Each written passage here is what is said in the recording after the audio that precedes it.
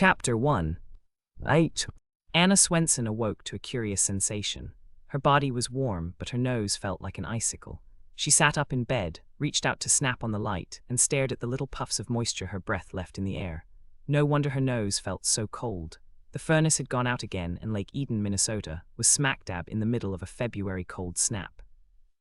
"Moish, where are you?" Hannah glanced around the bedroom, but her feline roommate wasn't in any of his usual places. There was no orange and white cat nestled in the cushioned depths of her laundry basket. The top of her dresser held only its usual collection of books, and the windowsill with its view of the bird feeder was bare. There was, however, a good-sized lump in the middle of her bed. Hannah stared at the lump for a moment. It was too small to be one of her pillows, and too large to belong to an errant sock. She lifted the covers to find her feline roommate curled up in the middle of her bed, soaking up the warmth from her electric blanket. "What are you doing under there?" Hannah asked, eyeing her fiercely independent tomcat with surprise. Moish seldom cuddled for more than a few moments, and he'd never crawled under the covers with her. The cold must have driven him under her quilt and blanket, and he came equipped with a fur coat. As if on cue, the alarm clock began its infernal electronic beeping. It was time to get up in the pre-dawn freeze, when all Hannah really wanted to do was crawl back under the covers. She sighed and reluctantly swung her feet over the edge of her bed, feeling around with her toes for her slippers. One slipper was immediately accessible.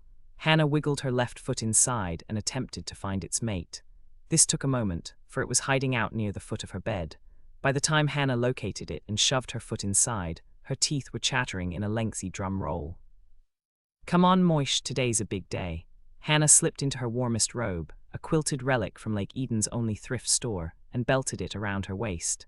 Then she folded back the covers until Moish was exposed with no place to go. "I know it's cold. We'll have breakfast in front of the fireplace." Hunger must have won out over comfort in Moish's mind, because he padded after her down the hallway and into the kitchen. Hannah flicked on the lights and gave a thankful sigh as she saw that the timer on her coffee maker had worked. She poured a cup of the strong brew, cupped it in both hands, and took a scalding sip. There was nothing better than hot coffee on a very cold morning. Then she filled Moish's bowl with kitty crunchies and carried her coffee and Moish's breakfast out into the living room. The fireplace sprang into life as Hannah flicked the switch on the wall, and Moish settled down in front of the blaze to have his breakfast. Hannah pulled up a chair, rested her feet on the hearth that was home to the fireplace tools she didn't really need, and gave thanks for the wonders of a gas log. All things being equal, she preferred a real fireplace that could burn aromatic woods like cedar and pine, but a gas log was much more convenient. She never had to carry wood up the stairs to her second-floor condo, or sweep out the ashes and haul them down to the garage dumpster in a metal pail. Her fireplace was hassle-free and the warmth was instantaneous. Flick, it was on. Flick, it was off. As she sat there toasting her feet and waiting for the caffeine to start her morning, Hannah heard a distant clanging from the nether regions of the basement. Someone was working on the furnace, which early riser had notified the maintenance people. Hannah considered it as she sipped her coffee. There was a separate furnace for each building, and her building contained 4 condo units, 2 on the ground floor and 2 on the second floor. It was doubtful that Mrs. Canfield, who owned one of the ground-level units, would have noticed the problem. She'd once told Hannah that she didn't stay up past 10, and the furnace had been working just fine then. Clara and Marguerite Hollenbeck, the 2 unmarried sisters who owned the unit above Mrs. Canfield, were out of town this week. They'd stopped by Hannah's cookie shop on Monday to tell her that they'd be attending a Bible teachers' conference at Bethany Lutheran College. The Plotnicks lived directly below Hannah, and they were the most likely candidates. Phil and Sue had a 4-month-old baby, and he still demanded an occasional bottle in the middle of the night. There was a grinding noise from the basement, and Moish looked startled as he lifted his head from his food bowl. The grinding was followed by a series of clanks and clunks, and Hannah felt a surge of warm air emerge from the heater vents. The furnace was back on. At least she wouldn't have to worry about leaving the gas log on for Moish, or putting her stash of Diet Coke in the refrigerator to keep the cans from freezing and popping their tops. "I've got to get ready for work, Moish." Hannah gave him a pat, drained the last of her coffee, and flicked off the fireplace. Once she'd carried his bowl back to the kitchen and given him fresh water, she headed off to the shower. Today would be a busy day, and she had tons of cookies to bake. As the proprietor of the cookie jar, Lake Eden's coffee shop and bakery, she'd contracted to provide all the cookies for the Lake Eden Winter Carnival. As Hannah turned on the water, adjusted the temperature, and stepped into her steamy shower enclosure, she thought about the plans that Mayor Bascom and his Winter Carnival committee had made. If they were successful, the carnival would bring new life to Lake Eden at a time of year when everyone needed a boost. There wasn't much winter business in their small Minnesota town, and the promise of crowds with cash to spend had everyone filled with enthusiasm. Lake Eden was a popular tourist spot in the summer months, when the town was flooded with visitors.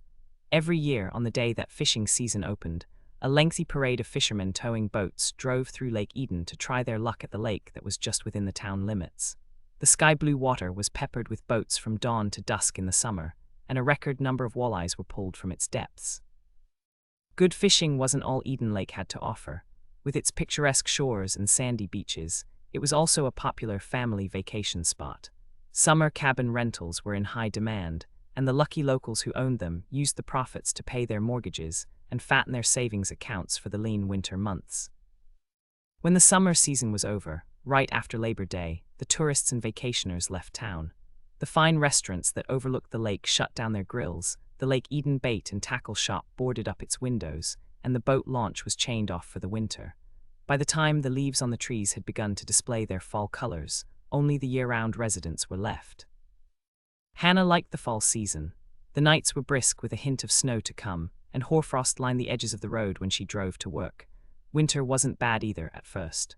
Then the snow was white and pristine. The crisp, cold air made the inside of her nose tingle, and her regular customers at the cookie jar were full of holiday plans and good cheer.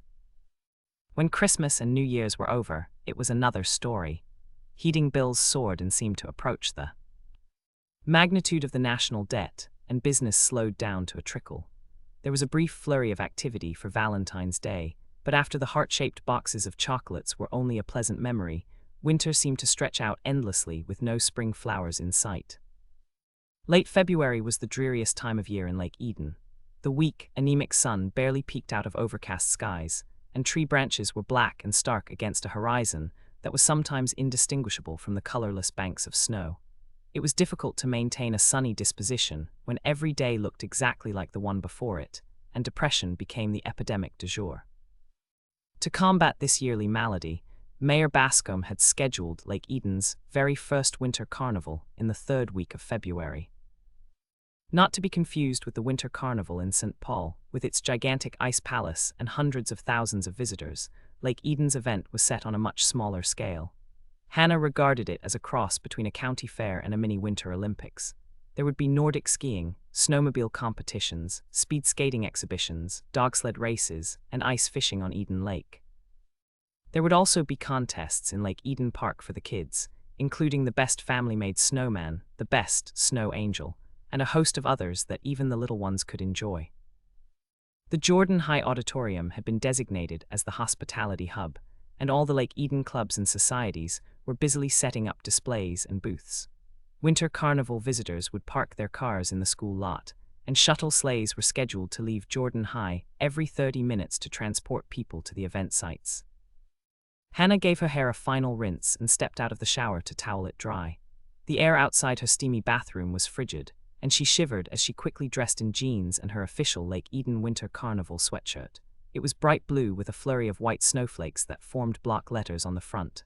The legend read Lake Eden, because Lake Eden Winter Carnival had exceeded the manufacturer's 10-letter maximum. Moish had joined her in the bedroom, and he watched as she pulled on warm socks and slipped her feet into a pair of high-top moose-hide moccasin boots with rubber soles. Then he followed her down the hall to the kitchen, attempting to snag the laces on her boots. Hannah refilled Moish's food before he had time to yowl for more, poured herself another cup of coffee, and sat down to organize her day at the old Formica table she'd rescued from the Helping Hands thrift shop. But before she could flip to a blank page in the steno pad, she kept propped up next to her salt and pepper shakers. The phone rang. "Mother," Hannah said with a sigh, and Moish halted in mid-crunch to give the phone a baleful look.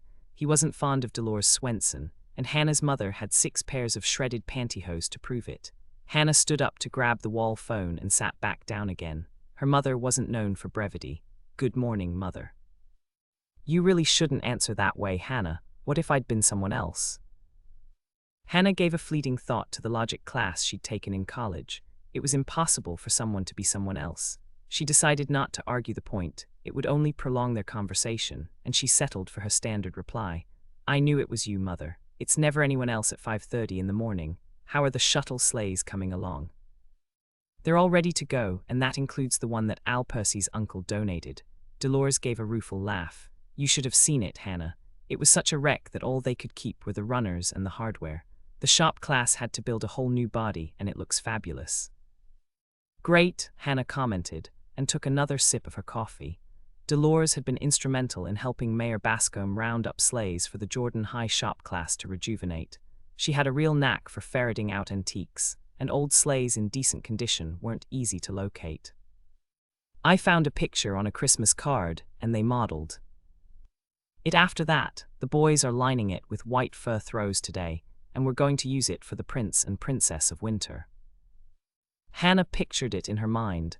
It sounded perfect for the Winter Carnival royalty. How many sleighs do you have? 12. There was a note of pride in Dolores's voice. And before I got involved last month, they only had 2. You did a great job. I'll bet you could get a fleet rate on the insurance with a dozen. There was a silence, and Hannah heard her mother draw in her breath sharply. Insurance? I hope the Winter Carnival Committee thought of that. Why, someone could fall off and sue the town and… Relax, Mother, Hannah interrupted her. Howie Levine's on the committee and he's a lawyer. I'm sure he thought of it. I hope so. I'll call the mayor this morning just to make sure. I promised to call anyway, to tell him when the Ezekiel Jordan house was finished.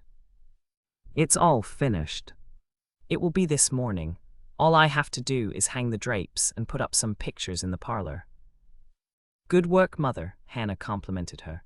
She knew that Dolores hadn't been given much time to whip the project into shape.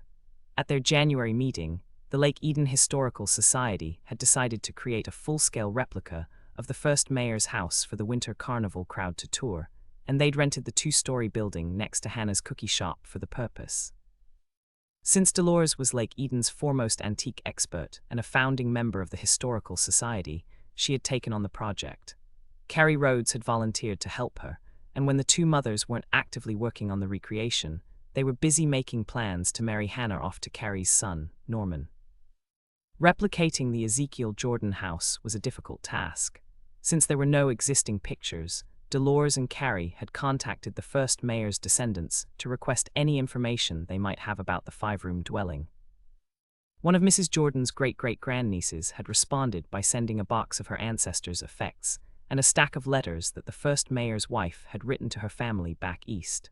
In several of the letters, Abigail Jordan had described her home and furniture in detail, and Dolores had used her knowledge of antiques to fill in the blanks. Will you have time to stop by this morning, Hannah? Dolores sounded a bit tentative, and that was unusual for her. I'd like your input before anyone else sees it. Sure, just bang on my back door when you're ready and I'll dash over. But you're the antique expert. Why do you need my input? For the kitchen, Dolores explained. It's the only room Abigail Jordan didn't describe. She talks about baking in every one of her letters, and I'm not sure I have all the utensils in the proper places. I'll check it out, Hannah promised, knowing full well that her mother had never used a flour sifter or rolling pin in her life. Dolores didn't bake, and she made no bones about it. The desserts of Hannah's childhood had always come straight from the Red Owl grocery store shelves. Thank you, dear. I'm sorry to cut this short, but I have to get off the line. Carrie's picking me up and she said she'd call when she left her house. Okay, bye, Mother. Hannah hung up the phone and made a mental note to tell her sister, Andrea, never to mention the option of call waiting to their mother. This morning's call had been the shortest in history. After a glance at her apple-shaped kitchen clock, Hannah rinsed out her coffee cup, refilled Moish's food bowl for the final time, and scratched him near the base of his tail, an action that always made him arch his back and purr. I've got to run, Moish. See you tonight. Hannah had a routine to perform before she left her condo in the winter. She shrugged into her parka, zipped it up, and pulled her navy blue stocking cap down over her unmanageable red curls. Then she went into the living room to turn the thermostat down to an energy-saving 65 degrees, flicked on the television to keep Moish company, picked up her purse, and slipped on her fur-lined gloves. She gave Moish one more pat, checked to make sure she had her keys, and stepped out into the dark, frigid morning that still looked like the middle of the night. The security lights on the side of the building went on as Hannah descended the outside staircase. Because of the northern latitude, they got a real workout during the winter, when the days were short and the sun shone for less than 8 hours. Most Lake Eden residents drove to work in the dark and came home in the dark, and if they worked in a place without windows, there were days at a stretch when they never caught a glimpse of the sun. Hannah blinked in the glare of the high-wattage bulbs, designed to ensure a crime-free environment, and held onto the railing as she went down the steps. Once she arrived at ground level, another set of stairs led to the underground garage. Hannah was about to descend them when a tough-sounding male voice rang out behind her. "Put up your hands and face the wall, lady. Do exactly what I say, or I'll blow you away." Ocean off to some. Chapter 2. 8. Anna wasn't sure whether to be frightened or angry as she raised her hands in the air. There'd never been any sort of crime in her condo complex before, and it was the last thing she'd expected. Mike Kingston, head of the Winnetka County Sheriff's Detective Division, had promised to teach her some self-defense moves, but he hadn't gotten around to it yet. Hannah dated him occasionally, and after 2 separate occasions, when she'd found herself in imminent danger of occupying one of Doc Knight's steel tables at the morgue, Mike had suggested she learn what to do if someone threatened bodily harm. Even though she didn't appreciate being waylaid only a few feet from her door in a condo complex that had been gated to keep out intruders, Hannah knew she shouldn't take foolish risks. She took a deep breath and dutifully recited the phrase that her father had drummed into her head when she'd gone off to college. "Take anything you want, but please don't hurt me. Hug the wall and don't move a muscle. Keep your hands up where I can see them." Hannah frowned as she followed his orders. His voice sounded familiar, but she couldn't quite place it. She was still trying to identify it when a snowball splattered harmlessly over her head, raining snow down on the top of her stocking cap. "Gotcha." The moment the man laughed, his voice was paired with a freckled face in Hannah's mind, and she whirled around angrily. Greg Canfield, of all the idiotic, senseless. "Sorry, Hannah," Greg interrupted her tirade. "I saw you walking to your truck and I couldn't resist. Are you mad at me?" "I shouldn't." You scared me half to death." Hannah gave him a reluctant smile. When they'd been in 3rd grade, Greg Canfield had made a practice of lying in wait and pelting her with snowballs on her way home from school. Not one to take things lying down, Hannah had fought back. She'd landed her share of cold missiles that had dripped icy snow down Greg's neck, and their snowball battles had lasted all winter, despite dire warnings from both mothers. When 4th grade had begun, Greg and Hannah had called a truce and they'd become friends. Hannah had been very disappointed when Greg's parents had moved to Colorado, pulling Greg out of school before they entered the 9th grade. All through high school, Hannah had thought about Greg and how much easier her social life would have been if she'd had a friend of the opposite sex. She'd even imagined that they might have been a lot more than just friends until she'd heard that Greg had married his high school girlfriend right after graduation. "It's good to see you again, Hannah." "Same here, I think," Hannah responded, wondering why Greg was here. His grandmother, Mrs. Canfield, was one of her downstairs neighbors, but it was too early for a visit. "You're not going to wake up your grandmother, are you?" "Of course not." Greg stepped forward to brush the snow from her cap. "Grandma always sleeps until 9. Hannah was even more confused. "Then what are you doing out here so early?" "I woke up when the furnace went out and I went down to the basement to fix it. It was simple, just a loose connection. I didn't want Grandma to wake up to a cold house." "You're living with your grandmother now?" "It's just temporary. I had to stick around to tie up some loose ends, and the house sold a lot faster than I expected. You never got out to my store at the mall, did you?" Hannah felt a twinge of guilt. Her former classmate had moved back to the area a little over a year ago. He'd bought a house in a neighboring town and opened an import store at the Tri-County Mall. "I'm sorry, Greg. I really meant to drive out to see it, but the time was never right. You should have come for my closeout sale. I had some incredible bargains." "I heard. Andrea was there and she said she practically bought you out. I'm sorry your store closed, Greg." "Water under the bridge," Greg said with a shrug. "Retail really wasn't my thing anyway. The hours were too long, and dealing with my suppliers was a nightmare." Hannah felt a bit uncomfortable. She really didn't know what to say to someone who'd lost his business. How about your wife? Is she living with your grandmother, too? Number Annette flew to Denver right after the house sold. That's where her parents live. Hannah nodded, wondering if Greg's wife had bilaid out on him. She'd met Annette only once, and she'd been left with the impression that Greg's wife spent money as fast or faster than he could make it. It hadn't taken Annette more than 3 minutes to inform Hannah that she'd been a classmate of Greg's at one of Colorado's most prestigious private schools, and that her parents lived on an estate in an exclusive suburb of Denver. With a start, Hannah realized that Greg was gazing at her expectantly, and she responded with the first thing that popped into her mind. Will you be staying in town for the winter carnival? I wouldn't miss it. Greg started to grin, the same friendly grin Hannah recalled from her childhood, and the one she'd hoped would be smiling down at her in her senior prom picture. It's a great chance to see some of the kids I used to know. Maybe we can all get together for dinner at the Lake Eden Inn. That would be great, Hannah agreed. The inn's owners, Dick and Sally Laughlin, had agreed to stay open for the winter carnival crowd. Between the Heartland Flower Bake-Off last November and the party crowds at Christmas, the inn had generated good winter business. Sally had told Hannah that if the winter carnival turned into an annual event, they might be able to stay open year-round. Greg glanced at his watch and frowned slightly. Let's try to get together later, Hannah. I'd love to stand here and chew the fat, but it's almost time for me to go to work. You're working in Lake Eden. Hannah was surprised that Greg had taken a temporary job. Perhaps his closeout sale hadn't gone very well. I'm working out of Grandma's condo, and it's going just great. I've made more money in the past 3 weeks than I ever made in retail. Really? Hannah was pleased for him. What are you doing? Online stock trading. All I need is a computer and a modem, and I can work anywhere. Though Hannah was certainly no expert, she knew something about online stock trading. Dick Laughlin, a former stockbroker in Minneapolis, had written a series of articles about it for the Lake Eden Journal.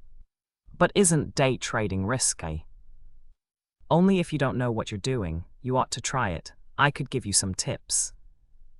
Not me, I don't have any money to spare. Everything I have is tied up in the cookie jar. But you don't need a lot of venture capital to get started, and you can always borrow the money and pay it back when your stock hits. Is that what you did? No, I took the proceeds from my closeout sale and put every cent in Redlines. They're the hottest new internet provider. When it peaked yesterday morning, I sold. And you made money. I tripled my original investment, and it was more than enough to pay off my creditors. I put the rest of my profits in some other hot stocks, and they were way up at closing yesterday. I've got a system, Hannah. I figure that by the time I leave for Denver, I'll be worth close to $1 million. The doubts in Hannah's mind grew by leaps and bounds. Dick Laughlin had called day trading the newest form of gambling, and he'd warned of the consequences of investing borrowed money. Greg thought he had a system, and he'd been lucky once, but what if that system failed? Hannah was reminded of the spots on late-night television that advertised a surefire system for winning at blackjack. She figured that if a gambler really had a winning system, he wouldn't need to peddle books he'd written about it. I've got to run, Hannah. I want to be online when the market opens in New York. Sorry about that snowball. Greg waved as he headed around the side of the building, and Hannah waved back. Then she walked down the stairs to the underground parking structure, feeling very uneasy. It was just as Dick had written in his articles. Some day traders did make money playing the market, but there were others who guessed wrong and lost. At least Greg had paid off his creditors, and he was only gambling with his profits. Hannah went to the strip of outlets that ran along the garage wall and unplugged the cord that fed electricity to her head bolt heater. She wound the cord around her front bumper, unlocked the door to her candy apple red Suburban with the cookie jar, lettered in gold on both sides, and climbed in behind the wheel. The interior of her truck was frigid. Hannah was careful to breathe through her nose so she wouldn't fog up the inside of the windshield as she started the engine and backed out of her parking space. She drove up the ramp to ground level, flicked on her headlights, and took the winding street that led out of the complex. Her tires swished through the snow that had fallen during the night, as she broke trail for the other residents who would follow her tracks in an hour or two. Her truck was the only vehicle moving, and everything was dark and quiet. It was always like this on winter mornings, and Hannah often felt as if she were the sole survivor in a frozen wasteland. As she approached Old Lake Road, she spotted headlights and flashing blue lights in the distance. Her sense of isolation vanished with a roar as a county snowplow lumbered by. Hannah drove forward over the bank of packed snow and chunks of ice that the huge blade had left in its wake, and eased out onto Old Lake Road to follow the snowplow to town. It was slow going, but Hannah didn't mind. As she drove, she thought about the great job of snow removal the state of Minnesota accomplished. Snowplow drivers were on call during the winter months, and at the first sign of a heavy snowfall, they were dispatched. Most other states didn't begin plowing until the snowstorm was over. By then, the snow had accumulated in deep drifts, and it was more difficult to clear. When she reached the town limits, Hannah turned off and let the snowplow carry on alone. She stepped on the gas, traveled another few blocks at well over the 25-mile-per-hour limit, and detoured past the Lake Eden Community Center to see if the Winter Carnival Committee had hung their advertising banner last night. "Nice," Hannah commented as her headlights illuminated the blue banner. It had been ordered from the same company that manufactured the sweatshirts, and Mayor Bascom had kicked in the extra money to exceed the 10-word maximum. The bright blue banner, strung up between two lampposts on opposite sides of the street, sported brilliant white snowflake letters proclaiming, "Lake Eden welcomes you to the Winter Carnival." Wondering just how much extra money the mayor had paid from his own pocket, Hannah turned down 4th Street, the block that housed her cookie shop and bakery, though none of the neighboring businesses opened until 9. It seemed that everyone was out early. Yellow light spilled from the plate glass window of the Cut and Curl, Lake Eden's beauty shop, and Hannah spotted Bertie Straub bending over the shampoo chair, her hands suds-deep in a customer's hair. Bertie always charged double to come in early, and someone had paid dearly for a shampoo and set. The New York barbershop, next to the Cut and Curl, was also busy. A man Hannah couldn't recognize behind a face full of lather was getting an early morning shave. Hannah waved at the barber, Gus York, who had taken over his father's barbershop and added "new" to the name. The summer tourists who came in for haircuts assumed that Gus had been a barber in New York City, and they flocked to fill the row of chairs that lined the wall. A surprised look crossed Hannah's face as she turned her attention to the shop just south of the cookie jar, the site of the Ezekiel Jordan house. The plate glass windows were covered with brown paper to discourage curious eyes, but there was a light on inside. Carrie must have collected Dolores shortly after their early morning conversation, and they were already working. Her shop was next, and Hannah's eyebrows shot up even further as she drove past. Her partner, Lisa Herman, had also come in early, and she was decorating the windows with a border of white snowflakes. "Hi, Lisa," Hannah called out as she breezed in the back door a few moments later. "The windows look great." "Thanks, Hannah." Lisa came through the swinging restaurant-style door with a smile on her face. Her petite form was swaddled in a baker's apron that had been hiked up in the middle and knotted in place with the apron strings. "What are you doing here so early?" Hannah asked, hanging her parka on a hook by the back door. "Now that you're a partner, you can't earn overtime." Lisa laughed. "I know, but I like to come in early. It's easy to get the baking done when there aren't any customers." "You finished?" The baking, Hannah's eyes widened in surprise as Lisa nodded. She'd mixed up 20 batches of cookie dough before they left for the night. If Lisa had baked them all, she must have come in at 4 in the morning. "I love to bake, you know that, Hannah, and it was a good thing I came in early, because your sister called a couple of minutes ago. She said she tried your place, but she must have just missed you." "Oh," Hannah headed for the sink to wash her hands. "What did Andrea want?" "She said to tell you that Janie Burkholtz is in town." "I haven't seen Janie since Andrea's wedding." Hannah smiled as she lathered her hands. It would be good to see Janie again. Andrea and Janie had been best friends in high school, and then Janie had gone off to college. She'd come home a few times during her freshman year, but after her parents sold their Lake Eden house, Janie had spent the rest of her college vacations at their new condo in Florida. "Is Janie back for the Winter Carnival?" "Yes, but it's not a pleasure trip. Andrea said she's working for Connie Mack as her personal assistant." "Really?" Hannah was impressed. Connie McIntyre was the star of a popular cable television cooking show, Cooking with Connie Mack. Almost everyone in Lake Eden stayed home from 3 to 3:30 on Saturday afternoons to watch Connie Mack banter with her guests, give advice on how to improve your marriage, and cook a complete dinner, all in 30 minutes. An attractive woman in her early 50s, everything she touched had turned to gold. Her cookbooks were bestsellers, her chain of kitchen boutique stores was thriving, her television show had a #1 rating, and copies of her monthly magazine, Home Sweet Home, were flying from the shelves of the newsstands. The Connie Mack empire, run by her husband, Paul McIntyre, was a multi-million-dollar industry. Janie's staying out at the inn with all the other Connie Mack people. Andrea and Bill are meeting her there for dinner tonight, and you're invited too.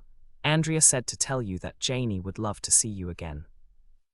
I'd love to see her too, Hannah said, wondering if she'd be up for a fancy dinner out after what promised to be a hectic day. There's one other thing. Mayor Bascombe dropped by to see you. He's at the barbershop now, but he's coming back after Gus finishes up with him. Did he tell you what he wanted? Lisa shook her head. Not exactly. He just said he needed to talk to you about something really serious. I hope it's not a snag in the winter carnival plans. Hannah turned toward the door that led to the coffee and cookie shop. He'll probably want coffee. I'll put it on. It's all made. I put it up right after he left. Bless you, Lisa, Hannah said gratefully. Have I told you lately what a gem you are? Lisa gave a girlish giggle, and Hannah was reminded of just how young she was. Howie Levine, Lake Eden's only lawyer, had broached that subject when Hannah asked him to draft their partnership agreement. Hannah had cut off his objection at the pass by insisting that Lisa was a better worker and manager than most people twice her age. Steady, reliable, and capable of handling any emergency that came their way, Hannah was certain that she'd never regret signing over a third of her enterprise to Lisa. Sit down and I'll bring you a cup, Lisa offered, motioning to a stool at the work island. I have a feeling you're going to need it. Because of Mayor Bascombe. Yes, he was really upset, Hannah. I offered him a warm peanut butter melt, and he said he couldn't eat a thing. Oh, that's not a good sign. Hannah gave a deep sigh as she sat down on the stool. Mayor Bascombe had an active sweet tooth, and he was wild about her peanut butter melts. For him to refuse to even taste his favorite cookie meant that there was definitely trouble in the making. Ocean off to some. Peanut butter melts. Preheat oven to 375 of, rack in the middle position. 1 cup melted butter. 2 sticks. 2 cups white sugar. 2 teaspoons vanilla. 1/8 cup molasses. 2 tablespoons. 1/2 teaspoons baking soda. 1 teaspoon baking powder. 1/2 teaspoon salt. 1 cup peanut butter. Either smooth or crunchy, your choice. 2 beaten eggs. Just whip them up with a fork. 2½ cups flour. No need to sift. Microwave the butter in a microwave-safe mixing bowl to melt it. Add the sugar, vanilla, and molasses. Stir until it's blended, then add the baking soda, baking powder, and salt. Mix well.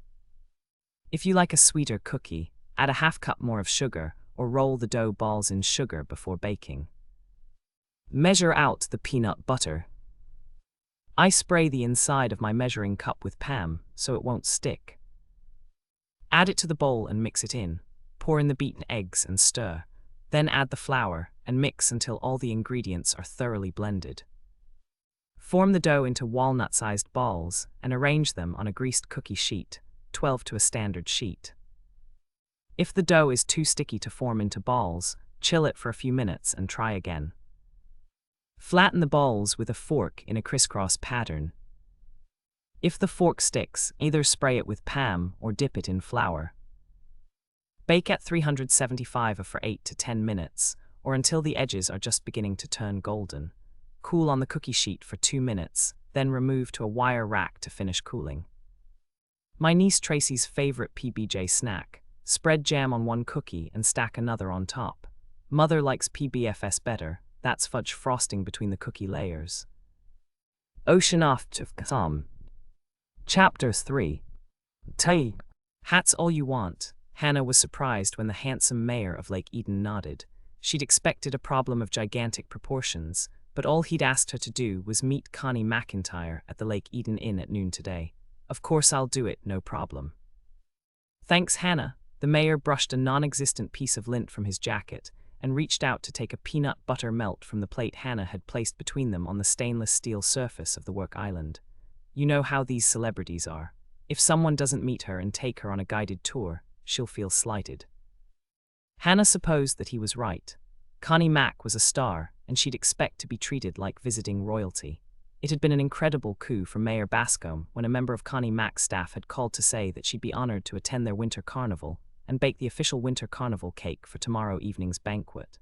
Hannah, who seldom took things at face value, suspected that the cooking sweetheart hadn't agreed to attend this small-town event purely out of the goodness of her heart. One of Connie Mack's kitchen boutiques was opening at the Tri-County Mall 3 days from now, and promoting it at the Winter Carnival was a smart business move. Make sure you drive past the venues on your way to town, Mayor Bascombe instructed between bites of his cookie. Then take her to Jordan High so she can visit the hospitality hub and see the shuttle sleighs. Will do. Then drive her to the community center and show her the library. Marge is looking forward to meeting her. Hannah grinned at that obvious understatement. Marge Bieseman, their volunteer librarian, had been positively ecstatic when Connie Mack had agreed to sign copies of her new cookbook as a fundraiser for the library. According to Dolores, Marge had paid Bertie Straub a small fortune to cover up the grey and give her a new, sophisticated hairstyle. When you're through with Marge, take her down to the banquet room. She wants to go over the menu with Edna. Got it, Hannah responded, wondering how Edna Ferguson, Jordan High's head cook, would react if Connie Mack suggested changes in the menu. The food for the banquet had already been ordered, and Edna had done most of the preparation in advance. Where shall I take her after that? The Ezekiel Jordan house. Your mother promised she'd have it ready by noon. I called her yesterday to see if I could drop in for a quick peek, but she won't allow anyone in until it's completely finished. You know how your mother is, Hannah. She's treating this whole thing like a state secret, and there's no reason she should. Mayor Bascombe stopped speaking as the back door opened and Dolores stuck her head in. Speak of the devil, Hannah murmured, and then she put on a bright smile for her mother's benefit. Hi, Mother, is the house finished? Not yet, dear. I just came over to ask you about a very peculiar rolling pin I found with Mrs. Jordan's kitchen utensils. Hello, Ricky Ticky. I didn't expect to find you here. Hannah covered her gasp of startled laughter with a cough. Her mother was the only person in town who dared call the mayor by his childhood nickname. Hannah's grandparents had lived next door to the Bascombes, and Dolores had been his babysitter one summer. Morning, Dolores. Mayor Bascombe gave her a smile that didn't quite reach his eyes, and Hannah could tell that he didn't appreciate being reminded of those early childhood years. According to Dolores, he'd been a spoiled brat. I've got to run, ladies. My meeting with the steering committee starts in 15 minutes. The cookies are delicious, Hannah. I'm going to pick up a bag from Lisa on the way out and treat the committee. Hannah watched as the mayor clamped his hat on his head and headed toward the swinging door that led into the coffee shop. The moment he was out of earshot, she turned to her mother with a frown. I think you embarrassed him when you called him Ricky Ticky. Of course I did. That's exactly what I intended. Dolores walked over to take the mayor's stool and reached out for a cookie. He's been acting like a big shot lately, and it's time someone reminded him that he had his diapers changed like every other child in Lake Eden. Now about that rolling pin, Hannah. It's carved on the outside with little panels of designs. Hannah nodded. It's probably a Springerle rolling pin. They used to make a type of rolled German cookie. Oh yes, one of your great-grandmother Elsa's friends used to bake them every Christmas. I always had to eat one to be polite, but I never liked them. They were flavored with licorice. Close enough, Hannah said, not wanting to get into a discussion about the subtle differences between anise and licorice. Most women who had Springerle rolling pins liked to show them off by hanging them on the kitchen wall. They were handed down from generation to generation, and sometimes the carvings were personalized. I'll put it on the wall above the kitchen table, Dolores said, finishing her cookie and rising to her feet. I've got to get back, Hannah. We're almost ready to hang the parlor curtains. Hold on a second. Hannah carried the plate over to the counter and transferred the cookies to one of her distinctive carrier bags. It was a miniature shopping bag, white with red handles, and the words, "The Cookie Jar," were stamped in red block letters on the front. Take these with you. Carrie loves my peanut butter melts. I know she does, so does Norman. Dolores frowned slightly as she took the bag. You've been neglecting him lately, Hannah. Carrie tells me that Ronnie Ward has been in twice this month to have her teeth cleaned, and you know what that means. Her teeth are dirty, Hannah teased, knowing full well what her mother had meant. Don't be flippant, Hannah. Norman's single and he's got eyes in his head. Just in case you've forgotten, Ronnie won the Eden Lake Bikini Contest 3 years in a row. Hannah sobered as her mother went out the door. She found it difficult to picture Norman with a beauty queen, but thinking about it gave her an unpleasant sensation in the pit of her stomach. She told herself that it couldn't be jealousy. Just because she dated Norman occasionally, and their mothers continually tried to push them together, didn't mean that she was serious about him. All the same, it certainly couldn't hurt to give Norman a call to let him know that she was still alive and kicking. Hannah felt a real sense of accomplishment as she glanced around her kitchen. Trays of cookies filled the slots on the baker's racks and covered every inch of the counter. It had been a productive morning. While Lisa had waited on their customers, Hannah had baked more cookies. Even if the winter carnival visitors were as ravenous as a pack of starving wolves, they'd have enough cookies to last through tomorrow morning's events. By then they would be fresh cookies, and Hannah planned to drop them off at the warm-up tents by noon at the latest. Unable to resist tasting her work, Hannah plucked an old-fashioned sugar cookie from a nearby rack and nibbled at the edge. The taste of butter and sugar blossomed on her tongue, and she smiled in satisfaction. Her cookies were perfectly baked, crisp on the outside and sweet and flaky inside. There was a knock at the back door, and Hannah ditched the cookie in her apron pocket. She'd gone to her mother's house on Tuesday for their weekly mother-daughter dinner and saved herself from store-bought pound cake with canned whipped cream, pre-chopped nuts, and jarred caramel syrup by claiming that she was on a diet. "Hannah, you're here, aren't you?" It was her sister's voice. Hannah retrieved the cookie from her pocket and opened the door. Andrea blew in on a gust of wind, balancing a stack of real estate flyers in her arms. "Did Lisa give you my message?" "Of course, it'll be great to see Janie again." "I know, I'm really excited about it." Andrea set her flyers down on the only available space, the top of a stool at the work island. "Good heavens, how many cookies did you bake?" "Enough to last until noon tomorrow. The girls from Mrs. Baxter's home ec class are setting up food stands in the warm-up tents. If the weather stays this cold, they're bound to have lots of customers." Hannah noticed that Andrea was shivering, and she poured her a mug of coffee. "Here, you look half frozen." "I am. Is that decaffeinated?" "No, do you want me to put on a pot?" "Absolutely not. I need all the caffeine I can get this morning. Al wants me to drop off flyers all over town. I even have to drive some out to the Lake Eden Inn." Hannah placed a plate of chocolate chip crunch cookies in front her sister. They were Andrea's favorite. "You better have some chocolate for energy." "That's a great excuse, I'll take it." Andrea grabbed a cookie and took a huge bite. "Be salufully mu of mis." "I know you do." Hannah interpreted her sister's mumbled comment. "Absolutely love these," correctly. "I'll take the flyers to the inn for you. I have to go out there at noon to meet Connie Mack." Andrea swallowed her bite of cookie in a rush. "You're meeting Connie Mack?" "That's right. Mayor Bascom's tied up with a meeting, and he asked me to give her a tour of Lake Eden." "You have all the luck," Andrea sounded envious. "Let me go with you, please, Hannah." Hannah remembered Tom Sawyer and the whitewashed fence. Andrea would be a big help on the tour, but she didn't want to seem too eager. "I don't know. I'm supposed to do it alone. Are you hoping to run into Janie?" "Janie won't be there. She told me she'd be out at the mall most of the day, helping Mr. McIntyre with the boutique. But I'd just love to meet Connie Mack. I'm her biggest fan, and I can help you give the tour. You know how good I am with people." "True," Hannah conceded. Andrea had the knack for turning a stranger into a friend in 5 minutes flat. It was one of the reasons that she was so successful as a real estate agent. "Can I, Hannah? I'll do something for you, I promise. Anything you want."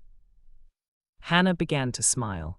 The expression on Andrea's face was the very same one she'd worn in 6th grade when she'd begged to wear Hannah's pearl confirmation earrings to school. "Well, I guess so." "Oh, thank you, Hannah." Andrea glanced down at her red plaid jacket and tailored slacks. "I wonder if I should dash home and change clothes." "You look fine," Hannah said, averting what would surely Turn out to be an hour of primping. We have to leave in 30 minutes, and we don't want to be late. Andrea glanced at the clock that hung over the sink. You're right, we certainly wouldn't want to make Connie Mac wait for us. Maybe we should leave now.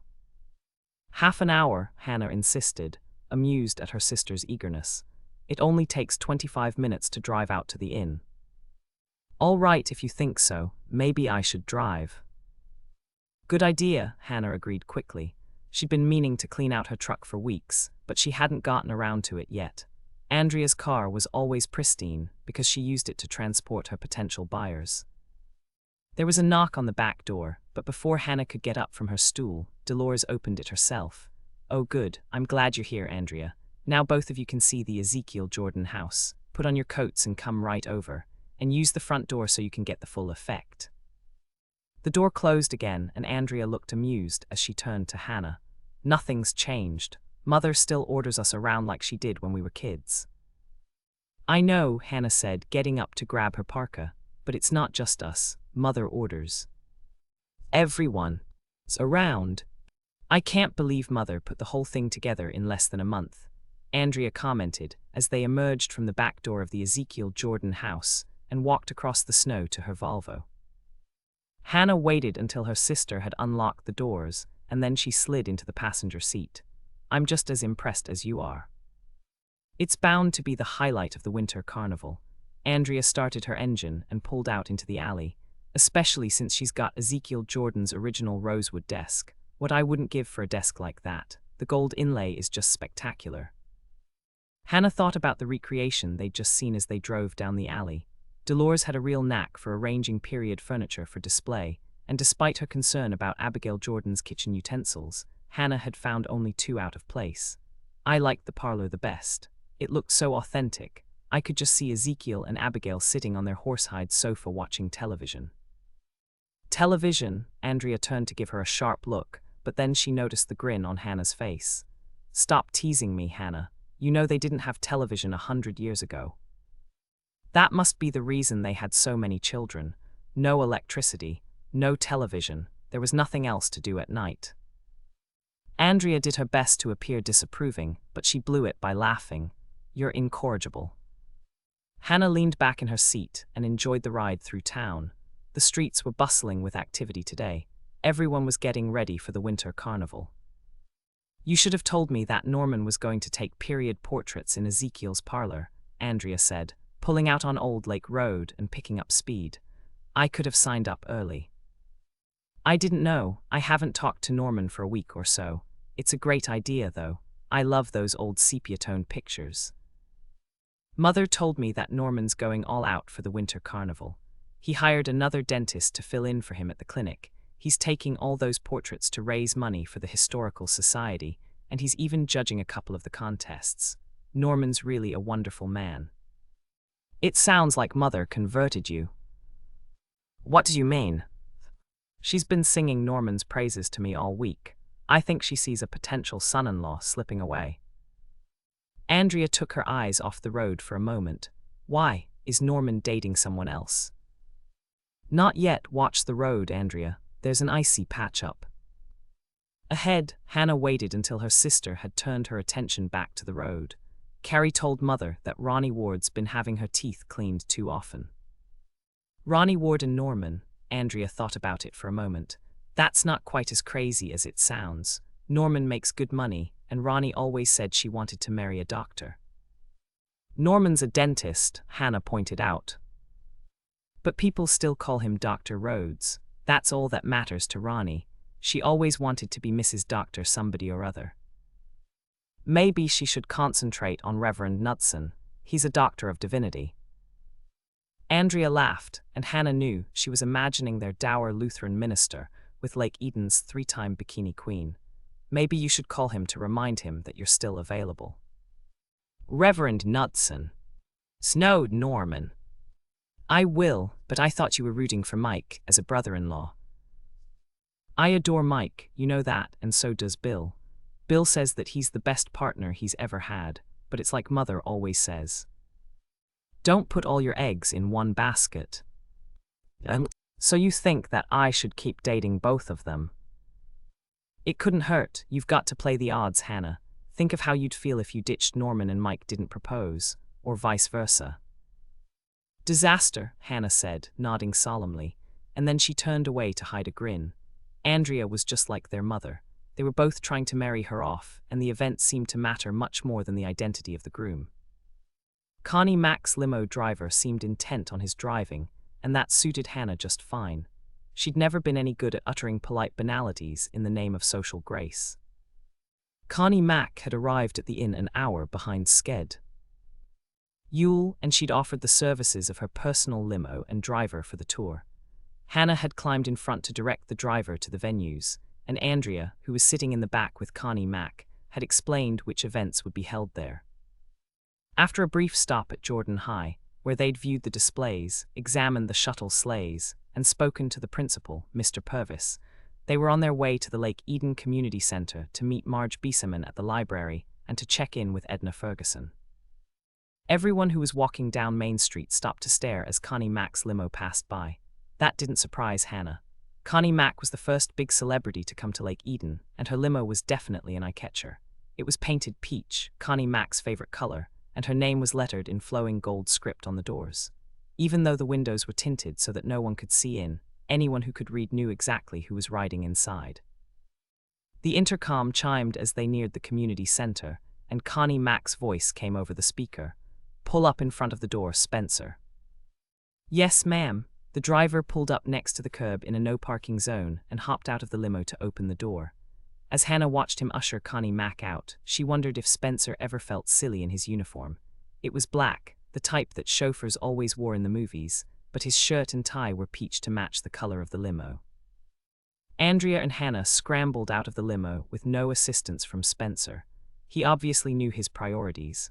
They followed Connie Mack up the front steps that led to the community center and into the lobby. "This won't take more than a few minutes," Connie Mack told Spencer. "Park in the lot and watch the door. When I come out, pull up in front." "Yes, ma'am," Spencer said, tipping his cap and turning to go. "Spencer." Spencer halted and turned to face her. "Yes, ma'am. I've warned you before to wait until I dismiss you. I won't remind you again." Spencer shifted from foot to foot and dropped his gaze to the brown indoor-outdoor carpeting that covered the floor of the lobby. The color crept up the back of his neck, and Hannah knew he was embarrassed at being reprimanded in front of them. "Your notepad, Spencer." Spencer responded, pulling a small leather-bound notebook and pen from his pocket. "Yes, ma'am." "Call the chef at the inn and tell him I want free-range capon tonight, no substitutes." "Yes, ma'am. Would you care for a salad?" "Endive, radicchio, and butter lettuce with a vinaigrette of extra virgin olive oil and balsamic vinegar mixed at tableside. No potatoes. In a small town like this, there'll probably be French fries." Hannah bit her tongue to keep silent. Her friend, Sally Laughlin, was the chef at the inn, and her French fries were legendary. "Rolls with the salad course, but make sure they're not commercial," Connie Mack continued, "and fresh raspberries drizzled with Grand Marnier for dessert." Spencer jotted that down and then he looked up from his notepad. "Will there be anything else, ma'am?" "Contact the desk and have them send up a maid to unpack for me. She should hang everything on padded hangers and press anything that's wrinkled." Connie Mack stopped and frowned slightly. "Make sure someone from my staff is there to keep an eye on her. I brought some of my good jewelry for the banquet tomorrow evening. Do you know if the inn has a safe?" "No, ma'am." "Call the desk and ask, and tell them to send a bottle of properly chilled Pouilly Fuis to my suite." Connie Mack paused and a tiny frown appeared on her forehead. "I know there's something else, but I can't think of it right now. That's all, Spencer. You may go." "Thank you, ma'am." Spencer tipped his hat again, and this time he made it out the door. Hannah tried to catch her sister's eye, but Andrea seemed starstruck and completely oblivious to the fact that the cooking sweetheart had just embarrassed her chauffeur, insulted Sally's culinary skills, and questioned the honesty of the maids at the inn. Ocean off to come. Chapter 4. I'm just so thrilled to meet you, Mrs. McIntyre. Marge Bieseman's voice shook slightly as she reached out to take Connie Mack's hand. Her brown hair was clipped short and frosted with blonde, but it was clear to Hannah that Marge's new do hadn't succeeded as a total confidence builder. Your cookbooks arrived yesterday, all 200 of them. Connie Mack smiled the sweetest smile that Hannah had seen yet, the very same smile she used on her show. You really must call me Connie Mack. Mrs. McIntyre is simply too formal. May I call you Marge? Of course, Marge breathed, obviously impressed by Connie Mack's tailored suit of peach wool and her gracious manner. Just follow me and I'll show you the table I set up for your book signing. It's going to be such a wonderful fundraiser for the library. Everyone in town wants to meet you and buy an autographed copy. Connie Mack frowned as they approached the table that Marge had set up at the back of the library. This is where you want me to sign my books. Yes, I set it up this way on purpose. When people come in, they'll get to see the whole library on their way to your table. That's certainly important, Connie Mack said pleasantly, but Hannah could tell that she wasn't pleased. I have an idea, Marge. I think we should move my book signing to the lobby of the community center. But we want people to see the library. If you're in the lobby, they won't come all the way back here. Connie Mack linked arms with Marge and walked her back toward the entrance of the library. Let's put our heads together, Marge. I'm sure that between the two of us, we can come up with a solution to our little problem. We have to decide which is more important, raising funds for the library or giving people a tour. They're both important, Marge insisted, digging in her heels. Of course they are, but how about this? I'll sign copies of Sweets for your Swidey in the lobby, and you'll sit right next to me at the table. Then, when people ask about the library, you can tell them about it and invite them to come back to visit when the winter carnival is over. With all the other activities going on, I doubt they'll do much reading this week anyway. Hannah waited for Marge to explode. The Lake Eden Community Library was her baby. She was proud of what she'd done, and it was only natural for her to want everyone to see it. But the expected explosion didn't come. Marge just looked flattered as she asked, "You want me to sit with you?"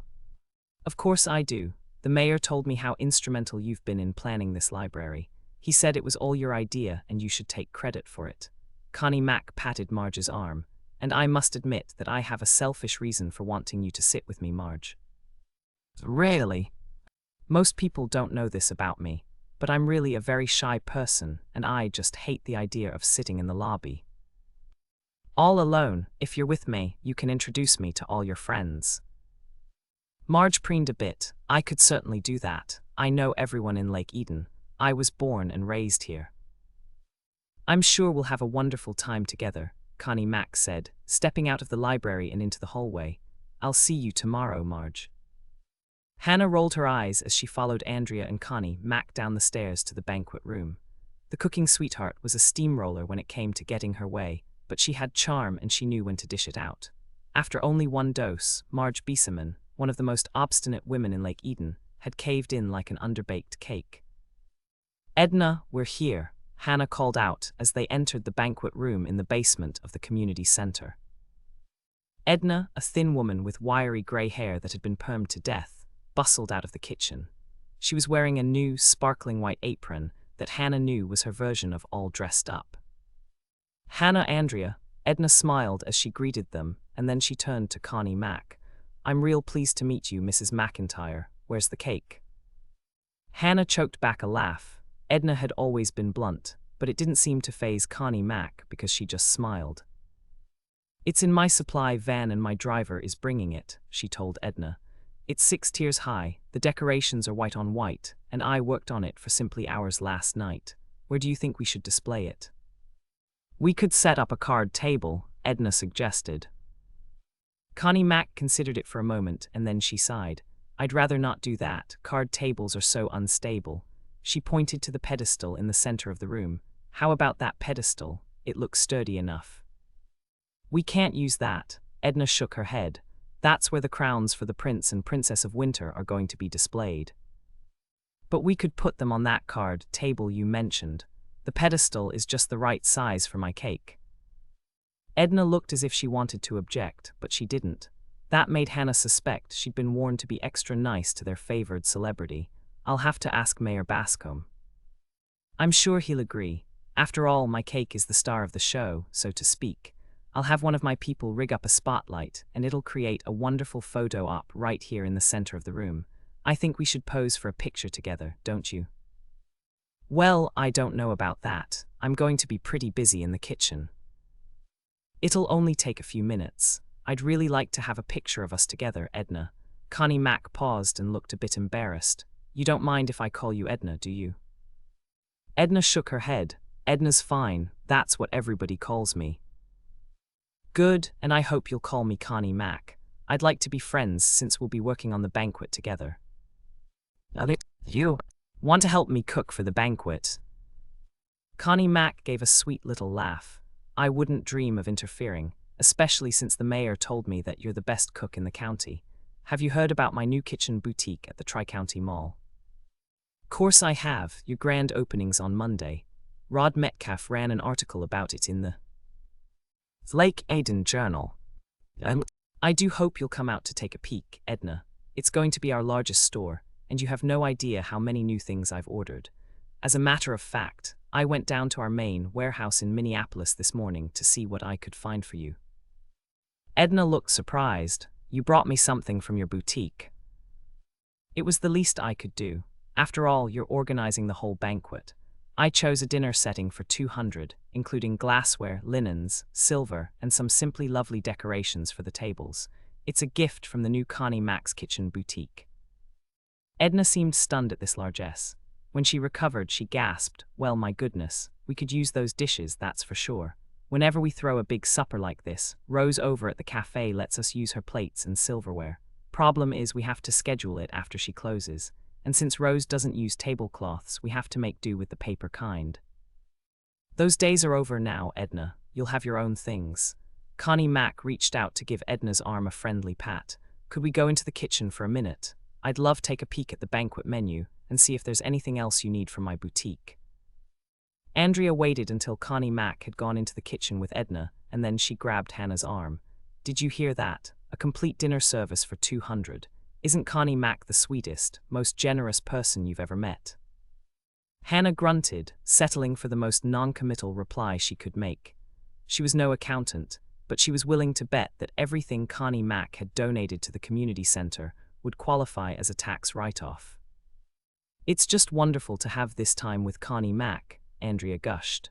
When we get back to the limo, I'm going to ask her about her recipes. Recipes? Who are you trying to kid, Andrea? You never cook.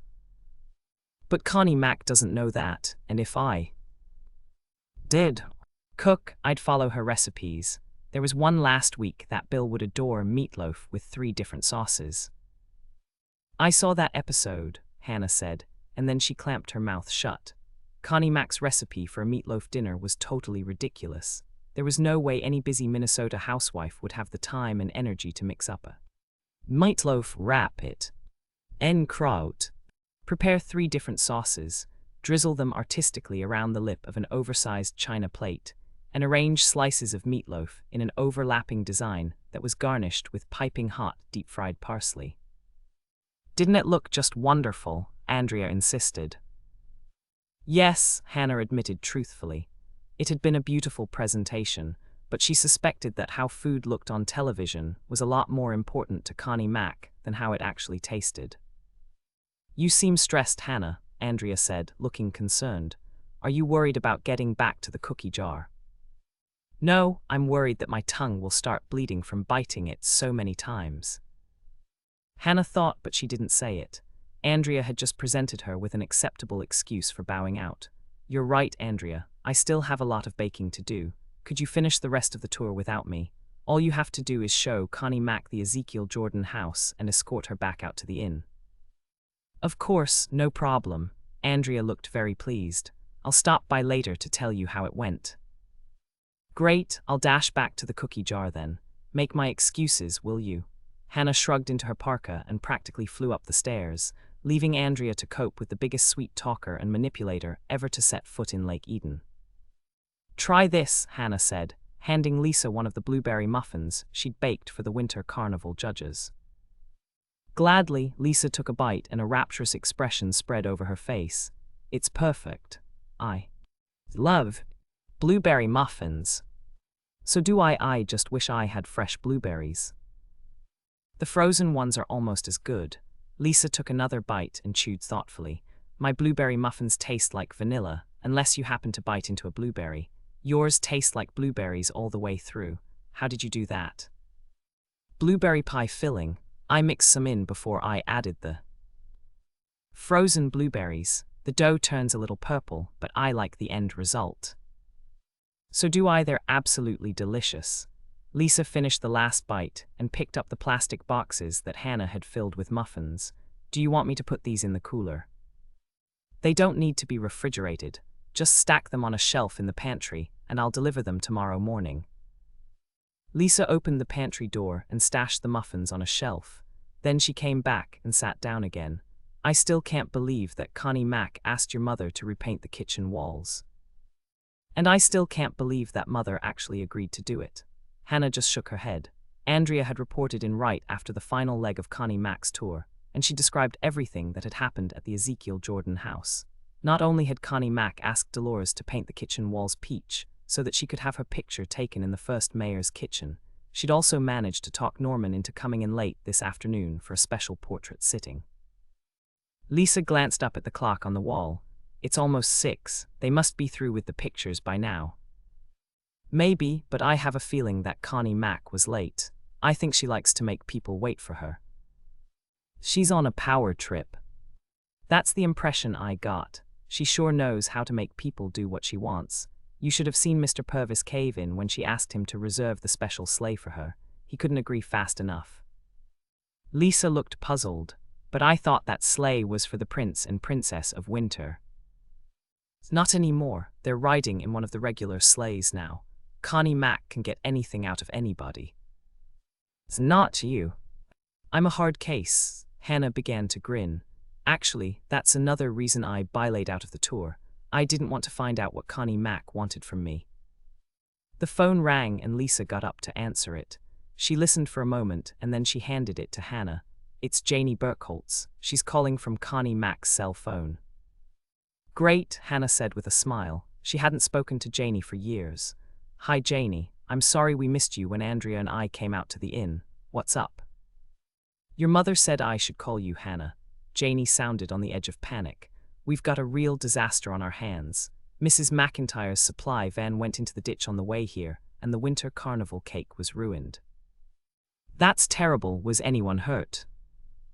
No, the driver's fine and there were no passengers. All the other supplies came through just fine, but Mrs. McIntyre is determined to bake a replacement cake, and we have to find some commercial ovens to use. How about the school? Hannah suggested. I already spoke to Mr. Purvis, and they're replacing the kitchen floor this weekend. And I tried the inn, but Sally's serving hot appetizers tonight, and she's using all of her ovens. The kitchen at the community center. That won't work either. Edna's baking rolls, and she'll be there until midnight or later. Really? Hannah's surprise was reflected in her voice. I thought Edna was buying breadsticks and setting them out in baskets. She was, but Mrs. McIntyre thought crescent rolls would be a nice touch with the salad course. I see, Hannah said and sent sympathetic thoughts Edna's way. Baking crescent rolls for 200 guests was a lot of work. Your mother suggested that I call you before you left for the night. She thought maybe we could use your ovens. Hannah hesitated. She didn't like the idea of Connie Mack baking in her kitchen, but Janie was on the spot and the winter carnival cake was important. Sure, Janie, we were just getting ready to lock up. Come on over when you're through with the pictures. We'll wait. We're all through. We finished a couple of minutes ago, Janie said, still sounding stressed. Thank you, Hannah. You don't know how much this means to me. It's no problem. Can you hold on for just a second? Mrs. McIntyre wants something. Sure, take your time. Hannah covered the mouthpiece and turned to Lisa, who was staring at her curiously. Connie Mack wants to use our ovens. Her supply van went into the ditch and the winter carnival cake is mush. I told Janie they could bake here. Then I'd better make sure everything's clean. Lisa jumped up and grabbed a bottle of cleaning solution and a sponge. She wiped down the door of the cooler and then she started to giggle. What? Now you know what Connie Mack wants from you, and you gave it to her just like everybody else in town. Hannah, Janie came back on the line. Mrs. McIntyre is very grateful, and she wants to do something for you in return. That's not necessary, Janie. But she insists. Norman is going to bring over his equipment and take Mrs. McIntyre's picture in your kitchen. She thought you'd want to hang it over your counter in the coffee shop. That's very nice of her. Hannah hung up the phone and snorted. Hell would freeze over before she'd hang Connie Mac's picture over the counter in her shop. Ocean off to some. Blueberry muffins. Preheat oven to 375 of, rack in the middle position. 3/4 cup melted butter. 1/2 sticks. 1 cup sugar. 2 beaten eggs. Just whip them up with a fork. 2 teaspoons baking powder. 1/4 teaspoon salt. 1 cup fresh or frozen blueberries. No need to thaw if they're frozen. 1/2 cup blueberry pie filling. 2 cups plus 1 tablespoon flour. No need to sift. 1/2 cup milk. Crumb topping. 1/2 cup sugar. 1/3 cups flour. 1/4 cup softened butter. 1/2 stick. Grease the bottoms only of a 12-cup muffin pan, or line the cups with cupcake papers. Melt the butter, mix in the sugar, then add the beaten eggs, baking powder and salt, and mix thoroughly. Put 1 tablespoon of the flour in a plastic bag with your cup of fresh or frozen blueberries. Shake it gently to coat the blueberries, and leave them in the bag for now. Add half the remaining 2 cups flour to your bowl, and mix it in with half the milk. Then add the rest of the flour and milk, and mix thoroughly. Here comes the fun part. Add a 1/2 cup blueberry pie filling to your bowl and mix it in. Your dough will turn a shade of blue, but don't let that stop you. Once the muffins are baked, they'll look just fine. When your dough is thoroughly mixed, fold in the flour-coated fresh or frozen blueberries. Fill the muffin tins 3/4 full and set them aside. If you have dough left over, grease the bottom of a small tea bread loaf pan and fill it with your remaining dough. The crumb topping, mix the sugar and the flour in a small bowl. Add the softened butter and cut it in until it's crumbly. You can also do this in a food processor with hard butter using the steel blade. Sprinkle the crumb topping over your muffins and bake them in a 375 of oven for 25 to 30 minutes. The Thai bread should bake about 10 minutes longer than the muffins. While your muffins are baking, divide the rest of your blueberry pie filling into a 1/2 cup portions and pop it in the freezer. I use paper cups to hold it and freeze them inside a freezer bag. All you have to do is thaw a cup the next time you want to make a batch of blueberry muffins.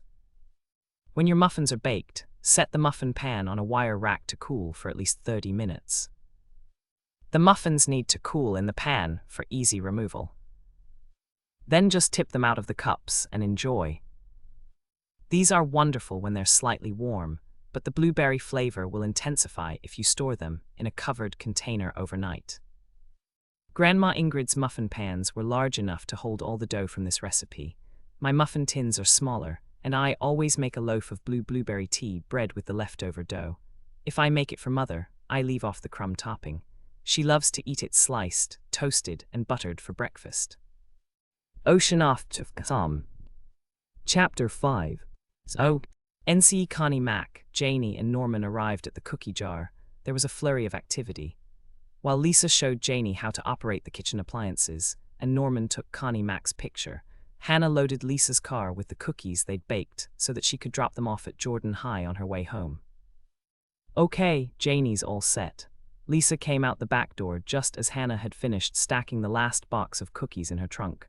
These cookies go to Mrs. Baxter's room. Right, the girls will help you unload them. They're all working late, making sandwiches for tomorrow. They're going to have ham and cheese and egg salad. At least they won't have to worry about the mayo going bad in weather like this, Lisa said with a shiver, opening her car door and sliding into the driver's seat. See you tomorrow morning, Hannah. I don't think so. Oh, are you taking the morning off? No. You are, Hannah told her. You did the lion's share of the work today, and I'll pick up the slack tomorrow morning. The earliest I want to see you here is 11:45. A delighted grin spread over Lisa's face. Dad's been wanting to go out to see the venues, and I just didn't have time to take him. But are you sure you can spare me, Hannah? Sure, I'm sure. We shouldn't have much business. Almost everybody in town will be out at the venues.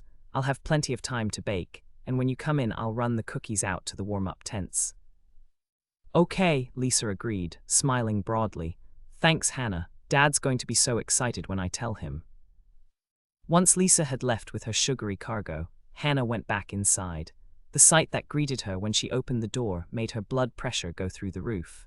Her whole kitchen was in the process of being rearranged, and Connie Mack hadn't even bothered to ask her for permission.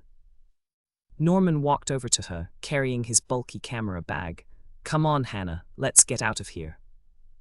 Just a second, Hannah said, heading over to the counter to grab her purse before Connie Mack could rearrange that too. Then she turned to Janie, who looked as if she could use a dose of blood pressure medicine herself. Do you have everything you need, Janie? Yes, thanks, Hannah. Janie moved closer and lowered her voice. Don't worry, I'll put everything back and make sure your kitchen is spotless before we leave. And if there's ever anything I can do for you, just... The mixer's in the wrong place, Janie. Connie Mack interrupted their conversation. You know I like to stand in the center of the workspace. Janie dutifully moved the mixer, but there were no electrical outlets at the center of the work island. The cord doesn't reach, Mrs. McIntyre. Then get an extension. Honestly, Janie, it doesn't take a college degree to know that. Hannah pulled open a drawer, got out an appliance extension cord, and handed it to Janie. Good luck, she muttered under her breath. Thanks, Janie whispered back. She's on a real tear tonight. Connie Mack clapped her hands to get Janie's attention. Let's go, Janie. I know you're on overtime and you want to get in as many hours as you can, but I'm not going to pay you if you don't work. Hannah followed Janie to the work island and stepped right up to the cooking sweetheart. Excuse me, Connie Mack. Yes, Hannah. Connie Mack put on a smile for Hannah's benefit. I need to give Janie some last-minute instructions and then I'm out of your hair. When Connie Mack nodded, Hannah gave Janie's arm a comforting squeeze and drew her away to the far end of the kitchen. She'd seen enough of Connie Mack to know that it couldn't be pleasant to work for her. Okay, Janie, when you're all through, leave by the back door. Just push in the button to lock it behind you. Don't worry, Hannah, I'll test it to make sure it's locked. Thanks, good night, Janie. Hannah shrugged into her parka and headed back to Norman, deliberately ignoring Connie Mack. When she got to the door she turned again, almost tripping Norman, who was close on her heels. One more thing. I baked blueberry muffins this afternoon and they're in the pantry. The same muffins you used to bake when I stayed overnight with Andrea. That's right, just help yourself if you get hungry. Janie can't eat sweets, Connie Mack warned, giving Janie a stern look. She has to lose at least 20 pounds before we start taping for next season. A dull flush rose in Janie's cheeks. Connie Mack had embarrassed her, and Hannah had the urge to throttle the cooking sweetheart. Janie had always been full-figured, even in high school, and while it was true that she was far from model-thin, she wore clothes that flattered her figure and she was extremely attractive. Why does Janie need to lose weight? She looks great. Connie Mack turned to Hannah with a frown. It was clear she wasn't used to being contradicted. I realize that Janie is your friend, but facts are facts and she's just too heavy. If my assistant is overweight, my viewers will assume that my recipes are fattening. That could reduce sales of my videos and cookbooks. Hannah was stunned speechless for a moment. She opened her mouth, prepared to give Connie Mack a well-deserved piece of her mind, when Norman grabbed her arm. Come on, Hannah, he whispered. Anything you say will only make it worse for Janie. Hannah didn't like it, but she realized that Norman was right, and she let him open the door and pull her through. Good night, Janie, she called out as Norman closed the door behind them. It's a good thing we left, Norman muttered, taking a deep breath of the freezing air. I was ready to kill that woman. You're second in line behind me, Hannah shot back. Because she made Janie rearrange your kitchen.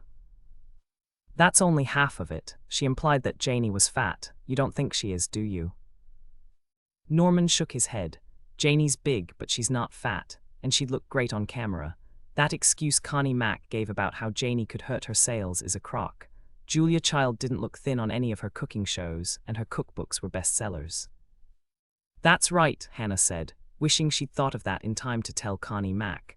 Then she remembered what Norman had said as they walked out the door, and she turned to him with a question. You said you wanted to kill Connie Mack. What did she do to you? What are you doing for the next 8 hours? If I tell you everything, it'll take all night. Hannah laughed. Maybe you'd better give me the abbreviated version. Connie Mack was an hour late for her appointment with me. Janie apologized, but Connie Mack didn't say a word. And then Connie Mack ordered me to take her portrait in the dining room, and I was all set up in the parlor. So you had to move all your equipment? Oh yes, 6 times. She kept changing her mind. And then when we were finally finished and I'd already packed up all my camera gear, she decided she needed one more series of shots sitting behind the first mayor's desk. Hannah frowned. Ezekiel's desk was a valuable antique, and Dolores had secured the area around it with museum-style velvet ropes. Mother didn't let her do it, did she? Of course she did. Connie Mack sweet-talked her right into it. Really? Hannah was surprised. She thought that Dolores would be the one person in town that Connie Mack couldn't sway. So how long did this photo session take? An hour and a half, and it seemed like months. By the time we finished, I was ready to bash her head in with one of Mrs. Jordan's rolling pins. It's a good thing you didn't. It might have hurt the rolling pin. Hannah smiled up at him and reached out to take his arm. Norman covered her gloved hand with his, and they crunched through the snow together on the way to their cars. I haven't seen you for a while, Norman said, escorting her to the driver's side of her truck. I've missed you, Hannah. I've missed you too. How about some dinner? We could drive out to the inn. At least we know. See, won't be there. True, but I'd probably fall asleep with my head in the soup, Hannah said, stifling a yawn. Today had been a full day, and the strain of being pleasant to Connie Mack and baking 10 times as many cookies as usual had taken its toll. Do you have another date? No way. I'd really like to have dinner with you, Norman, but I'm just too tired. Can I take a rain check? Sure, but you still have to eat. Do you want to stop by the corner tavern? That would be quicker. Not tonight. I just want to go home and crawl into bed with a glass of wine and a toasted sardine sandwich. Norman made a face. That doesn't sound very nutritious. It's not as bad as you think. Sardines are protein, and I always use the ones in ketchup sauce. That takes care of the vegetable, and the buttered toast provides the fat and the carbohydrates. It's a very well-balanced sandwich if you think about it. I'd rather not. Norman unplugged her electrical cord, wound it around Hannah's bumper, and opened the door of her truck for her. As she slid into the driver's seat, he said, Hannah. Yes, Norman. Let's try to get together more often, okay? Sounds good to me, Hannah said, reaching for her seat belt and buckling it. I was thinking about it last night, and I realized that I was cutting off my nose to spite my face. What do you mean? Hannah asked. Whenever our mothers start trying to push us together, I rebel like a teenager. So do I, Hannah admitted. Mother suggested that I call you today, and I didn't. It wasn't that I didn't want to call you, it was just that I didn't want to give in to her. That's exactly what I mean. Norman looked very serious. I think we should stop letting our mothers influence our behavior. We'll do what we really want to do, even if they suggest it first. Hannah nodded. That's a great idea, but there's one drawback. What's that? It requires that we act like adults. Norman chuckled. Do you think that we can handle it? Of course, the next time Mother suggests I call you, I'll call you. Good for you, Norman said, looking pleased. And then, when Mother starts preening because I followed her advice, I'll just stick my tongue out at her. Why don't you order something different, Andrea? Hannah suggested, closing her menu and handing it back to the waitress. You always have baked chicken. I like baked chicken. Whatever, Hannah sighed. At least try Sally's cream of radish soup, it's wonderful. Andrea shook her head.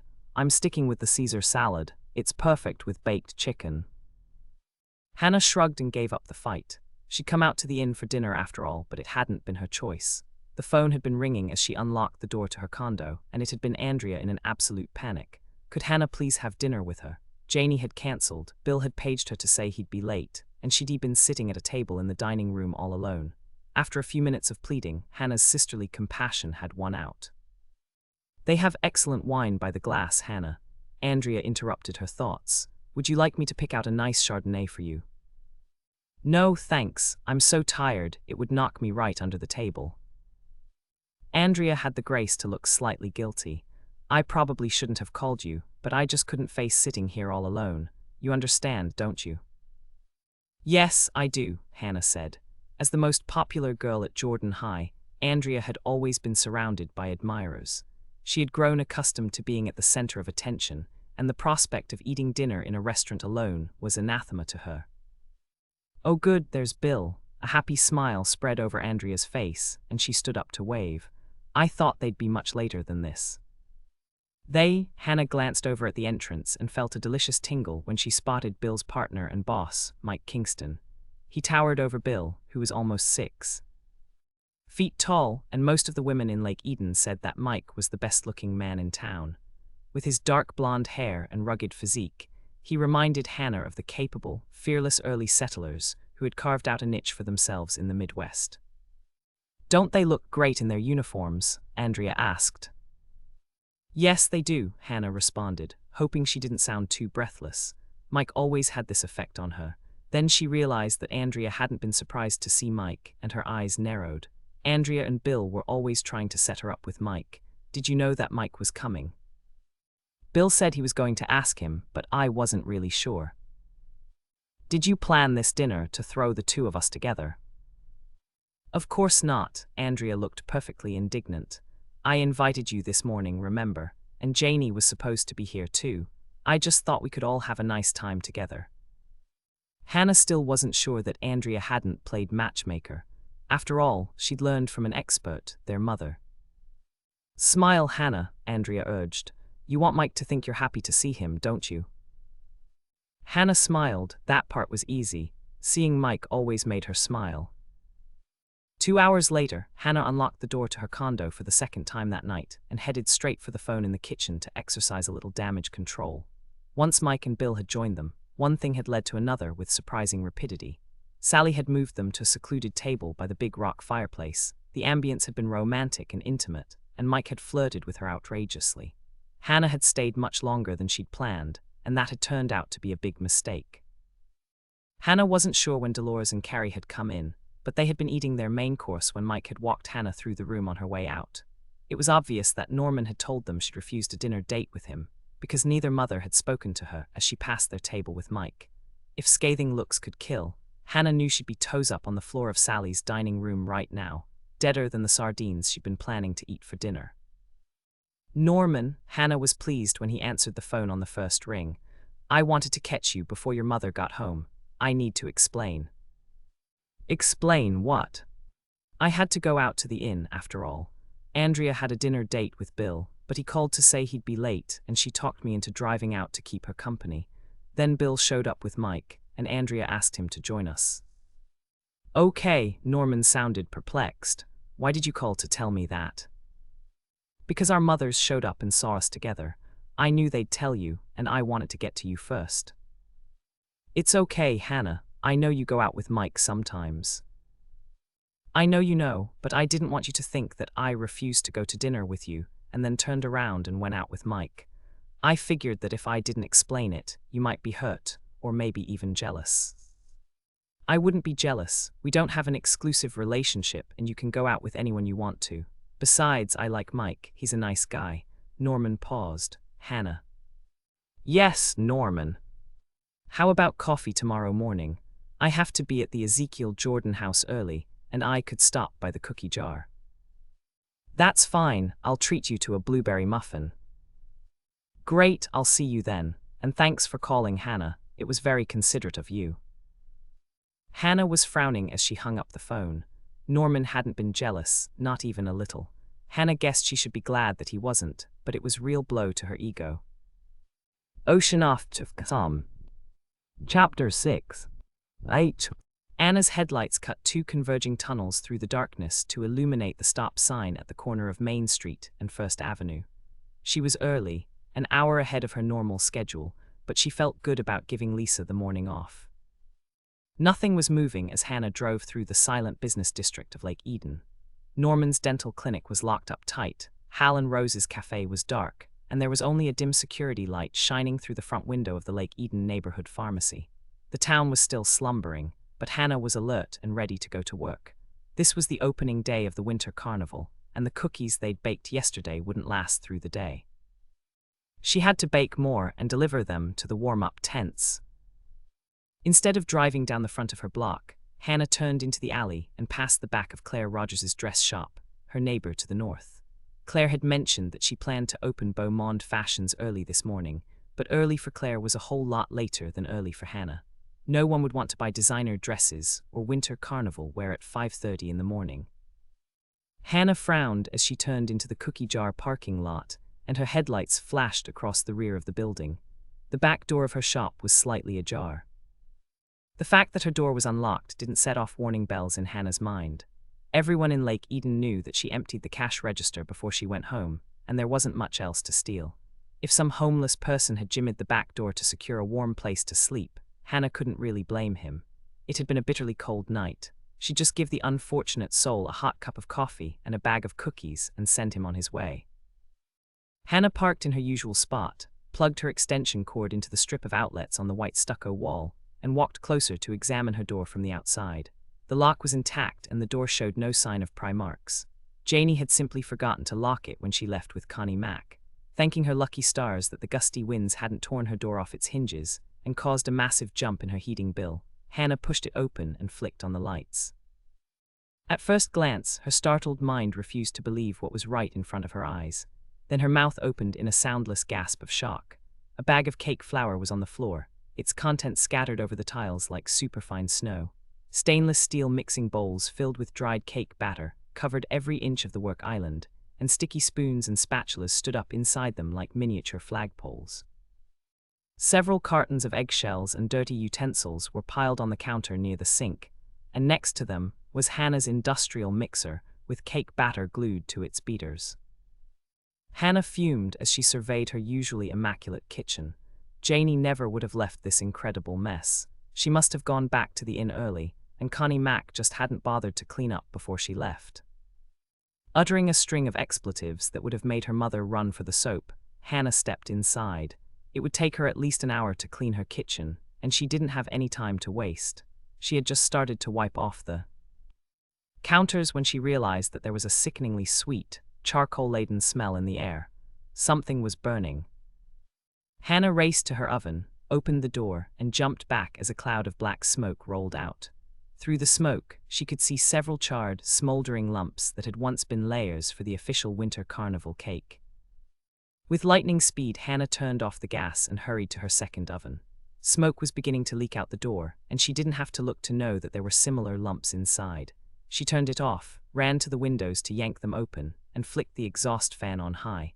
Coughing slightly from the smoke and the exertion, she ran out the back door and propped it wide open behind her.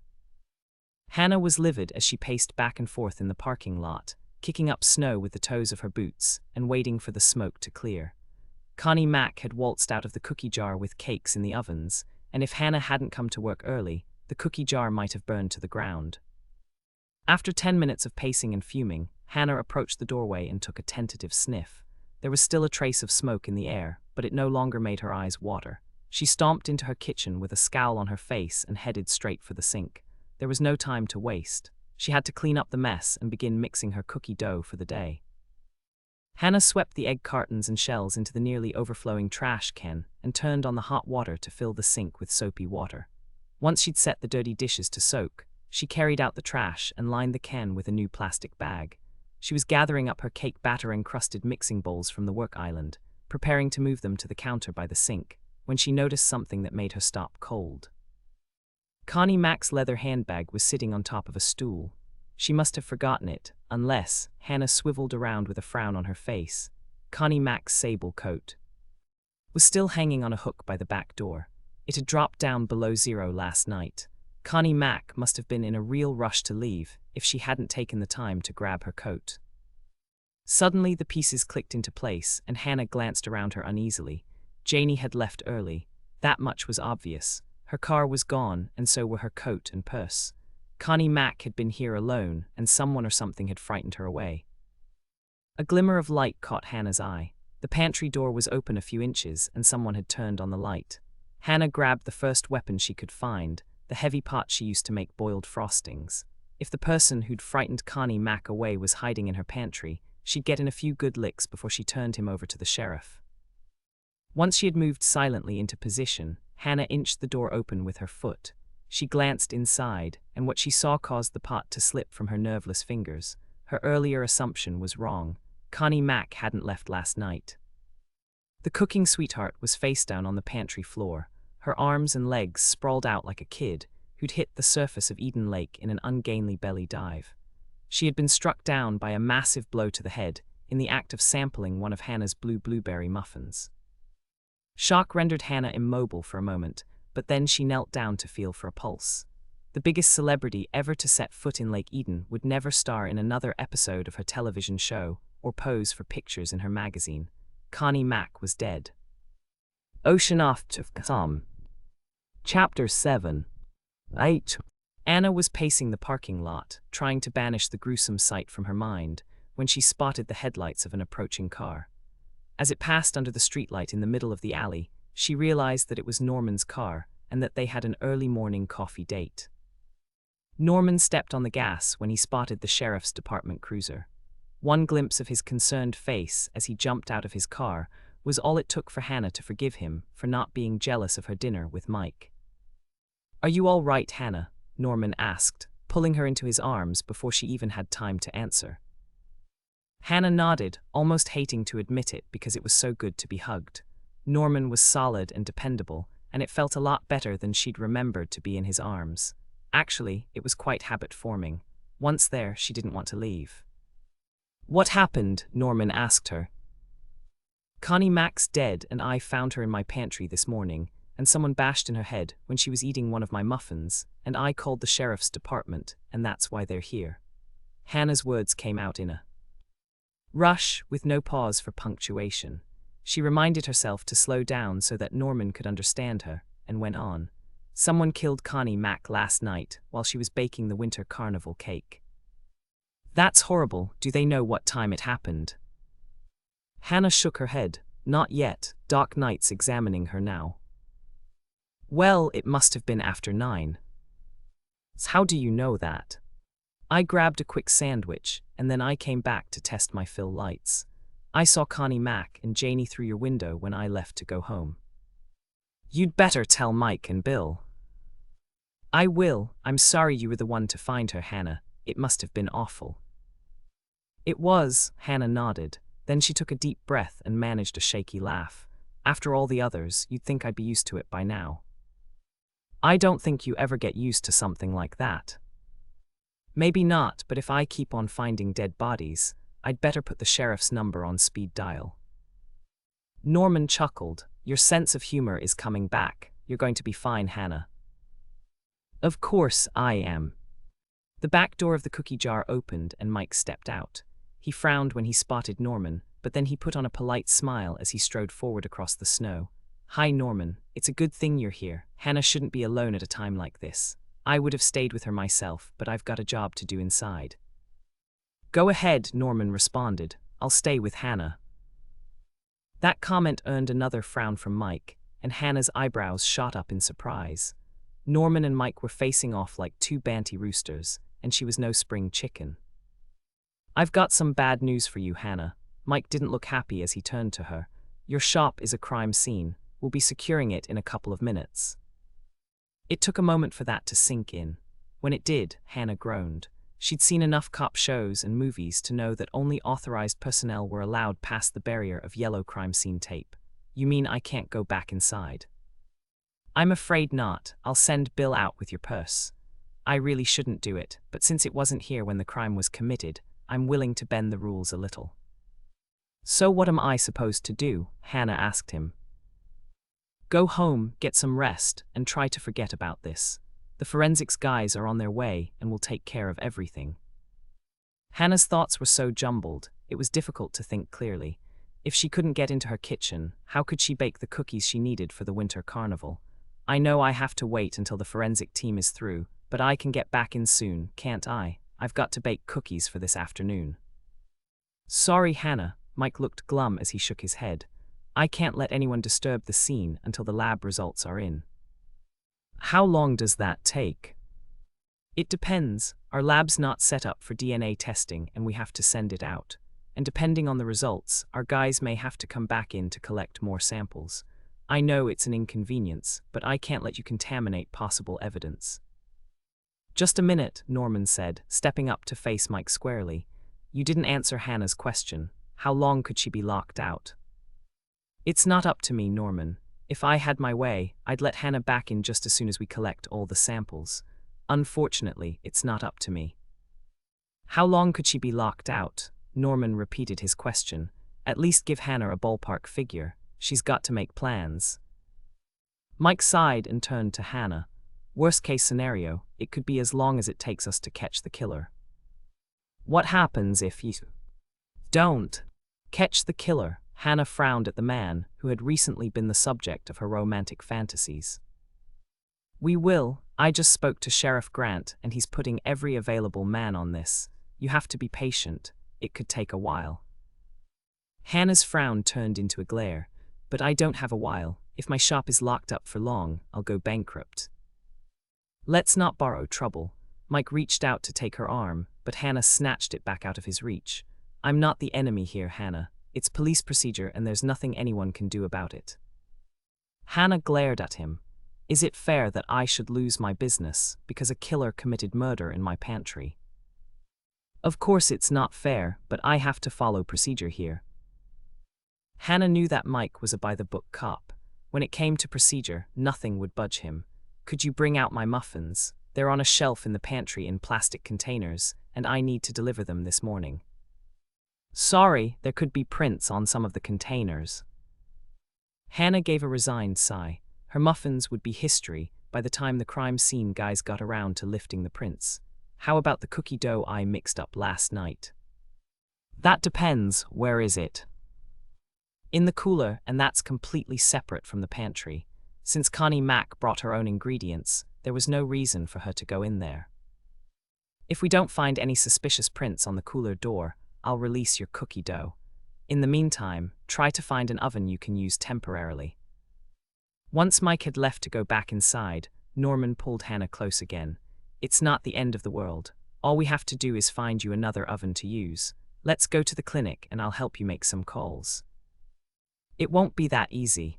Hannah was about to explain the difference between a home oven and a commercial oven, when she saw another car pull into the alley. Oh, there's Mother. She's convinced I'm on a perpetual safari for dead bodies just so I can embarrass her. Dolores fishtailed to a stop when she noticed the sheriff's cruiser. She rolled down her window and called out to Hannah. Are you all right? I'm fine, but Connie Mack's dead.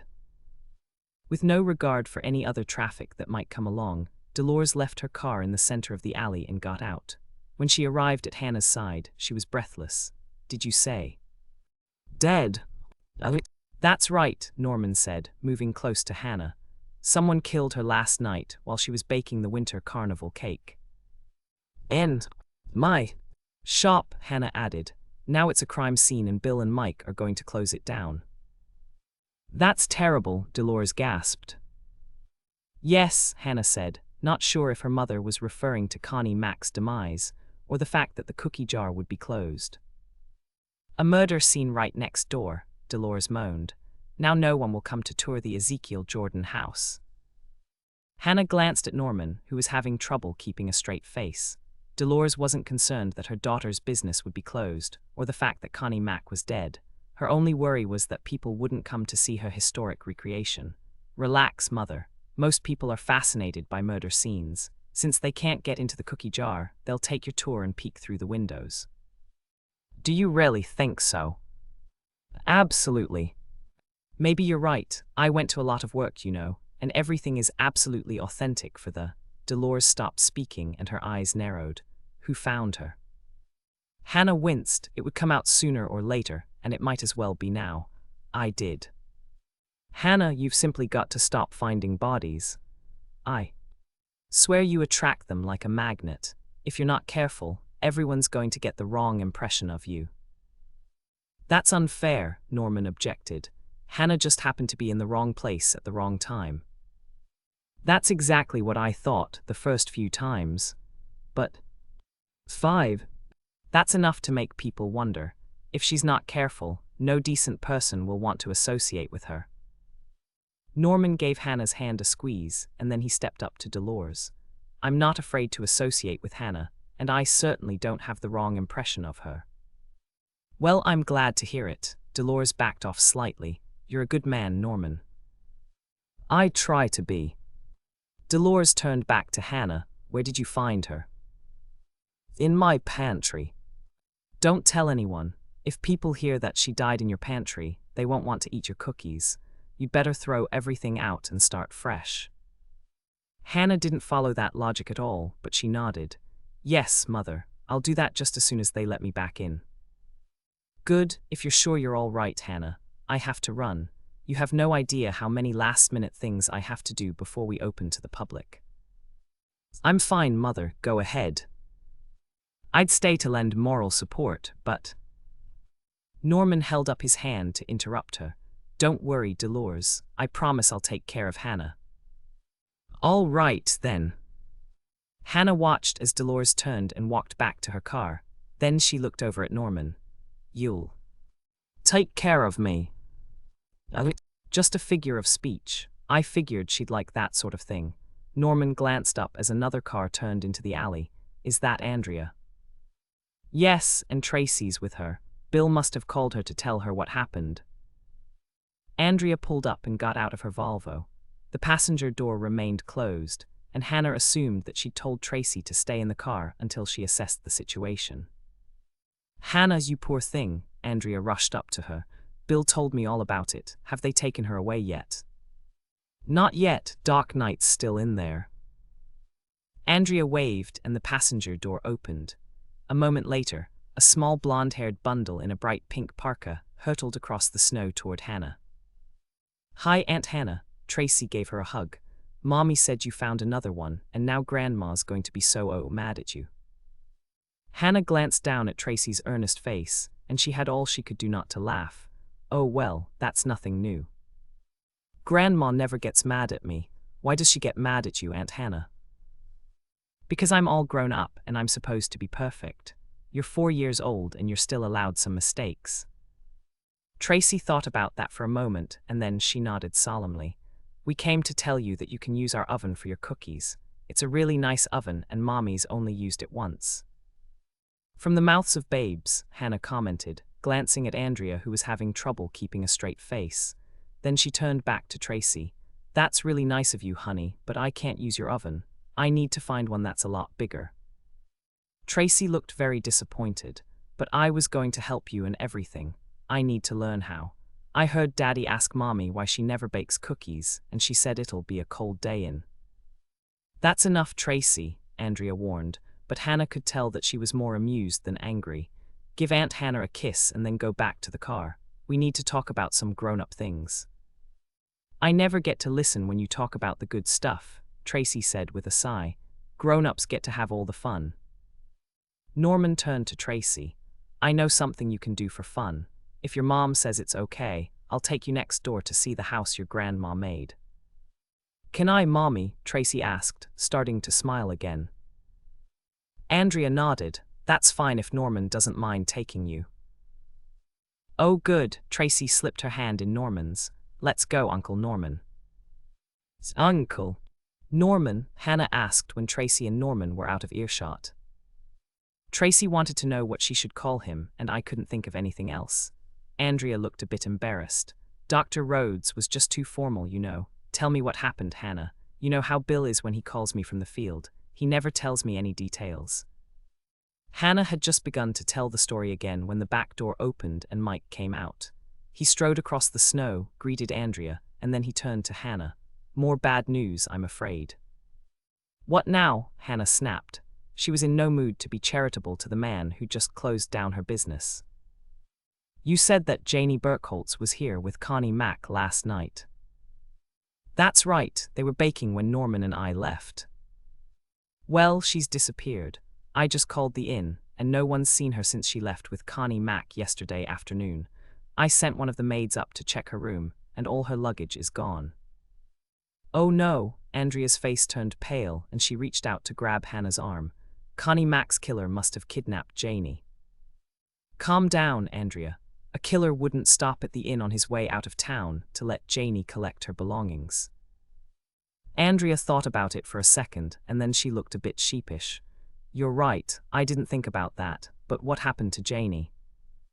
"We'll find her," Mike promised. "Our CIO pulled her picture from the DMV file and we put out an app." Hannah swallowed hard. She'd been around Mike long enough to know that when he started to speak in initials, it was serious business. Connie Mack was dead, she'd been an impossibly nasty boss, and now Janie was missing. Hannah didn't think for a moment that Janie had killed Connie Mack and fled town, but she couldn't blame Mike for being suspicious. Is Janie a suspect? "I'm afraid so." Andrea's face was still pale, but her eyes were blazing. "Janie didn't kill Connie Mack, that's impossible." "You could be right," Mike backed off when he saw how upset Andrea was. "Miss Burkholtz could have a perfectly innocent reason for leaving town, but we won't know what it is until we ask her." Andrea didn't look entirely pacified, and Hannah decided to change the subject. "Come on, Andrea, I have to go out to the inn. You and Tracy can come along." "Hold it," Mike reached out to grab her arm. "Why are you going out there?" "I have to find another place to bake, and Sally's got a whole bank of commercial ovens in her kitchen." "You're not going out there for any other reason." "I have to bake somewhere," Hannah said, putting on the most innocent expression she could muster. "You're not going to tell me I can't use Sally's ovens, are you?" "Number as much as I'd like to. I can't legally keep you away from the inn.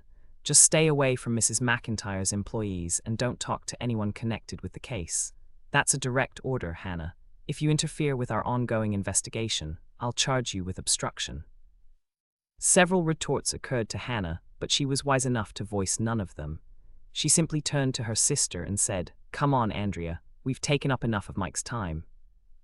5 minutes later, they were zipping through town in Hannah's cookie truck, heading for the house that Lisa shared.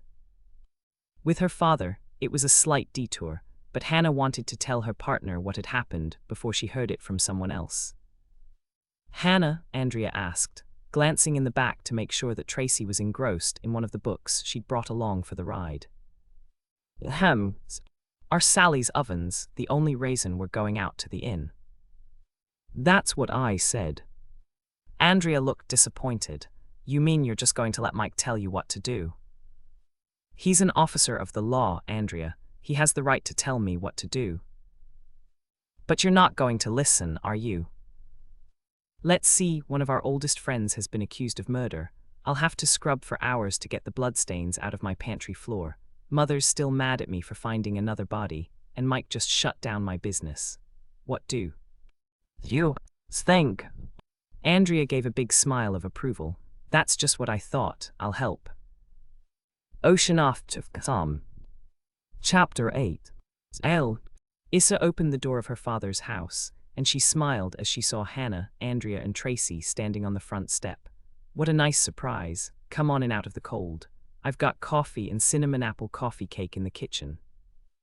As they followed Lisa to the cheery yellow kitchen in the rear of the house, Hannah silently blessed her for not asking what they were doing at her front door at 7 in the morning. Lisa's father, Jack Herman, was seated at the table, finishing a slice of Lisa's coffee cake. When he spotted them, he held out his hand and gave a big welcoming smile. "Hello there, friends. Did you come for a piece of Lisa's cake?" "Not exactly, but it looks delicious." Hannah walked over to Lisa's father and shook his hand. Jack Herman had Alzheimer's, and even though he'd known Hannah all his life, there were times when he didn't remember her. "I'm Hannah Swensen, Lisa's partner at the cookie jar." "Of course you are," Jack said, giving her hand a squeeze. "I recognized you right off today, and that's your sister." Andrea reached out to take his hand. "Andrea, and this is my daughter." Tracy interrupted her mother and promptly took the chair next to Jack. I'm 4. How old are you? I'm older than that, but I used to have a daughter just your age. Did you know that? Lisa, Tracy glanced over at Lisa and giggled. That's right, would you like to have a piece of her cake? Yes, please, Tracy nodded and Lisa served her a piece. Once Tracy had tasted it, she looked up at Lisa and smiled. This is the best Cinnabon apple coffee cake I ever had.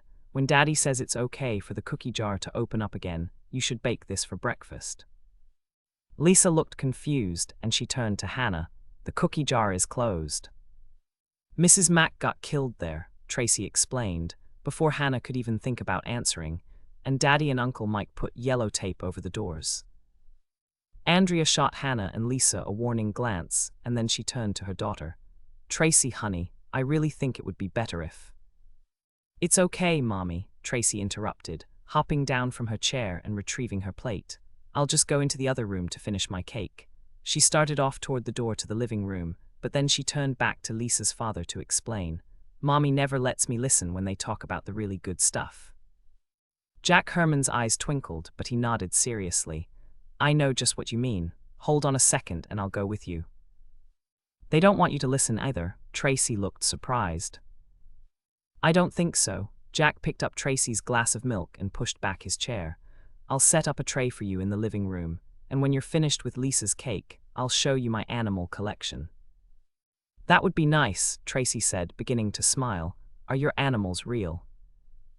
They look real, but they're carved from pieces of wood, and they're much smaller than real animals.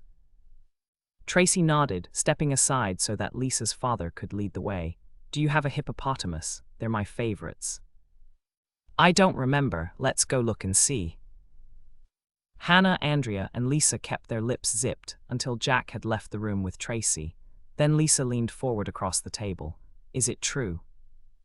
I'm afraid so. Hannah sighed deeply. Connie Mack was murdered last night while she was baking the winter carnival cake. I found her in our pantry when I came in this morning. Lisa shivered. Good heavens, I didn't like her much, but murdered. Somebody must have liked her even less than you did. I guess, what about Janie? Is she all right? We think so. The only problem is, Janie's disappeared. It took a moment for this news to sink in. When it did, Lisa looked worried. You don't think she saw the murder and the killer? No, Andrea said quickly. Janie packed up all her things and left the inn last night. Bill and Mike are looking for her to find out if she saw anything. As of right now, Janie's a suspect. Lisa was frowning as she turned to Hannah. Are you going to prove that she didn't do it? Yes. That's good. Did they say how long we'd be closed down? Mike wouldn't give me a definite answer, but he admitted that it could be as long as it takes them to catch Connie Mack's killer. I don't like the sound of that. Lisa looked very worried. I guess we'd better find another place to bake. We're working on that. Andrea and I are going to run out to the inn to ask Sally if we can use a couple of her commercial ovens. That's a good idea, Lisa said, and then she turned to Andrea. I'll keep Tracy with me this morning. Dad loves kids, and we'll take her out to some of the winter carnival venues with us. That'll give you two a chance to set up your headquarters out at the inn. Headquarters? Andrea looked puzzled. For sleuthing. If Sally lets us use her ovens, I'll handle all the baking. The sooner you catch Connie Mack's killer, the faster we can get back into the cookie jar. Something sure smells good, Andrea exclaimed as they stepped into the rustic lobby of the Lake Eden Inn. And how? Hannah began to smile. It must be Sally's breakfast buffet. Andrea sat down on the long wooden bench that was attached to the boot rack and pulled off her boots. She placed them on the rack and unzipped her tote bag, preparing to switch to her shoes. Hurry up and I'll treat you to breakfast. I didn't get to eat this morning and I'm starving. As Hannah joined her sister on the bench, she recalled that Andrea had eaten 2 large pieces of coffee cake at Lisa's. For someone who never did more than nibble at a slice of toast for breakfast, she was uncharacteristically hungry. Hannah had been off at college when her sister had been pregnant with Tracy, but Bill had mentioned that she'd gained 10 pounds in the first month. Was the stork about to pay another visit to the Todd household? What? Andrea asked, intercepting Hannah's searching look. I was just wondering why you're so hungry, that's all, Hannah explained. shedding her boots and pulling on the pair of suede slip-ons she carried in her purse. "I'm not, you know." "It's not what?" "Pregnant. I saw that look in your eye. You were wondering if you were going to be an aunt again, weren't you?" Hannah laughed. She was caught dead to rights. Andrea had always been able to read her expressions. "It did cross my mind." "Well, forget it. It's just the cold weather. My body's telling me to put on an extra layer of fat for insulation." "Sven, extra layer?" Hannah glanced at her thin and fashionable sister. "You don't even have layer number 1. There's not an ounce of fat on you." "That's because I burn it all off. I have a very active metabolism. Remember how you used to make us oatmeal with brown sugar and chocolate chips when I was in high school?" "Of course I do." "You really sold me on breakfast, Hannah. It's my favorite meal." "Then why don't you ever make it?" "The last time I tried to cook oatmeal, it burned on the bottom and I had to throw away the pan toast, and cold cereal is a lot safer. I can't mess that up." Hannah tried to think of something kind to say, but absolutely nothing occurred to her. Andrea was a terrible cook. "Let's find Sally and offer to help her. That'll give us a chance to ask her some questions." "Good idea." Hannah stood up and followed Andrea past the old-fashioned reservations desk. She glanced at the wall of pigeonholes behind it and noted that there were no keys in the little cubicles. That wasn't a surprise. When she'd talked to Sally a few days ago, she'd mentioned that the Lake Eden Inn was fully booked with winter carnival guests, reporters, and the people in Connie Mack's entourage. Andrea pushed open the door to the large dining room. It was deserted, and she turned to Hannah in surprise. "Where are all the people?" "They're still in their rooms," Hannah told her. "It's Saturday and Sally doesn't open the buffet until 9. "But it's—" Andrea stopped speaking and glanced at her watch. "It's only 8. I thought it was much later than that." Hannah reached out to pat her sister's shoulder. Andrea liked to sleep in on Saturday mornings, and she never lifted her head from her pillow until 9. The fact that she'd arrived at the cookie jar at 6:30 was tangible proof of her sisterly devotion. The two sisters walked past the neatly set tables and headed straight for the inn's large industrial kitchen. As they pushed through the swinging door, Hannah started to smile. Sally's kitchen was her favorite place at the inn, combining modern stainless steel restaurant equipment with homey touches that were Sally's alone. The floor was tile, a must for a restaurant because the health code required that it be kept spotless. But instead of the solid color ones that most restaurateurs used, Sally had installed designer tile that simulated an old-fashioned multicolored braided rug. The areas that weren't covered by the oval-shaped rug design were formulated to look like wood, and if you didn't examine it closely, the floor looked like one you might find in an unusually large farmhouse kitchen. The long wall that Sally's kitchen shared with the dining room had a window that ran from the stainless steel counter all the way up to the ceiling. This meant that Sally's kitchen staff was always on display, and they were dressed to take full advantage of that. The women wore frilly caps that satisfied the health department's requirement for head covering and were patterned to match their bib aprons. The men were also on display in colored chef's coats and matching toques. The color scheme changed every day, and today's theme was grain. "There's Sally," Hannah said, directing her sister's attention to the far wall, where Sally was removing a tray of freshly baked popovers from the oven. Andrea nodded and her face lit up in a smile. "Popovers. Sally makes the best popovers in the world." "I heard that." Sally looked pleased as she walked to a clear space at the long stainless steel counter and tipped the popovers out in a napkin-lined basket. "Pull up a stool and have one while they're hot." "Do you have time to join us?" Hannah asked. "They can get along without me for a few minutes." Sally passed the basket of popovers to Andrea and set out a tub of butter and a jar of apricot jam. "What took you so long? I thought you two would be out here an hour ago." "You? No." Hannah was surprised. The sheriff's department never released the news of a murder until after the family had been notified. "Of course I know. I was listening to K-Cow radio in the kitchen, and it was the lead story at 5:30.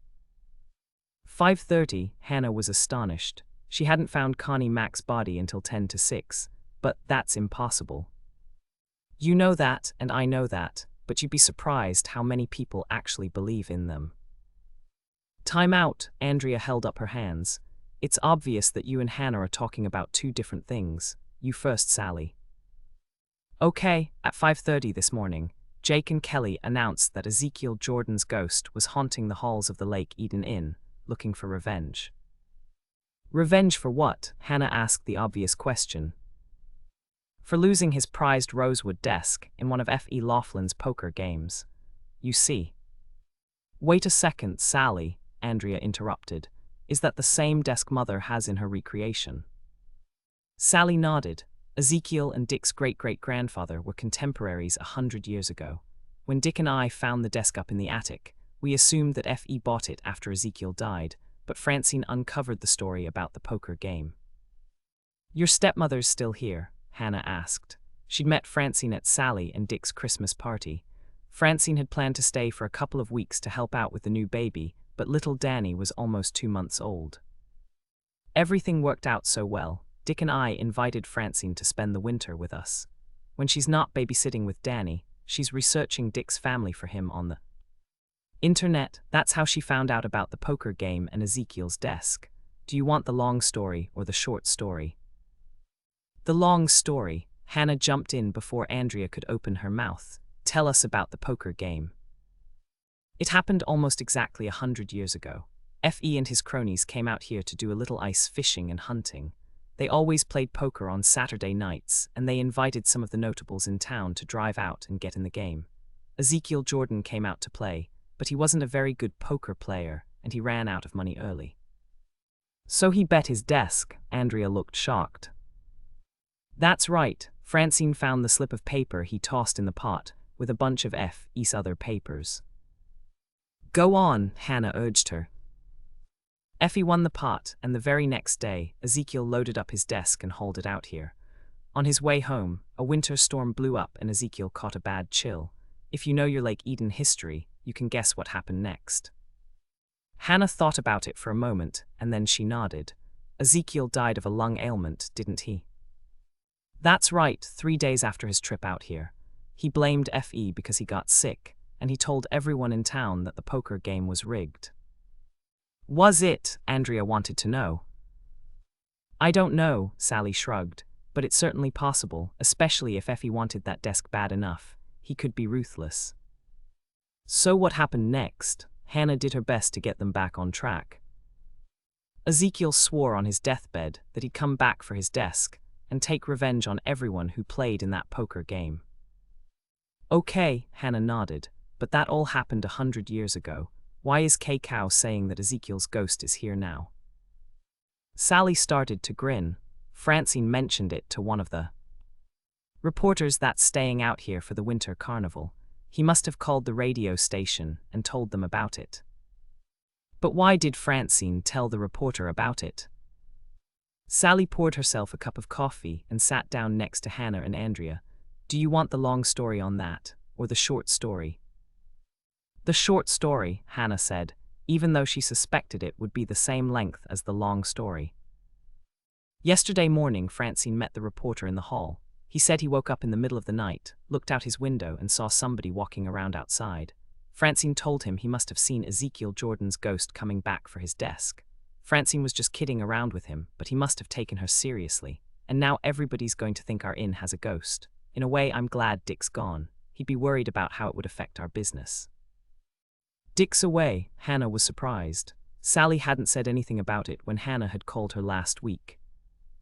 He had to leave for Arizona on Sunday. His mother was going to wait until summer to have her hip fixed, but the doctors wanted to do it now. I told Dick that I could handle everything, but I didn't count on the ghost story. I just hope all our guests don't check out. They won't, Andrea said, and she sounded very confident. People who don't believe in ghosts will ignore it, and the believers will stay right here, hoping for a sighting. It's a win-win situation, Sally. Ghosts sell. So they do. Andrea nodded.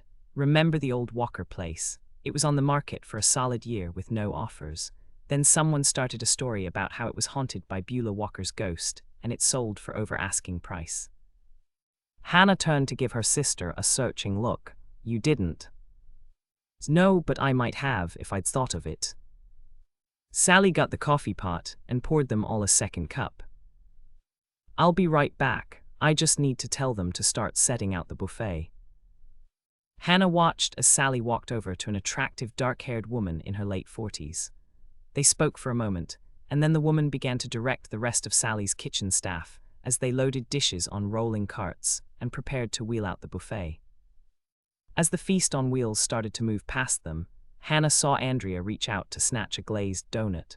You had 3 of Sally's popovers and you're still hungry. I'm starving, I just can't resist Sally's donuts. And I can't resist her bacon, Hannah commented, snagging several pieces as a second cart rolled by. For several minutes the sisters chewed in silence, attempting to finish their pilfered bounty before Sally returned. Andrea had just swallowed the last of her donut when Sally headed back in their direction. Okay, that's done, Sally declared, sitting down on her stool and turning to Hannah. Now tell me what dragged you out all the way out here when you must have tons of baking to do. Hannah hesitated. Everyone told her that she was too outspoken, but she couldn't think of any tactful way to tell Sally what had happened to Connie Mack. I'm glad you're sitting down, Sally, because your most important guest just got murdered. Ocean off to come. Chapter 9. Nice. Ally's coffee was cold by the time Hannah had finished telling her about finding Connie Mack. She took one sip, made a face, and set the cup back down again. I'm sorry she's dead, but there's one good thing. When the news breaks, it'll knock our ghost story off the front page. Maybe not, Andrea mused. It all depends on how much mileage that reporter wants to get out of it. He could always say that Ezekiel's ghost took his revenge by killing Connie Mack. Sally looked puzzled, but Connie Mack wasn't in that poker game. It happened 100 years ago. I know she wasn't there personally, but while we were touring Mother's Recreation, Connie Mack mentioned that her family was one of the first to settle in Minnesota. With that kind of background, she could have been a shirt-tail relation to someone who was in F.'s poker game. Andrea's right, Hannah said. If you go back far enough, a lot of Minnesotans are related. Sally gave a resigned sigh. I hate to admit it, but you girls have a point. I guess our ghost story is going to be around for a while, at least until the real killer is caught. You're working on the case, aren't you? Yes, but that's confidential, Andrea told her. After Mike locked Hannah out of the cookie jar, he made her promise not to interfere. You're locked out of the cookie jar, Sally turned to Hannah. It's a crime scene and they roped it off. I know it's a lot to ask, but I've got all the winter carnival cookies to bake and… Save your breath, Sally interrupted her. You can bake here. Are you sure you don't mind? Sally shook her head. That's what friends are for. Besides, it gives me the inside track on your investigation. You'll be out here and I can hear everything firsthand.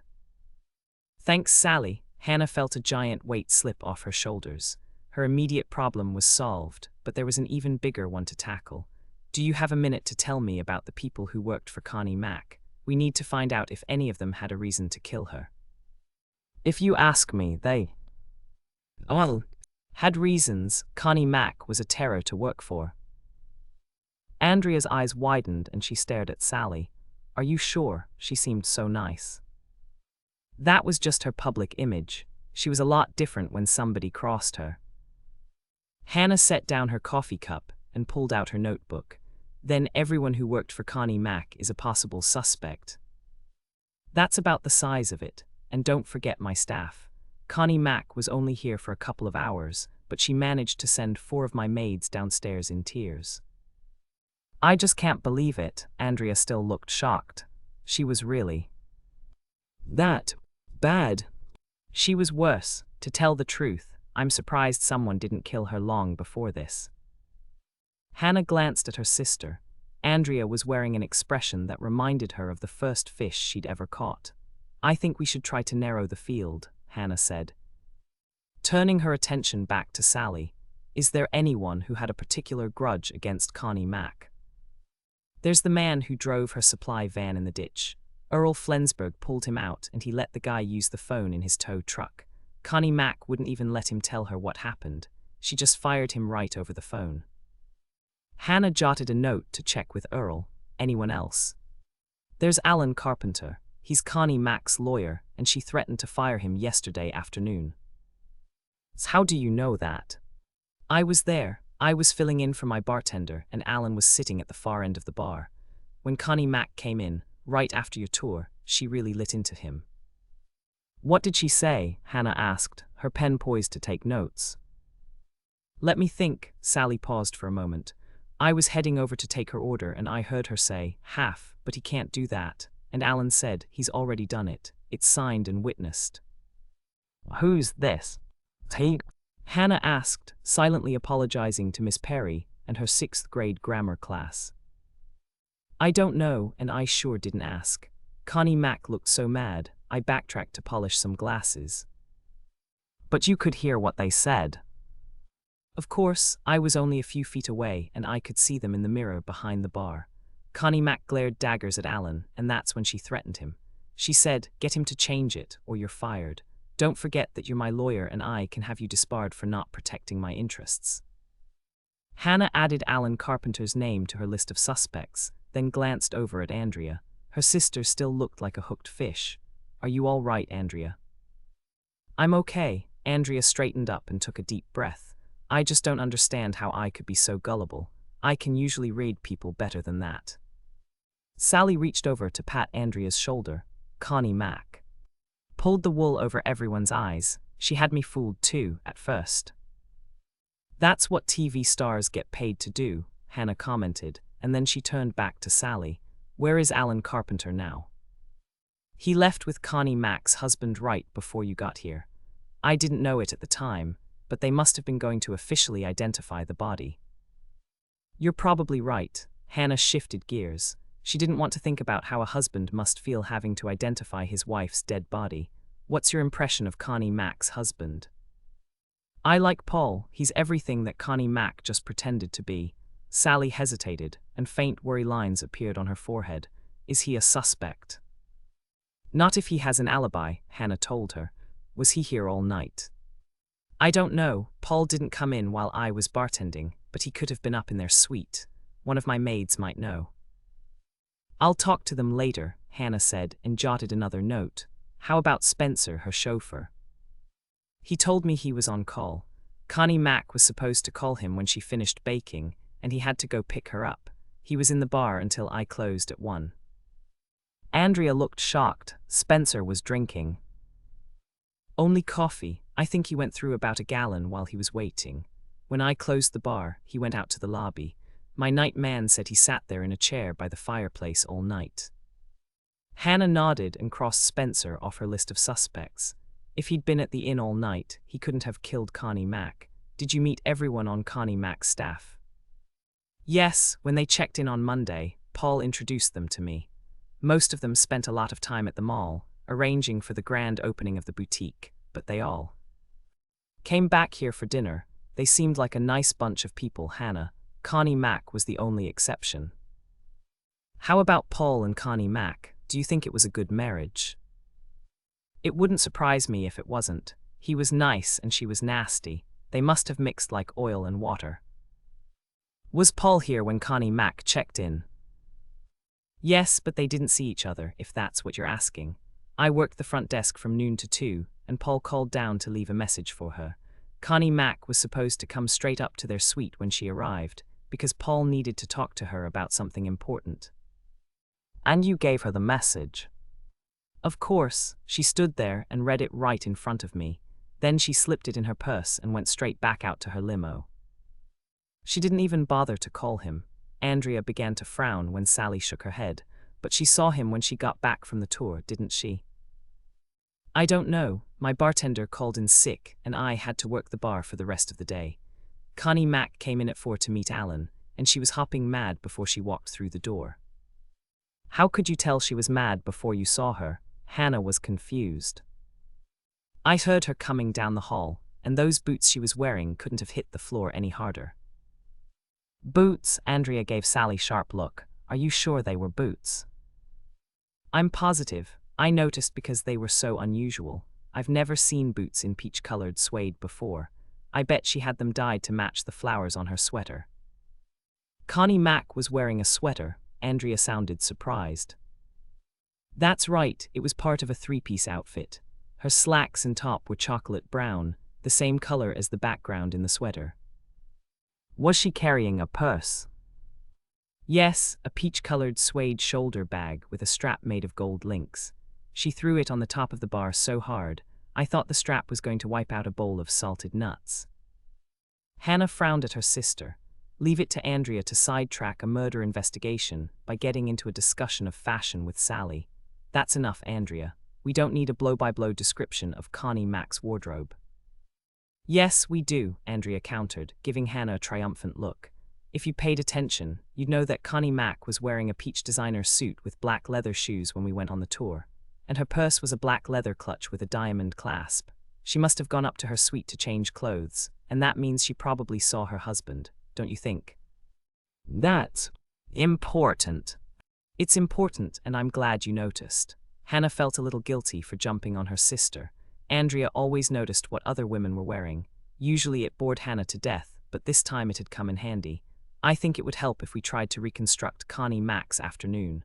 What time did you finish the tour, Andrea? 3:30. I looked at my watch when Spencer dropped me off at my car. I wanted to see if I had time to stop at the cleaners before I picked Tracy up at preschool. Hannah wrote the time in her notebook. So Connie Mack got here at 3:30, and she had time to change clothes before Sally saw her at 4. She barely had time, Andrea corrected her. I don't think Connie Mack was the type to go out in public unless she looked perfect. And don't forget that she had to switch purses. I figure she had about 2 minutes to spend with her husband, just long enough to give him his orders for the rest of the day. Hannah chuckled at her sister's turn of phrase. Andrea's opinion of Connie Mack had obviously hit rock bottom. So you think it wasn't an ideal marriage? Not on your life. Any woman who doesn't spend more than 2 minutes with her husband, especially after they've been separated for 5 days, is a really lousy wife. I'll take your word for that, Hannah said, turning back to her notebook. Was Connie Mack angry about anything when you left her, Andrea? Not that I could see. She was all smiles, and she even invited me to the grand opening of her boutique. Something must have happened after she went up to her suite. At least we know she didn't have a fight with her husband. There's no way he could make her that angry in 2 minutes. Hannah looked up from her notes as Sally and Andrea started to laugh. What did I say? Sally tried for a straight face, but it didn't work. You don't understand, Hannah. Dick can say something to make me mad in less time than that. And Bill can do it in 30 seconds flat, Andrea added. You don't know much about marriage. And I'm not sure I want to. Then you two think she might have had a fight with Paul? It's certainly possible, Andrea answered, but it's also possible that something happened on her way down to the bar. That's true. How long did she stay in the bar, Sally? 5 minutes tops. She went out the same way she came in, as mad as a wet hen. She was really on the warpath, Hannah. My stepmother was carrying Danny down the hall and she heard Connie Mack yelling at Kurt Howe in his room. She was so loud, Francine could hear her right through the closed door. What time was that, and who's Kurt Howe? 4:15. Kurt Howe works for Savory Press, the people that publish her cookbooks. He's a nice young guy and he's got a tough job. He told me that they sent him here to handle Connie Mack, and it wasn't easy. That's got to be the understatement of the year, Hannah said, venturing a grin, especially when Connie Mack's the one who's used to doing the handling. Does Francine know why she was yelling at him? Not really, she just caught the tail end of it. But she did hear Connie Mack say that she was going to call the publisher in the morning and have Kurt fired. Hannah almost choked on a sip of coffee, and Andrea reached over to thump her on the back. Are you all right, Hannah? I'm fine, but we've discovered 5 suspects already, and we just started. Sally's right. It looks like everyone had a reason to want Connie Mack dead. 5 suspects, Sally looked confused. I thought you had only 4. The van driver's number 1. He must have been steaming about being fired, and Alan Carpenter is number 2. Connie Mack threatened to fire him. And have him disbarred. We have to include Paul, Andrea said, taking over the count, at least until we find out if he has an alibi. If they had a fight, he was probably just as mad as she was, and Kurt Howe is suspect number 4. He could have killed her so she couldn't call the publisher to get him fired. Sally nodded. Okay, but that's still only 4. Who's the fifth, Hannah? Remember that conversation you overheard between Connie Mack and Alan? The man who was getting half of something could have killed Connie Mack to keep her from changing their agreement. I didn't even think of that, Sally said, obviously impressed. But how are you going to find out who he is? Hannah turned to her sister. You can ask Alan. He'll probably try to fob you off with lawyer-client privilege, but it's worth a try. I'll get it out of him, Andrea promised. Sally glanced at her watch and sighed. This is getting interesting, but it's past time for me to go out there and play hostess. Come on and I'll treat you to the buffet. Just one more thing before you go, Hannah stopped. Sally, before she could leave, do you have any idea where Janie Burkholtz is? She's probably at the table with the rest of the Connie Mack people. They always sit together. She's not there, Andrea said. Mike called her this morning, and when Janie didn't answer the phone in her room, he sent one of the maids up to check. There was no sign of Janie, her bed hadn't been slept in, and all of her things were gone. We need to find her before Bill and Mike do. Sally nodded. Why don't you ask Paul? Janie had dinner with him Thursday night, and she would have told him if she needed time off. We'll do that, Hannah promised, and then she started to frown as another, very unwelcome thought occurred to her. Did you get the impression that Janie and Paul were close? I guess you could say that. They seemed to have a great time together. As a matter of fact, one of my waitresses said. Sally stopped speaking abruptly, and Hannah leaned forward. What? It was probably nothing. You know how Dot Truman is. She just got engaged, and she sees romance under every bush. Under any other circumstances, Hannah would have laughed at Sally's description, but this was far too serious. I still need to know what Dot said. All right, it's just that Paul and Janie sat there for quite a while, laughing and talking and whatever, and that was the night. Before Connie Mack got here. And Dot said, Andrea prompted. She told me it was pretty obvious to her that Paul had something going on the side. Hannah glanced at her sister in time to see her wince. It wasn't the sort of news that either of them wanted to hear. Is Dot Truman scheduled to work today? I'm not sure, I'll have to check. Sally got to her feet. Come on, you two. I have to mingle with the guests and you have to eat. We can talk more later. Sally and Andrea got up, but Hannah didn't. She was still considering what Dot Truman had said. Janie had a sensible head on her shoulders, and Hannah didn't think she'd be foolish enough to have an affair with her boss's husband. On the other hand, common sense could fly out the window when love walked in the door.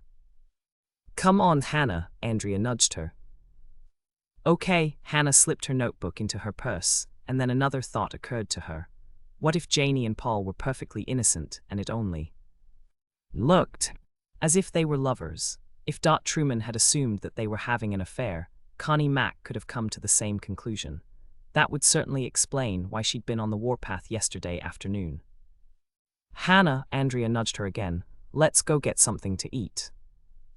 Right, Hannah slid off her stool, intending to leave, when another piece of the puzzle clicked into place. Hannah, Andrea sounded impatient. Hold your horses, I'm coming. Hannah grabbed her purse and followed Andrea into the dining room. On any other morning, the sight of Sally's buffet table would have made her as hungry as a bear, but she barely glanced at the tempting array. Her mind was still back at the crime scene, thinking about Janie and Connie Mack. Once Bill and Mike had interviewed Dot Truman, they'd suspect Janie of being the other woman. Jealousy was a powerful motive for murder, and even if Paul swore that he wasn't involved with Janie, it wouldn't hold much water. Mike and Bill would expect him to deny it. Get in line, Hannah. Andrea gave her a none-too-gentle shove, and Hannah got in line at the sideboard, where Sally's staff had set out the plates and the silverware. She moved forward automatically, still thinking about the case that Mike and Bill could build against Janie. Money also was a powerful motive for murder. And Connie Mack had made millions over the years. They might even think that Janie had killed Connie Mack so that Paul could inherit her empire.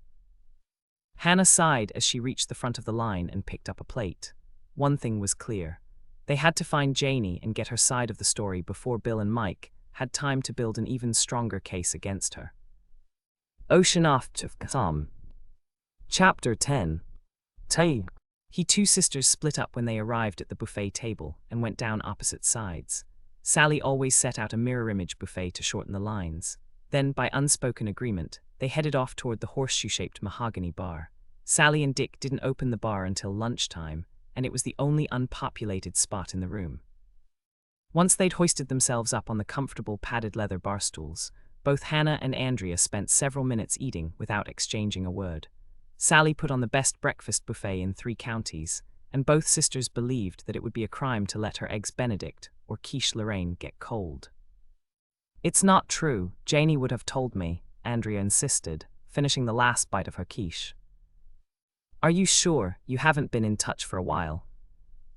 "We're still just as close as we were in high school." Andrea speared one of Sally's famous breakfast sausages with her fork. "Besides, Janie doesn't have an aggressive bone in her body. There's no way she could have killed Connie Mack. Unless she did it in self-defense." "What do you mean?" Andrea stopped in the act of lifting her fork to her mouth.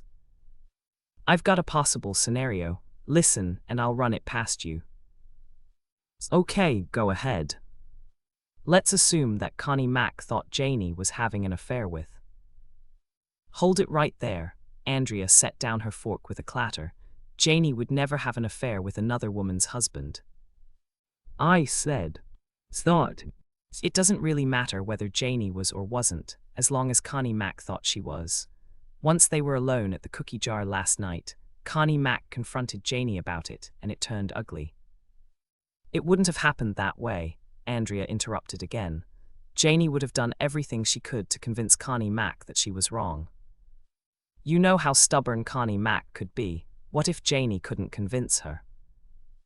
Andrea thought about that for a minute. Then Janie would have left.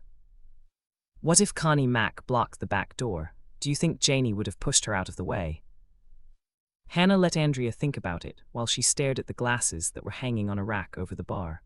They were absolutely spotless, and she wondered idly whether Sally's staff had to wash them every day. "Janie wouldn't have pushed her," Andrea said at last. "I'm pretty sure of that. If she couldn't leave, she would have gone into another room until Connie Mack cooled down." "Which other room?" "The coffee shop, or—" Andrea hesitated, and then she sighed. "I see where you're going. You think Janie ducked into the pantry to get away and Connie Mack followed her." Hannah nodded. "Knowing Janie, do you think it could have happened that way?" "Maybe it does. Makes sense, but we won't know for sure until we find Janie and ask her." "Exactly. Any ideas about where she is?" "Not really. Janie told me her parents were on a cruise. I don't think she'd drive all the way down to Florida if they weren't home." "Could she be hiding out with someone in town?" "When she called me, she said she hadn't kept in touch with anyone in Lake Eden. Besides, I'm her best friend. She would have come to me." "Are you sure?" Hannah didn't say anything else. She just kept silent and let Andrea work it out by herself. Andrea sighed deeply and shook her head. "She might have wanted to call me, but she knows what Bill does for a living. Maybe she contacted one of the other girls we ran around with in high school." "Do you have their numbers with you?" "Of course, you never know when a hot property is going to hit the market, and I like to give my friends first crack." Andrea reached inside her purse and pulled out her cell phone. She punched in a number and then she looked up at Hannah. "I know it's crazy, but I'm still hungry. Will you get me a couple of Sally's biscuits?" "Sure, I'll be right back." "Bring some ham slices, too, and don't forget the butter and apricot jam." "Coming right up." Even though the situation with Janie was grim, Hannah was grinning as she left the bar and headed back to the buffet table. Andrea claimed she wasn't pregnant, but perhaps she just didn't know it yet. If her sister's breakfast this morning was any indication, Hannah would have a brand new niece or nephew by Thanksgiving. "Hannah," Sally caught her on her way to the buffet table. "Truman's not on the schedule for today, and I've been thinking about who might know where Janie's gone. I think you should talk to Alex Matthews." "Is he one of the Connie Mack people?" "No, and he's a she. Her first name is Alexandra, but she prefers Alex and she's my temporary assistant. I hired her the day after Dick left for Arizona, and she's fabulous. You must have seen her in the kitchen. She organized my staff when they wheeled out the buffet." Hannah nodded, remembering the efficient dark-haired woman who directed Sally's kitchen help. Janie and Alex are close. Closer than most. It was one of those instant rapport things. They just clicked, you know. Sally glanced at her watch. Alex is upstairs right now, checking on the maids, but she'll be back in the kitchen in about 10 minutes. We'll talk to her, thanks, Sally. After Sally had left on her rounds again, Hannah filled Andrea's plate and headed back to the bar. She got there just as Andrea was slipping her cell phone back into her purse. Any luck? No, I called everyone we hung around with in high school, and no one's seen Janie. They didn't even know she was in town. I think she must have left Lake Eden. Hannah hoisted herself up on the bar stool and set the plate she'd filled in front of her sister. Sally just gave me a possible lead. Andrea sliced open a biscuit, spread it with butter and apricot jam, and slipped in a slice of ham. She took a bite and smiled. Just let me finish eating and we'll go follow up on it. Hannah bit her tongue to keep from voicing the comment that popped into her head. If they waited for Andrea to finish eating, Janie would have time to get halfway around the world in a rowboat. They found Alex in the kitchen, taking her coffee break. After they had introduced themselves and told her that Sally had sent them, Hannah asked her about Janie. Yes, I know Janie. Alex looked a bit worried. Is anything wrong? Hannah smiled to reassure her. She'd found that she learned much more when she didn't alarm the people she questioned. Janie's a good friend of ours. Andrea went to high school with her. Of course, Alex turned to Andrea with a smile.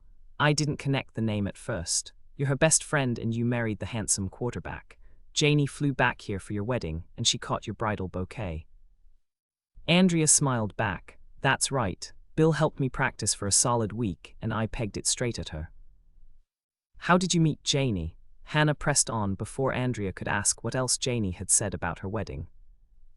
One of the maids called in sick the day she checked in, and I took some fresh towels up to her room. She's a lovely girl. Then you didn't know her before she checked in at the inn? Alex shook her head. We just got to talking, and we discovered that we had a lot in common. Like what? Hannah asked. Just a lot of little things. Janie's crazy about old musicals, and so am I. Our favorite dessert is coffee ice cream with chocolate sauce. We do crossword puzzles to relax, and we both like to read biographies. Janie says we're birds of a feather. Do you happen to know where Janie went when she left the inn last night? Hannah asked. I didn't see her at all last night. Why? Is there something wrong? Hannah started to shake her head, but then she reconsidered. If Alex was a friend, she deserved to know the situation. We're not sure. Janie packed up all her things last night and left. She did. Alex was clearly surprised. Do you know why? We think she might have had a fight with Connie Mack. Andrea answered the question. That's possible. I was at the desk when Mrs. McIntyre left and she stomped out of here in a huff. Janie came down a minute or two later, and I asked her why she wasn't riding in the limo. She said that Mrs. McIntyre had told her to take her own car and that she was in a nasty mood. Do you think Janie quit? Andrea asked. Oh no, Janie needed her job and she's not a quitter. Mrs. McIntyre probably fired her again. Andrea's mouth opened and Hannah sent her a warning glance. It snapped shut again and Hannah turned back to Alex. You said. Again? Was Janie fired before? Oh yes, but she said it was never more than a few hours before Mrs. McIntyre would call to rehire her. Why would she go back to a job like that? Hannah was amazed. That's exactly what I asked her. Alex gave a little laugh, and Janie said that Mrs. McIntyre was the only fly in the ointment. She loved her job, and she really liked all the people on the staff. How about Mr. McIntyre? Hannah glanced at her sister, but Andrea's mouth was glued shut. She absolutely adored him. She said he was a saint for putting up with his wife all these years, and that he deserved a lot better. Hannah almost groaned aloud. She didn't think that Janie and Paul had been more than friends, but Bill and Mike would put a very different spin on Alex's answer. Janie never goes along to the book signings, Alex went on, and we were going to get together this afternoon. I hope Mrs. McIntyre called to rehire her this morning. She didn't, Hannah said. not relishing the task of telling someone else that Connie Mack was dead. But why? She needs Janie. No one else can put up with her. She went through 12 assistants the year before Janie came on board. I'm sure she would have called Janie, Andrea said, taking over, but that was impossible. Connie Mack died last night. Alex's eyes widened. She's dead. Why didn't anyone tell? Me, I thought her face was awfully red when she left yesterday afternoon, but I figured she was just angry. Was it her heart? Hannah clamped her lips shut to keep from saying. Of course not. Connie Mack didn't have a heart.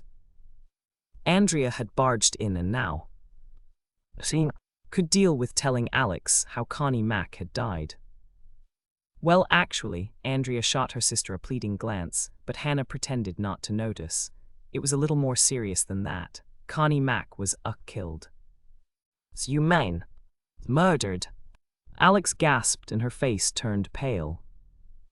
Hannah looked over at Andrea. She still had that pleading look on her face. Andrea, the smooth talker who could handle any situation, needed to be baited out. The police think it's murder, but it could be an accident, Hannah explained. That's why we need to find Janie. She was with Connie Mack last night and we want to ask her what happened.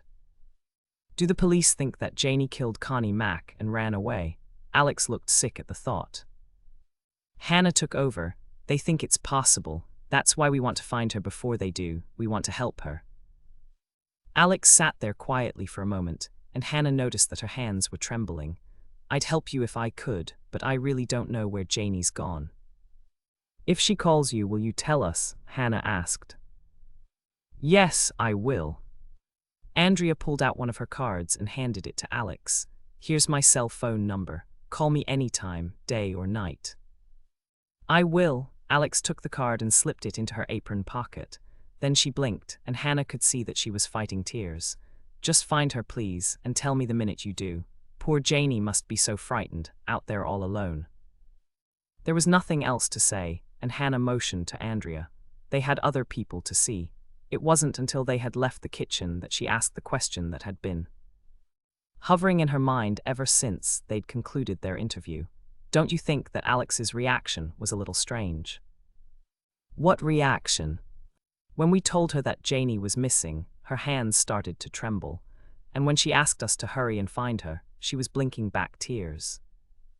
That's not so strange, Andrea objected. She was concerned. I realize that, but don't you think it was a little out of proportion? Not really. I feel exactly the same way. Every time I think about how lonely and scared Janie must be, I get tears in my eyes. So do I, but we've known Janie all our lives. Alex only met her 5 days ago. Oh, Andrea was silent for a long moment. You're right, what does it mean? I'm not sure, but I think we'd better find out. Let's go to the lobby and plan our strategy. Ocean off to some. Chapter 11. 8. Anna led Andrea into the lobby, and they took 2 overstuffed chairs next to the massive granite fireplace. It was as far from the desk as they could get, and they had the huge room all to themselves. Sally told me the granite slabs for the fireplace came from Cold Spring, Andrea informed her. F.E. Laughlin used local granite, and he had it carved with his own designs. Isn't it beautiful? It's certainly impressive, Hannah said, deciding not to risk further comment. With murder foremost on her mind, the 3-dimensional angels that appeared to be emerging from the grey-veined surface reminded her of headstones in a graveyard. Andrea inched a little closer to the blaze that was burning in the grate, and then unzipped her leather-bound organizer. What do you want me to do first? Go talk to Francine. Hannah found the page of notes she'd taken when they talked to Sally. Find out what she knows about the fight that Connie Mack had with Kurt Howe. Then ask her opinion of the reporter who wrote the story about the ghost. Andrea jotted it down with her gold cross pen. Do you really think he might have murdered Connie Mack to add excitement to his ghost story? Not really, but it's something we have to rule out. And don't forget to ask if Francine knows Janie. You want me to ask everyone about Janie, don't you? Absolutely. I'm writing down a series of questions, Andrea said, her pen flying swiftly across the page. I want to know the last time they saw her, any friends she talked about, and whether she ever mentioned a particular place she liked to go, like a hotel or a resort. That's a very good idea. Hannah was impressed. Andrea seemed to have the questions about Janie covered. Then I'll ask them to put themselves in Janie's place and tell me where they think she might. Andrea stopped speaking and stood up. My phone's ringing. I didn't hear anything. I switched it to vibrate so it wouldn't disturb us. Maybe it's Alex. We asked her to phone if Janie called. Hannah thought that was a little too much to hope for, but she was on full alert as Andrea retrieved her cell phone and answered the call. Hello, there was a pause and then Andrea smiled. Hi, honey. It had to be Bill, and Hannah settled back in her chair. Tracy was the only other person Andrea would call honey. Of course Hannah's with me. We're out here at the inn. Sally said she could bake out here. Do you want to talk to her? Hannah reached out for the phone, but Andrea shook her head. She listened for another few moments and then she started to smile. That's just great, honey. I'll see you in about half an hour. That was Bill, Andrea said, pressing a button and dropping the phone back into her coat pocket. I gathered that. They're on their way out here, and they're bringing all your cookie dough. Hannah gave a huge sigh of relief. Once she had her cookie dough, today's baking would be a snap. Let's get our things together and go talk to Earl Flensburg about the man Connie Mack fired. I saw him drive in, and he should be finishing his first cup of coffee about now. Too bad Ray didn't wait a day to tell her what happened. Earl picked up the remainder of his glazed donut and stared at it thoughtfully. He was a bear of a man, and his quilted orange parka with the Winnetka County Towing Service insignia on the right front breast pocket made him look even larger than he was. Hannah guessed what was on his mind, because then she wouldn't have had the chance to fire him. Yeah, I should call him to tell him what happened, but I never got his number. Didn't get his last name either, come to think about it. We just need the owner's name for the form. Sally told us the accident wasn't his fault, Hannah prompted. That's right, a semi spun out in front of him and he took the ditch to avoid it. The van was fine, if you don't count the sissy color, not a scratch on it. So the only thing damaged was Connie Mack's cake, Andrea asked. That's about the size of it. Ray was fine too, but he was shook up bad. I told him to sit in the rig while I hooked up. His face was as white as that snowbank he hit. Were you there when he called Connie Mack? Hannah asked, even though Sally had already told her. It was always better to get things firsthand. You betcha, I let him make the call from my rig. He had the phone up to his ear real tight, but I could still hear her yelling at him. Connie Mack wasn't exactly known for her sweet disposition. Hannah ventured a small grin. Didn't Ray tell her that he couldn't avoid the accident? Course he did, but it didn't count for a hill of beans with her. Guess I should say I'm sorry she's dead, but I'm not. She was real nasty to Ray. From what we hear, she was nasty to a lot of people, Andrea commented. Doesn't surprise me, but chickens come home to roost, you know. That's what they say, Hannah agreed. Do you think those chickens had any help from Ray? No way, Earl shook his head emphatically. All Ray wanted to do was crawl home with his tail between his legs. I seen enough people in my life to know he wasn't the killer type. Besides, he was nowhere near here last night. Are you sure? Hannah asked, not willing to rule out Connie Mack's driver solely on Earl's assessment of his character. Sure, I'm sure. After she fired him, I dropped him out at the quick stop so's he could catch the bus home. Do you know where he lives? Andrea asked the next question. Can't say as I do. He lives with his folks, though. He told me that. Hope they weren't too mad at him for losing his job. From my way of thinking, it was the best thing that ever happened to him. A clean-looking kid like Ray's gonna get another job real fast. Clean-looking, Hannah prompted. Dark hair cut short, a real nice smile, and a polite way of talking. He called me sir, and hardly nobody does that. Said he wanted to go to college, but he had to work for a year first. He does sound nice, Hannah commented. What time did you drop him off at the quick stop? I got my next call at 4:30, and that was right after I dropped him off. Earl's eyes narrowed, and he stared at Hannah suspiciously. You gonna go check to make sure Ray got on that bus, even after I told you he couldn't have killed her? Hannah hesitated. She didn't want to hurt Earl's feelings, but she wasn't going to lie either. Andrea stepped in. I think we should go out there and check. If Hannah and I can prove that Ray got on that bus, the police won't have to bring him back here to question him. Earl thought it over for a minute. That's a good idea.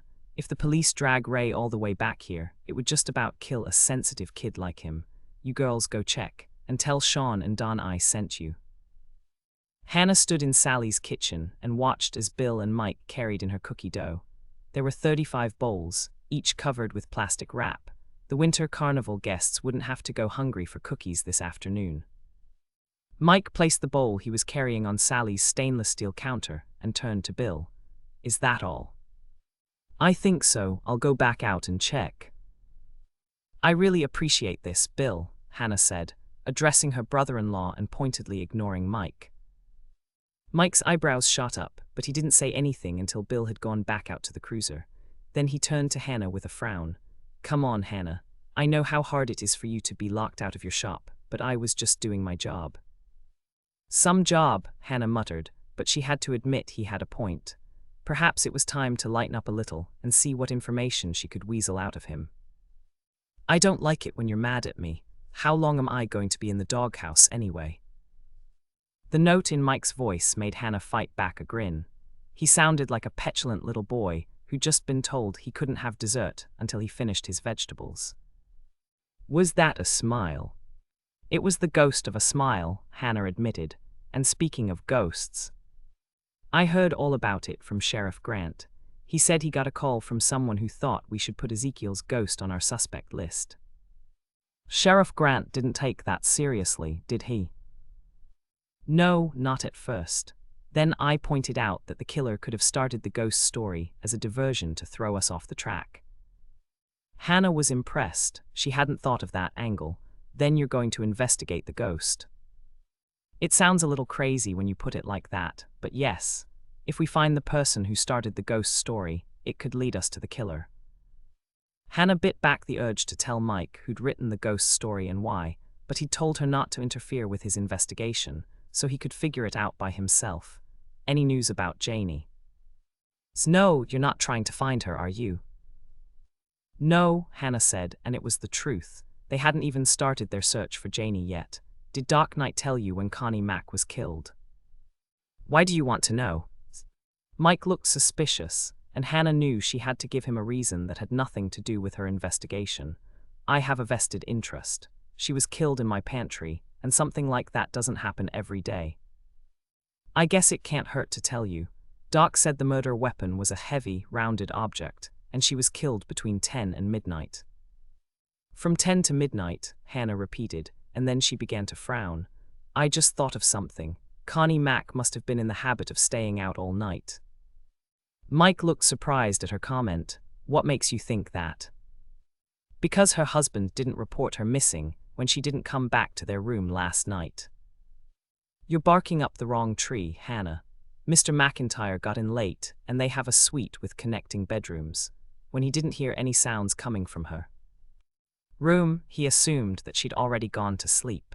He didn't know that she wasn't there until we called him this morning. Hannah didn't say what was running through her mind. After the nasty mood Connie Mack had been in that afternoon, she couldn't blame Paul for not wanting to wake her. Where was Paul McIntyre last night? Out at the Tri-County Mall, doing a walkthrough of the kitchen boutique with the mall manager. After that, they went over all the paperwork to make sure everything was in order. Alan Carpenter was with him, and they both said they didn't get back here until after midnight. Then they're both in the clear, right? They will be if their story checks out. Mike reached out and took Hannah's arm. Did you know that Norman was at the Ezekiel Jordan house last night?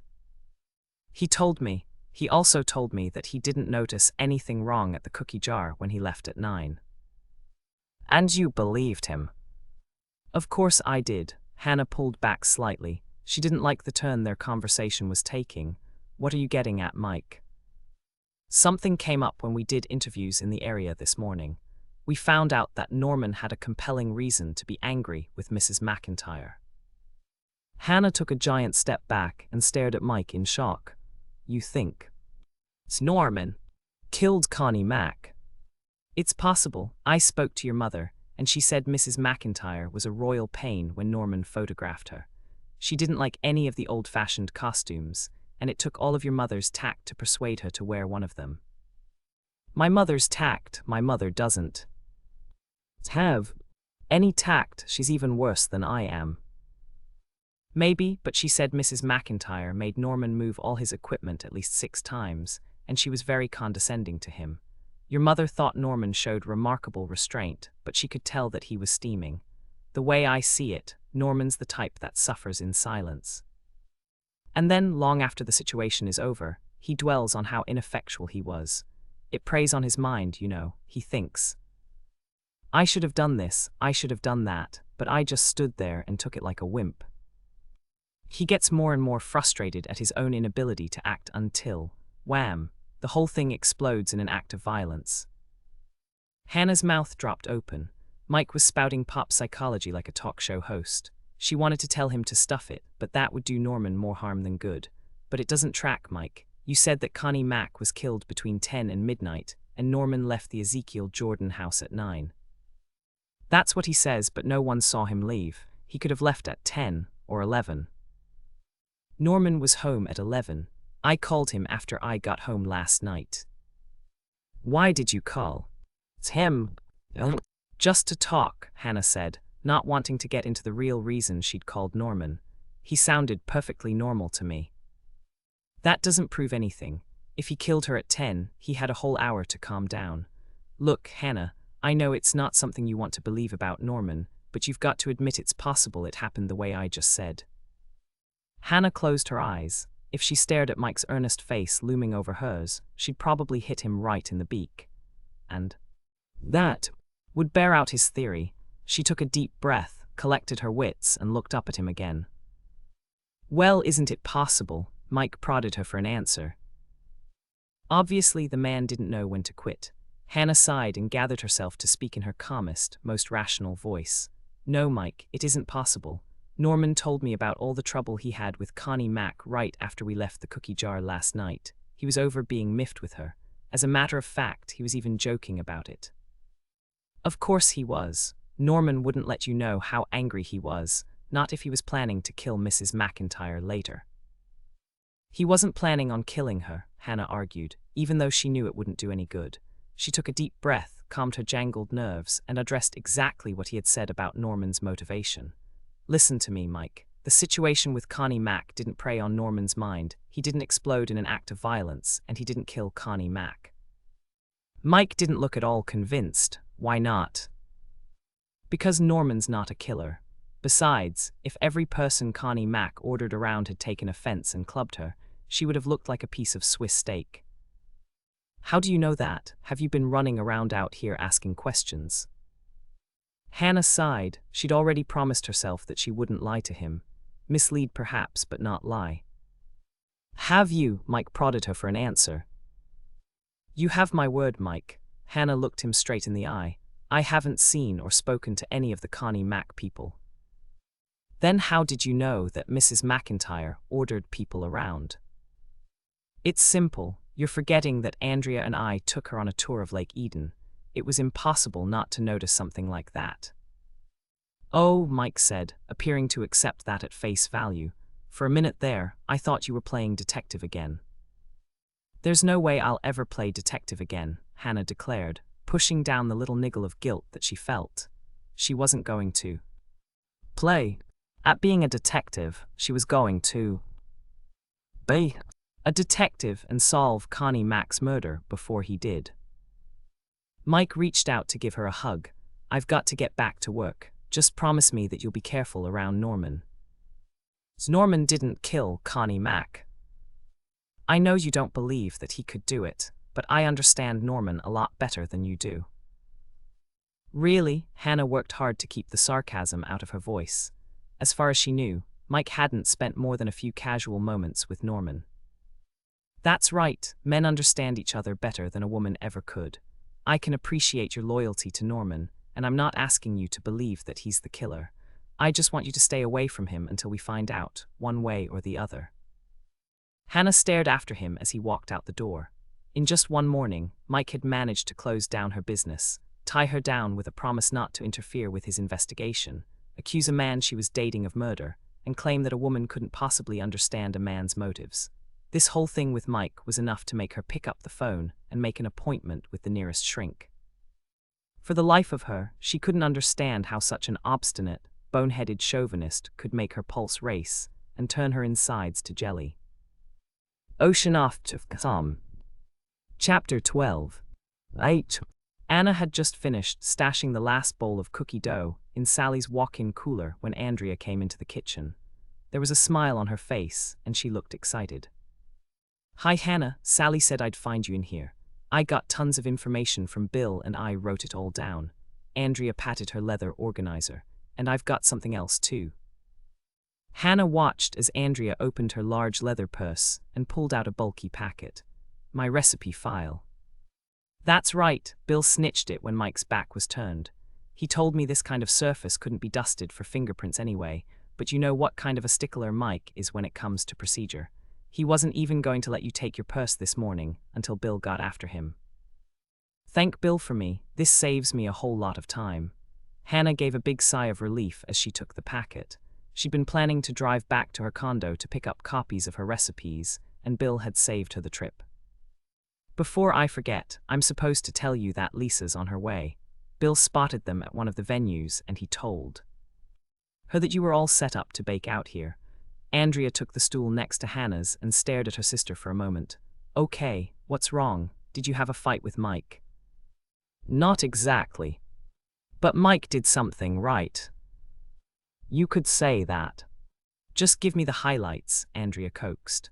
"I need to know what Mike said, so I can compare it to what Bill told me. That's the only way we'll know if they're holding out on us." Hannah hesitated. She didn't really want to talk about her conversation with Mike, but she had learned some things about the official investigation. "Okay. Mike said they haven't found Janie. Dark Knight put Connie Mack's time of death between 10 and midnight. The murder weapon was a heavy, rounded object, and Paul's alibi is Alan Carpenter. Both of them claim they were together at the boutique last night and they didn't get back here until after midnight. Unless it's a conspiracy, they're both in the clear." "Bill told me all that. What else?" "What makes you think there's anything else?" "I can read it on your face." Hannah caved in. Andrea had always been able to tell when she was upset. "Mike told me that Norman's a suspect." Norman." Andrea's mouth dropped open when Hannah nodded. "But why?" "Bill didn't tell you." Hannah answered her sister's question with one of her own. "Bill didn't say a word about Norman. Why does Mike think he's a suspect?" "His mother." "His mother." "One and the same. She told Mike that Connie Mack was nasty to Norman, and now Mike thinks that Norman went back to the cookie jar last night to get even with her."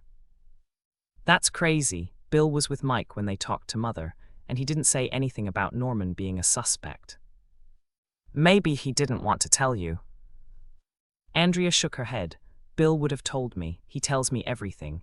And that means Bill doesn't think that Norman did it, but Mike must have some reason to." Andrea stopped in mid-sentence, and a huge grin spread over her face. "Of course, I get it." "What do you get, and why are you grinning like that?" "Because it's so obvious. Mike's the only one who thinks Norman is a suspect, and that's because he wants Norman to be guilty. Don't you get it, Hannah?" Hannah thought about it for a moment, and then she shrugged. "Not really. It can't be personal. Mike's always said he liked Norman. Naturally, he can't admit that he's jealous. That would make him look bad. So what does Mike do? He accuses his rival of murder. I bet he even told you to stay away from Norman. He did, didn't he?" Hannah nodded. "Yes, but..." "I knew it, I'm right, and you didn't even see it." "See what?" Hannah was puzzled. "Mike's in love with you, Hannah. That's the reason he suspects Norman." "That sounds like something Dr. Love would say." Hannah referred to the psychologist who answered callers' questions on K-Cow Talk Radio. "Have you been listening to her show?" "Of course not. I don't have any reason to listen. I have a very happy marriage." "I'm glad to hear it," Hannah said, and she was, especially since she suspected that her sister's family was about to increase by one. "It's like this, Hannah. Men in love behave irrationally. Since Mike is behaving irrationally, he must be in love in you. That's simple logic. That's bad logic, Hannah corrected her. You're affirming the consequent. I'm doing what? Hannah thought about explaining, but this wasn't the time to give her sister a lecture in Logic 101. Never mind, but if Mike is in love with me, why didn't he just send me a Valentine? Because Valentine's Day is over and maybe he wasn't in love with you then. He might have just realized it this morning. I know I'm right, Hannah. Mike is definitely in love with you. Hannah made a face. If that's love, I don't need it. Telling me that Norman was a suspect was an awful thing for Mike to do. He lied to me. Mike didn't lie, Norman's is a suspect, at least in Mike's mind. I'm sure he believes he has some kind of case against Norman. But Norman didn't kill Connie Mack. I know that, and you know that, but Mike doesn't. Hannah frowned as the full implication of her sister's words sunk in. But Mike's a good cop. I can't believe that he would make up a case against Norman. Of course he wouldn't, but he's going into this investigation with a bias. Innocent people have been convicted before, you know, and police work is so objective. Subjective. Okay, subjective. I always get those two mixed up. I tell you, Hannah, Mike doesn't even know he's biased against Norman. It's totally unconscious. Subconscious. Andrea rolled her eyes at the ceiling. Stop correcting me. I'm trying to make a point here. I'm sure Mike will come to his senses eventually, but Norman could find himself in a lot of hot water in the meantime. Hannah thought about that for a moment, and then she sighed. I hate to admit it, but you could be right. We'd better find out if Norman has an alibi. Hi, you two. Lisa breezed into the kitchen. I dropped Dad off at the seniors' center and Tracy's in the dining room with Bill and Mike. They're having breakfast and she's snitching their bacon. That's fine, Andrea nodded absently.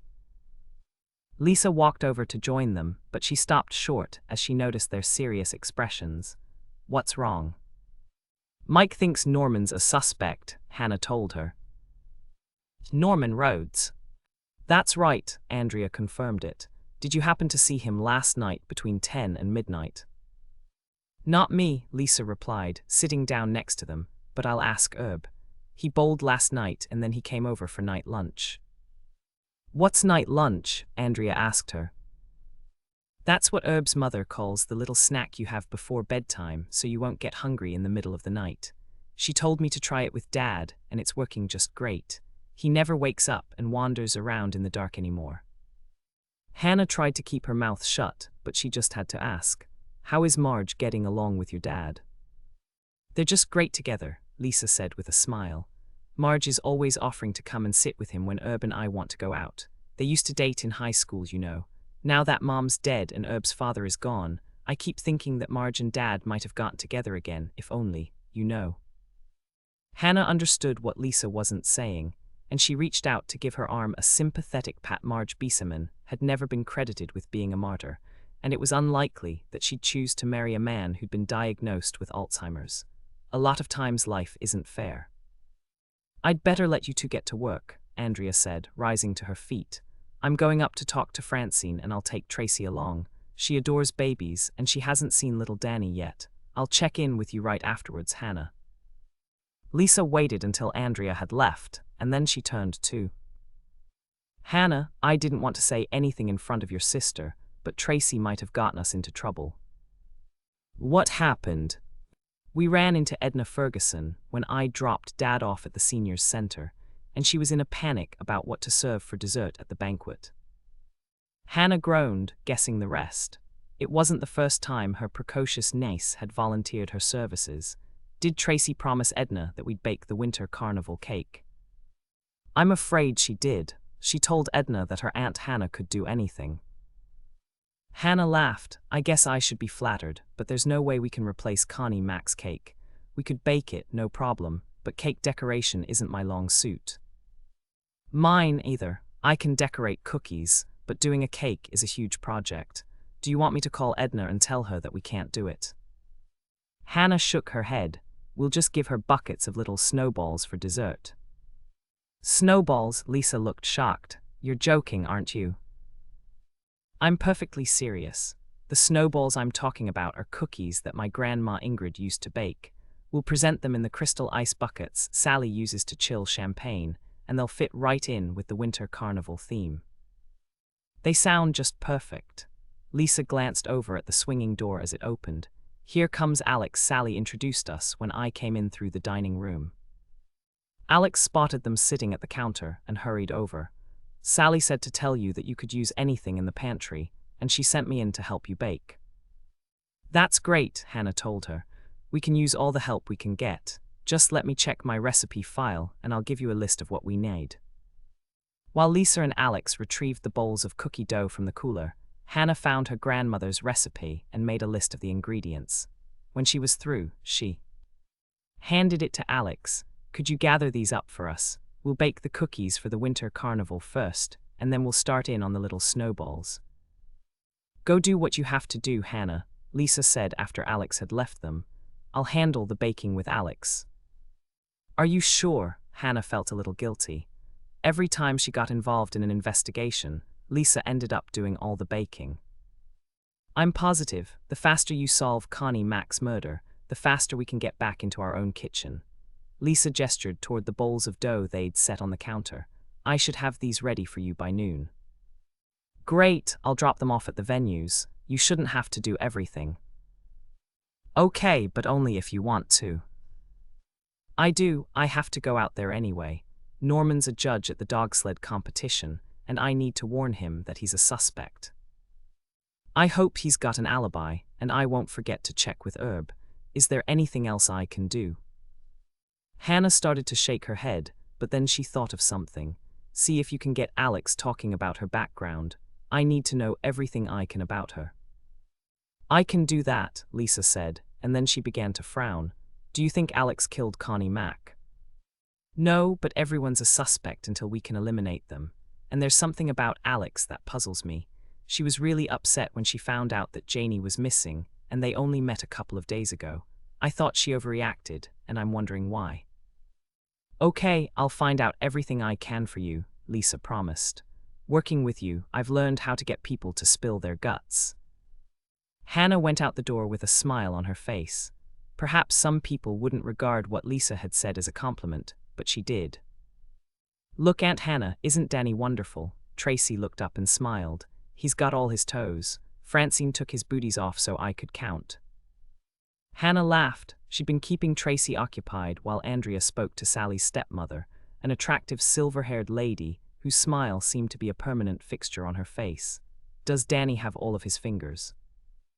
Oh yes, he has 8, and that's just right. Not 10, Hannah couldn't resist teasing her niece a bit. Of course not, Aunt Hannah. You know that people have only 8 fingers, the other 2 are thumbs. That's right, I was just testing you. Thumbs aren't fingers. Tracy nodded, but they're really important. They're opposable and we couldn't pick up things if we didn't have them. Watch and see how Danny does it. Tracy picked up a rattle and dangled it in front of Danny. The baby reached up to grab it, and Tracy leaned down to kiss the top of his head. Good boy, Danny, you did that just fine. Did Miss Cox teach you that in school? Hannah asked, wondering how Janice Cox, Tracy's teacher at Kitty Corner, was managing to cope with such a bright 4-year-old. No, Mr. Herman told me about it when we looked at his animal collection. Monkeys and gorillas have opposable thumbs, and there was another animal, too. I think it had something to do with oranges. Orangutans. That's it. Hannah reached out to ruffle Tracy's blonde hair. You liked Mr. Herman. Oh yes, he knows lots of things, but he told me that sometimes his memory turns into a butterfly. A butterfly. Tracy nodded solemnly. He has to sneak up on it if he wants to catch it, and there's a trick he uses. If he can't remember something right away, he makes himself think of something else. Then it flutters straight into his mind. Ready, Tracy. Andrea came over to take her daughter's hand. Thank Francine for letting you play with Danny. After Tracy had thanked Francine, Andrea herded her toward the door. Hannah lagged behind to take one last peek at Danny. He'd fallen asleep with his fist in his mouth, and as she stood there, she found herself wishing that her life had taken a different turn. If she'd married, she'd probably have children by now. He's a very good baby, Francine said softly, reaching out to straighten his blanket. Sally and Dick are so lucky. Yes, they are. I'd better go. I'll see you later, Francine. Hannah walked out and shut the door softly behind her. Danny was sweet, and he'd definitely awakened her maternal instincts. What took you so long? Andrea called out from the end of the hallway. I was just looking at Danny. Hannah hurried to catch up with her sister and her niece. They had a murder to solve, and she could think about her lack of progeny later. Ocean off to Tom. Chapter 13. Tea was only 5 miles to the quick stop, and Hannah negotiated the icy roads with a practiced ease. Once she'd reached a straight stretch of highway, she glanced at her sister. Did you find out anything interesting? A couple of things. Andrea swiveled in her seat to look back at her daughter. We can talk about it. Tracy's got one of her books, and she never listens to anyone when she's reading. That'll come in handy when she's sharing a dorm room in college, Hannah said, remembering the times she'd lost herself in her studies when her roommates were discussing the men they were dating. Francine feels awful about mentioning Ezekiel's ghost. She had no idea that reporter would take her seriously. His name is Larry Kruger, by the way, and I was right about Connie Mack's ancestors. Her great-great-uncle was F.E. Laughlin's secretary. But was he playing in that poker game? Hannah stepped on the gas to pass a lumbering bus. Francine says he could have been. F.E. always took his secretary along when he came to Lake Eden. He liked to work in the daytime and relax at night, and we know his sec. Rattari was there because Francine found a letter he'd written on that date. All right, you convinced me, Hannah conceded, turning off the highway to take the access road. The quick stop was impossible to miss, even in a near blizzard. The old wooden building was painted bright red with yellow trim around the windows, and it loomed like a beacon against the banks of snow. Andrea waited until Hannah had parked at the side of the building. It's time to put your book away, Tracy. We're here. But I'm just getting to the best part. Tracy looked up from her book reluctantly. Can't I stay here and read? It's too cold, honey. You turn into an icicle in 2 seconds flat. But Aunt Hannah can leave the heater on. I won't touch anything, I promise. Andrea shook her head. That's not a good idea. Come on, Tracy. If you come inside with us, I'll buy you a snack. Hannah had all she could do not to laugh. Andrea, the mother who'd vowed to do everything perfectly, was bribing her daughter with fast food. Okay, Mommy. Tracy shut her book and stashed it in her backpack. Then she looked up at her mother and grinned. Can I have a hot dog? It's May. I have a hot dog, Hannah corrected her. You don't have to ask, Aunt Hannah. You're all grown up and you can eat anything you want to. Andrea cracked up, and so did Hannah. When they'd recovered, Andrea turned to her sister with a teasing smile. See what you get for correcting people all the time. Now you'll have to eat one of Sean and Don's hot dogs. That's not exactly a punishment, Hannah informed her, especially if it's smothered with mustard and pickles. That's exactly the way I like mine, Tracy commented, zipping up her parka and waiting for her mother to get out and open her door. After Tracy had climbed out of her truck, Hannah retrieved a bag of the twins' favorite cookies. She never sold day-old cookies in her shop, but the twins wouldn't mind. Her cookies were a whole lot fresher than the cookies they sold in little plastic packages. The snow crunched underfoot as they walked the few feet to the front door. The building itself was almost 50 years old, and the twins had spent one whole summer renovating it. They'd added living quarters in the rear, put on a new roof, and painted it inside and out. Their color choices more than made up for the black and white Minnesota winter landscape outside the windows. The front counter was bright blue, the shelves were bright yellow, and the inner walls were a brilliant green. The first aroma that hit Hannah's nose when they pushed open the door was of freshly brewed coffee. Quick Stop coffee was a source of controversy in Lake Eden.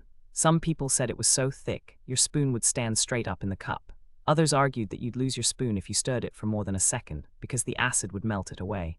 Hannah wasn't sure which opinion was accurate, since she'd never had occasion to put it to the test. She drank her coffee black. Hi Hannah, tell me that bag is what I think it is. Sean, or perhaps it was Don, looked up from the newspaper he was reading at the counter. The newspaper was covering the name embroidered on his purple Quick Stop shirt, and Hannah had never been able to tell the twins apart. It is. Hannah set the bag on the counter. I brought you a dozen twin chocolate delights. Those are our favorites, and not just because of the name. I've been meaning to talk to you about your cookies. Do you think we could work out a deal to stock them out here? Why not? Hannah smiled at him. New business was always welcome. What'll it be? It's my treat. Just coffee, please. It smells wonderful. And for you, he turned to Andrea. I'll have the same, Andrea answered, with extra sugar and cream. And how about you, little lady? I'd like a hot dog, please, Tracy spoke up, but only if Mommy says it's okay. I guess we'd better ask her then. Sean, or Don, slid off his stool and rose to his feet. Hannah caught a glimpse of the name on his shirt. This twin was Don. Is it okay, Mommy? Andrea nodded. She likes it with pickles and mustard, but go a little light on the mustard. And give her a package of chips, too. The plain kind, not flavored. Where's Sean today? Hannah asked, following him to the glass-enclosed spit where the hot dogs seemed to turn eternally. I'm Sean. But Hannah began to frown. Your shirt says you're Don.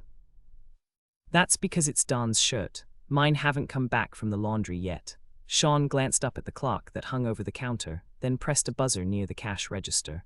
Don's favorite program just ended. He'll be out here in a second. When Don arrived, Andrea chatted with him while Sean prepared Tracy's hot dog. Once it had been decorated with mustard and chopped pickles, Sean wrapped it in a sheet of quick-stop waxed paper and placed it in a cardboard carryout box with a package of chips. Here you go. Sean handed the takeout box to Tracy and gestured toward an area near the front windows. We have tables over there. The tables had been painted an array of bright colors, and Andrea pointed to the bright orange one, the one farthest from the counter. Why don't you eat your lunch at the orange table, honey? Your Aunt Hannah and I need to talk to Sean and Don. Okay, Mommy, Tracy said with a resigned sigh. I just knew you were going to talk about grown-up stuff again. When Tracy had left, Don turned to Andrea. Grown-up stuff. She's talking about Connie Mack's murder. You heard about it, didn't you? Don frowned as he nodded. The K-Cow News team interrupted. Video auction. And I was all set to call in a bid on a co-track with antlers instead of hooks. I thought we could use it by the front door. What about the murder? Sean asked, getting back to Andrea's original question. Do they know who did it yet? Hannah shook her head. That's one of the reasons we wanted to talk to you. They're investigating anyone who might have had a reason to kill Connie Mack, and we found out that she fired her van driver that afternoon. Earl Flensburg said he dropped him off here yesterday afternoon to catch the bus home. His first name is Ray, he's in his early 20s, and he has short, dark hair. I remember him, Sean said. Winnie Henderson was here buying new wiper blades and he offered to put them on for her. He sure seemed like a nice guy to me. That's what Earl said. We're just trying to find out if he has an alibi for the time of the murder. Did you see him get on the bus? Yes, I was out front pumping gas and I saw him board. Where was he going? Andrea asked. Sean shrugged. North, that's all I know. We're just a stop on the highway. The driver pulls up and honks his horn, and the passengers go out to buy their tickets directly from him. He'll be back here around noon if you want to talk to him, Don added. He's got a short run on Saturdays. Andrea reached in her purse, pulled out 2 business cards, and handed one to each twin. Could you have him call me on my cell phone when he gets in? It's really important. Okay, Sean promised, and then he turned to his brother. You stand in front of the bus so he can't pull out, and I'll drag him into the phone. No, you stand in front of the bus, Don objected. Hannah grinned. The twins had a long history of arguing with each other.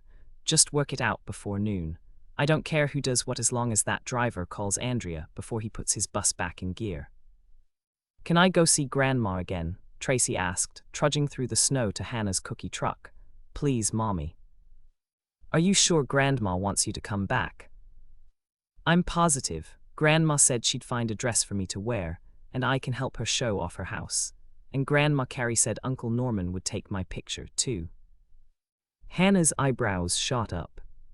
Grandma Carrie? That's what she told me to call her, and my real grandma said it was okay, because someone was bound to come to their senses eventually. Oh, brother, Hannah muttered. Tracy climbed into the back of the van and waited for her mother to get in. Once Andrea was settled in her seat, Tracy tapped her on the shoulder. "Why does Aunt Hannah look so funny? Does she have a headache?" "I think she does." "Then you should give her an aspirin, but we have to know exactly what kind of headache it is. It's very important." "Why is that?" Hannah asked her. "Because they have aspirin for different types of headaches. I learned all about it on TV. What type of headache is yours, Aunt Hannah?" "It's mother of all headaches," Hannah quipped, "and if they ever invent a special aspirin for that, I'll buy a whole case." Hannah and Andrea waited in the back room of the Ezekiel Jordan house, while Dolores helped Tracy change into a costume in one of the two dressing rooms. Hannah opened the door to take a peek at the unoccupied cubicle and was surprised to see that her mother had decorated it to look like a man's dressing room. The wallpaper was gray with a silver stripe, and hunting prints hung on the walls. There was an oval mirror on a stand, a wooden rack with ball-and-claw feet that had been fashioned to hold items of clothing, and a high-backed chair sitting next to a table that sported a set of silver-backed brushes and combs. "Oh, Hannah, just look at this darling dress." Hannah shut the door and turned to look at her sister, who was examining the contents of a chiffrobe that had been placed against the far wall. A variety of women's dresses hung inside, and Andrea removed a burgundy silk and held it up for her to see. "I think I'll wear this for my picture. What do you think?" "It's a nice color," Hannah said, frowning a bit at the tight waistline. From where she was standing, it looked ridiculously small. "Are you sure it's not too small for you?" "I can get into it. It comes with a corset that pushes you up and nips you in at the waist. One of the maid's jobs was to lace you in." "What if you didn't have a maid?" "Then you looped the strings around a bedpost and used it to pull them tight. You've seen pictures from that period. That's why all the fashionable women had hourglass figures." "And misshapen ribs," Hannah added. "They also fainted a lot, probably because they couldn't breathe." "It'll only be for a couple of minutes, just until Norman snaps the picture, and I want to look authentic. I think I should ask Bill to wear one of those tall silk hats." Hannah glanced up at the rack that held the hats and began to chuckle. The only hat her brother-in-law liked was a baseball cap. "Do you think he'll do it?" "Of course he will. Bill will do anything to make me happy. How about you? What are you going to wear?" "I'm not having my picture taken." "Yes, you are. Mother signed you up for a group picture with us. She wants to hang it on her wall." Hannah groaned. The camera was her worst enemy. The darned thing always caught her with a crooked smile or one eye half closed. To refuse to be in the portrait would mean an argument with Andrea and her mother, and she just didn't have the energy for that. "I'll do it, but I'll be the unfashionable aunt. At least I won't have to wear a corset that way." "But it's going to hang on Mother's wall. You really should look your best. Just let me find something in here for you and—" "Look at me, Mommy," Tracy called out, emerging from the dressing room in a sky-blue dress with a ruffled white pinafore. "Grandma says I look precious, and she even gave me this old teddy bear to carry around." "Antique." "Teddy bear," Dolores corrected her. "It's a staife, and you have to be very careful with it. It belonged to Ezekiel Jordan's youngest daughter." "I will, Grandma, I promise." "Let's go, dear." Dolores herded her toward the door that connected with the main part of the house. "You'll say your speech right after you enter the girls' room upstairs." "I know, Grandma. This is my room. I sleep here with my sisters, Emily, Catherine, and Lucinda. My father and mother gave me this teddy bear for my 4th birthday. His name is Brownie, and I love him very much." "Wonderful." Dolores clapped her hands and then turned to them. "Tell Tracy how wonderful she was, girls." "You were wonderful, honey," Andrea said with a smile. "Yes, you were," Hannah seconded. "Do you have any more to say?" "Just one more thing. When the guests are ready to leave, I stand by the front door and say, 'Thank you for coming to see the Ezekiel Jordan house that my Grandma Dolores and my Grandma Carrie made.'" The words, "Grandma Carrie," set off warning bells in Hannah's mind. Every Lake Eden resident who took the tour would hear Tracy, and the phone lines would overload with rumors that she was about to marry Norman. "We'd better run along, dear," Dolores said, taking Tracy's hand. "Our audience is waiting." Hannah walked over to grab her mother's arm. Go ahead, Tracy. I need to talk to your grandma for a minute. She waited until Tracy was well out of earshot, and then she turned to her mother with fire in her eyes. How could you, Mother? You know what people are going to think if Tracy calls. Dolores, I'm early.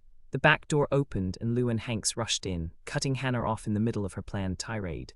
She stopped short as she saw Andrea and Hannah, and then her face lit up in a smile. Hi, Andrea. Hello, Hannah. How are you two? I haven't seen you in a while. We're fine, Hannah said, putting on a smile for Luan's benefit. Luan caught the tension in the air, and she glanced uneasily between Hannah and Dolores. If you're busy right now, I can come back later. No, dear, Dolores shook her head.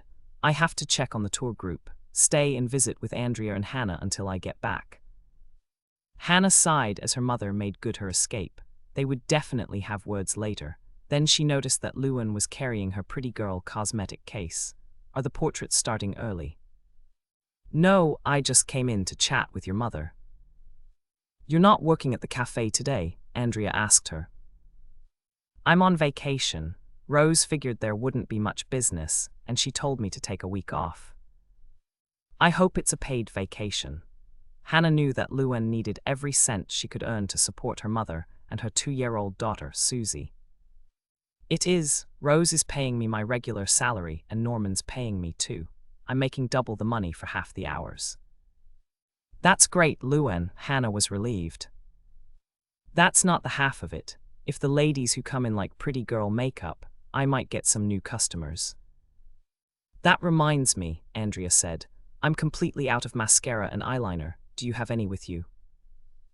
Hannah silently blessed her sister as Luan opened her makeup kit and gathered up the items that Andrea had mentioned.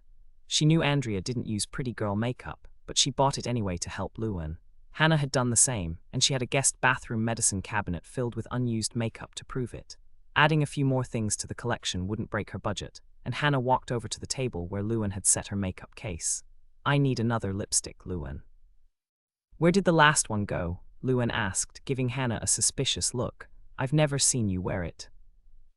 Hannah knew that Luan had a strong aversion to anything she regarded as charity, and she apologized to Moish in absentia for what she was about to say. My cat knocked it off my bathroom counter, and it ended up in the toilet. I fished it out to save myself from a plumbing bill, but I didn't want to, well, you know. I'm really glad you didn't. Luan plucked a lipstick from her case. I have your color right here, Hannah.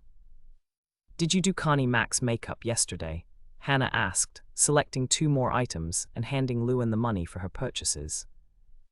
No, I was all ready to come in, but Norman called and told me that she was having her personal beautician do it before she left the inn. I never even got to see her. Hannah bit her tongue to keep from saying, You didn't miss much. Hannah, Dolores poked her head in the back room. Could you come here for a minute?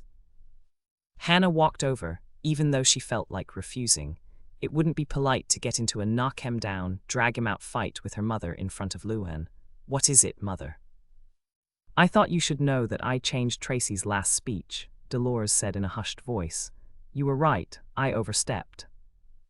Hannah's mouth fell open in shock. Her mother had never apologized to her before. She knew she should let sleeping dogs lie, but her curiosity got the better of her. What made you decide to change it, Mother? Carrie says Norman's going through a rebellious stage, and she thought it might be pushing him too far. The last thing we want to do is upset the apple cart. Ocean off to some. Twin chocolate delights. Preheat oven to 350 of, rack in the middle position. 1 cup butter. 2 sticks melted. 2½ cups white sugar. 1/2 cup cocoa. Unsweetened for baking. 2 teaspoons baking soda. 1 teaspoon salt. 2 teaspoons vanilla. 4 beaten eggs. Just whip them up with a fork. 3 cups flour. No need to sift. 1 cup chopped nuts. Optional your choice of nut. 2 cups chocolate chips. Melt butter in a large microwave-safe bowl. Add the sugar and mix. Then add the cocoa, soda, salt, and vanilla and stir until smooth. Add the beaten eggs and stir thoroughly. Mix in the flour, the chopped nuts. if you want to use them. And then the chocolate chips. Place rounded teaspoons of dough on a greased cookie sheet, 12 to a standard sheet. They'll flatten out as you bake them. Bake at 350 for 10 minutes. Cool on the cookie sheet for 2 minutes, then remove them to a wire rack to complete cooling. Mother loves these cookies. If I bake them when she's mad at me, she sweetens right up. Twin Chocolate Delights cookies should freeze well, but I can't swear to that. They never last long enough to try it. Ocean off to some. Chapter 14. Day. Oh, you want to put your coat in a locker? Andrea asked as they entered the Tri-County Mall. No, we won't be here that long. Hannah gazed around her at the throngs of people. It's only 10:30. What are all these people doing out here so early? The mall opens at 9 and a lot of people make a day of it. What other place could you go to jog in the morning with the family, have lunch at a restaurant, watch a movie at the multiplex, mail your packages at the post office, buy a new book at the bookstore, and get your hair done while your kids play computer games? Malls are wonderful in the winter. I guess that's true, Hannah said. And in the summer they're just as nice.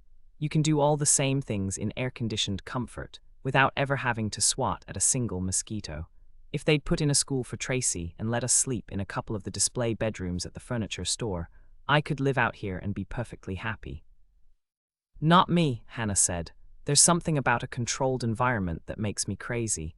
It's too much like being in jail.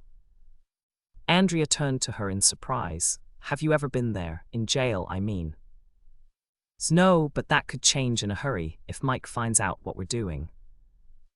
Andrea agreed and dropped the subject, leading the way to the escalator. Connie Mac's boutique is on the second level, where Greg Canfield's import store used to be. The two sisters rode up to the second level in silence, and when they stepped off, Andrea sighed deeply. If they haven't heard about Connie Mac's murder, you're going to tell them, not me. You stuck me with telling Alex, and I don't want to do that again. Relax, Hannah reassured her. Unless they're living in a plastic bubble out here, they've heard. The kitchen boutique was in a prime location in the middle of the mall, only a few feet from the escalator. Giant banners in the window proclaimed, "Grand Opening Monday," and Andrea and Hannah walked closer to peer in the windows. There's a woman inside stocking the shelves, Andrea announced, trying the door and turning back to Hannah with a frown, but the door's locked. Knock. But they're closed until their grand opening on Monday. It says so right on the sign. Knock anyway. Andrea raised her hand and knocked softly on the glass door. She can't hear that, knock louder. Andrea gave a solid knock on the door, and the woman looked up from her work. Andrea knocked again and the woman walked toward the door, pointing up at the sign. Now what? Andrea asked. She's not going to let us in. Yes, she will. Hannah moved up to the door with a friendly smile on her face and motioned for the woman in the smart business suit to come forward. She looked like some sort of corporate executive. Under other circumstances, Hannah would have avoided her like the plague, but she needed information from someone who'd worked for Connie Mac, and this was her best shot. I'm sorry, we're closed, the woman said, raising her voice so that they could hear her. Come back on Monday for our grand opening.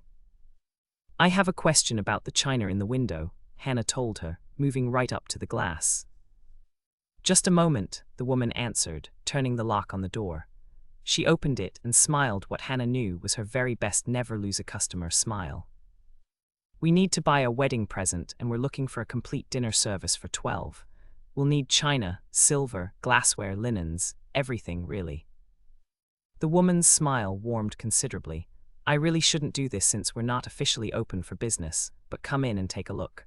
I'm Rhea Robinson, and I manage the Connie Mac's kitchen boutique chain. This is really nice of you. Hannah matched Rhea's brilliant smile. Our best friend's wedding is next Saturday, and we have to find the perfect gift. I'm sure you'll find everything you need right here. We have a very extensive selection. I can't actually sell you anything today, but you could pre-choose and come back on Monday. We're giving a 15% discount to our customers on opening day. That's perfect, Hannah said, turning to Andrea. What do you think of that china in the window? Andrea looked startled for a moment, then she said, I think she'd really love it. How about the glassware? This is beautiful, Andrea said, heading over to a table with some cut glass crystal goblets. We should get 2 water pitchers, one for each end of the table. It's baccarat and it's very expensive, Ria warned them.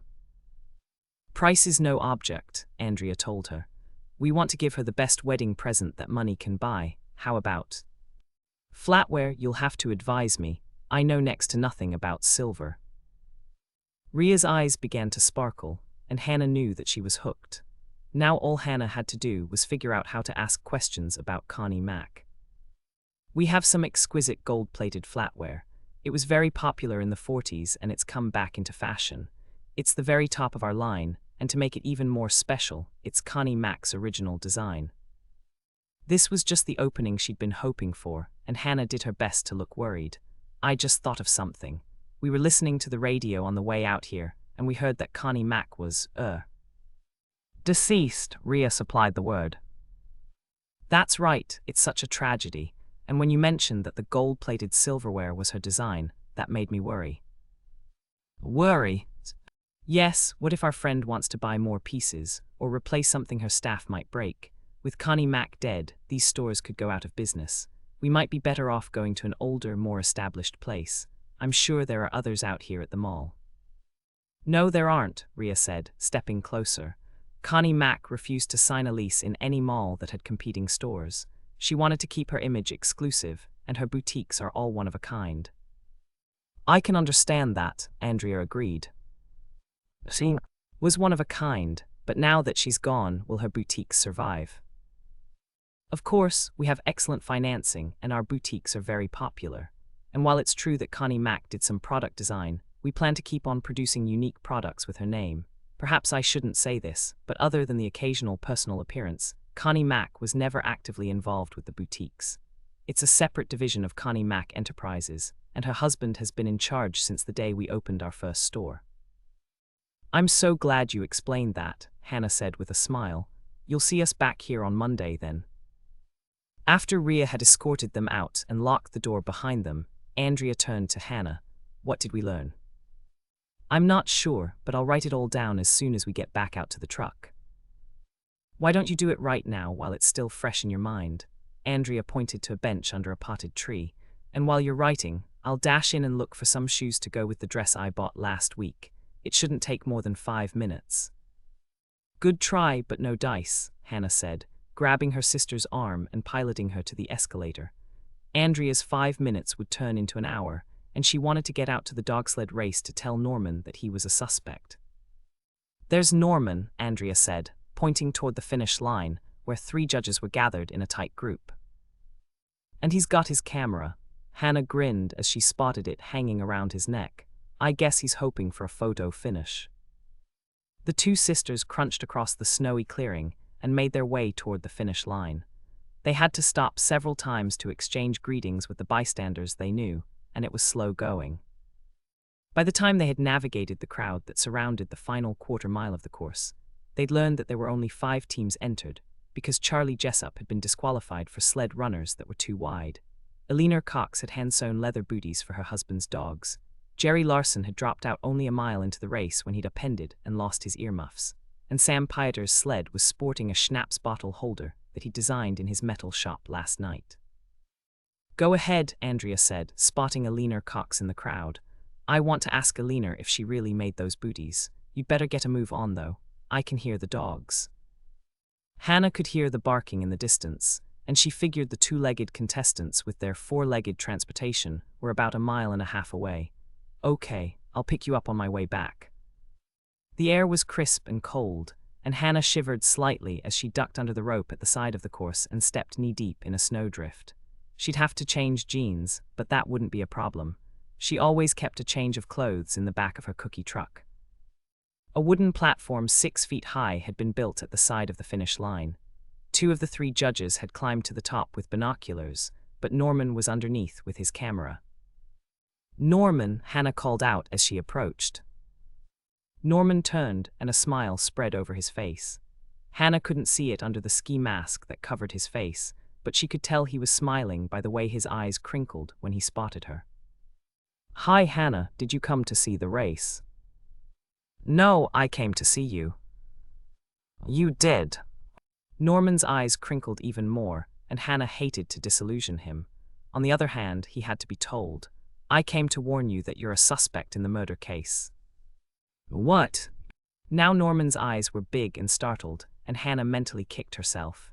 She'd given him the news with all the subtlety of a bulldozer. Sorry, Norman, I should have said that better. Bill doesn't suspect you, it's just Mike. Oh, Norman said, and his eyes looked normal again. I guess I shouldn't have lipped off to him this morning. Okay, Hannah, thanks for coming all the way out here to tell me. Then you're not worried. Not really. Once Mike cools off and thinks about it, he'll know I didn't do it. Maybe, Hannah said, trying not to sound too doubtful, but I think you'd better come up with an alibi. Let's sit together at the banquet tonight and talk about it. I'd like that, but I'm not going to the banquet. I have to develop the portraits I'm taking this afternoon, and I won't have time. Could we get together later? Sure, I should be home by 10. Why don't you come by my place and I'll buy you a cookie? Sounds good, I'll be there. Norman's eyes crinkled again, and Hannah was glad. At least he wasn't too worried to smile. Are you going to stick around for the finish? They should be here soon. Sure, I'll make a dash for the sidelines. Stay with me and you can have a dog's eye view. I'm going to be here under the platform. Get on my other side, just in case one of the mushers runs off course. Hannah took up the position Norman indicated. It was probably crazy, but she felt a lot warmer under the platform, with the illusion of a roof over her head. The barking had grown steadily louder as they'd talked, and Hannah found herself wondering why the dogs ran and barked at the same time. Maybe it was just for the sheer joy of the exercise on such a crisp winter day. Here they come, and Otis is in the lead, a voice yelled out from above. Hannah wasn't surprised. Otis and Elena were dog lovers from way back. When they retired, they'd built a house on Old Bailey Road, just outside the town limits. There, the 2 dogs per household rule didn't apply, and they'd taken in a host of strays over the past 3 years. The ones they couldn't find homes for they kept, and Otis had trained all their huskies and malamutes as sled dogs. As Hannah watched, the lead musher and his team came over the crest of the hill. It was Otis, and he was still in front. Look at his dogs. Norman slipped his free arm around Hannah's shoulder. They're all smiling. Hannah didn't point out that huskies and malamutes always appeared to be smiling because of the shape of their faces. It was simply too lovely a sentiment to dash. Actually, the dogs did seem to be having a huge amount of fun. Their tails were high and tightly curled, their tongues were wagging from side to side, and they were barking and yelping in excitement. Okay, here we go. Norman dropped to one knee and focused his camera. A few seconds later, Otis and his dogs rushed by at lightning speed. Hannah laughed out loud in sheer pleasure as Otis slowed his dogs at the far end of the course and guided them through the break in the ropes where they would wait for the other contestants. One by one, the other teams raced by and Norman took pictures of all of them. When he was through, Hannah told him she'd see him later and headed back for the sidelines to collect Andrea. Elena did make the booties, Andrea told Hannah on their way back to the truck, and they're going up to the Iditarod next year. Hannah was surprised. Does Otis think he can win? Oh, they're just going as tourists. Janice is going to stay at their place for 2 weeks and take care of their dogs. Hannah unlocked the doors and they climbed into the cookie truck. It was still slightly warm inside, and it felt good after the bitter cold outside. Could you drop me off at the office? Andrea asked as Hannah pulled out onto the highway. I have to write up a listing. Sure, you got a listing at the race. Eleanor's cousin, Roger, got a job offer in Wisconsin, and it was too good to turn down. They were going to rent out their house, but I convinced them that renting was a headache they didn't need, so they're going to sell. But didn't they just buy it last year? 7 months ago, I handled the sale. If they sell this soon, they'll lose money, won't they? Number Roger converted the basement into 2 separate bedrooms and put in a full bathroom down there. Now I can relist it as a 5-bedroom, 3-bath, and that increases the asking price. Best of all, I think I've already got a buyer. I ran into Lelia Myers at the cleaners yesterday and she's pregnant with twins. She asked me to keep my eye out for a bigger house, and this would be just perfect for them. I called her right away, and she wants to see it tomorrow." "You're amazing," Hannah said, and she meant it. Andrea was always looking for ways to list and sell real estate. It was an ideal job for her, because she could socialize and work at the same time. "Call me later," Andrea said, as Hannah pulled up in front of Lake Eden Realty. "I should be through here in about an hour." "Okay, I'm going back to the inn to collect the cookies. I'll deliver them to the warm-up tents, and then we'll figure out a place to meet." As Hannah drove off, she glanced at her watch. It was 11:30, and she'd be back at the inn before noon. If Lisa and Alex had finished the baking, she could have all the cookies delivered by 1. The truck seemed silent without Andrea, and Hannah switched on the radio. A moment later, she wished she hadn't, because the KCOW news team was covering the latest about Connie Mack's murder. Hannah winced as they mentioned that her body had been found at the cookie jar, and she hoped that the old adage was true. If any publicity was good publicity, it wouldn't hurt her cookie business.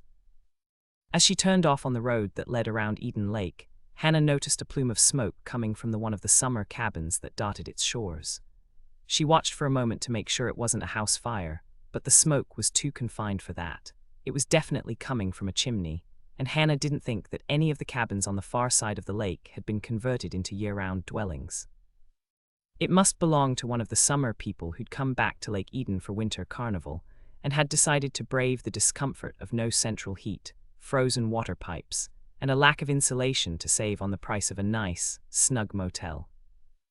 Ocean off to come. Chapter 15. 8. Anna pushed open the door to Sally's kitchen and stopped short as she saw the massive array of baked cookies on the counter. Lisa and Alex had finished the baking, and she immediately felt guilty for shirking her share of the work. Some of the cookies were already boxed for transport, and others were still cooling on the racks. Hannah walked over to take a closer look and smiled at what she saw. The molasses crackles were perfect rounds, the chocolate chip crunch cookies looked crisp and delicious, the golden brown peanut butter melts were crosshatched with perfect fork marks, and the oatmeal raisin crisps tempted her with their spicy aroma. She was just reaching for one, to give it a taste test when Lisa and Alex came into the kitchen. "Hi Hannah," Lisa greeted her, lifting the box she was carrying up to the counter.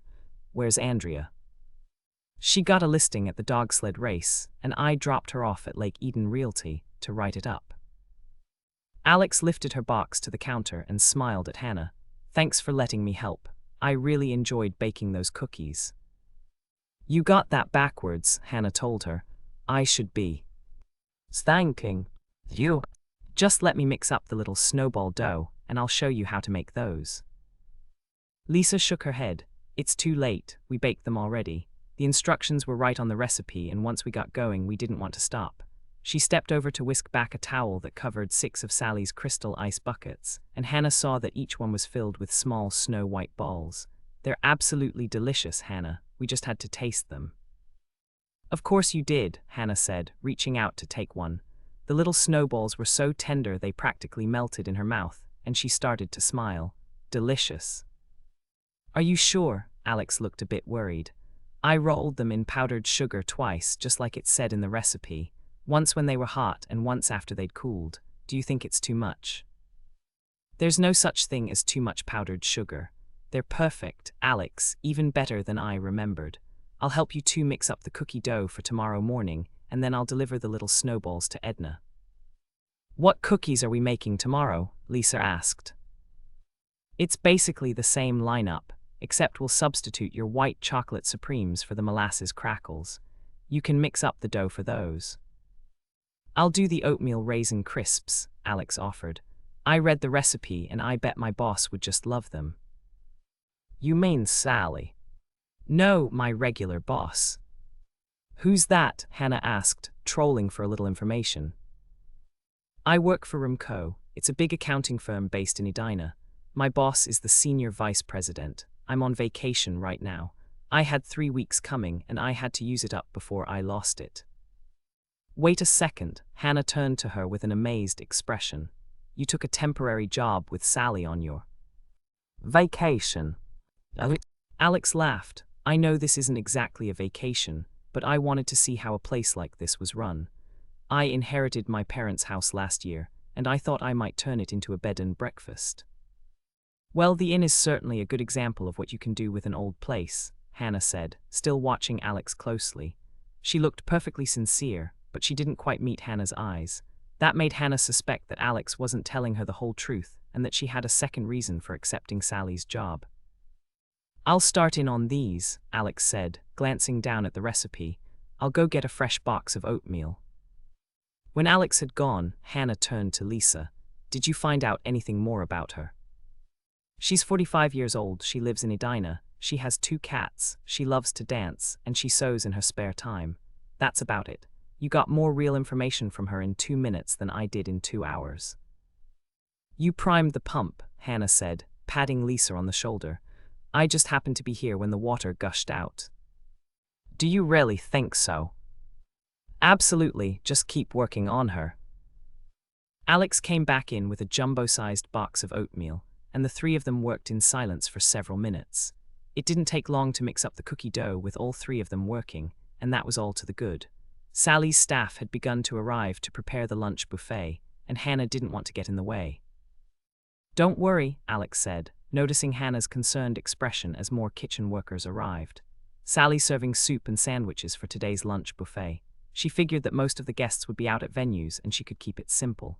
All the kitchen staff has to do is lay cold cuts, cheeses, and breads on platters and carry it out. There's potato salad, but that's already made, and so is the coleslaw and the soup. Another 5 minutes of work, and they were finished. Hannah covered the bowls with plastic wrap, and Lisa and Alex stashed them in Sally's walk-in cooler. Why don't you go pull your truck around to the back entrance? Lisa suggested. We'll finish up here and then we'll help you load. Hannah headed out to get her truck. As she walked through the halls to the lobby, she didn't meet another soul. Sally had been right. Almost everyone was out at the venues. Her boots were on the rack by the front entrance, right where she'd left them when she'd come in, and Hannah sat down on the bench to pull them on. She was just putting on her parka, preparing to go out into the cold, when she noticed a small crowd of people out on the lakeshore. 2 parka-clad men were unloading a wooden structure from a pickup truck that had been driven out on the ice, and Hannah realized that they were setting up for the ice fishing contest. The actual contest would take place tomorrow, but the preparations had to be made in advance. By the time night fell, the surface of Eden Lake would be sprinkled with ice fishing houses. Hannah was about to step out the door when she noticed that the plume of smoke on the far side of the lake was still there. A die-hard winter carnival attendee would be out at the venues by now. He wouldn't be huddled in his summer cabin, feeding the fire in his fireplace. But this column of smoke showed no signs of diminishing. It was still just as thick as when she'd first spotted it. Hannah turned on her heel and headed for the phone. If she remembered correctly, Janie's parents had owned a cabin on the far side of the lake. She had to find out if they'd sold it when they'd moved to Florida, and there was one person who could tell her that in a flash. 2 minutes later, Hannah had Andrea on the phone, but the moment she started to ask her question, Andrea interrupted her. Wait a second, Hannah, I've got big news. You can take Ray off your suspect list. The bus driver called you.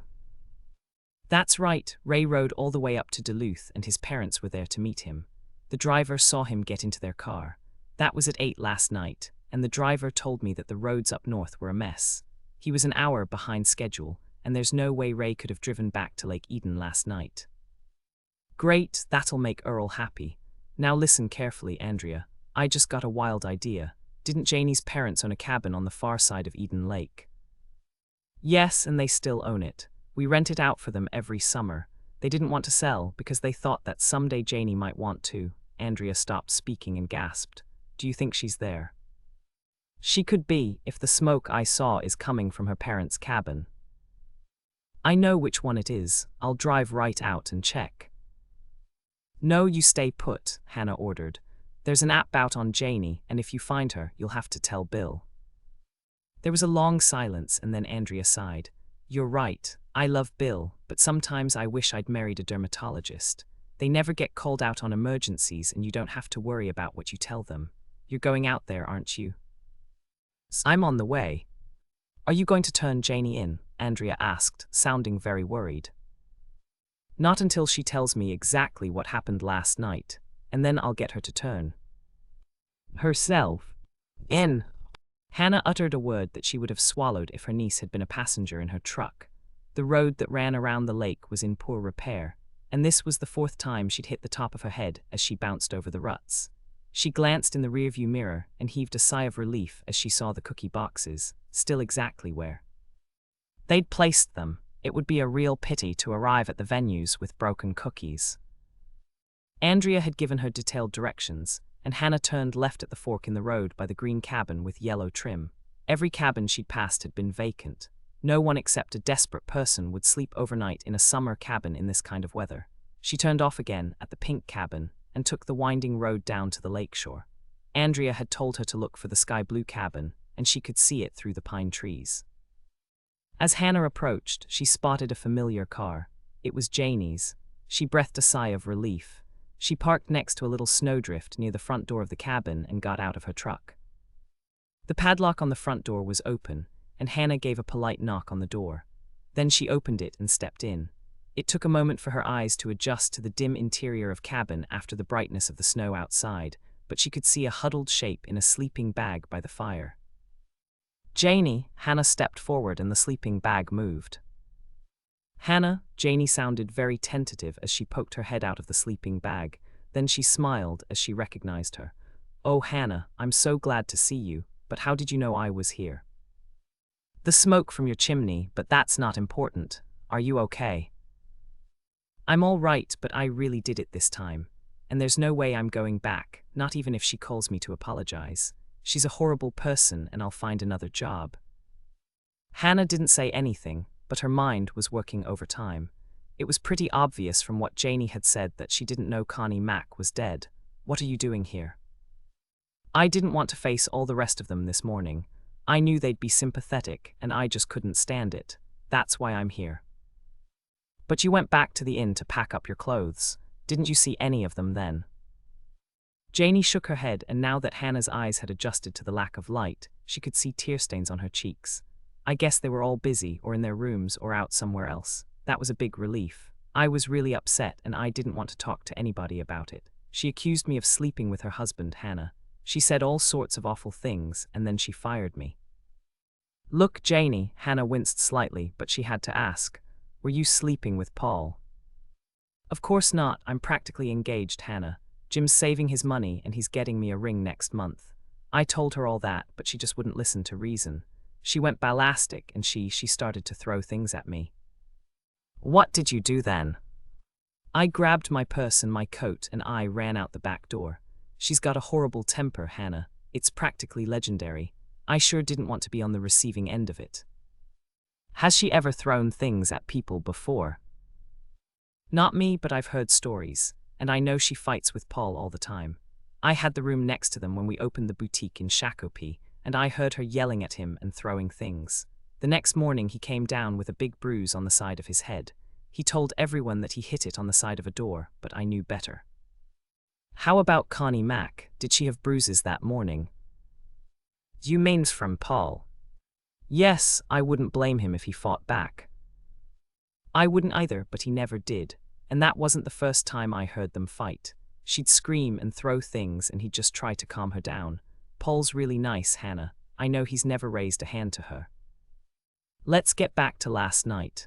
Connie Mack was throwing things at you, and you didn't just peg something back at her as you went out the door." Janie shook her head. "No, all I could think about was getting out of there. She wanted to fight, and I just wanted to get away from her." "Then Connie Mack was still alive when you left?"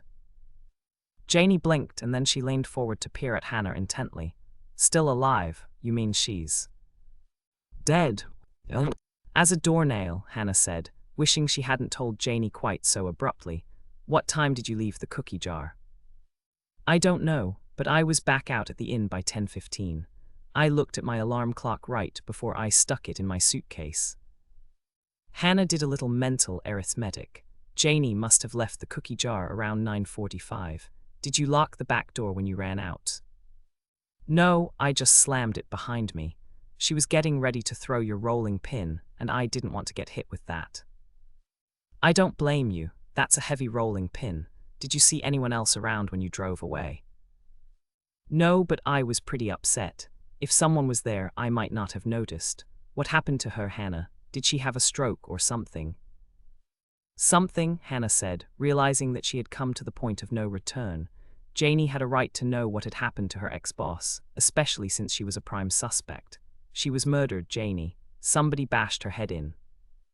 Janie gasped sharply, then she shivered and took a couple of deep breaths. Tell me the truth, Hannah. Do they think that I killed her? It didn't look good when they couldn't find you. They need to talk to you, Janie. Of course, will they put me in jail? Over my dead body, Hannah said, and that comment earned her a small grin. I'll take you out to the sheriff's station and we can get your car later. Just tell them everything. Connie Mack did and what you did, and everything will be all right. All right, I'm scared, but I know I have to do it. Good girl, they might say you have to stay in Lake Eden until they solve the case.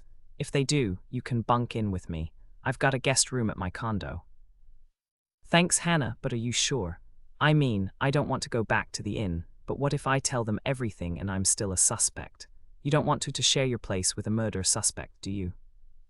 Why not? Another one's coming over tonight. It's Norman Rhodes, and you can compare notes. The words popped out before Hannah could think about them, and she sighed contritely. I'm sorry, Janie, I shouldn't have said that. I'm glad you did, Janie said, and she ventured another smile. I guess it can't be too bad if you're making jokes about it. On the other hand, you joke on your way to the guillotine. True, but just remember that you're only staying in my guest room. I'm actually dating the other prime murder suspect. Ocean off of some little snowballs. Preheat oven to 350 with rack in the middle position. 1½ cups melted butter. 3 sticks 3/4 pound. 3/4 cup powdered sugar. That's confectioner's sugar. 1½ teaspoons vanilla. 1/2 teaspoon nutmeg.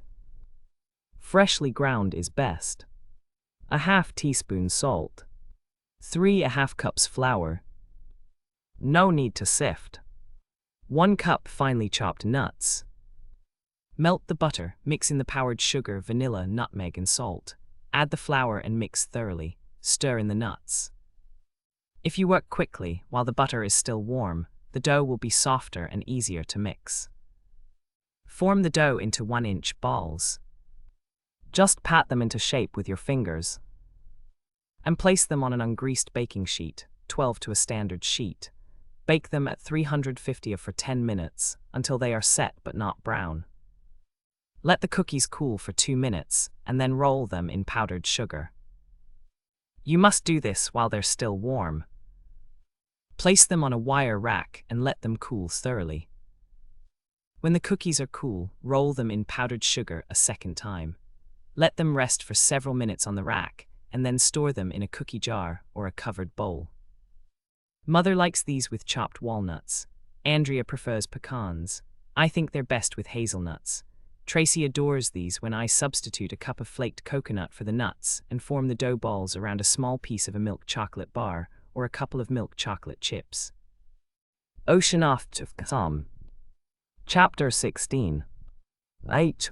Anna glanced at her watch as she pulled into the parking lot at the community center. Only an hour had passed since she'd driven Janie out to the sheriff's station and let Mike and Bill know, in no uncertain terms, that they'd better treat her with kid gloves. Once she'd made sure that Janie was all right, she'd driven into town and stopped at all the winter sports venues to drop off the cookies that Lisa and Alex had baked. Now the only thing she had left to do was to present Edna with the little snowballs for tonight's dessert. The sky was leaden gray as Hannah walked across the parking lot and entered the lobby of the community center. The table where Connie Mack had planned to sign her books was deserted, and Hannah wondered what Marge Beesaman would do with 200 copies of Sweets for Your Swidey.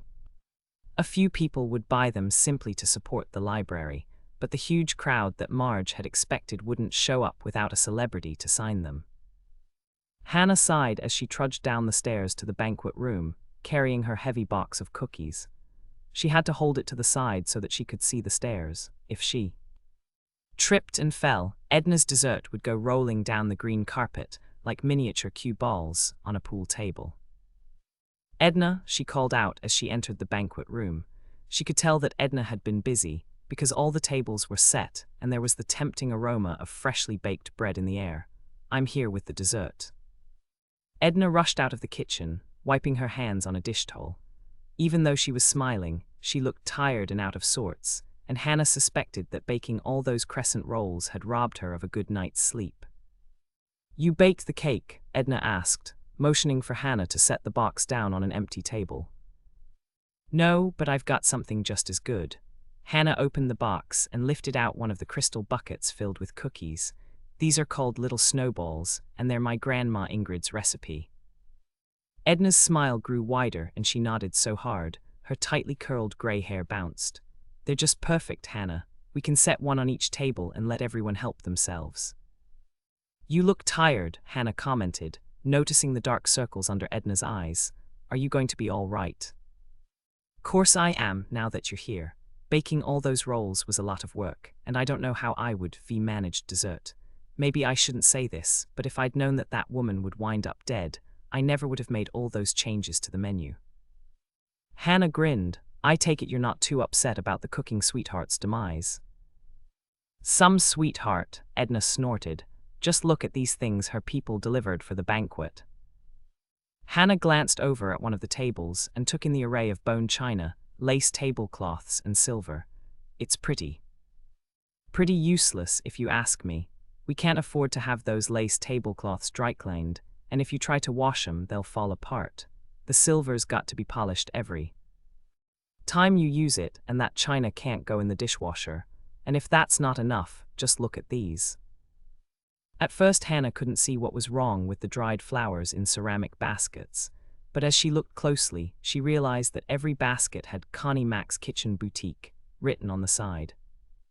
"They're just advertising for her new store," Edna sniffed, "and you can't clean those dried flowers when they get dusty. If she'd really wanted to give the community center a gift, she should have picked something we could really use." Hannah knew Edna had a point. The things that Connie Mac had chosen were impractical for a community kitchen. "I was boiling mad when I unpacked those boxes," Edna declared, "especially since she built it all up as something wonderful. All I could think about was finding her and wringing her neck." Hannah's mind went into overdrive. Edna had a temper, and she'd been sorely tested by Connie Mac. First, there was the generous gift that Connie Mac had promised that turned out to be more trouble than it was worth, and then there were the changes she'd made to Edna's menu. Was it possible that Edna's temper had gotten the best of her? Edna," Hannah knew she was treading on eggshells, but she had to ask, "what time did you leave here last night?" Edna gave a short laugh. "Before you start getting all suspicious, I've got an alibi. Right after she ordered me to bake all those rolls, I called my sister at the farm. Hattie drove in to help me, and she stayed over at my place last night." "I'm sorry, Edna," Hannah backed off. "I didn't mean to imply that I thought you killed her." "That's okay. I might have, if she'd come waltzing in here while I was punching down that dough last night." Hannah glanced at her watch. "I've got a spare hour. Is there anything I can do to help you?" "Nope, everything's all done. The minute I heard that she was dead, I decided not to make that fancy molded appetizer she wanted to have. Not many people around here like liver. Anyway, I'm serving cheese and crackers, just like it says on my original menu." "Hannah," Marge Beeson you hooed her from the door of the library as she passed by. "Come in for a minute. You have to see what this wonderful young man brought me." Hannah stepped into the library and smiled at the young man who was standing next to Marge. He was blonde, handsome, and about 10 years too young for her. "This is Kurt Howe," Marge said. "And Kurt, this is Hannah Swensen. She owns the cookie jar and she bakes the best cookies in the world." "Glad to meet you." Hannah shook his hand when he extended it. She knew that Kurt Howe was the publisher's representative who'd had the fight with Connie Mac. "You must have done something special. Marge doesn't call just anyone wonderful." Kurt shook his head. "All I did was bring her some signed copies of Sweets for Your Swidey. 200 of them." Marge pointed at the cartons of books that were stacked near the door. "We're doing an exchange. I'm going to sell the ones that Connie Mac pre-signed." Hannah turned to Kurt. "That was very nice of you."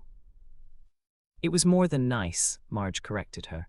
"Now that Connie Mac is no longer with us, they'll be instant collector's items. I'm going to sit at that table in the lobby and sell them to the people who come in for the banquet. As a matter of fact, I've got to get started setting up. You'll excuse me, won't you?" Hannah found herself on the horns of a moral dilemma once Marge had left. She was dying to ask Kurt about the fight, but she'd promised Mike not to question any of the Connie Mack people at the inn. Of course, she wasn't at the inn. She was in the library, and this opportunity was too good to pass up. "I'm sorry about Connie Mack," Hannah said, easing her way into the subject. "I guess sweets for your swidey will be the last of her cookbooks." Kurt shook his head. "Actually, Number Savory Press has at least 3 more in the works." "Do you mean they're all written and ready to go?" "Not exactly. It's like this, Miss Swensen. All the recipes in Mrs. McIntyre's cookbooks come directly from her television shows. We just transcribe them from the tapes and put in some of the personal comments she makes." "But her show is over now, isn't it?" "Yes, but there's a large backlog of segments that haven't aired yet, and then there'll be reruns. There's plenty of material for at least 3 more cookbooks, maybe 4. "I see," Hannah said, filing that information away for future reference. Right now she had more important fish to fry. "Would you mind telling me where you were last night?" Kurt's smile disappeared and his expression grew guarded. "I was in my room. Why do you want to know? Are you from the police?" No, Hannah decided she'd already jumped in with both feet, and she might as well get thoroughly wet. "I'm asking for a friend who might be charged with Connie Mack's murder. I think she's your friend too, Janie Burkholtz." "The police think Janie murdered Mrs. McIntyre?" Kurt looked shocked. "Yes, and unless Janie can clear herself, she's in big trouble. I just thought you might have seen her last night when she came back to the inn. I'm trying to establish an alibi for her." Kurt's guarded expression disappeared. "I'd like to help Janie, but the last time I saw her was in the late afternoon. Our rooms are right next to each other, and I saw her leaving. Janie told me that Mrs. McIntyre was having her portrait taken, and she had to follow the limo to town." "Your room is right next to Janie's." "That's right. And you were in your room last night." "That's what I said." "Didn't you hear Janie when she came back to pack up her things?" "No." Hannah was puzzled, "But you must have heard something." Dresser drawers slamming, hangers rattling, suitcases bumping on the floor. Kurt began to look nervous. "Look, Miss Swensen, I was in my room last night, but I left around 9. I drove to Minneapolis to meet a friend, and I stayed overnight." "Can your friend vouch for you?" "Yes, but I don't want to bring my friend into it. If my boss finds out where I was last night, he'll fire me." Hannah took one look at the stubborn set of Kurt's chin and decided it was time to play hardball. "The way I see it, you're in a lose-lose situation here. I know about the fight you had with Connie Mack and how she threatened to call your boss in the morning to have you fired. If I tell the police about that, and I also tell them that you weren't in your room past 9 last night, you'll be a murder suspect. How long do you think your job will last when you're suspected of killing Savory's biggest celebrity author?" I didn't think about that." Kurt's face turned pale. "It doesn't have to be as bad as it sounds," Hannah told him. "I'm the only one who knows you weren't in your room last night, and I won't tell as long as you get your alibi to vouch for you. My lips are sealed if your story checks out." "Okay," Kurt gave a resigned sigh. "I spent the night with Marcia, and her father owns Savory Press. She works there part-time, and he's death on intra-office romance. He told Marcia that if she dated anyone on his staff, he'd fire the guy and send her off to finish college in Alaska." Hannah whistled softly. "You do have a problem. Just get Marcia on the phone and let me talk to her. If she says that you were with her all night, I'll forget everything you told me." 5 minutes later, Hannah had all the information she needed. After assuring Marcia that she wouldn't blow the whistle on them, she hung up Kurt's cell phone and handed it back to him. "You're in the clear, but just to satisfy my curiosity, why was Connie Mack so mad at you?" "I guess it can't hurt to tell you." Kurt hesitated, and Hannah noticed that he looked highly embarrassed. "I refused to sleep with her." Hannah could feel her mouth drop open, and she closed it before she looked like the village idiot. "The last guy who had my job warned me that Mrs. McIntyre was sleeping around, but I thought that was just a rumor. and then she came on to me. What did you do? What could I do? I love Marcia, and there's no way I'd cheat on her, not even to keep my job. I tried to be diplomatic, but Mrs. McIntyre didn't buy it. Right before she stomped off, she said she was going to call Marcia's father in the morning and have me fired. And that's why you drove to Minneapolis to see Marcia. Marcia was wonderful about it.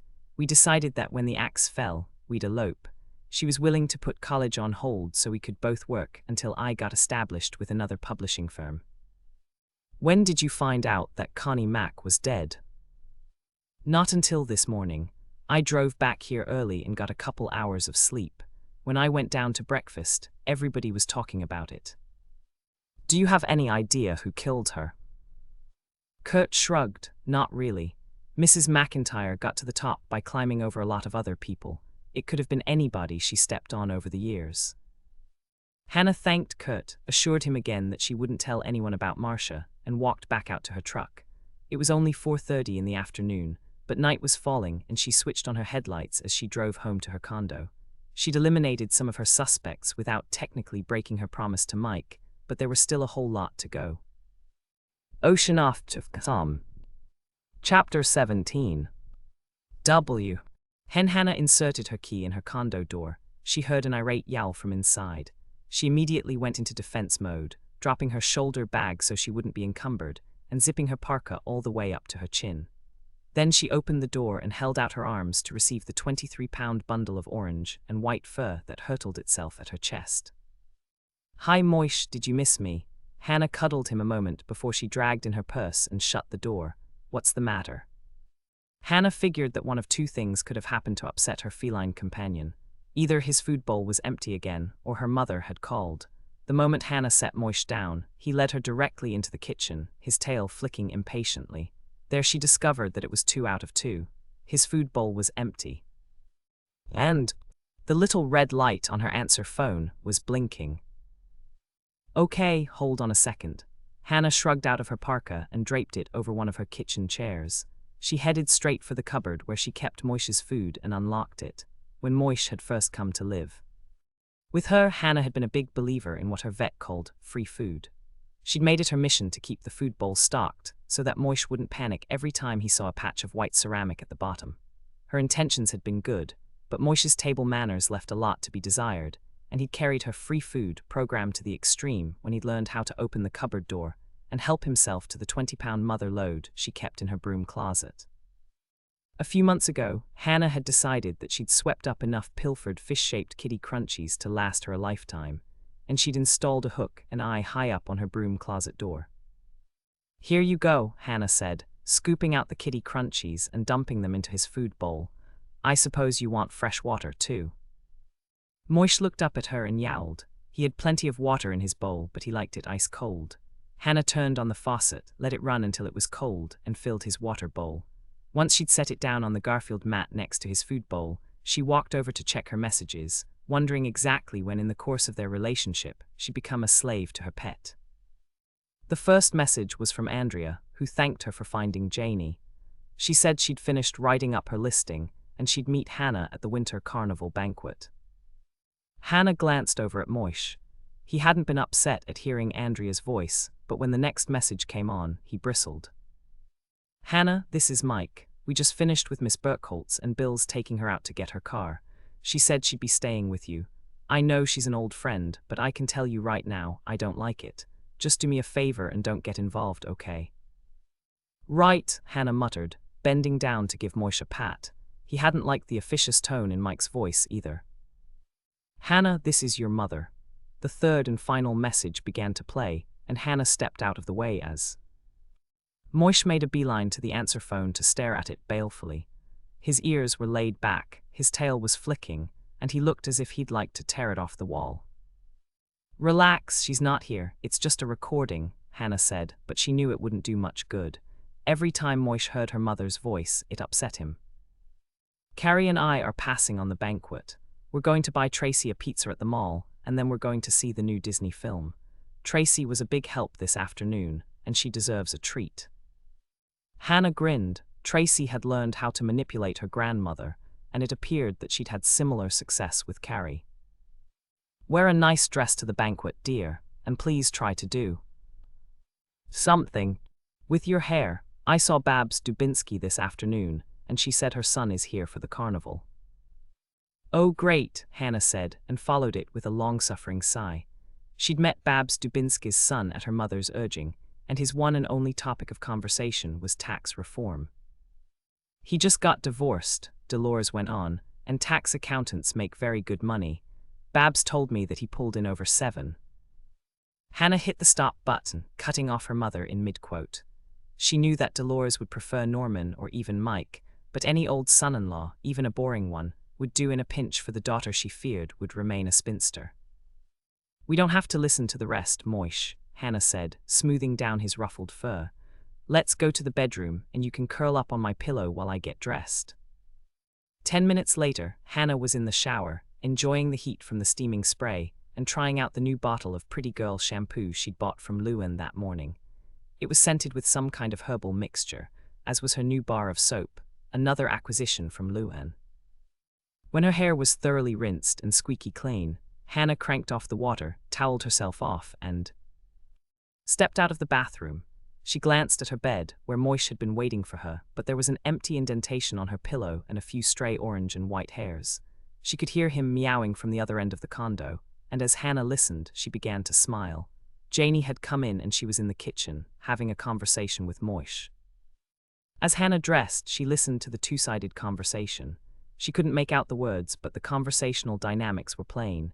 Janie would say something, Moish would answer her, and Janie would respond to that. This went on for several minutes as Hannah put on her best wool suit, slipped into her dress shoes, and brushed her hair. She pulled her frizzy red curls back into a barrette that she fastened at the nape of her neck, debated the wisdom of switching to a purse that would match her shoes, and decided that it would be more trouble than it was worth. Andrea would just have to tolerate the scarred leather shoulder bag she usually carried. A spritz from the perfume bottle that her college roommate had given her, a touch of lipstick that Hannah immediately wiped off with a tissue, and she was ready. She gave one more glance in the mirror, concluded that she'd done the best that she could with what she had, and walked down the hall in heels that were bound to make her feel like a giant when she stood next to her petite sister. "Hi Hannah, you look nice," Janie greeted her when she entered the living room. She was sitting on the couch, and Moish looked very content curled up in her lap. "I just love your cat, he's so friendly." "Only to people he likes. Just ask Mother if you don't believe me. His name is Moish." "Hello, Moish," Janie said, giving him a scratch behind his ears. "He's really smart, too. His food bowl was empty, and he showed me where you keep his food." "That figures, so how did it go at the sheriff's station?" "Okay, I think. I did what you said and just told them everything I could remember. When I asked them if I was a suspect, Bill said not to worry about it, but his partner told me to stay in town until they gave me permission to leave." "That's Mike," Hannah told her, "and he's not exactly the reassuring type. Did you put all your things in the guest room?" "Yes, I parked my car right next to your cookie truck. Is that all right?" "That's perfect. This place comes with 2 parking spots. Why don't you change clothes and come to the banquet with me? I don't want you to sit here all alone." "I'm not alone." Janie reached out to pet Moish again. "Besides, I just want to take a shower and soak up the luxury of a real furnace. That cabin was cold." "Okay, if you're sure. There's plenty of food here. Just forage around if you get hungry." "Thanks, Hannah, but I'm not hungry." Janie gave a little sigh. "It's funny, in a way. Mrs. McIntyre was always after me to lose weight, and now that she's dead, I probably will." Andrea nudged Hannah to get her attention. They were sitting at one of the long tables in the banquet room, and they'd just finished eating Edna's main course, a delicious pot roast with pan gravy. "That's the Connie Mack table over there. He's not here." "Who?" Hannah asked, glancing over at the table of Connie Mack people. "Paul McIntyre. I didn't expect him to be here. Would you go to a banquet if you just found out that your spouse was dead?" Andrea shivered. "I wish you hadn't said that. I worry about Bill all the time." "I'm sorry," Hannah apologized. "I just meant that it wouldn't be in good taste for Paul to socialize tonight, under the circumstances." "You're right. I was just hoping to talk to him, that's all." Guess I'll have to settle for the second best thing. I think that's Alan Carpenter sitting next to the woman in last season's, Liz Claiborne. What makes you think that? Because he's wearing an expensive suit with a silk tie, and he looks like a lawyer. It's not that. How do you know the woman next to him is wearing last season's Liz Claiborne? Because I keep up with the fashions. Living in a small town doesn't mean you have to be hopelessly out of style. I wish I knew somebody over there so we could walk over and say hello. I know someone, Hannah told her. Who? Kurt Howe. He delivered some books to Marge this afternoon, and she introduced me. Andrea looked worried. You didn't question him, did you? Of course I did. I wasn't going to look a gift horse in the mouth. Kurt's alibi checked out and he's in the clear. Hannah pushed back her chair and stood up. Come on, Andrea. Let's go over and say hello before Edna brings out my dessert. By the time the buckets of little snowballs were brought out to the tables, Hannah and Andrea had met several people in Connie Mack's entourage. There were the 2 reporters who had been covering the Cooking Sweethearts activities, the decorator who designed her kitchen boutiques, the writer who was working on her biography, and the man that Andrea had pegged as Alan Carpenter. It's a pleasure to meet you, Alan said, standing up to shake their hands. Why don't you take our chairs? Kurt and I have to leave. Was it something I said? Hannah quipped, and she was rewarded by a smile from both Kurt and Alan. Not at all, Alan told her, but if we don't leave right now, we'll be late for the press conference I scheduled at my office. About Mrs. McIntyre, Hannah asked. Naturally, the media's in a feeding frenzy, and they want to know the details. I'm the spokesman for the family and Kurt's going to handle any questions that concern Savory Press. This must be very difficult for you, Andrea commented, giving Alan a sympathetic smile. It's not easy, but I have a duty as the family counsel to spare Paul in any way I can. I'm sorry, ladies. I'd like to talk longer, but we really do have to leave now. Take some of these along with you for the trip, Hannah said, taking a half-dozen little snowballs from the crystal bucket that one of the serving girls had placed on the table and wrapping them in a napkin. There's plenty of sugar in these. They'll keep you going. After Alan and Kurt had left, Hannah and Andrea returned to their own table. They visited with the other banquet guests for a few minutes. Hannah accepted compliments on the cookies, and they watched the coronation of the Prince and Princess of Winter. When the ceremony was over, they retrieved their coats and boots and walked up the stairs to the lobby. I wonder how many books Marge sold, Hannah mused as they sat down in chairs at the book-signing table to switch from their shoes to their boots. 163. I heard her talking to Birdie Straub about it. She's taking the rest to the warm-up tents, and Mrs. Baxter's girls are going to sell them for her.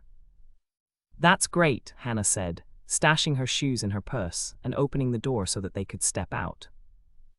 It's snowing again, Andrea complained, gazing up at the sky as they walked across the icy parking lot to their vehicles. I signed us up for the family snowman contest, and Tracy's really looking forward to it. It's supposed to stop by tomorrow morning. I heard the K-Cow weather report on the drive-in. I hope they're right. Andrea arrived at her Volvo and unlocked the door to retrieve her long-handled brush and scraper. She brushed the snow from her windshield and tossed the essential piece of winter equipment into the back seat. I haven't built a snowman since I was a kid. Do you remember how to do it? All you have to do is roll 3 balls of snow. You make a big one for the base, a medium-sized one for the torso, and a small one for the head. You stack them up, put on a face, and stick in some twigs for the arms. Then you decorate it with a hat or a scarf or whatever, and you're done. Anyone can build a snowman. It's easy. Since you know how, will you help us? Bill's going to be busy with the murder investigation, and it'd go a lot faster with 3 people. There's a time limit, you know. Hannah sighed. She'd been had and she knew it. Okay, I'll help. What time is the contest? 2 o'clock at the park. Thanks, Hannah. Andrea glanced at her watch in the glare from the dome light. I've got to get a move on. Mother and Carrie are dropping Tracy off in 20 minutes. Do you want me to wait to see if your truck starts? It'll start, and if it doesn't, someone will give me a jump. Once Andrea had driven off, Hannah brushed the snow from her own windshield and started her truck. It fired up immediately, and she cranked the heater up to high. As she waited for the engine to warm up, she took out her notebook and wrote down what they'd learned tonight. even though none of it seemed important. By the time Hannah had slipped her notebook back into her purse, a whisper of tepid air was emerging from her heater vents. It was enough to chase away the frost from the inside of the windshield, but that was about it. Wishing that she'd opted for the auxiliary heater that Cyril Murphy had attempted to sell her when she'd bought her truck, she switched on her headlights and windshield wipers and drove out of the parking lot. Resisting the urge to drive past her shop to see if they'd taken the crime scene tape down, Hannah headed for the highway. Bill would have called if there'd been any change. Hannah stepped on the gas, pulled in behind a rental truck with Michigan plates, and drove toward home. The only way she could get back into the cookie jar fast was to catch Connie Mack's killer, and that was turning out to be a lot harder than she'd hoped it would be. Ocean off to Tom. Chapter 18. Tea. His is delicious, Hannah, Janie said as she bit into the sandwich Hannah had made for her. I still remember the first time you made us a grilled cream cheese sandwich. So do I, Hannah replied, smiling at the memory. She decided to make grilled cheese sandwiches for Andrea and Janie one high school night when they'd stayed up late, cramming for a test. She'd buttered the bread, heated the frying pan, and only then discovered that someone had eaten the last piece of American cheese in the refrigerator. Since everything else had been ready, Hannah had sliced a block of chilled cream cheese and used that as a substitute. The resulting sandwich had been so delicious, she'd never made traditional grilled cheese sandwiches again. You should make cooking mistakes more often, Janie smiled at her. You always end up with something fabulous. Not always. Remember the time I put tomato soup in my tuna hot dish? It was so awful, we couldn't eat it, and we had to go out for pizza. Janie made a face. I wish you hadn't reminded me, but everyone's entitled to one flop, and you've more than made up for it. I need to ask you about something, Janie. Hannah turned her mind back to the problem at hand. I ran into Kurt Howe at the library today, and he told me that the television station has a lot of Connie Mack shows that haven't aired yet. Kurt's right, we taped the shows in June, and Connie Mack did 4 shows a day, every other day. 4 shows a day, Hannah was surprised. Isn't that an awful lot of work? Yes, but not for her. The staff did all the setup work before she even got to the studio. All she had to do was assemble pre-measured ingredients while she talked to her guests, stick pans in the oven, and take out the ones we'd already baked. So she didn't actually cook the dinners. No, we did it all in advance. That's why she worked every second day. We needed that extra day to get everything ready for her. Hannah did a little mental arithmetic. She did 60 shows in a month. That's right, when we were all through, her producer picked out the best shows and the station put those on the schedule. They kept the rest as a backlog. I'm sure they have enough for at least a year, maybe 2. Is that normal? Hannah asked. I mean, it's almost as if the television station expected Connie Mack to die and they prepared for it ahead of time. There's nothing unusual in what they did, Hannah. Taping ahead is standard business practice for any show that's so dependent on its star. They can't do it with shows that deal with current events, but cooking shows are timeless. Okay if you say so, but Hannah decided she'd check it out anyway. Was Connie Mack one of those difficult stars? Only with her own staff, and she was never difficult when one of the television executives was on the set. Then she was all sweetness and light. Janie's eyes were drooping, and that prompted Hannah to glance at her watch. It's almost 11 and Norman's late. I wonder what's keeping him. Maybe his car wouldn't start, Janie suggested. It's really cold out there tonight. That's possible, but I'm sure he would have called. The moment the words were out of Hannah's mouth, the phone rang. She grinned at Janie as she reached out to answer it. I guess you were right, that's probably him now. But the voice that greeted her wasn't Norman's, and Hannah felt a prickle of fear. Luan, is there something wrong? Yes, I called to tell you that I'm here at the hospital with Norman. The hospital? The prickle of fear expanded into a knot in Hannah's stomach. Are you all right? I'm fine, but Norman's got a bad bump on his head. Dr. Knight says he could have a concussion. Was it a traffic accident? No, Norman got mugged on the way out to his car. For a moment, Hannah was speechless. As far as she knew, there'd never been a mugging in Lake Eden before. Where did it happen? In the parking lot outside the Ezekiel Jordan house, we had a late portrait sitting. When I left, Norman told me he was going to reload his cameras, and then he was going to drive out to your place. That's why I called you. Hold on a second. Hannah shook her head to clear it. If you left, how did you find out that Norman was mugged? I went back. Norman gave me a little stuffed giraffe for Susie and I left it in my makeup kit. I was all the way out to the highway when I remembered. I went back to get it, and I found Norman face down in the snow next to his car. It was really scary, Hannah. I'll bet it was. Did you see the mugger? No, I didn't see anybody. Norman thinks I scared him off because it happened right before I got there. I didn't want to leave Norman there and go call for an ambulance, so I helped him to my car and took him straight out to the emergency room. You did exactly the right thing, Luan, Hannah assured her.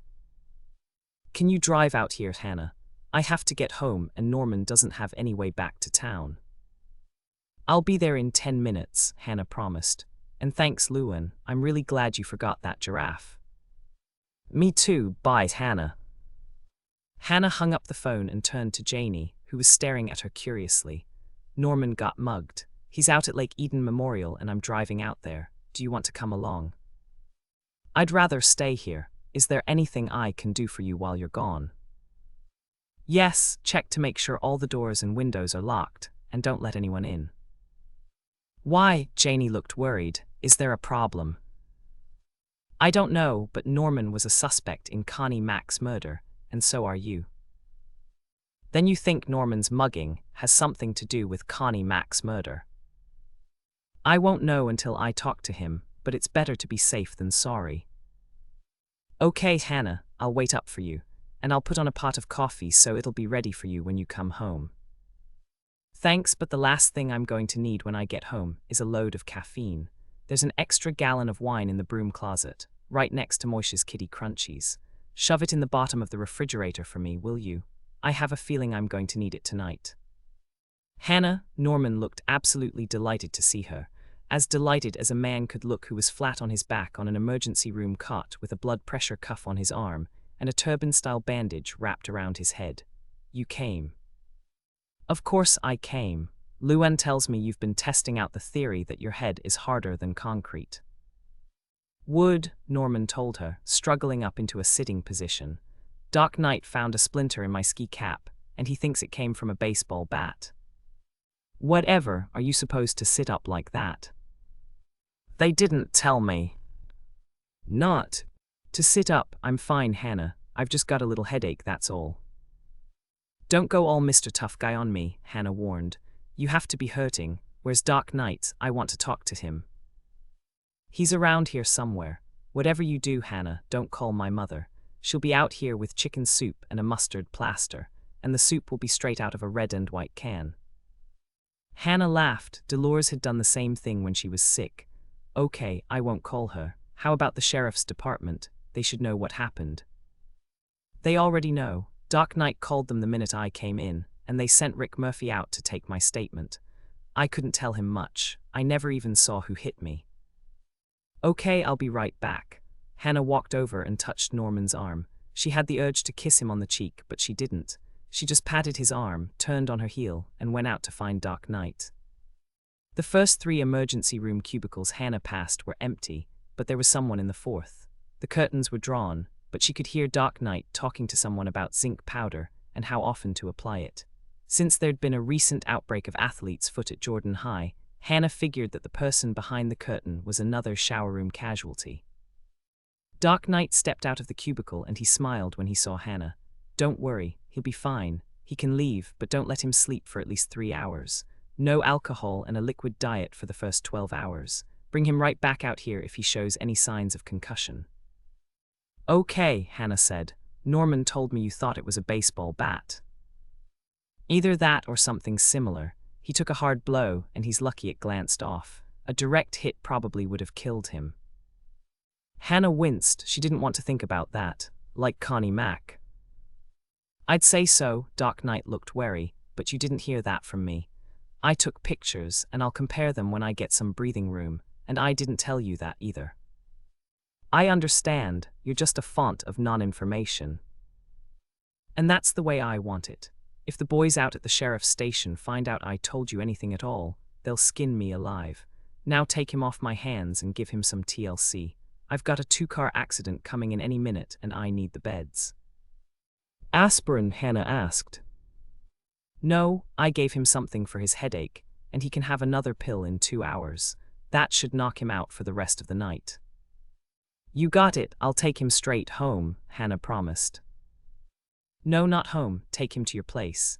If you take him home, Carrie will kick up a fuss and he'll never get any rest. Let him relax for a couple of hours and then he can go home. And if Carrie starts weeping and wailing, give her one of Norman's pills." "Well, there's one good thing," Norman said, accepting the mug of hot chocolate Hannah had made for him. "Until this bandage comes off, I won't have to wear a hat." Janie laughed. "All you need is a jewel in the middle of that turban, and you'll look like a sheik." "I think it might take a little more than that," Norman said, taking a sip of his drink. "This is really good, Hannah. Doc Knight told me to keep you on liquids, and I figured a shot of liquid chocolate was better than low-fat chicken broth. How are you feeling, Norman?" "Okay, I've still got a headache, but it's not as bad as it was before. Go ahead, Hannah." "Go ahead and what?" "Ask me those questions you've been dying to ask. If you hold them in much longer, you're going to pop." Hannah gave a self-conscious laugh. Norman knew her very well. "Are you sure you're well enough to answer?" "I'm sure. Ask me now while everything's still fresh in my mind." "Okay." Hannah flipped to a fresh page in her notebook. "I know you didn't actually see your attacker, but did you see or hear anything right before he hit you?" "No."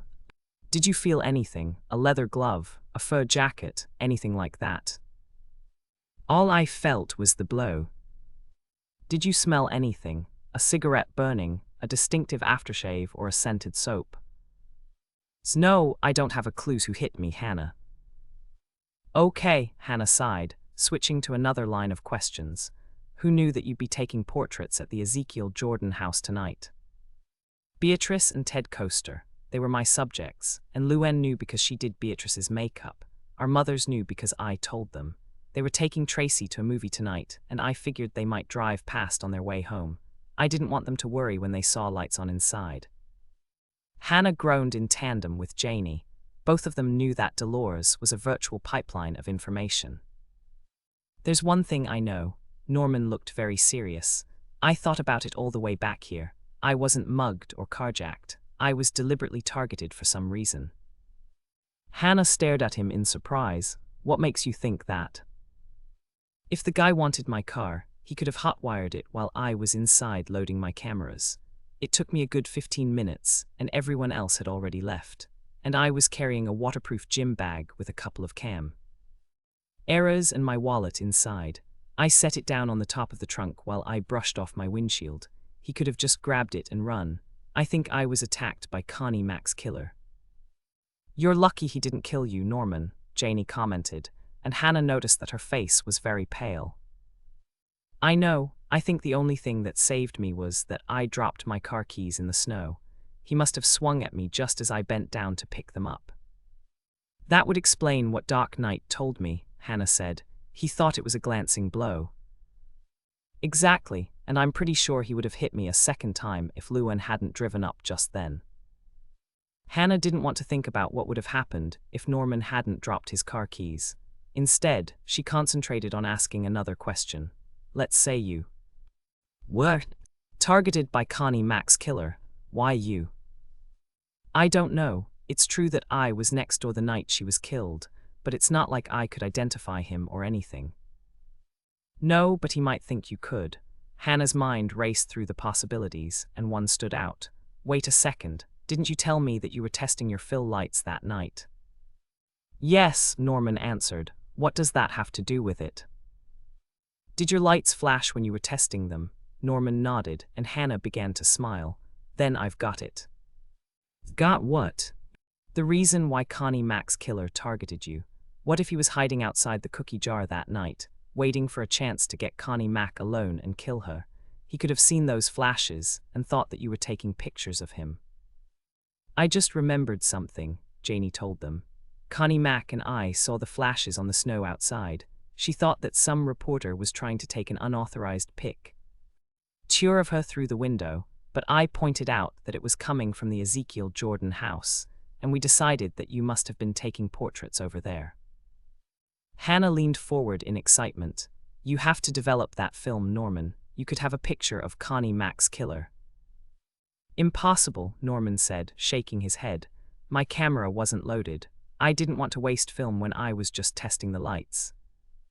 Hannah bit back a word that might have made Janie blush and groaned instead.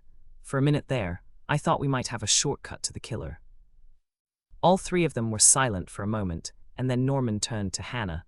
Maybe we do have a shortcut. How? You said your camera wasn't loaded. It wasn't, but the killer doesn't know that. He still thinks I've got a picture of him. He'll have to try to kill me again, Hannah. I'm sure of that, and that means we can set a trap for him. Hannah's mouth dropped open, and she stared at Norman in shock.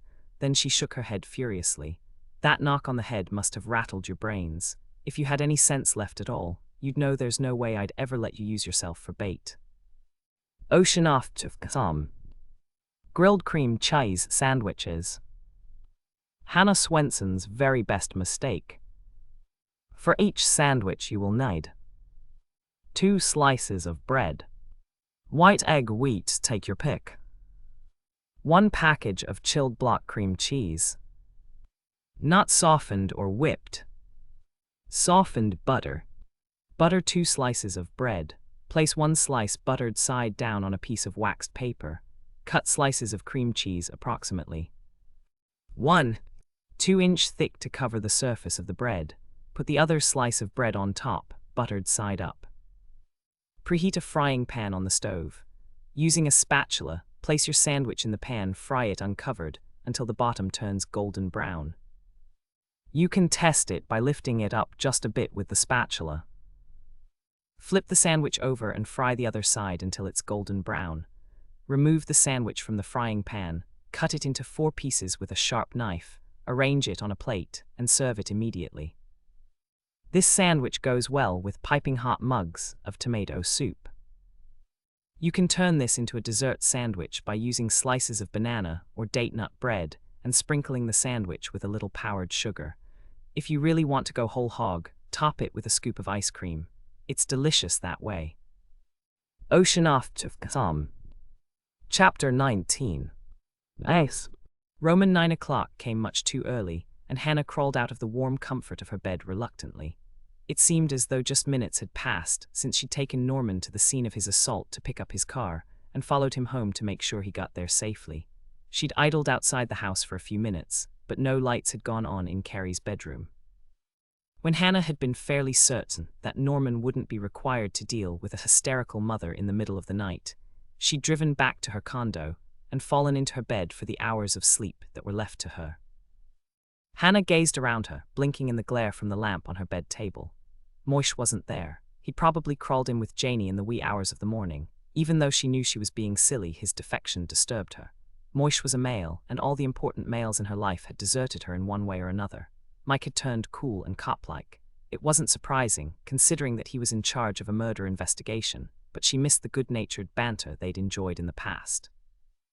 And Norman was just as bad. He told her he wasn't jealous of the time she'd spent with Mike, and now he'd had the nerve to sug. Just that he used himself as bait in a trap for the killer, without a second thought for her feelings. Then there was Moish. She'd taken him in, fed him the best cat food that money could buy, and taken him to the vet for his shots. And how did he repay her kind generosity? He'd left her bed in the middle of the night and deserted her for a younger woman. Her slippers were right where she'd left them, and Hannah pulled them on. She knew she was being ridiculous, but she couldn't seem to help it. Moish had been waiting for her in her bed when she'd arrived home last night, and he'd let her cuddle him for much longer than usual. He'd even purred and licked her cheek with his raspy tongue. He loved her, Hannah knew he did, and that was more than she could say for either Norman or Mike. She was in a bad mood this morning because she was tired and she had to shake it off.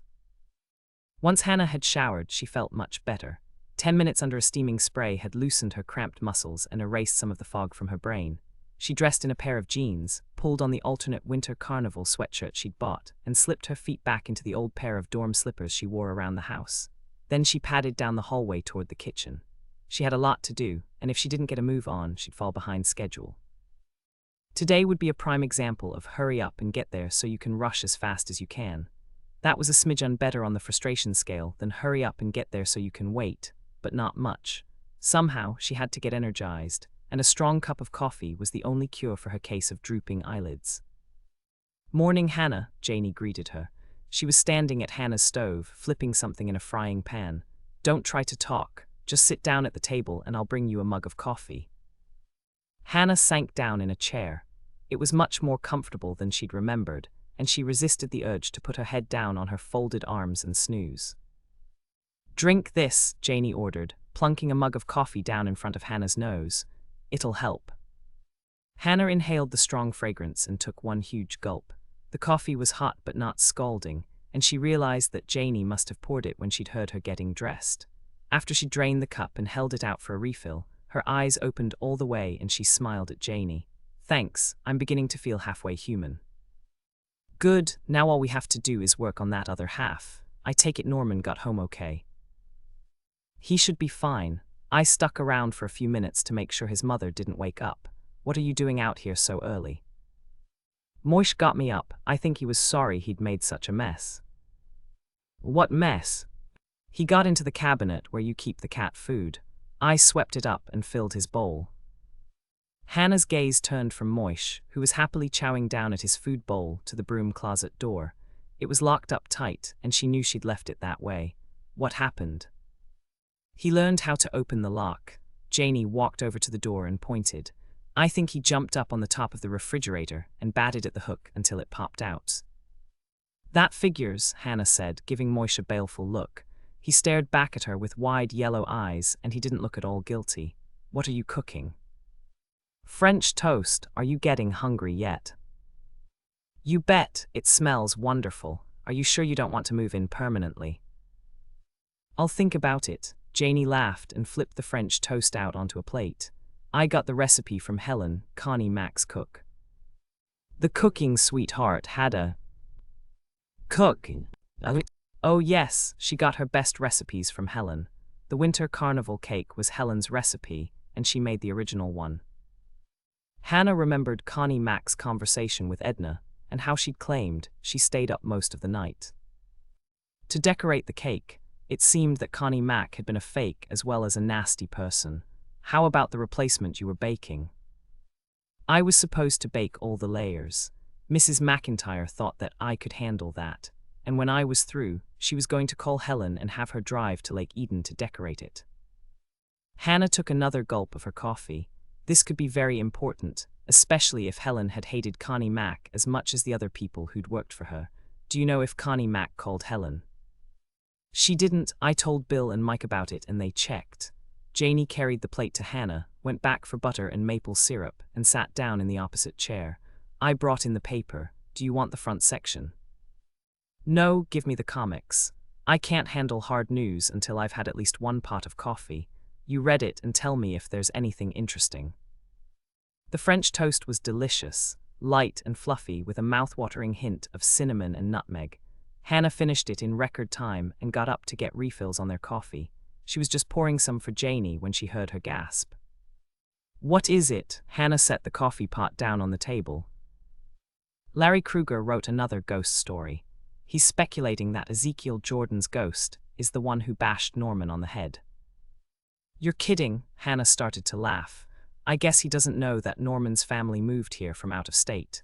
It's pretty unlikely that Norman could be related to anybody in F.E. Laughlin's poker game." Larry's got that base covered. He claims that Ezekiel's ghost was upset over the fact that Norman was taking pictures in your mother's recreation of his house.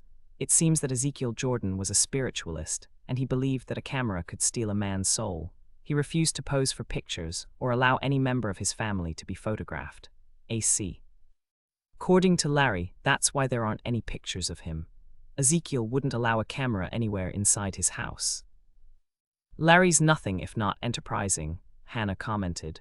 "Does he think that Ezekiel's ghost hit Norman over the head to keep him from taking more portraits?" "That's what he says, and a lot of people seem to be taking it seriously. Here's a story about another ghost sighting out at the inn last night." "What time?" Hannah asked. "At 9:45. Then Ezekiel's ghost can be in 2 places at once. Norman told me that he was bashed on the head at 9:45. Janie started to grin. That must be an advantage a spirit has over ordinary mortals like us. Larry interviewed Sally Laughlin, and she claims she saw something floating down the hall last night at 9:45. Sally said that. Hannah turned the article so that she could read it. Once she'd scanned it, she looked up with a frown. That's an abrupt turn of face for Sally. When I talked to her yesterday, she told me she didn't believe in ghosts. I'm going to ask her about it when I get to the inn. By the time Hannah got out to the inn, Lisa was already hard at work rolling dough balls for the old-fashioned sugar cookies. After apologizing for being late, Hannah pitched in to help. When the 4 ovens Sally had allotted for their use were filled, and they'd rolled the rest of the dough balls, Lisa fetched them cups of coffee, and they took a short break.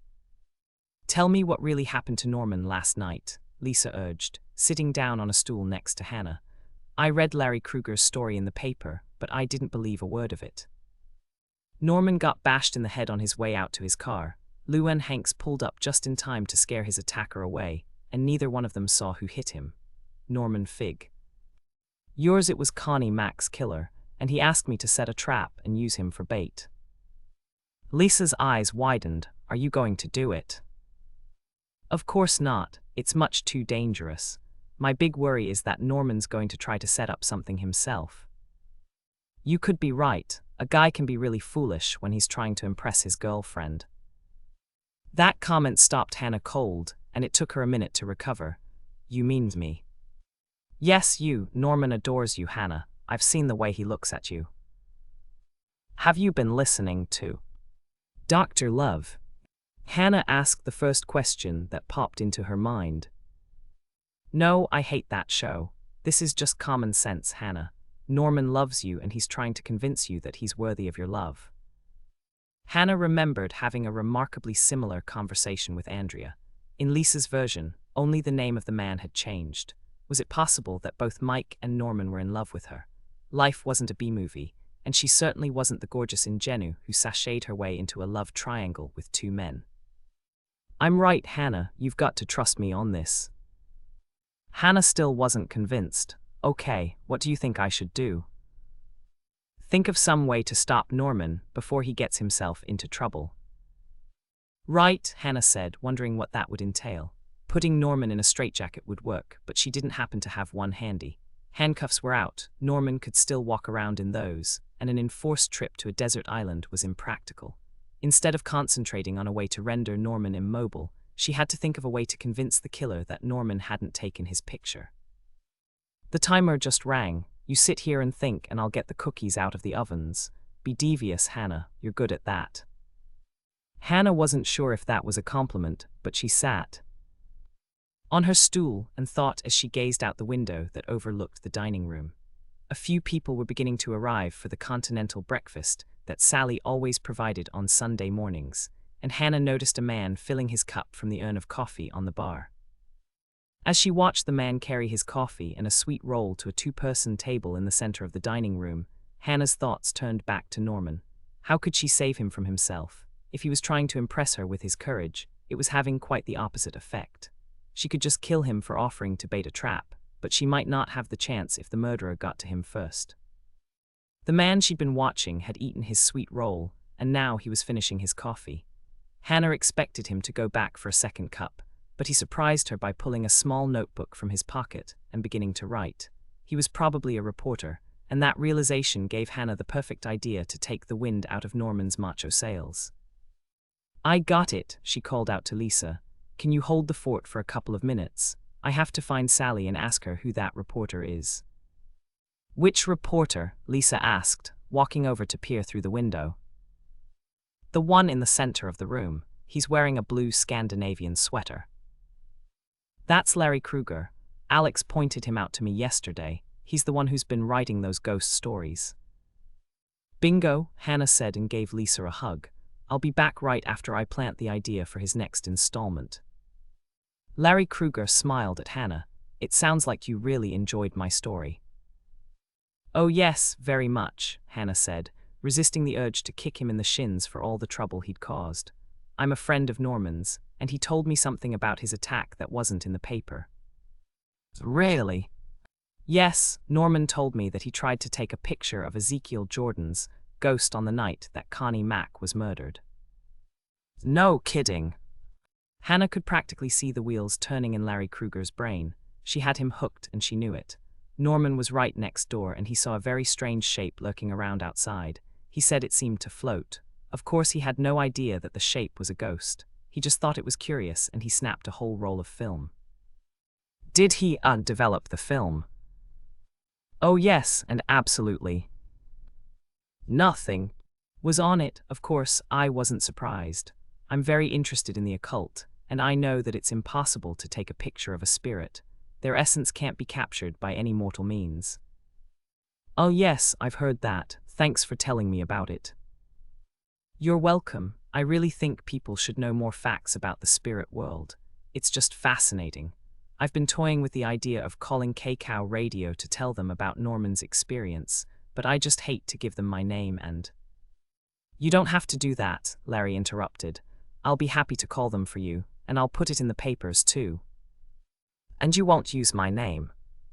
Not if you don't want me to, Larry promised. I'll just say I got the information from a reliable source who knows Norman Rhodes. No one will ever connect you to my story. Hannah put on her best grateful look. Thank you, Larry. That'll be just fine with me. Lisa was practically in hysterics by the time Hannah finished telling her what she'd done, and he actually believed you. Oh yes, the story should be on K-Cow Radio by noon at the latest. Now all I have to do is hope that the killer is listening. What are you going to tell Norman? Hannah winced. She hadn't thought of that. I guess I'll just say that I knew how stubborn he could be and I wanted to save him from doing something idiotic. Don't say it like that. Lisa looked appalled. You have to be more tactful. Tell Norman that you care about him and you were worried about his safety. And admit that maybe you should have consulted him first, but you felt you had to do something. Okay, I can live with that. Now let's get going on these cookies. You mix up another batch of your white chocolate supremes and I'll start baking the pecan chews. Lisa left for the pantry to gather up her supplies, and Hannah scooped out dough for the pecan chews. She just slipped the first 2 pans into the oven when Sally came into the kitchen. Pecan chews. Sally walked over to gaze at the dough in Hannah's bowl. Give the little lady a stuffed toy. Pull up a stool, Sally. I need to ask you something. Hannah waited until Sally was seated. None of the kitchen staff was close enough to hear, and it was the perfect opportunity to ask her about the ghost sightings. I read the article in the paper this morning and it said you saw Ezekiel's ghost last night. I thought you didn't believe in ghosts. I don't, but your sister was right. Ghosts are good for business. The phone rang off the hook yesterday afternoon, and everyone that called in for reservations wanted to know if I'd actually seen the ghost. I happened to mention all the new business to Francine, and she thought we should actually have a ghost. Hannah stared at Sally in amazement. How do you actually have a ghost? Francine offered to float down the hall like a ghost. She's going to put in appearances every couple of nights, just to keep the story going. I didn't want to do it at first. I mean, it's not exactly honest. But Francine pointed out that a lot of big theme hotels have events, and this was just another form of entertainment. That's as good a reason as any. How does Francine float down the hall? She worked out a technique. You've got to see it to believe it. Do you want me to call you before she does her next appearance? Absolutely, Hannah said, a plan beginning to hatch in her mind. If Sally gave her enough advance notice, she'd bring her mother and carry out to the inn for dinner and make sure they had front row seats for the ghost sighting. If Francine was convincing enough, it might just scare the matchmaking schemes right out of their minds. Ocean off to come. Lisa's white chocolate supremes. Preheat oven to 350 of, rack in the middle position. 1 cup melted butter. 2 sticks 1/2 pound. 3/4 cup white sugar. 3/4 cup brown sugar. 2 teaspoons vanilla. 1/2 teaspoons baking soda. 1/2 teaspoon salt. 2 beaten eggs. 2 1/4 cups flour. No need to sift. 2 cups 1/2 pound real white chocolate. Or white chocolate chips. 1½ cups chopped macadamia nuts. Measure before chopping. Melt the butter, mix in the white sugar and brown sugar.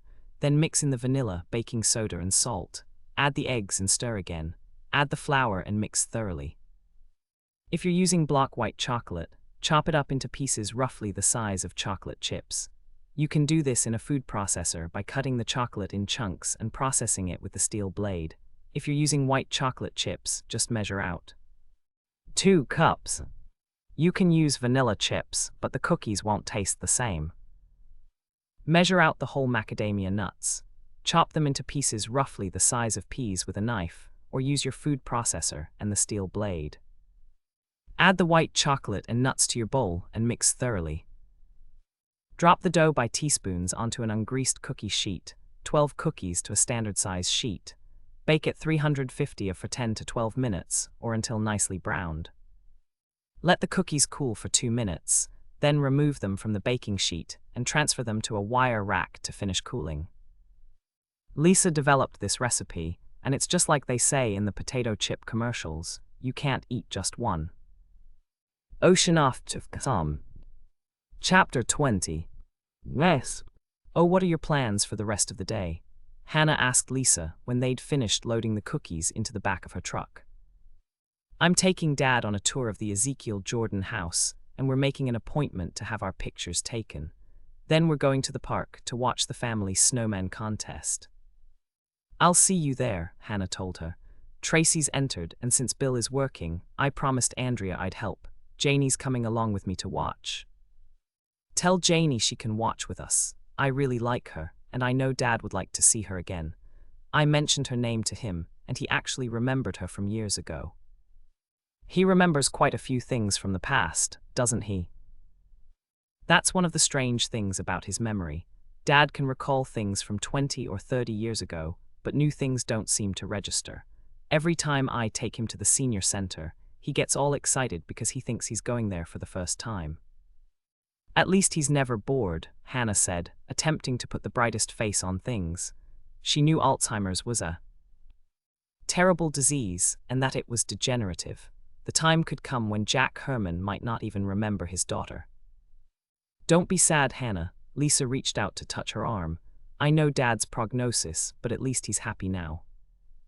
He's very lucky he's got you, Hannah said, giving Lisa's hand a comforting pat. And thanks for offering to entertain Janie while I'm off making a fool of myself. 5 minutes later, Hannah was zipping down the road toward her first venue. She was dropping off cookies at Jordan High, and the parking lot at the school ice rink was already dotted with cars.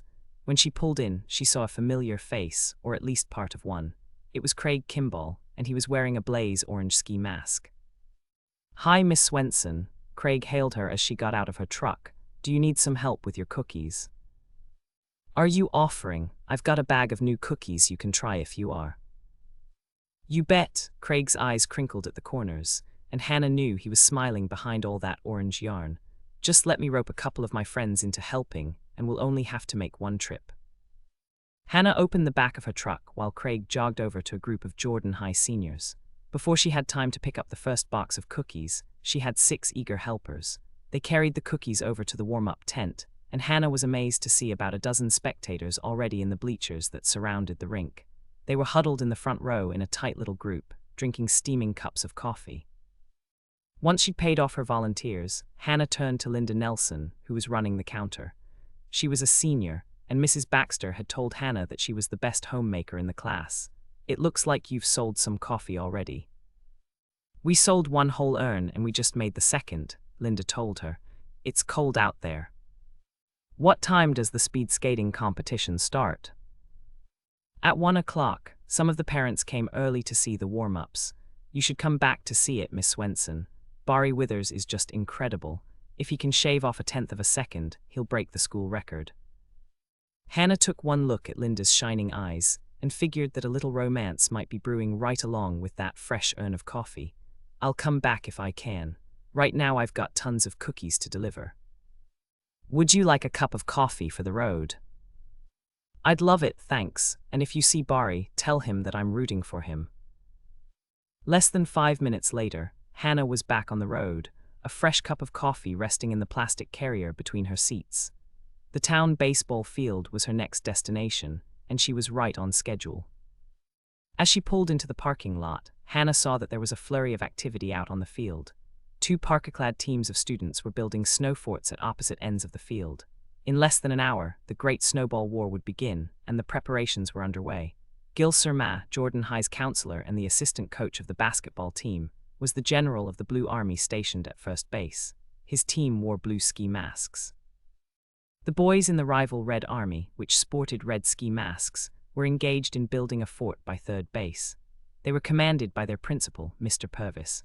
Both generals were out on the field, supervising the stockpiling of munitions to make sure that no foreign objects, such as rocks or chunks of ice, were rolled into the snowballs that were being stacked inside the forts.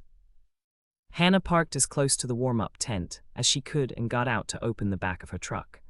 She stacked up as many boxes as she thought she could carry in one trip, picked them up with both arms, and headed for the entrance to the tent. "Steady, Hannah," a familiar voice greeted her, and strong arms reached out to take the top 3 boxes. "You were getting a little wobbly there." Hannah smiled the moment the boxes were removed, and she could see who her rescuer was. "Hi Norman, how are you feeling?" "Fine, my headache is gone," and Doc Knight took off that bulky bandage. "He says the stitches are already starting to heal." "That's good. Did he say it was all right to judge the contest?" Norman shook his head, and Hannah noticed that he winced slightly.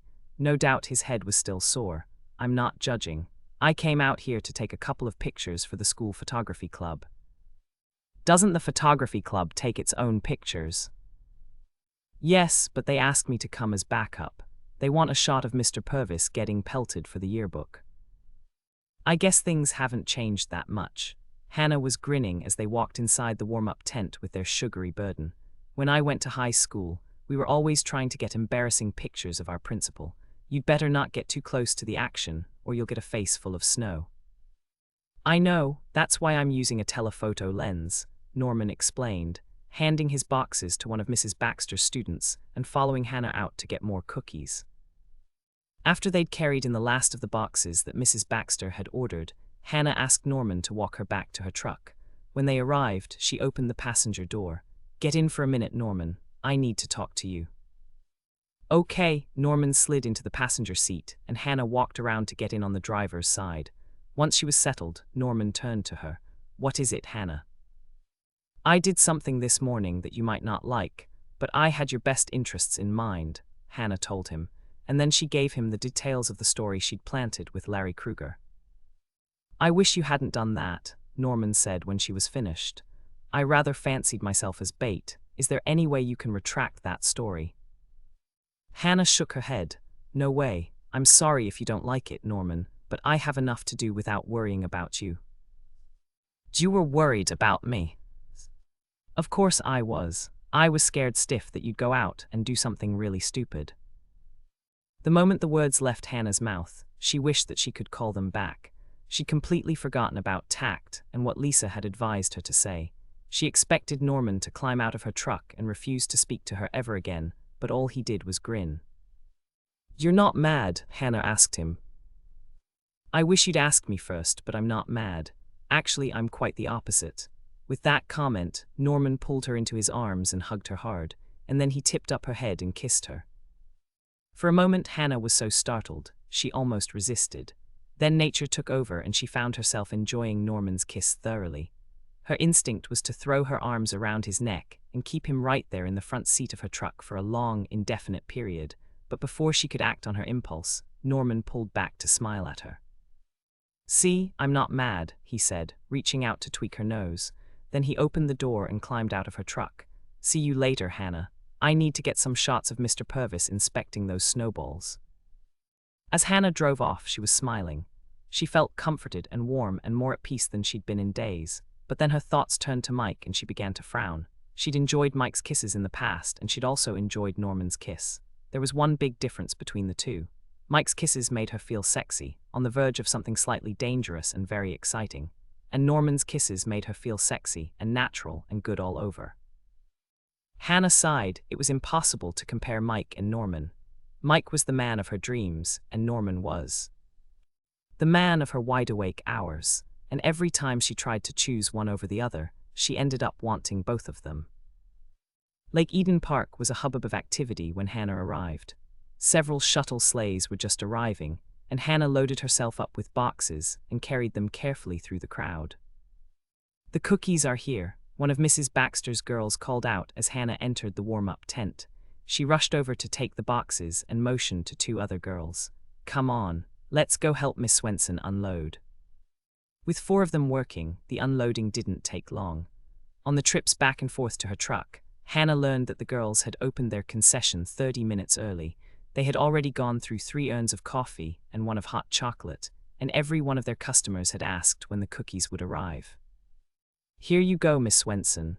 One of the girls handed Hannah a hot cup of coffee without asking, "Thanks for the cookies."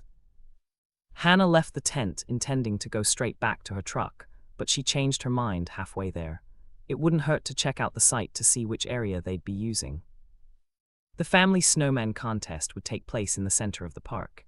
As Hannah walked closer, she saw that the individual squares had been marked with brightly colored rope tied to ski poles. Each area was tagged, and Hannah found theirs, number 15. It had a good-sized drift of snow in the center, and Hannah figured they'd have more than enough to make a man-sized snowman. As she turned to leave, her eyes were drawn to a tall, familiar figure in a maroon sheriff's issue parka. It was Mike, and he was talking to a woman she didn't know, a gorgeous platinum blonde in a bright red ski outfit. Under normal circumstances, Hannah would have walked over to say hello. But these weren't normal circumstances. She was just turning to go in the opposite direction when Mike spotted her. "Hi, Hannah." A huge grin spread over Mike's face, and he waved his arms. Hannah grinned back. She didn't want to, but she couldn't help it. There was something about Mike's grin that was contagious. "Come over here for a minute," he called out, motioning to her. "I've got someone I want you to meet." "Of all the people in all this snow, I have to run into him," Hannah muttered, borrowing heavily from Casablanca. If Mike meant the blonde, and she was sure he did, Hannah didn't want to meet her. On the other hand, they knew she'd seen them, and to ignore them would be rude. "Hannah Swensen, this is Christy Hampton," Mike said. Christy was Mrs. McIntyre's personal beautician. "Glad to meet you," Hannah said without meaning it. "Likewise," Christy responded, but she didn't give Hannah more than a fleeting glance before she turned back to Mike. "Is it too late to enter the contest? I don't have family here, but I could recruit you." "Sorry, I'm working." Mike looked a bit embarrassed, and Hannah could see why. Christy had her hand on his sleeve and was stroking it like the owner of a prized stallion. "So Hannah," Mike said, turning to her, "why are you here?" Hannah smiled. It didn't hurt to be friendly, and Christy had worked for Connie Mack. Perhaps she could learn something. "I just delivered cookies to the warm-up tent. I've got extras in my truck if you and Christy haven't had breakfast." "Thanks, but I never eat breakfast," Christy said with a sultry gaze at Mike, "unless I've been up all night, and I already had my breakfast. Besides, I have to watch my carbs." "I don't, and I could use a cookie," Mike said. "Well, that's different." Christy patted Mike's arm. "You men have to keep up your strength." Mike smiled and removed her hand from his sleeve. "Excuse me, Christy, I'm going to walk Hannah to her truck. I have to talk to her about something private." Hannah's eyebrows shot up as Mike grabbed her arm, and they set off at a fast pace across the snow. She had all she could do to resist the urge to turn back and thumb her nose. "I've got 2 pieces of news for you, Hannah." Mike's grip tightened on her arm. "Is Miss Burkholtz still staying with you?" "Yes, she is. Is that against the law?" "Of course not. It was nice of you to take her in. I just wanted to tell you that Bill and I worked late last night doing interviews with Mrs. McIntyre's staff. I drew Christy, and she was very cooperative." "I'll just bet she was." Hannah thought, but she didn't say it. She just waited for Mike to go on. "I wanted you to know that Miss Burkholtz is in the clear." Hannah almost forgave him for the sultry look that Christy had given him. "That's great, just wait until I tell her." One of the maids that Bill interviewed said she saw Miss Burkholtz leaving the hotel at 10 minutes to 12 on the night that Mrs. McIntyre was murdered. And Christy told me that she saw her pull into the parking lot at the inn at 10. And since my shop is 25 minutes from the inn, Janie has an alibi. That's right, Christy was just leaving the parking lot, and Miss Burkholtz took the spot she vacated. I checked it out. How did you do that? Hannah was curious. I took Christy out to the bar at the mall last night, and a couple of the guys remembered that she walked in at 10:20. I'm not surprised they noticed her. Christy's a very attractive woman.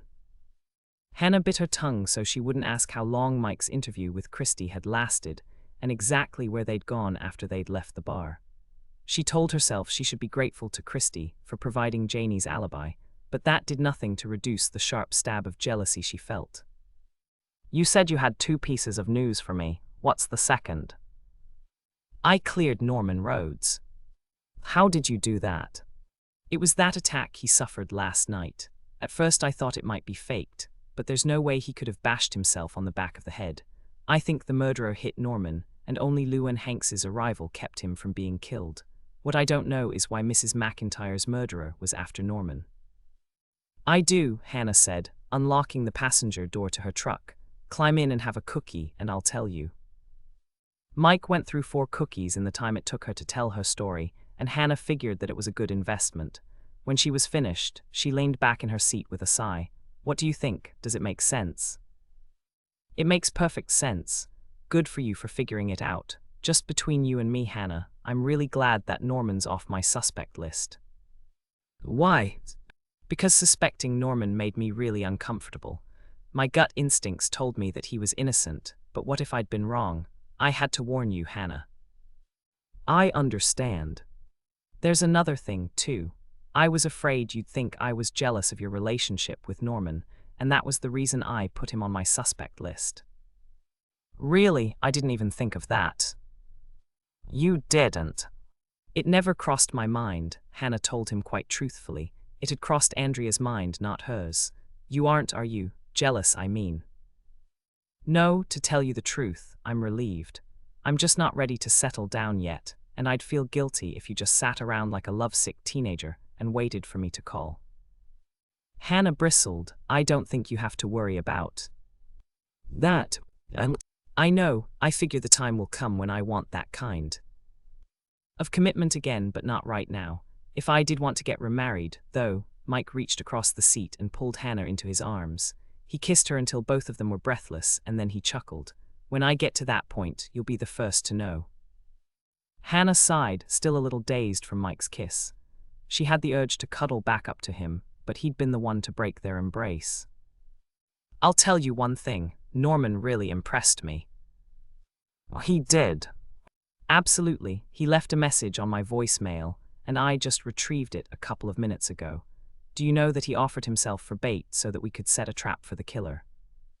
Hannah winced, wondering if she had messed up some sort of sting operation by planting the ghost story with Larry Kruger. Are you going to take him up on it?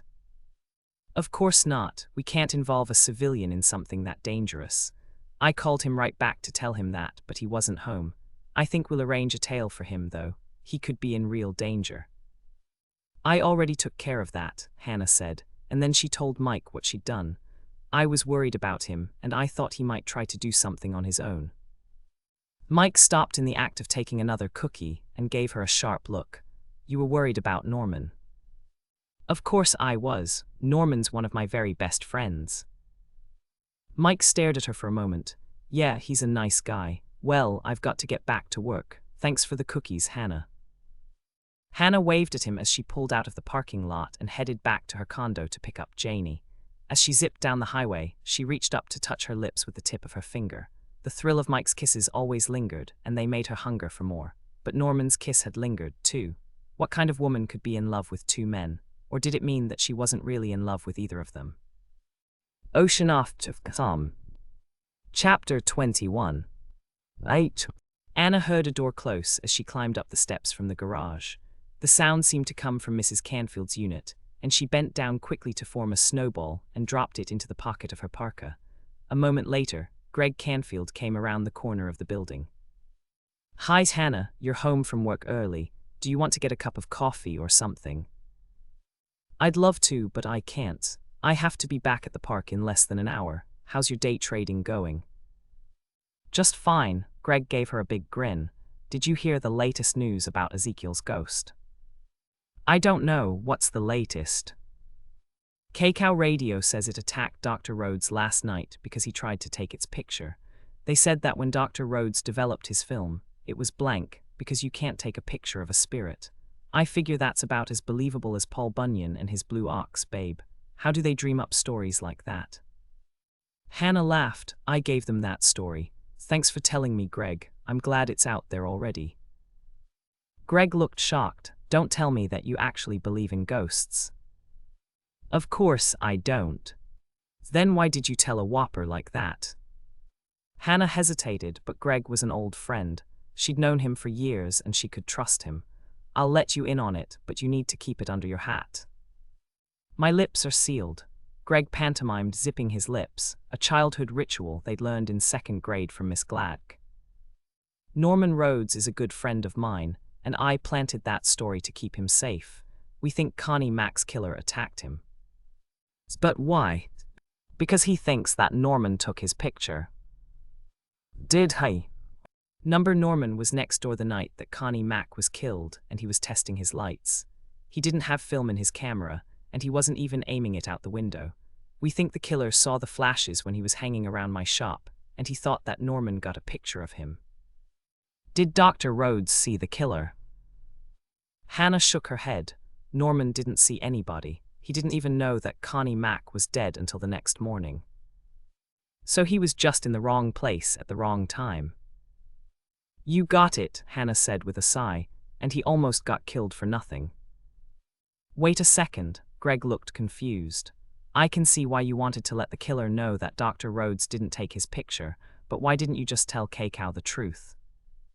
The truth isn't news. I had to tie in the ghost so that KCOW and the papers would carry it. That's brilliant, Hannah. Greg looked impressed. You always were the smartest one in our class. And that reminds me, Grandma said she heard that you helped to solve 2 murder cases already. Are you working on this one? Childhood friendships notwithstanding, Hannah decided that she'd gone far enough. She'd already been forced to tell several people that she was working to catch Connie Mack's killer, and it was past time to zip her own lips. I offered to help, but they made it plain that they don't want me to get involved. That's a relief. I'd sure hate to see you mixed up in anything that dangerous. Greg still looked worried, and Hannah reached out to pat him on the arm. Don't worry about me, Greg. 2 Winnetka County detectives have ordered me to stay out of it. But you never used to listen to orders. Remember what happened when our mothers ordered us to stop having those snowball fights? Of course I do. We just escalated the battle, but I follow orders very well now. Hannah bit back a smug grin as she pulled the snowball from her pocket and let fly. It hit Greg squarely in the face and she hooted. Except for times like this, of course. Janie, Hannah called out as she opened her door. Where are you? I'm in here. Janie's voice answered her from the rear of the condo. It came from the guest room, but it was strangely muffled. Hannah felt a surge of fear and she called out again. Are you hurt? No, but I need help. Janie's answer added fuel to Hannah's feet as she hurried down the hall and barreled into the guest room. What she saw made her come dangerously close to exploding with suppressed laughter. Go ahead and laugh. I can just imagine how ridiculous I look. I'm afraid I'll crush something if I move, and I think Moish is in here somewhere. Hold on, Janie. I'll help you, Hannah chuckled as she approached the walk-in closet. All she could see were Janie's feet. The rest of her body, including her head, was covered by mounds of old clothing that Hannah had been vowing to take to the Helping Hands thrift store for the past 2 years. Do you see Moish? Janie asked, her words almost swallowed by the old navy peacoat Hannah had worn during her first year in college. Not yet. Hannah was ready to start extricating Janie from the clothing when she heard a meow. It came from above her, and when she looked up, she saw 2 round yellow eyes peeking out at her. He's on the top shelf, hiding behind a box. I'll coax him down right after I get you out of the closet. I'm glad my mother didn't hear that. Janie started to giggle. Hannah stepped into the closet and grabbed an armful of clothing. She carried it out, tossed it into a corner of the bedroom, and went back for another load. It took several trips, but at last Janie could move. Oh no, Janie groaned as she stood up and shook off the rest of the clothing. What's the matter? Are you hurt? Only my pride. I'm sorry, Hannah. I crushed the velvet hat you wore to Andrea's wedding. That's okay, it looks awful on me and I haven't worn it since. What happened? I don't know. Moish was in the closet and I tried to get him out so I could shut the door. I was just bending down to pick him up when the closet pole gave way and everything crashed down on us. That pole was loose. I should have warned you. And Moish does have a way of getting people into trouble, Hannah remarked, remembering the time she'd stepped out to retrieve the morning paper and Moish had batted the door shut behind her. Of course it had been locked, and she'd had to run down to her neighboress in her slippers and robe to call a locksmith. At that moment, the subject of their conversation jumped down from the top shelf and walked over to them. He glared at them for a moment, as if the whole thing had been their fault, and then stalked off down the hallway. I'm just glad he didn't get hurt, Janie said. He was after something in the closet, Hannah. Do you think it was a mouse? It could have been. He's a good mouser. Sit down, Janie. I've got some great news for you. Janie sat down on the edge of the bed. What is it? You're off the suspect list. Christy Hampton saw you pull into the parking lot at the inn, and a maid spotted you when you left with your suitcases. That gives you an alibi, and Mike said to tell you that you're in the clear. That's wonderful. Janie's face lit up in a smile. Now I can go back out to the inn and see Paul. I didn't think I should talk to him while I was still a suspect, but I'd really like to offer my condolences and see if there's anything I can do to help. I've got some other good news, too. You're not the only suspect that Mike and Bill cleared. Norman, when Hannah nodded, Janie's smile grew even wider. I'm glad. I really like him, Hannah. I like him too. We'd better get a move on, Janie. Andrea will panic if I'm late for the contest. I'm ready, or at least I was. Just let me brush my hair again. Hannah watched as Janie went over to the dresser and began to brush her hair. Did you happen to think of anything special we could do with our snowman? Yes, I forgot to tell you in all the excitement, but I think you should build a snow woman. A snow woman? That's right. I thought it might catch the judge's eye if it was a snow woman instead of a snowman. Hannah turned to stare at the piles of clothing with a thoughtful look on her face. Maybe we could straighten out that hat from Andrea's wedding and use it. Bad idea, Janie shook her head. She'll think you didn't like it. I didn't. I know, but she chose those hats especially for us. You have others, don't you? Oh yes, Hannah said, thinking about the old adage. Always a bridesmaid, never a bride. I've been in enough weddings to start a whole collection. Armed with 2 shopping bags of snow woman paraphernalia, Hannah and Janie arrived at Lake Eden Park. Hannah spotted Lisa and Jack Herman standing on the sidelines, and she turned to Janie. I told Lisa that you were coming, and she wanted you to watch with them. Great, Janie smiled.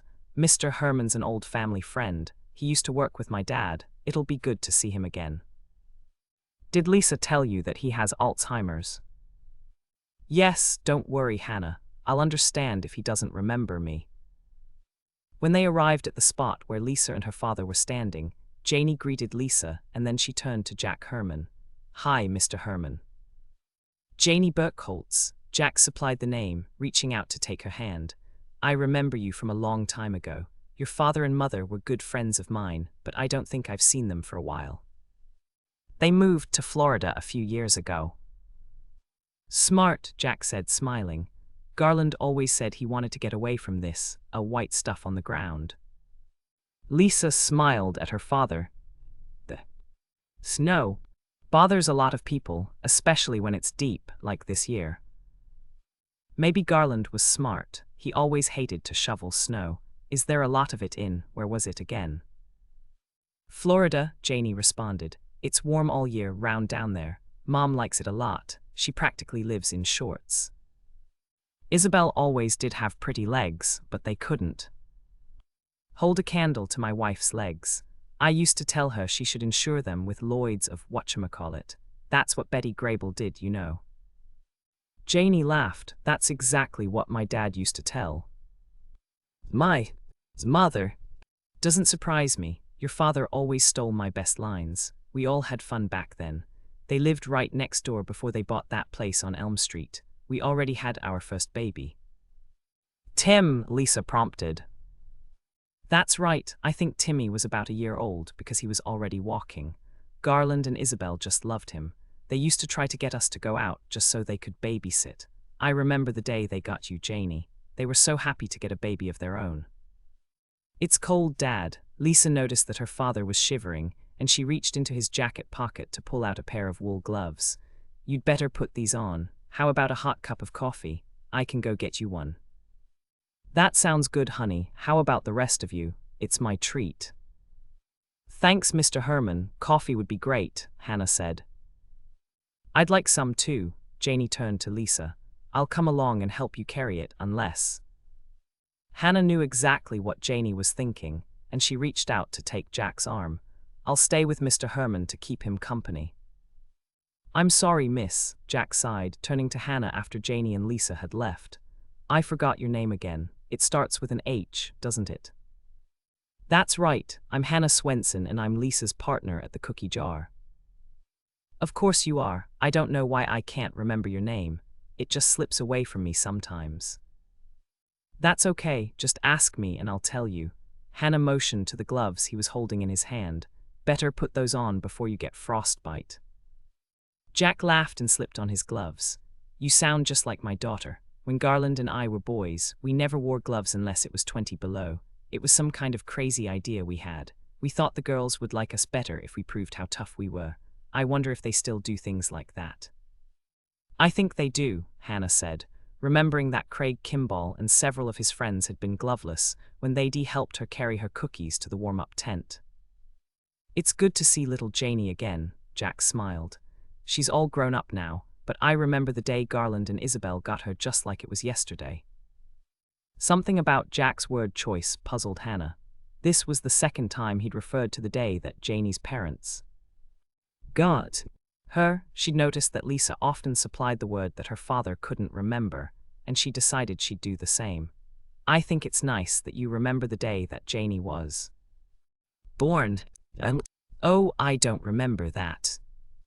You don't. Now Hannah was thoroughly puzzled, but you do remember the day they got her. Course I do. Garland got the call at work, and he drove to that hospital in Minneapolis to pick up Isabel and the baby, but maybe I shouldn't have told you that. It's a big secret. What's a secret? Hannah asked, even more confused. Janie's adopted, but her mother never wanted her to know. You won't tell her, will you? I promise I won't, Hannah said, reaching out to take Jack's hand. Will you tell me about it? Jack sighed. Guess it can't hurt, now that I let the cat out of the bag. You see, Isabel had trouble having babies. She lost 2 in the first 2 years, and it just about killed both Garland and her. Then she got pregnant again, and she had to stay in bed with her feet up. She was fine for months, but it happened anyway. Garland had to call for the ambulance one night, and they took Isabel to the hospital. That's very sad, Hannah said, patting his hand. I know. Isabel lost the baby, and the doctors told her she couldn't get pregnant again. It upset her so much. She went into a, what do you call it when you can't eat or sleep, and you cry all the time? Depression. That's the word. Isabel went into a depression, and they kept her there in the hospital. There was a girl in the next bed, and she was in trouble too. They got to be friends, Isabel and this girl, and the girl told her she wasn't married, and she was going to give up her baby for adoption. And then she asked Isabel and Garland if they wanted to take it. And they did. The girl didn't want any money or anything like that. She just wanted to make sure her baby had a good home. There was only one condition. She never wanted her baby to know about the adoption. And that's what happened. Yes, the girl had her baby the next day, and she signed Janie over to Garland and Isabel. Her name was Janie when they got her, you know. The girl named her after her grandmother, who just died. I know they kept in touch with the girl. Isabel sent her letters and pictures, and the girl sent back gifts for Janie. She asked them to say the gifts were from them, and they did. Hannah's mind was spinning. It was a great story, but she couldn't help wondering if it was a figment of Jack's imagination. How do you know all this? Garland told me. He was so excited about being a father at last. He said he had to tell someone, and he knew he could trust me. And you never told anyone else? Not even my wife. I figured it was nobody's business. Did Garland tell you the girl's name? No, and I didn't ask. How about Janie's biological father? Jack shrugged. I don't know his name, and I don't think Garland or Isabel do either. The girl said that he got married before she found out that she was pregnant, and so she never told him. You're not going to tell Janie about this, are you? No, Hannah shook her head. It's your secret, and I promise I'll never tell her. That makes me feel a whole lot better. Say, miss, Lisa said you were going to build a snowman. Aren't you a little old for that? Hannah laughed. I'm much too old, but I'm helping my sister and my niece, Tracy. That name's familiar. Do I know her? You met her yesterday morning, and you showed her your animal collection. You even taught her about opposable thumbs. I did, Jack smiled. Well, good for me. She must have been that pretty little blonde girl that asked me all those questions. That's Tracy. My daughter used to ask questions non-stop. I hope she didn't catch on that I made up the answers half the time. Here she comes now, Hannah said, gesturing toward Lisa and Janie, who were walking across the park toward them. I see her. They grow up fast, don't they? Who's that other girl with her? Janie Burkholtz, Hannah said, waiting for some kind of reaction from Jack. Oh yes, did you know that her parents used to live right next door to me? They moved away from the white stuff a couple of years ago. Somewhere in the south, I think she said. It's Florida. That's right, I remember now. Let's go meet them, miss. Looks like they're bringing hot coffee. Ocean off to some. Chapter 22. 8. Anna walked over to meet Andrea and Tracy, who were just getting out of their car. Tracy was dressed appropriately in a bright pink snowsuit with a matching ski cap and mittens, but Andrea had worn an outfit that was geared more toward a fashion magazine photo shoot. Her coat was made of powder blue suede. It was decorated with white fur around the collar and the hemline, and she wore matching gloves of thin powder blue leather. Her designer boots matched her gloves, and the only concession she'd made to the contest they were about to enter was a white fur hat that barely covered her ears. What's wrong? Andrea asked, realizing that her sister was staring at her. Your outfit. There's a snowdrift in our spot, and we're going to be up to our. Hannah paused and glanced at Tracy, who was hanging on her every word. You know what's in it. Tell me you've got Bill's snowmobile suit and choppers in the trunk. Andrea shook her head. Don't you like my new coat? I made a special trip out to the mall this morning to pick it up. It's gorgeous, and it'd be just fine if you were trying out for the part of the Winter Fairy. I know it's not exactly practical, Andrea conceded. I just thought there might be photographers here and I wanted to look my best. Well, don't blame me if you catch a cold while we're building our snow woman. Snow woman? Tracy asked, tugging at Hannah's sleeve. I thought it was a snow man contest, Aunt Hannah. It is, but snowman is generic. It's like when they said all men were created equal in the Declaration of Independence. They meant both men and women. Right, Andrea murmured to Hannah, taking Tracy's hand and starting out across the snow. Tell that to Bill.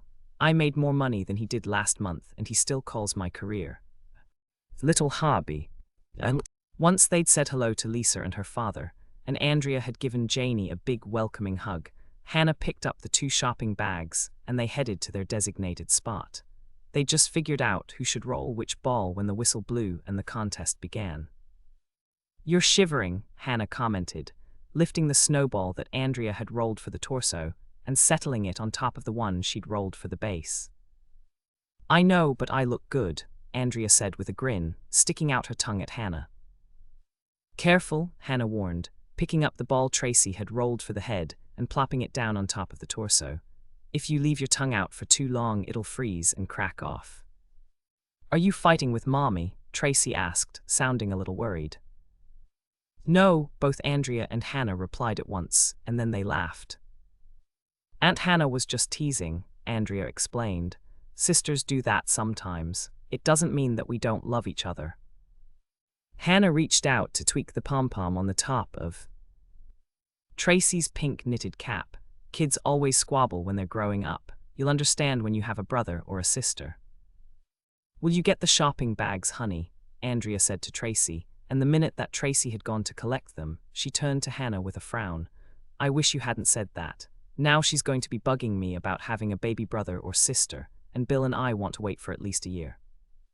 Sorry, Hannah said, turning away to hide her grin. She was sure she knew something that Andrea didn't. Bill would be tickled pink, and so would Andrea, once she'd gotten used to the idea. Let me see what's here. Andrea began to rummage through the bag that Tracy brought her. She plucked out a straw hat decorated with chiffon ribbons and silk flowers and held it up. This looks like it came from a wedding. It did. I was a bridesmaid when my college roommate got married. It's almost a shame to use it. It's really rather nice. Andrea gave Hannah a sharp look. I won't find the velvet hat from my wedding in here, will I? Of course not, Hannah told her, silently thanking Janie for saving her from that particular blunder. Good, you really ought to wear it again, Hannah. It's still fashionable, and it looks wonderful on you. Hannah nodded and decided to change the subject, since the hat in question was as flat as a pancake. If you don't mind, I thought I'd put one of my cookie jar aprons on our snow woman. That's a good idea. It never hurts to advertise. Andrea turned to Tracy, who was digging through the second shopping bag. Did you find anything you like, honey? Tracy held up a long rope of fake pearls. I like these, Mommy. Now I'm looking for earrings to match. There aren't any, Hannah told her, walking over to glance at the contents of the bag. But that's okay, because our snow woman doesn't have ears. I think there's a pair of big sunglasses in the bottom. They're from a store display, and they ought to fit her. By the time the final whistle blew, their snow woman was dressed and ready. The three of them walked over to the sidelines to chat with Janie, Lisa, and Jack Herman while the judges were deliberating. Do you think we'll win, Aunt Hannah? Tracy asked her. I don't know, but we made a good snow woman. I think she's just perfect. So do I, Tracy gave a little sigh. I wish we could keep her, but I know we can't. She'll melt down into a puddle and go belly up. Andrea overheard her daughter's comment, and her eyebrows shot up in surprise. Belly up. That's what fish do when they die. We have guppies at school, and every time one goes belly up, we tell Miss Cox and we get to have a fish funeral. Miss Cox says they go to the great fish tank in the sky, but they don't. They don't? No, she just flushes them down the toilet after everybody leaves. I forgot my sweater once, and when I went back to get it, I caught her. Hannah felt an instant rush of sympathy for Janice Cox, who'd had to explain. That, to Tracy, what did Miss Cox say? She didn't know I saw. I just picked up my sweater and sneaked back out, and I didn't tell the other kids either. Because you thought it might upset them? Andrea asked. No, the fish funerals are fun and I want to keep on having them. We even sing a special song. I see, Hannah said, wondering what type of song they sang. A range of possibilities occurred to her. Ne'er my cod to thee, o sole mio, if you knew sushi like I know sushi. Why are you grinning, Aunt Hannah? OHUH, I think the judges are finished. Hannah breathed a sigh of relief as the head judge walked up to the podium where a microphone had been rigged. Here we go, Tracy. The judge announced the winner. It was Calvin Janowski and his family, and Hannah turned to her niece. She hoped that Tracy wouldn't be too disappointed. Don't be sad, Aunt Hannah, Tracy told her, before Hannah had decided which comforting phrase to use. I wanted to win, but Calvin's snowman was really good. Okay, Hannah said, much relieved. Tracy had the right attitude. A moment later, the second-place winner was announced, and Tracy let out an excited squeal. We won too. This was not the time to explain the difference between first place and second place, and Hannah just reached out to hug her. Then Andrea got into the act, and eventually all of them shared a group hug. Since Tracy was helping Dolores with the tour again and spending the night with her grandma, Hannah made arrangements to meet her sister at the ice fishing venue at Eden Lake, said her goodbyes to Lisa and her father, and set off with Janie for the trip back out to the inn. Aren't you coming in? Janie asked as Hannah pulled up in front of the entrance to the inn. Hannah shook her head. Not right away. I have to drive down to the lake to take Mrs. Baxter some short-stack cookies. What are those? Hannah retrieved a small bag of cookies from the back of the truck and handed them to Janie. Try them and see. These are seconds. They're a little lopsided. Thanks. Janie took out a cookie and sampled it, and then she turned to Hannah in amazement. They taste just like pancakes with butter and maple syrup on the top. You really ought to write a cookbook, Hannah. You've got some wonderful recipes. Once Janie had gone inside with her bag of cookies, Hannah drove down the circular driveway and took the access road to the lake. The snow at the shoreline had been plowed to create a temporary parking lot, and it was chock full of cars. Hannah trolled the rows of cars for several minutes, but not a single parking spot was unoccupied. Since she had a four-wheel drive vehicle, Hannah decided to make her own spot, and she gunned the gas, mounted the icy bank of snow the plow had left, and parked at the back of the warm-up tent. Then she grabbed several boxes of cookies, hopped out of her truck, and hurried around the side of the tent to deliver the goods. Mrs. Baxter was working at the end of the long counter in the warm-up tent, filling large foam cups with coffee and handing them to one of her students, a pretty brunette who was dressed in a fuzzy yellow sweater. The girl was clamping lids on the cups and setting them in a large, flat box. "Hi, Mrs. Baxter." Hannah greeted her formally since there was a student present and set her stack of boxes on the counter. "How's your cookie supply holding out?" Pam Baxter turned to smile at Hannah. One of the younger members of Jordan High's faculty and married to the shop teacher, she'd been nominated for Best Teacher 2 years running. "You got here just in time, Hannah. We're almost out." "I've got more cookies in the truck. I'll go get them." "You've done enough," Pam said, handing Hannah a cup of hot coffee and turning to her student. "Renee." The girl in the yellow sweater nodded. "We'll get them, Mrs. Baxter." Once Renee had left with 2 of the other girls, Pam turned to Hannah. "I've got a problem.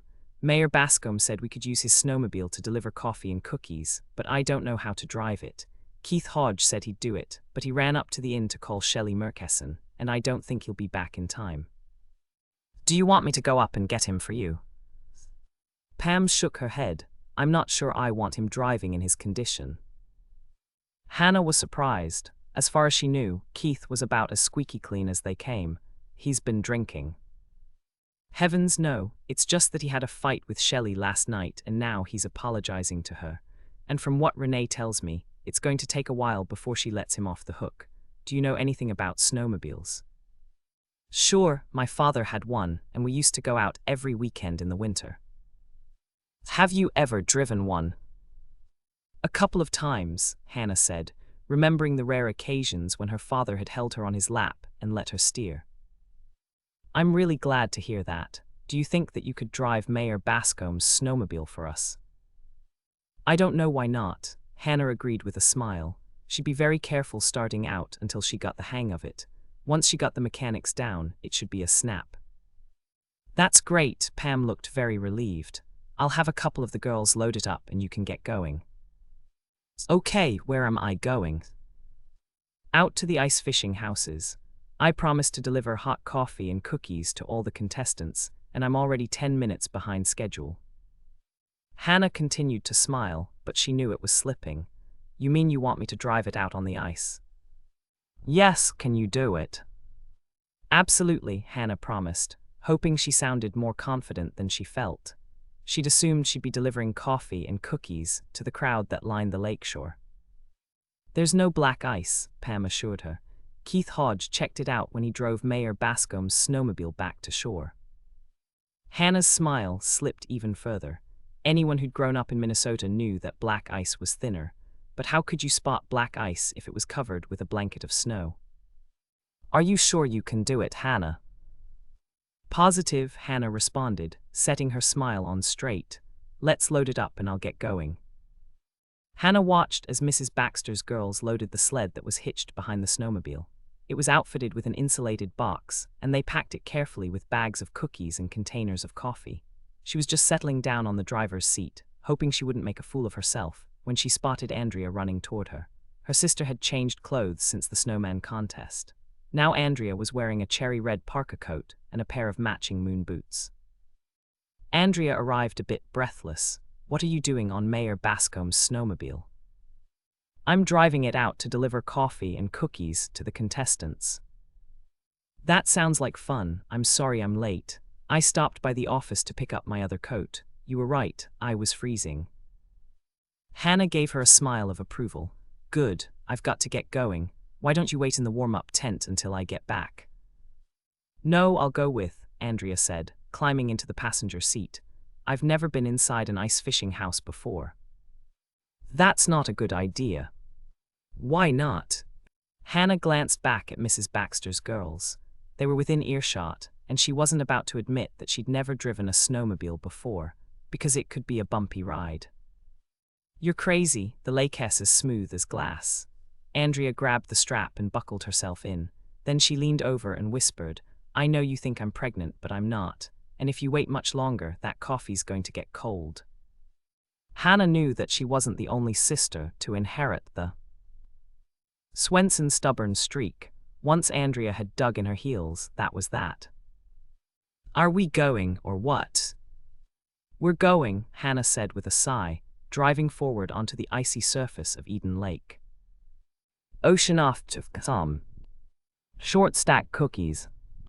Do not preheat oven, dough must chill before baking. 1½ cups melted butter.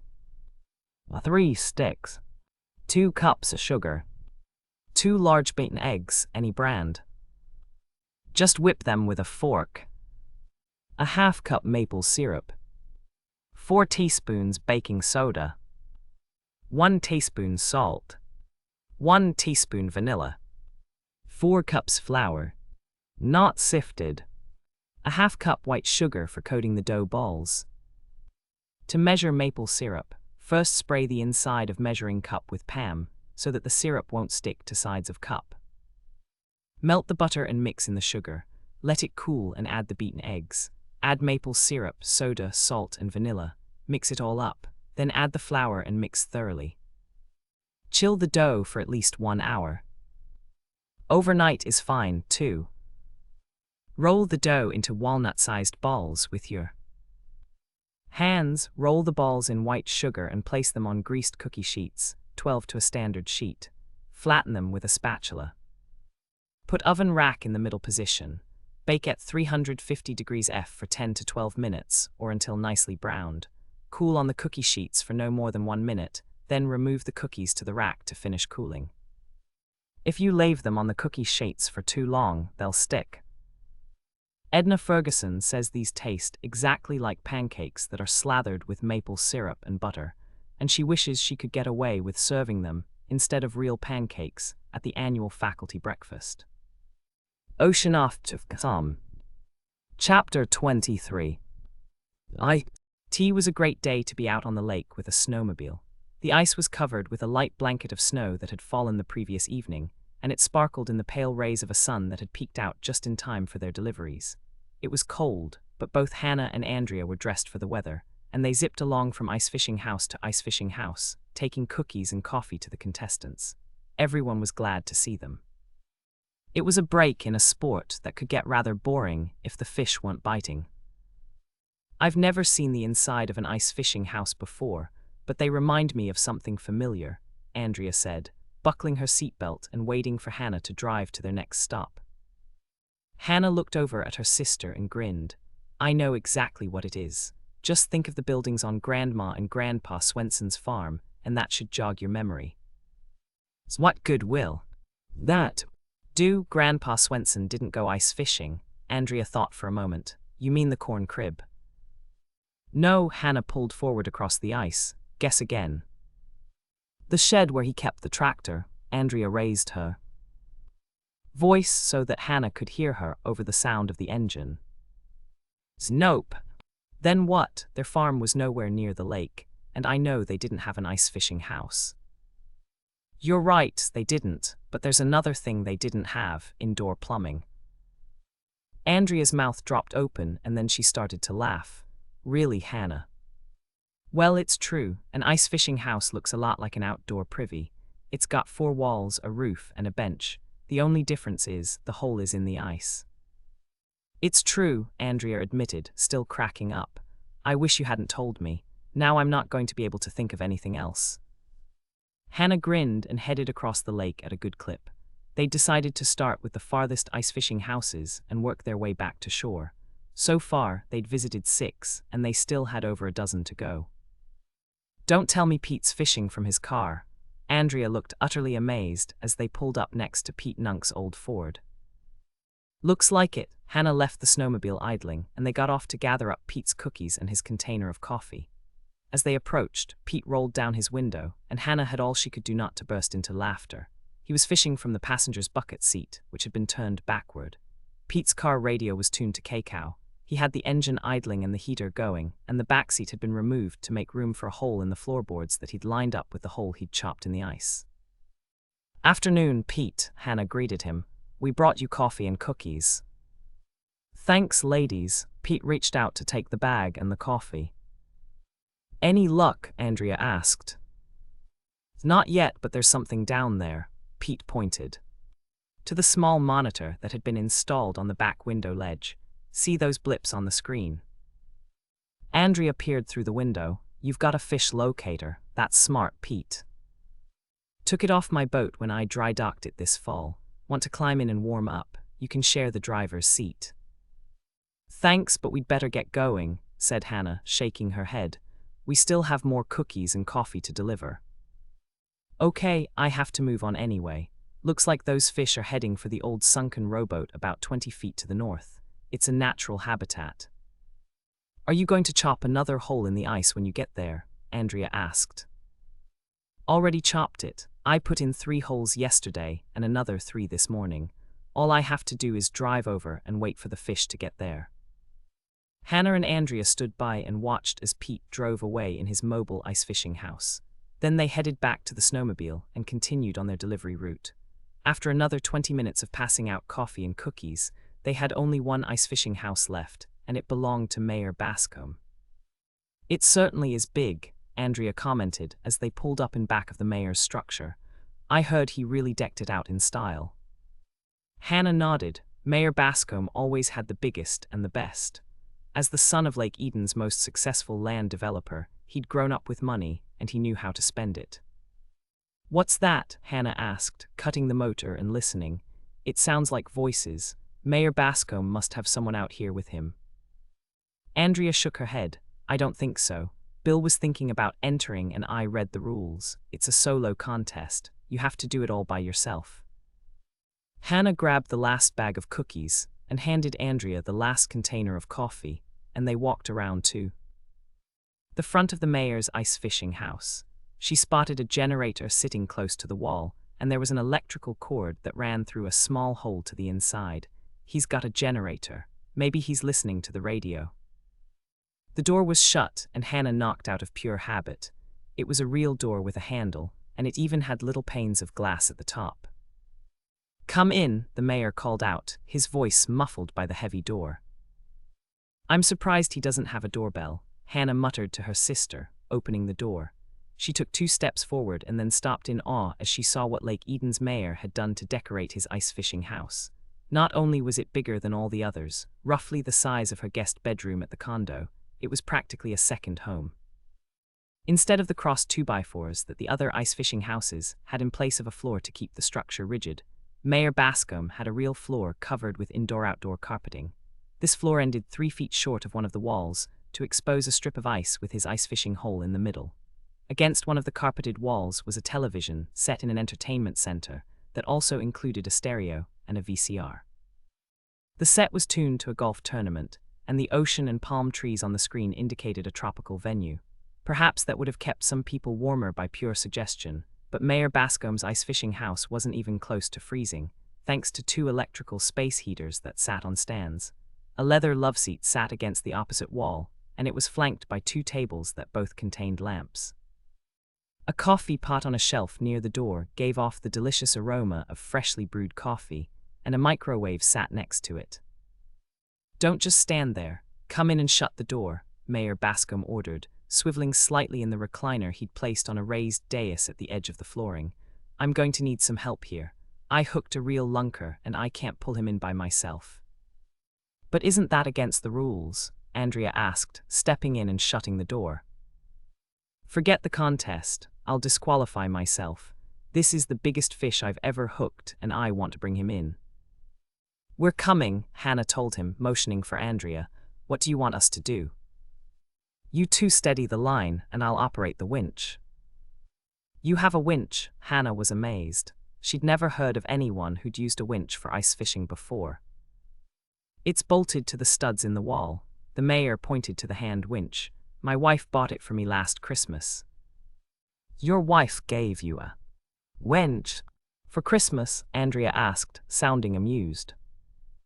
I know it's crazy, but somebody down at the hardware store convinced her that it was a good idea. I had to put it up, but I never thought I'd actually have a use for it. How about your line? Hannah walked over to glance at the mayor's fishing pole.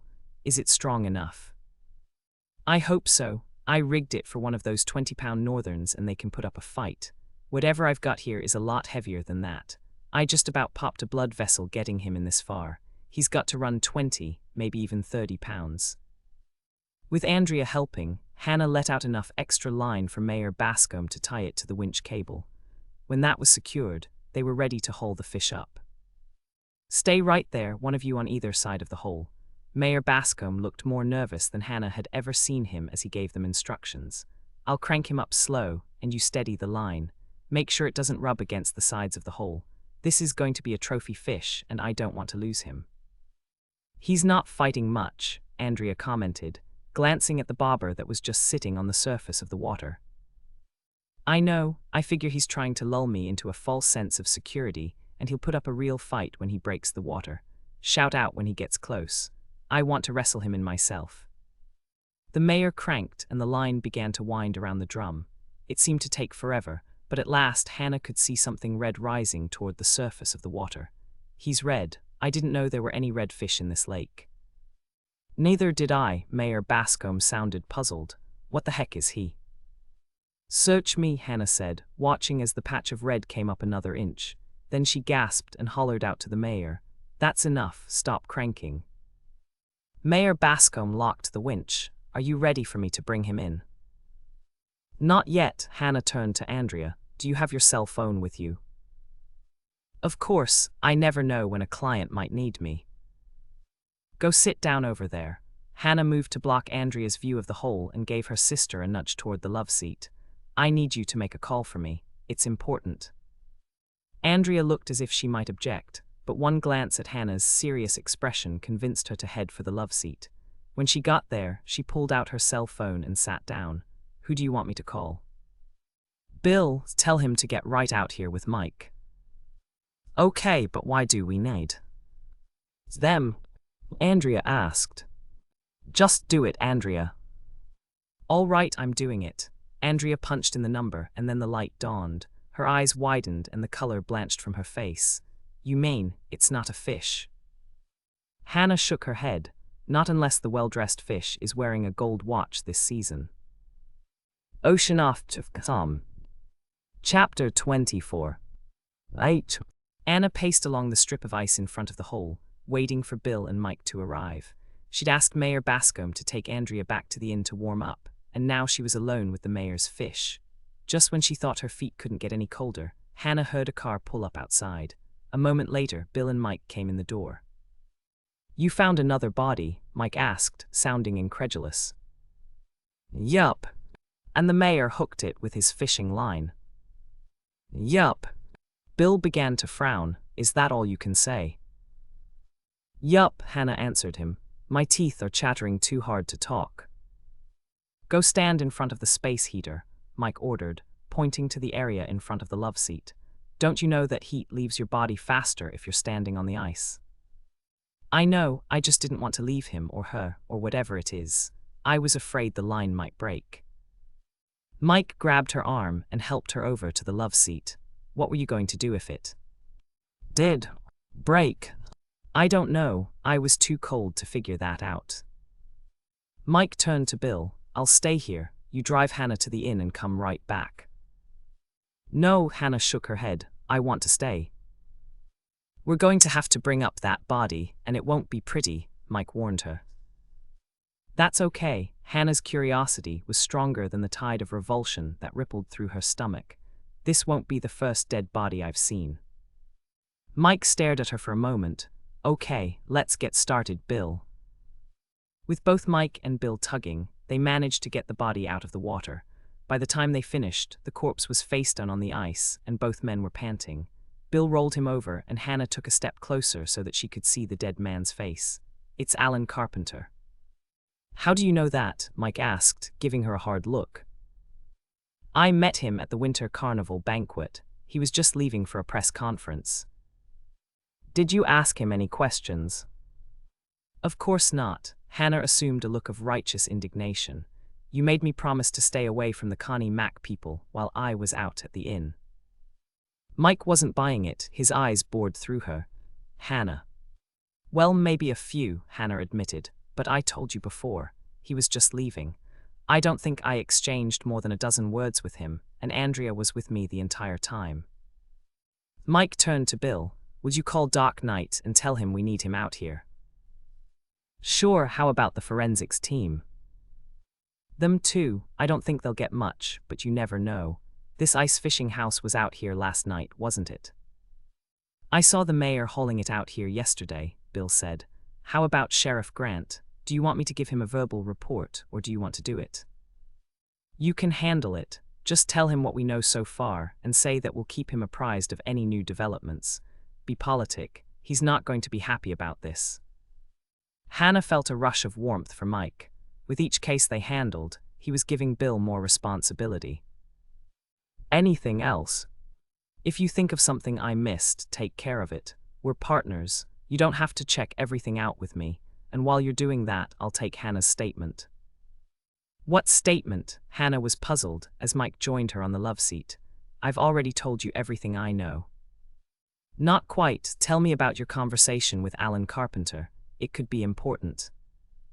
"Let me think," Hannah said, doing her best to recall every word of their conversation. "We were introduced and—" "What time?" Mike interrupted her. "Right before Edna's girls served dessert. It was around 8:30, I think." "Go on." "Alan said it was a pleasure to meet us, and then he said he had to leave with Kurt Howe, and he offered us their chairs. I asked him if it was something I said, and he laughed. And then he said that if they didn't leave right away, they'd be late for the press conference he'd scheduled at his office." "In Minneapolis?" Hannah shrugged. "I guess so. When we gave Connie Mack the tour, she mentioned that her corporate offices were in Minneapolis." "Did you ask him if the press conference was about Mrs. McIntyre's death?" "Of course I did. It was a natural question. He told us that the media was in a feeding frenzy and they wanted the details." "Okay," Mike jotted it all down. "What else?" "He said he was the spokesman for the family and Kurt was going to handle any questions that concerned the firm that published Connie Mack's cookbooks." "That'd be Savory Press. Did you say anything else to him?" "I don't think so. I know Andrea said something about how difficult it must be for him, and he said he had a duty as the family counsel to spare Paul in any way he could, and then he left, with Kurt Howe." "And that's all?" "I think so. No, wait. I gave them some cookies for the trip, and I said that the sugar would keep them going." "Okay." Mike closed his notebook and slid it back into his pocket. "It's obvious he drove back here after the press conference. We'll check to find out if anyone saw him when he got back to the inn."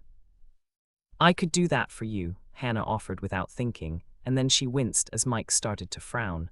She wasn't supposed to interfere. She had to remember that. "Forget I said that. I'll just keep my nose out of it and leave everything up to you." "Sure, you will." Mike sounded a bit sarcastic, and Hannah decided the best thing to do was to change the subject.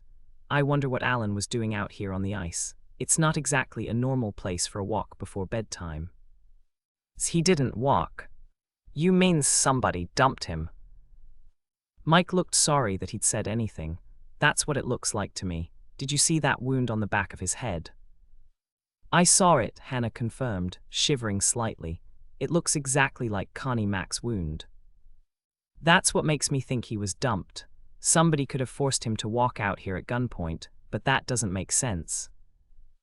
Because then they would have shot him instead of bashing in his head." "That's right. We'll know more when Doc Knight gets here. He'll be able to tell us if Mr. Carpenter was dead when he entered the water." "But how?" Hannah stopped in mid-question. She didn't really want to know how Doc Knight could tell something like that. "Never mind. I'd better go see how Andrea's doing. I'll take you back to the inn, Mike motioned to Bill. Secure the crime scene and don't let anyone but Doc Knight and the forensics team in. Hannah started to grin as she followed Mike out of the ice fishing house. The moment the door was shut behind them, she grabbed his arm. Are you going to rope off Mayor Bascom's ice fishing house? I don't know. That all depends on what the forensics team finds. There could be trace evidence. It's DNA. If that's where Mr. Carpenter went through the ice, I wouldn't be surprised. Then it'll be a crime scene. The mayor can't get back in. Yes, what are you getting at, Hannah? Mayor Bascom's not going to be happy about that, and neither is Sheriff Grant. I heard them talking about going up to Mill Lacs Lake next weekend. They do it every winter. Sheriff Grant reserves the spot, and Mayor Bascom brings his ice fishing house. Mike groaned. I'll be taking plenty of flack about it, but there's nothing I can do. Rules are rules. So you're not going to bend those rules for the mayor and Sheriff Grant? No, Mike turned to give her a puzzled look. I wasn't just picking on you, Hannah. I had to secure your shop, and I may have to secure the mayor's ice fishing house. Hannah grinned up at him. I'm probably crazy, but that makes me feel better. I still think you're pig-headed, but you're pig-headed with everybody. Thanks, I think. Mike grinned and held out his arms.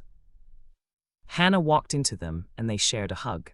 Then he opened the passenger door of the squad car and waited for her to get in. Are you sure you don't want me to ride in back? She quipped. Don't be ridiculous. I don't have any reason to believe you're a suspect, do I? When has that stopped you? Hannah answered his question with a question of her own. You suspected Norman, didn't you? It's not for long, and only because I had to. I told you before. I didn't really believe that Norman did it. Hannah shut her mouth and climbed into the front seat of the squad car. Mike had certainly sounded serious when he first told her that Norman was a suspect, but this wasn't the time to remind him of that. Hannah, Mike climbed in the driver's seat and reached out to touch her arm. I've been thinking about that jealousy thing. What jealousy thing? You know, that maybe I suspected Norman because I was jealous of the time you spend with him. That might not be so crazy, after all. Really, Hannah said, and then she held her breath. What I told you this morning is true. I'm glad that you're not sitting home waiting for me to call you, but I do get kind of a wrench in my gut when I think about you with somebody else. I don't know if you can call that jealousy, but it's close. Okay, Hannah said, hiding a smile. As long as we're being truthful, I got a little wrench when I saw Christy Hampton dangling all over you, and I don't know if that's jealousy either. Dangling all over me, is that what you thought? She was just being friendly, that's all. Oh, I see. Hannah allowed her smile to come out. In that case, maybe. We should get a little friendlier. Maybe we should. Mike pulled her into his arms and gave her a thorough kiss. It lasted for several minutes, until both of them were as warm as toast and breathing as if they'd just run a marathon. Friendly enough, Mike asked as he started the squad car and drove forward across the frozen lake. Oh yes, Hannah breathed, settling back for the ride. When Mike got close to shore, he took the temporary road that had been plowed for the delivery of the ice fishing houses. That led them to the parking lot and Hannah's truck. He stopped near her rear bumper and reached out to take Hannah's arm before she could open her door. What? Hannah asked, wondering if he was going to make even more of a commitment. You're not going to snoop around, are you? Hannah gave an exasperated sigh. Leave it to Mike to spoil a perfect moment. I promised you I wouldn't. I know, but that's never stopped you before. I tell you what, don't promise. Never make a promise you know you can't keep. Okay, I won't. So you are going to snoop around. Hannah winced, but she had to tell him the truth. Probably. Okay, just be very careful. That's all I ask. And call me right away if you need me. Hannah reached out to touch his cheek. I will, she said, and that is a promise. Ocean off to come. Chapter 25. W. Hannah walked into the lobby of the inn. The first person she saw was Janie. Her temporary houseguest was standing by the desk talking with Sally, who was manning the phones. Hi, Janie, Hannah greeted her. Did you get a chance to see Paul? No, he's gone. Sally just told me that he's in Minneapolis at corporate headquarters. He left at noon yesterday, Sally explained, right after he came back from his interview with Mike and Bill. He told me he'd be in meetings all afternoon and all day today. I'm saving his room for him. He'll be back in time for the grand opening of the boutique tomorrow. Did he leave someone in charge? Hannah asked her. Alan Carpenter, but we can't find him either. He's probably out at the mall making last-minute arrangements for the opening. I really need to find out if I still have a job, and Alan would know. Janie looked a little nervous. If you have time, could you take me out there? Hannah felt the horns of a dilemma poke her squarely in the backside. She wasn't supposed to say anything about Alan's murder, but she had to let Janie know that a trip to the mall wasn't necessary. Forget the mall. Alan's not there. Are you sure? Janie asked. Oh yes, Hannah held her breath, waiting for Janie's next question. Where is he? He's out at the mayor's ice fishing house. Sally's eyebrows shot up. What's he doing out there? Not much, Hannah said, and then she clamped her lips shut. Sally stared at her for a moment, and then began to frown. You look like I do when I bounce a check, and I don't want Dick to find out. Is there something you're not telling us? You could say that, Hannah admitted, sending a silent apology to Mike for having to break another of his rules. Alan's dead. I can't believe it, Sally gasped after Hannah had told them. 2 of my guests murdered. Do they think it's the same killer? Janie asked. Yes, I shouldn't have told you, but I couldn't see any way around it. Don't say anything to anybody until the sheriff's department officially releases the news. I won't, Sally promised. Me neither, Janie said. Poor Alan. Sometimes he was a real pain, but he didn't deserve that. Alex Matthews appeared at the doorway just then and waved to Janie. Hi, Janie. I'm so glad you're back. So am I, Janie said, and then she turned to Sally and Hannah. I'll go talk to her for a minute, don't worry. I won't say a word about Alan. After Janie had left, Sally motioned for Hannah to come closer. You're going to investigate, aren't you? She asked. Of course I am. Is there anything I can do to help? There may be, Hannah said. The first thing I have to do is find out exactly when Alan was killed. When is the last time you saw him? Last night, I was bartending and he came in with Kurt Howe. It was right before the 11 o'clock news. Was there anything odd about him? Sally looked puzzled, and Hannah went on to explain. Maybe he was more nervous than usual, or angry about something. He was a little uptight, but he told me they'd just come from a press conference, and they'd been fielding questions about Connie Mack's death. Alan said they needed to unwind or they'd never get to sleep, and he ordered Chivas neat for both of them. How long did they stay in the bar? Until the news was over. Kurt left first. He said he was going up to bed. Alan stayed for another couple of minutes, and then he said he was going to take a walk before he turned in.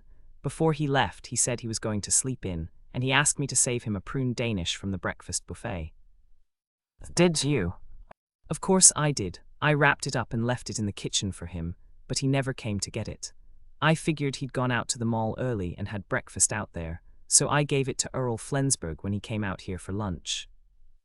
So as far as you know, he took his walk and then he went up to bed. That's right.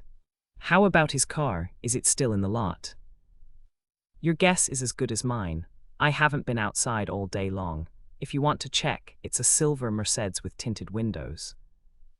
Hannah thanked Sally for the information and headed to the restaurant to see how Andrea was bearing up. She was still chilled, and she wanted to warm up before she walked out to the parking lot to look for Alan's car. The restaurant was only half full, and Hannah spotted Andrea sitting at a table for 2. As she approached, her sis Ter smiled a greeting. The color was back in Andrea's cheeks, and she looked as if she'd fully recovered from her shock. You look a lot better, Hannah commented, pulling out a chair and sitting down. I am, Andrea gestured toward the empty cup on the table. You were right about the chocolate, Hannah. I had 3 cups of cocoa, and I'm almost myself again. Where's Mayor Bascombe? Hannah asked, noticing the second empty cup on the table. He went back out to the lake. Since he can't finish the ice fishing contest, he's going to award the first place trophy to the winner. He left you here alone. Hannah was shocked. Mayor Bascom was always polite to his constituents, and he carried courtesy and consideration to the extreme in an election year. I suggested it. All he could talk about was expanding the dump and building a new water filtration system. After 15 minutes, I was bored to tears. And then, when he started discussing environmentally friendly uses for solid waste, I just had to think of a way to get rid of him. One of the waitresses approached their table with a tray. Hannah watched as she set down a carafe, a clean cup and saucer, and 2 chocolate-covered donuts. When she'd left, Hannah turned to her sister. "What's this?" "I figured you'd need a dose of your own medicine." "Thanks," Hannah smiled. Andrea was right. A cup of hot chocolate was just what she needed. Andrea took one of the donuts and ate it while Hannah drank her hot chocolate. "How about that other donut? Don't you want it?" "Not really, I'm still full from breakfast. Janie made me French toast this morning." "Can I have it? I'm still hungry and I don't know why. I've eaten like a horse today." Hannah passed the plate to her sister. If there wasn't a baby in the making, she'd eat the velvet hat from Andrea's wedding, including the fashionable French lace around the brim. "Here it is, Hannah," Andrea called out, pointing toward a car that was sandwiched in between a van and a mid-size sedan with rental plates. Hannah was amazed. All Andrea could see was the back end of the cars, and she'd spotted Alan's the moment they walked out to the parking lot. "Are you sure that's his?" "Of course I am. I'm a real estate agent, and I know a Mercedes when I see one. Only serious buyers drive them. Because it means they have the money to buy a house." "Not necessarily, but they're expensive, and you've got to have good credit to get one. Good credit's more important than money. Did you know that you can put the purchase price of a house on a credit card?" Hannah shook her head. "You've got to be kidding. Does anybody really do that?" "Yes, when the Ehrenbergs sold their summer cabin, the purchase price was $30,000. My buyers put the whole thing on their credit card." "Why would they do that?" Hannah was confused. "I thought credit card interest rates were sky high." "So they are. Isn't the interest rate on a house loan much less?" "Absolutely, but they had a really good reason for doing it." "This I've got to hear," Hannah said, leading Andrea toward the car she thought was Alan's Mercedes. "It's like this. They got a brand new credit card with a sweetheart rate, 8% for the first 6 months. That's really good. And since their credit rating was excellent, they got a credit line of $40,000. Hannah whistled. "I've never heard of a credit line." "That's high." "It's pretty high, but between the two of them, they made over $100,000 a year, and they always paid their bills on time. They just hadn't saved any money, that's all." "Okay, I'm following you so far." The lowest interest rate they could get through a mortgage broker at the time was 7.5%. "Hold on a second." Hannah stopped in her tracks. If the mortgage rate was 7.5% and the credit card rate was 8%, they were paying more interest by putting it on their credit card. No, they weren't, not in the short run. His father's will was in probate and his inheritance was over $40,000. The only problem was he didn't have it yet. He told me the lawyer figured he'd get it in 4 months or less. So why didn't they take out a house loan and pay it off when he got his inheritance? Because the first couple of years are almost all interest. You only pay a tiny bit off on the principal. 4 months of mortgage payments added up to more than the 4 months of interest on the credit card. They made a financially sound decision. It still sounds crazy to me. What if something had happened to delay his inheritance? It didn't. He got a check in 4 months. It was a calculated risk, Hannah. They took it and it paid off. Hannah just shook her head.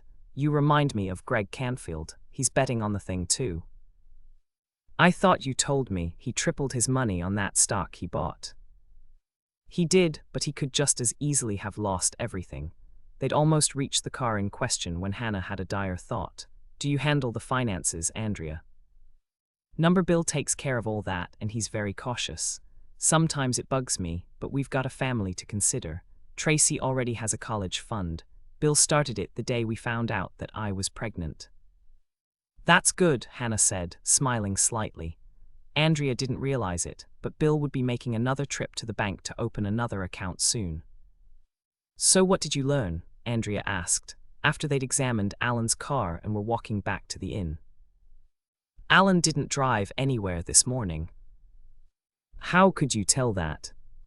There was snow on the windshield, and it stopped snowing about 4 this morning. I heard it on K-Cow when I was driving out here.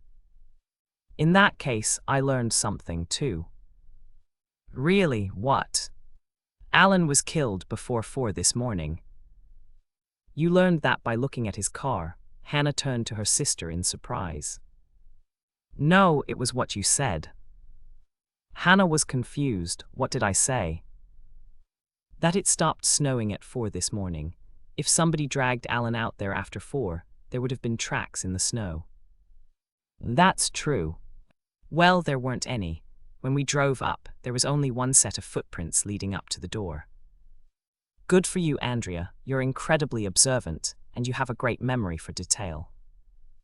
Andrea looked slightly uncomfortable. Actually, no. The only reason I noticed was that I overheard Sarah Thompson talking to Patsy Beringer in the cafe the other day. They were gossiping about the mayor's new girlfriend. I didn't know he had one, Hannah commented, feeling a wave of contempt for their town's illustrious leader. Mayor Bascombe had come within an eyelash of getting into big trouble for his last affair, and she'd hoped the close call had taught him a lesson. They didn't mention who his girlfriend was, and it might not be true.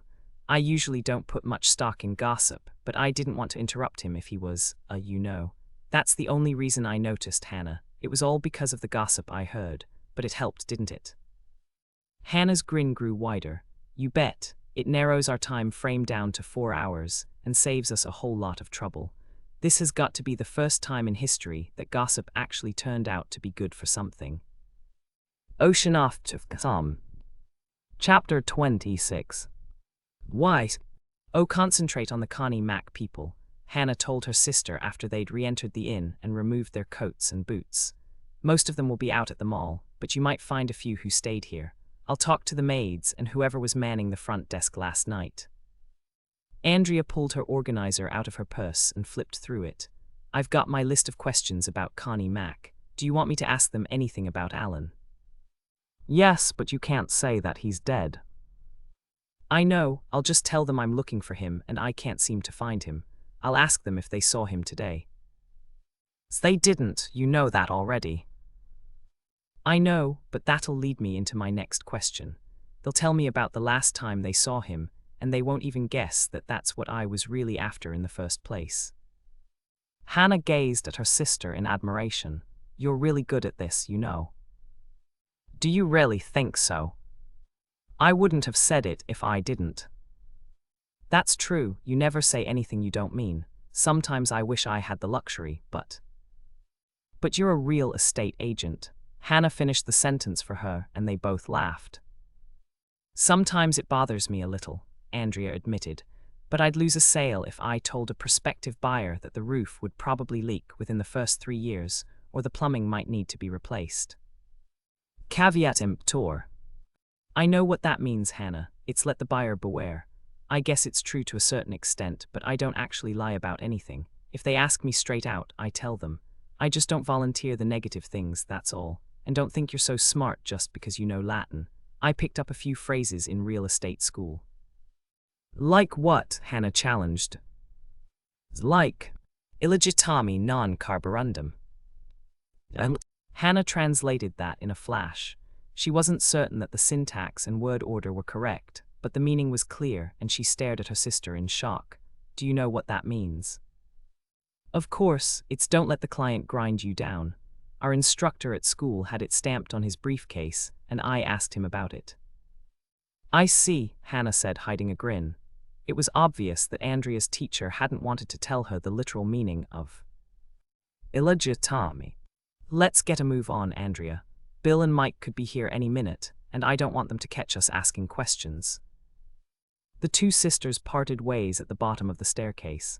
Andrea went up, and Hannah headed for Sally's office. When she got there, Alex Matthews was just leaving. I'm glad I caught you, Hannah. Alex gave her a big smile. I cleared it with Sally, and if it's all right with you, I'm going to give Janie a ride to your condo and help her pack up her things. Hannah was puzzled. That's fine with me, but why? Janie's moving back into her room out here. She spoke to Paul on the phone, and he told her that he couldn't get along without her. He even gave her a raise to make up for all the trouble that horrible woman caused her. I'm glad to hear it, but I'm going to miss her. That's exactly what she said. You're one of her favorite friends, Hannah. Thank you so much for helping her. Hannah, Sally hailed her from the open doorway. Come in and shut the door. I've got some news for you. Hannah walked in and took the chair in front of Sally's desk. I've got news for you, too. We found Alan's car, and it's been out there all night. We figure he was killed between midnight and 4 this morning, give or take half an hour. Well, that's one mystery solved. It explains why he never picked up his prune Danish, Sally said, and she sighed deeply. Don't think about that, Hannah advised, and then she started to frown. Whenever someone told her not to think about something, it had quite the opposite effect. Once she knew she shouldn't dwell on something, it took on even more importance in her mind. Rather than try to take back her advice, which was impossible anyway, she decided to enlist Sally's help on the one aspect of Alan's death that they could do something about. I need your help, Sally. What was Alan wearing when you saw him in the bar last night? A grey suit with a light blue shirt. He was carrying a black overcoat when he came in, and he put it down on an empty bar stool. Was that what he was wearing when you found him? Hannah shook her head, deciding not to go into detail. Sally didn't need a mental picture of how Alan had looked when they'd pulled him from the icy water. He must have gone up to his room to change clothes. You said you had news. What is it? I checked with the maid who took care of Alan's room, and his bed hadn't been slept in. Do you think he was killed while he was out on his walk? It's beginning to sound that way. I need a list of your night people, Sally. I have to find out if anyone saw Alan last night. They didn't. I already checked, and I talked to Chris. He's the college kid I hired to man the front desk from 10 to 6. He said Alan walked out the door at 1:15 midnight, and he wasn't back when Chris left at 6. Didn't he think that was odd? No, he figured that Alan had driven out to the mall. Alan did that sometimes. There were a couple of nights when he left here at 10:30 or 11 at night and went out to the boutique to work. He told Chris that there were too many distractions during the day, and he got his best work done in the middle of the night. That makes sense to me, Hannah said. She'd pulled her share of all-nighters at the Cookie Jar with Lisa, especially in December when the parties were plentiful, and they'd booked back-to-back catering events. I have a piece of good news, Sally said. Let's hear it. I could use some good news about now. Dick called me a couple of minutes ago, and his mother came through the surgery just fine. They've already got her sitting up in bed. That's great, Hannah said, and it must be a huge relief for Dick. Oh, it is. He's been worried sick. His mother's not young, you know. When he called, I knew everything was fine before he even told me. By the tone of his voice, Hannah guessed. He sounded relaxed for the first time in almost a week, and that reminds me, he wanted to know everything that was happening here. You didn't tell him about Alan, did you? Of course not. I could trust him not to say anything. That's not the problem. But he sounded so upbeat, I didn't want to say anything to change that. I told him about Greg Canfield, though. That was all right, wasn't it? Hannah shrugged. Why not? Greg didn't tell me to keep it a secret. I mentioned that he made a real killing in the market, and Dick was really glad for him. But I must have gotten the name of the stock wrong. What was it again? Red Lines. That's what I told him, but Dick pulled Red Lines up on his laptop while we were talking, and he said it peaked about 6 months ago. Then the stock started dropping, and the company went bankrupt at the end of last month. Hannah frowned. That certainly didn't match what Greg had told her. Is Dick sure? Positive. He checked the history of the stock for me. About a week before Red Lines hit rock bottom, there were rumors about a new infusion of foreign cash. Some investors bought in on the strength of the rumors, but it never happened and they all lost their shirts. Hannah's frown grew deeper. She was positive that Greg had told her he'd invested in Red Lines. You must have gotten the name wrong. Dick said there was no way anybody could have made any money on Red Lines unless they bought when it first went public. and sold at the peak 6 months ago. Hannah thanked Sally for all she'd done and left her office thoroughly puzzled. Greg had told her he'd more than tripled his money on red lines, and he'd lied to her. Was that because he was too embarrassed to admit that he'd made a bad investment? There was a pay phone at the end of the hall, and instead of turning off at the entrance to the dining room where she was supposed to meet Andrea, Hannah kept on walking and dug into the bottom of her purse for change. Sally had done all the legwork for her, and she still had 45 minutes before she hooked up with her sister. There was no time like the present to talk to Greg about red lines. She'd call him right now and ask him why he hadn't trusted her enough to tell her the truth. One of Sally's waitresses headed for Hannah's table with the coffee carafe, but Hannah smiled and waved her away. She'd had 4 cups already, and that was enough, even for her. She picked up a French fry and dipped it into the side of blue cheese dressing she'd ordered. French fries and blue cheese dressing was one of her favorite treats. Sally's French fries were perfect, golden brown and crisp on the outside and made from real hand-peeled potatoes. Her blue cheese dressing was also made from scratch, with chunks of tasty Roquefort blended with heavy cream. Normally Hannah would have been in hog heaven, but today even the tastiest food had lost its appeal. There were too many questions buzzing in her mind, and her brain felt like a mixer that had gone into warp speed. As she munched, Hannah tried to concentrate on the most important question. Who had murdered Connie, Mac, and Alan? She'd eliminated a lot of suspects, but she was no closer to solving the crimes than when she'd started. The second question concerned Andrea's pregnancy. Was she putting her sister, an unborn baby, in jeopardy by agreeing to let Andrea help with the murder investigations? Andrea didn't know that she was pregnant, and she'd gotten a little hot under the collar the second time that Hannah had brought it up. That subject was obviously off limits, and other than driving to Lake Eden Neighborhood Pharmacy, buying a home pregnancy test, and forcing Andrea to use it, Hannah really couldn't confirm what she strongly suspected. She could always come up with an excuse to exclude Andrea from the sleuthing, but she'd be jeopardizing their friendship. And if it turned out that Andrea wasn't pregnant, her sister would never forgive her. In addition to these problems, there were other questions of lesser importance. Some were minor. Did Mayor Bascom really have a new girlfriend? How had Alex and Janie become such good friends on such short acquaintance? Was Francine going to get Sally and Dick in trouble by dressing up and pretending to be Ezekiel Jordan's ghost? A final question, one that was very important, almost overshadowed Hannah's murder investigation. What was going on with Greg Canfield? Something was very wrong, and Hannah would be a lousy friend if she didn't even try to help him. Greg hadn't been home when she'd called, but she'd spoken to his grandmother. The information that Mrs. Canfield had given her had caused Hannah to worry about Greg even more. Greg had claimed that he was trading stock online, but his computer had been broken for over 2 weeks. He'd said he'd tripled his money on red lines, but the company had gone bankrupt. He'd also said that he'd paid off his creditors, but his former suppliers wouldn't be leaving urgent messages with his grandmother on a Sunday afternoon if that were true. As if all that weren't enough to handle, Mrs. Canfield was convinced that Annette had left Greg for good. She'd seen the packet of legal papers that had arrived for him last week from a family law firm in Denver. Even though Greg's financial and personal world was crashing down around his ears, Hannah's immediate concern was for his safety. When he'd left the condo this afternoon, he'd told his grandmother that he was going to gas up his car and come right back. That had been almost 3 hours ago, and Hannah could understand why Mrs. Canfield was getting worried. There had been 2 murders in Lake Eden already, and the killer was still out there. Hannah hoped that she was just borrowing trouble, but she was glad she'd told Mrs. Canfield to leave a message for her in the moment that Greg walked in the door. Ocean off to come. Chapter 27. 8. Anna was staring down at her French fries and wondering if she'd lost the knack of solving mysteries when Alex tapped her on the shoulder. Hannah, Alex held out a key. Janie asked me to find you and give this back. She's getting settled in upstairs.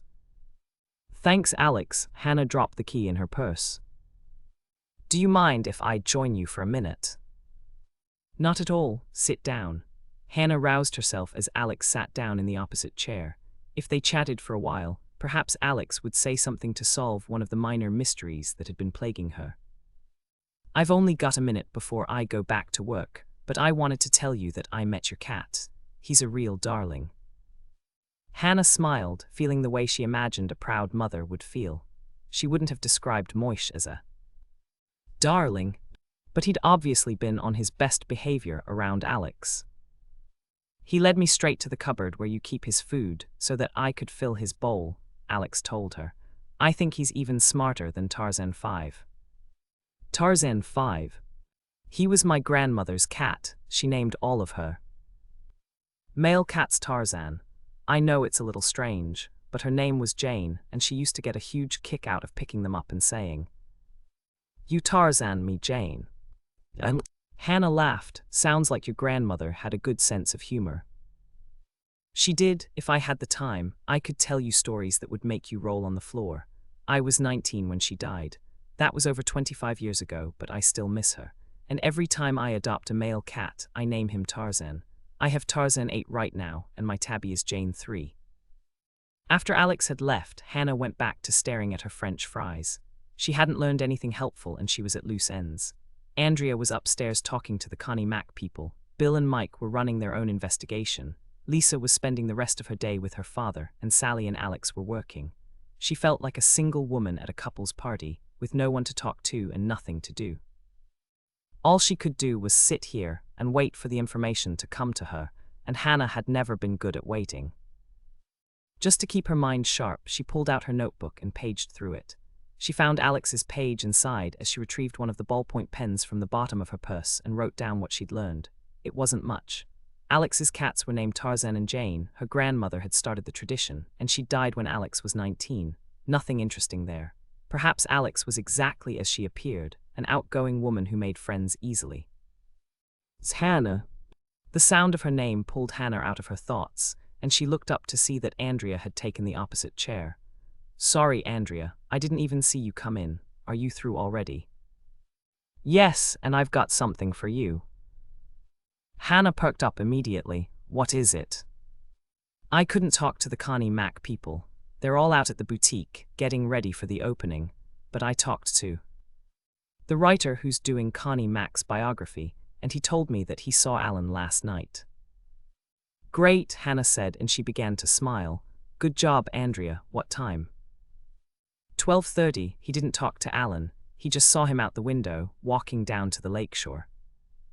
He's sure it was Alan. Oh yes, he recognized him by his hat. Alan always wore one of those Russian fur hats when he went out for a walk. They're called Oshankas, but other people wear them too. I know, but Andrea stopped and stared at Hannah's plate of French fries. Are you going to eat those? Hannah shook her head and pushed the plate to Andrea. But what? But Alan always wore it. Is there any ketchup? Yes, here. Hannah picked up the squeezed bottle of ketchup and passed it over. Alan always what? He wore his Russian hat with the ear flaps down. The writer said it looks really silly that way and most people just let their ears get cold, but Alan always pulled the flaps down and they looked like dog ears. Okay, Hannah said, picking up her pen to write down what Andrea had told her. She was about to flip to a new page when a name caught her eye. Jane. Alex's grandmother had been named Jane. Hold on a second, I've got to check something. With rising excitement, Hannah found the section of notes she'd taken on the story that Jack Herman had told her. Janie's birth mother had named her in honor of her grandmother, who had died recently. Alex said her grandmother had died over 25 years ago, and Janie was 25. What did you find? Andrea asked, catching her sister's excitement. I'm not sure. Hannah pushed back her chair and stood up. I'll be right back. I've got to talk to somebody and it can't wait. Do you need me? Not this time. It'll only take a second or two and they might clear the table if both of us leave. Stay here and eat the French fries. Hannah picked up the side of blue cheese dressing and handed it to her sister. Try dipping them in that. It's a lot better than ketchup. I don't know what you mean. I asked you a simple question, Hannah stated, giving Alex her fiercest stare. They were standing outside the service entrance to the kitchen, sheltered from the wind by two large metal dumpsters. Is Janie Burkholtz your daughter? Alex swallowed hard, and then tears came to her eyes. Hannah could see them well up, and she felt like a rat for harassing her. Look, Alex, I really need to know, and I promise you I won't tell anyone. Beauty, Alex sighed, and a single tear spilled over and rolled down her cheek. I was so careful all these years. I never wanted Janie to know. Who told you? That's not important. Yes, it is. I've never told anybody except Isabel and Garland.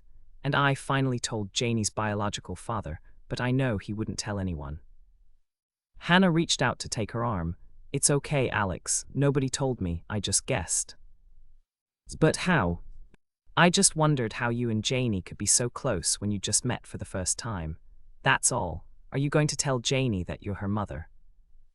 No, I can't tell her, Hannah. It wouldn't be fair to Isabel and Garland. They're her real parents. They loved her and they raised her and they gave her a wonderful home. It might change the way she thinks of them, and that wouldn't be right. You won't tell her, will you? I promise I won't, Hannah assured her. Is that why you took the job as Sally's assistant, so that you could see her? Yes, Isabel called to tell me that Janie would be here.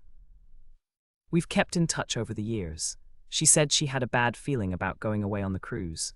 She was afraid that something might happen to Janie while they were away, and she wanted someone here to look after her. She also thought that I should meet Janie. I never have, you know. They've sent me pictures and videotapes, but that's not the same thing. No, it's not. And then when I finally met Janie, it was just wonderful. She's so bright and pretty and lovely. And she seemed to like me too. It's been the best week of my life. Hannah smiled. We love Janie too. How about her father? Was he angry that you hadn't told him before? No, of course he was shocked, but he's a very nice man and he said he understood why I did things the way I did. And since he's never had any other children, he promised that he'd look out for Janie anonymously and provide for her in his will. He also promised that he'd never tell her unless Isabel, Garland, and I all agreed that it was the right thing to do. Thank you for telling me, Hannah said, reaching in her pocket to pull out a tissue. She handed it to Alex and waited until the older woman had composed herself. You don't have to worry, Alex. Your secret is safe with me. Now let's go back in. It's freezing out here. When they re-entered the kitchen, Alex went off to take inventory of the supplies that had been delivered that morning, and Hannah headed toward the swinging door to the restaurant. As she passed by the bank of deep fryers, where Sally was standing, a thought popped into her mind that chilled her more than the icy wind that had blown across the tops of the dumpsters. Was it possible that Alex had caught a glimpse of Janie when she'd come back to the inn on Saturday night? If she'd noticed Janie's tears and the bruise on her arm, and if she'd suspected that Connie Mack had caused them, then Alex had possessed the perfect motive for driving to the cookie jar and killing Connie Mack. Hannah, Sally pulled up one of the metal baskets filled with golden French fries and hooked it in place to drain. You look grim. What's the matter? Hannah glanced around her, but none of the kitchen workers were close enough to hear. Where was Alex on Friday night? In the bar with me. She served the hot appetizers and filled in for my waitresses when they took their breaks. She was there all night. We closed at 1 and Alex didn't leave until 1:30. I tried to get her to take a break around 10, but she said she was okay and she made me take one instead. Sally paused and her eyes narrowed. Don't tell me you suspect Alex. It's not really, but I wouldn't be doing my job if I didn't check everybody out. I guess that's true, Sally said, but she still looked puzzled. I don't understand how Alex ended up on your suspect list. What possible reason could she have for killing Connie Mack? Hannah thought fast. She couldn't tell Sally the real reason, and she had to think of another. She's mentioned several times that she didn't like Connie Mack. Who did? And before you ask, I have an alibi too. Sally tipped the fryer basket and flipped the hot French fries out onto a plate. You're going back to the restaurant, aren't you? Yes, Andrea's waiting for me. Then take her these. Sally put the plate on a tray, added a dish of blue cheese dressing, and handed it to Hannah. I made a double order so you could share. Hannah stopped at the counter, sprinkled on salt, and balanced the tray in one hand as she went through the swinging door. The trip to their table only took a few seconds, but Hannah managed to snitch 2 fries on the way. When she set the tray down in front of her sister, Andrea was frowning. You took 2 of my French fries, Andrea accused her. I saw you. No, I didn't. Sally made a double order so we could share. Are you sure? That's what she said. I don't blame you for sending mine back. They're a lot better when they're hot. I didn't send them back, but you're right, they're better when they're hot, and they're delicious with this blue cheese dressing. Andrea took a French fry, dipped it in the dressing, and popped it into her mouth. Get out your notebook and I'll tell you more about that writer. Hannah pulled out her notebook and picked up her pen. Are you trying to keep me busy so you can hog all the French fries? Of course I am, Andrea admitted with a grin. That's what I thought, you always were a sneaky kid. Hannah grabbed a French fry with her left hand, dipped it and popped it in her mouth. See, it won't work. I can write and eat at the same time. Now tell me what else that writer said. He said he saw someone follow Alan down to the shore. What? Hannah stared at her sister in total amazement. Why didn't you tell me that right away? You didn't give me the chance. Yes, I did. You should have said that first, instead of telling me about the Ushankas with the dog ears. Flaps that only look like dog ears, Andrea corrected her. Hannah sighed. There were times when her sister could be just as exasperating as their mother. Andrea told stories in her own way, and it didn't work to rush her. Go on, I'm listening. The person who followed Alan was dressed all in black, and he skulked through the trees. The writer said. Skulked? Of course he did. He's a writer and they use words like that. If you keep interrupting me, I'll never get to the end. All right, go on. Every time Alan turned around, this person in black ducked behind a tree. The writer lost sight of them when they got down to the shore. He said there's a little hill and they disappeared behind it. He watched for another few minutes, but they didn't reappear, so he gave up and went to bed. That's great, Andrea. Hannah wrote it all down. Did you ask if he could describe the man in more detail? Yes, and he couldn't. He only saw him from the back. Anything else? Yes, he had breakfast the next morning, and he mentioned it to Larry Kruger. Larry told him he was going to count it as another ghost sighting and put it in his next story. That figures. Hannah wrote down the additional information, and then she looked up with a frown. Eat up, Andrea. There's somebody we have to see. I did. I'm finished. Hannah glanced at the plate of French fries. It was perfectly bare. Andrea had eaten every one. You ate them all. I was hungry. Andrea wiped her hands on a napkin and pushed back her chair. I'm ready. Who are we going to see? Ezekiel Jordan's ghost, Hannah told her, walking forward. But you don't believe in ghosts. Andrea reached out to grab Hannah's arm. What are you talking about? You'll see, follow me. Hannah was smiling as she led the way out of the restaurant. Even if her sister begged, she wasn't going to explain until they got all the way up to Francine's room.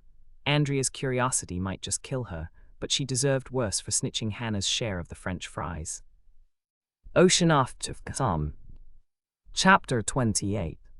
I know why you won't tell me where we're going, Andrea said, following Hannah up the stairs. You're mad because I ate all the French fries, but it's not like I did it deliberately. Once I got started, I just couldn't stop eating. Hannah glanced back at her sister. Andrea did look very contrite. It's okay, I understand. That's good because I sure don't, Andrea replied with a frown. I've never gone on food binges like this before. What's gotten into me anyway? Several succinct answers occurred to Hannah, but she wisely let them pass. She just waited until they'd reached the top of the staircase, and then she pulled Andrea over to the side of the hall. Let me tell you about the ghost. As Andrea listened to the Hannah's story, she started to smile. By the time Hannah had finished, she was laughing. And it's all your fault, Hannah concluded. My fault? What did I do? You told Sally that ghosts sell, and that's what gave Francine the idea. Come on, let's go talk to Francine. I want to know if she's the one that writer saw last night. It wasn't me, Francine insisted after Hannah had asked the question. I never appear outside. His imagination must have been working overtime. Hannah shot Andrea a warning glance. Both of them were convinced that the writer hadn't been imagining things. He'd seen someone following Alan, and that someone had been the killer. Do you want to see my ghost costume? Francine smiled when they nodded, and she walked over to pull the curtains. It only works when the lights dim. Wait right here. I'll be right back. In less time than they expected, Francine reappeared. She was wearing an old-fashioned black coat, black pants, and a black hat pulled down over her eyes. It's a little too light in here. Try to imagine how I'd look at night, and I'll demonstrate my ghost walk." Hannah and Andrea watched as Francine demonstrated her special walk.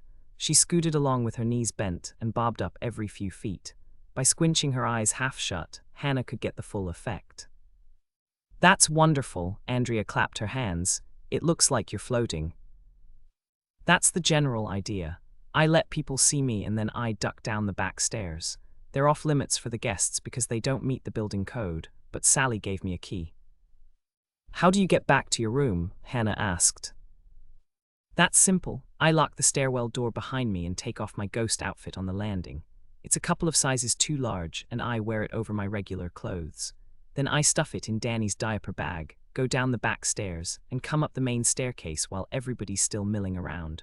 I'm always carrying the diaper bag anyway, so no one thinks it's suspicious." "Is it working?" Andrea asked. "Like a charm. People have been calling in from all over, and last night Sally told me she was all booked up until the end of March. You've just got to come see one of my appearances. I haven't had this much fun in ages." "Just let us know when," Hannah said. "We'll come." "And I'll scream," Andrea added. "My drama teacher at Jordan High said I had the best blood-curdling scream he'd ever heard." "What's next?" Andrea asked as they left Francine's room. "I'm not sure," Hannah said, glancing at her watch as they walked toward the stairs. "We still have to talk to the rest of the Connie Mac people, but Sally said they never come back for dinner until 8. We could eat dinner. We probably won't have time later." "You're hungry." "Again?" "Not really, but you have to eat. I'll just keep you company." "Okay," Hannah agreed, starting down the stairs. "Since you ate all my fries, I get to pick the place." "The Corner Tavern," Andrea guessed, wrinkling her nose. "You bet. I need brain food, and I'm in the mood for a thick slab of steak." "But fish is supposed to be brain food," Andrea objected. "At least that's what everybody says." "I know, but I'm having a steak, blood rare, with an order of garlic bread. You can have a double order of fish, then you'll be smart enough for both of us." The Corner Tavern was crowded, but they managed to find a booth in the back. Hannah ordered the thickest porterhouse they had, and Andrea ordered the fish. "You want your steak cooked the usual way?" the waitress asked Hannah. "Slap it on the grill, give it 30 seconds on one side, and flip it over for another 30 seconds. I know, the waitress said with a grin. "If it doesn't moo when you cut into it, it's overdone." When their waitress had left, Hannah plopped her huge shoulder bag on the table and pulled out her steno pad. "We might as well be constructive while we're waiting. Let's go over the notes." "Are you ever going to replace that?" Andrea asked her. "Sure, when it gets full. I've got a whole bag full of new steno pads at home." "Not that, I was talking about your purse. It's really a disgrace, Hannah. You've had it forever and it's completely out of style. Why don't you let me buy you a new purse for your birthday?" "No way, I love this purse. It's just the right size for everything I need and it's perfect for me. That's why I've had it so long. This purse is like a friend. You don't ditch a friend because she gets old." Andrea sighed. "If you won't give it up, maybe you should think about having it reconditioned. You could always have the leather dyed a darker color. Then the scratches won't show as much." "Those scratches are like battle scars. They're badges of honor. This purse and I have gone through the wars together." "And it looks like it," Andrea muttered, and then she started to grin. "We're doing it again, Hannah. We're squabbling like kids over your stupid purse." "My purse isn't stupid," Hannah retorted, and then she laughed. "You'd better take that back or I'll tell Mother." Several patrons at neighboring booths turned to stare at them as they both burst into laughter. One even asked them what was so funny, and that made them laugh even harder. When they finally sobered enough to speak, Andrea leaned closer. "Have you ever wondered why we call her Mother?" "Because she gave birth to us." "I'm serious, Hannah. We've always called her Mother and never Mom." "That's true," Hannah said, and she thought about it for a moment. "I think it's because she's always been so perfect." "Perfect?" Andrea looked puzzled. "I mean her appearance was perfect. She never slouched around in old clothes like the other moms, and she even had a special outfit she wore when she worked in the garden. I never saw her without her makeup, and her aprons always looked like they were brand new. It was almost like she was starring as the mother in a television show. "You're right," Andrea said, wincing slightly, "and I think I inherited it from her. I've got outfits for everything, too." "Relax, that doesn't mean you're like Mother," Hannah reassured her. "Are you sure?"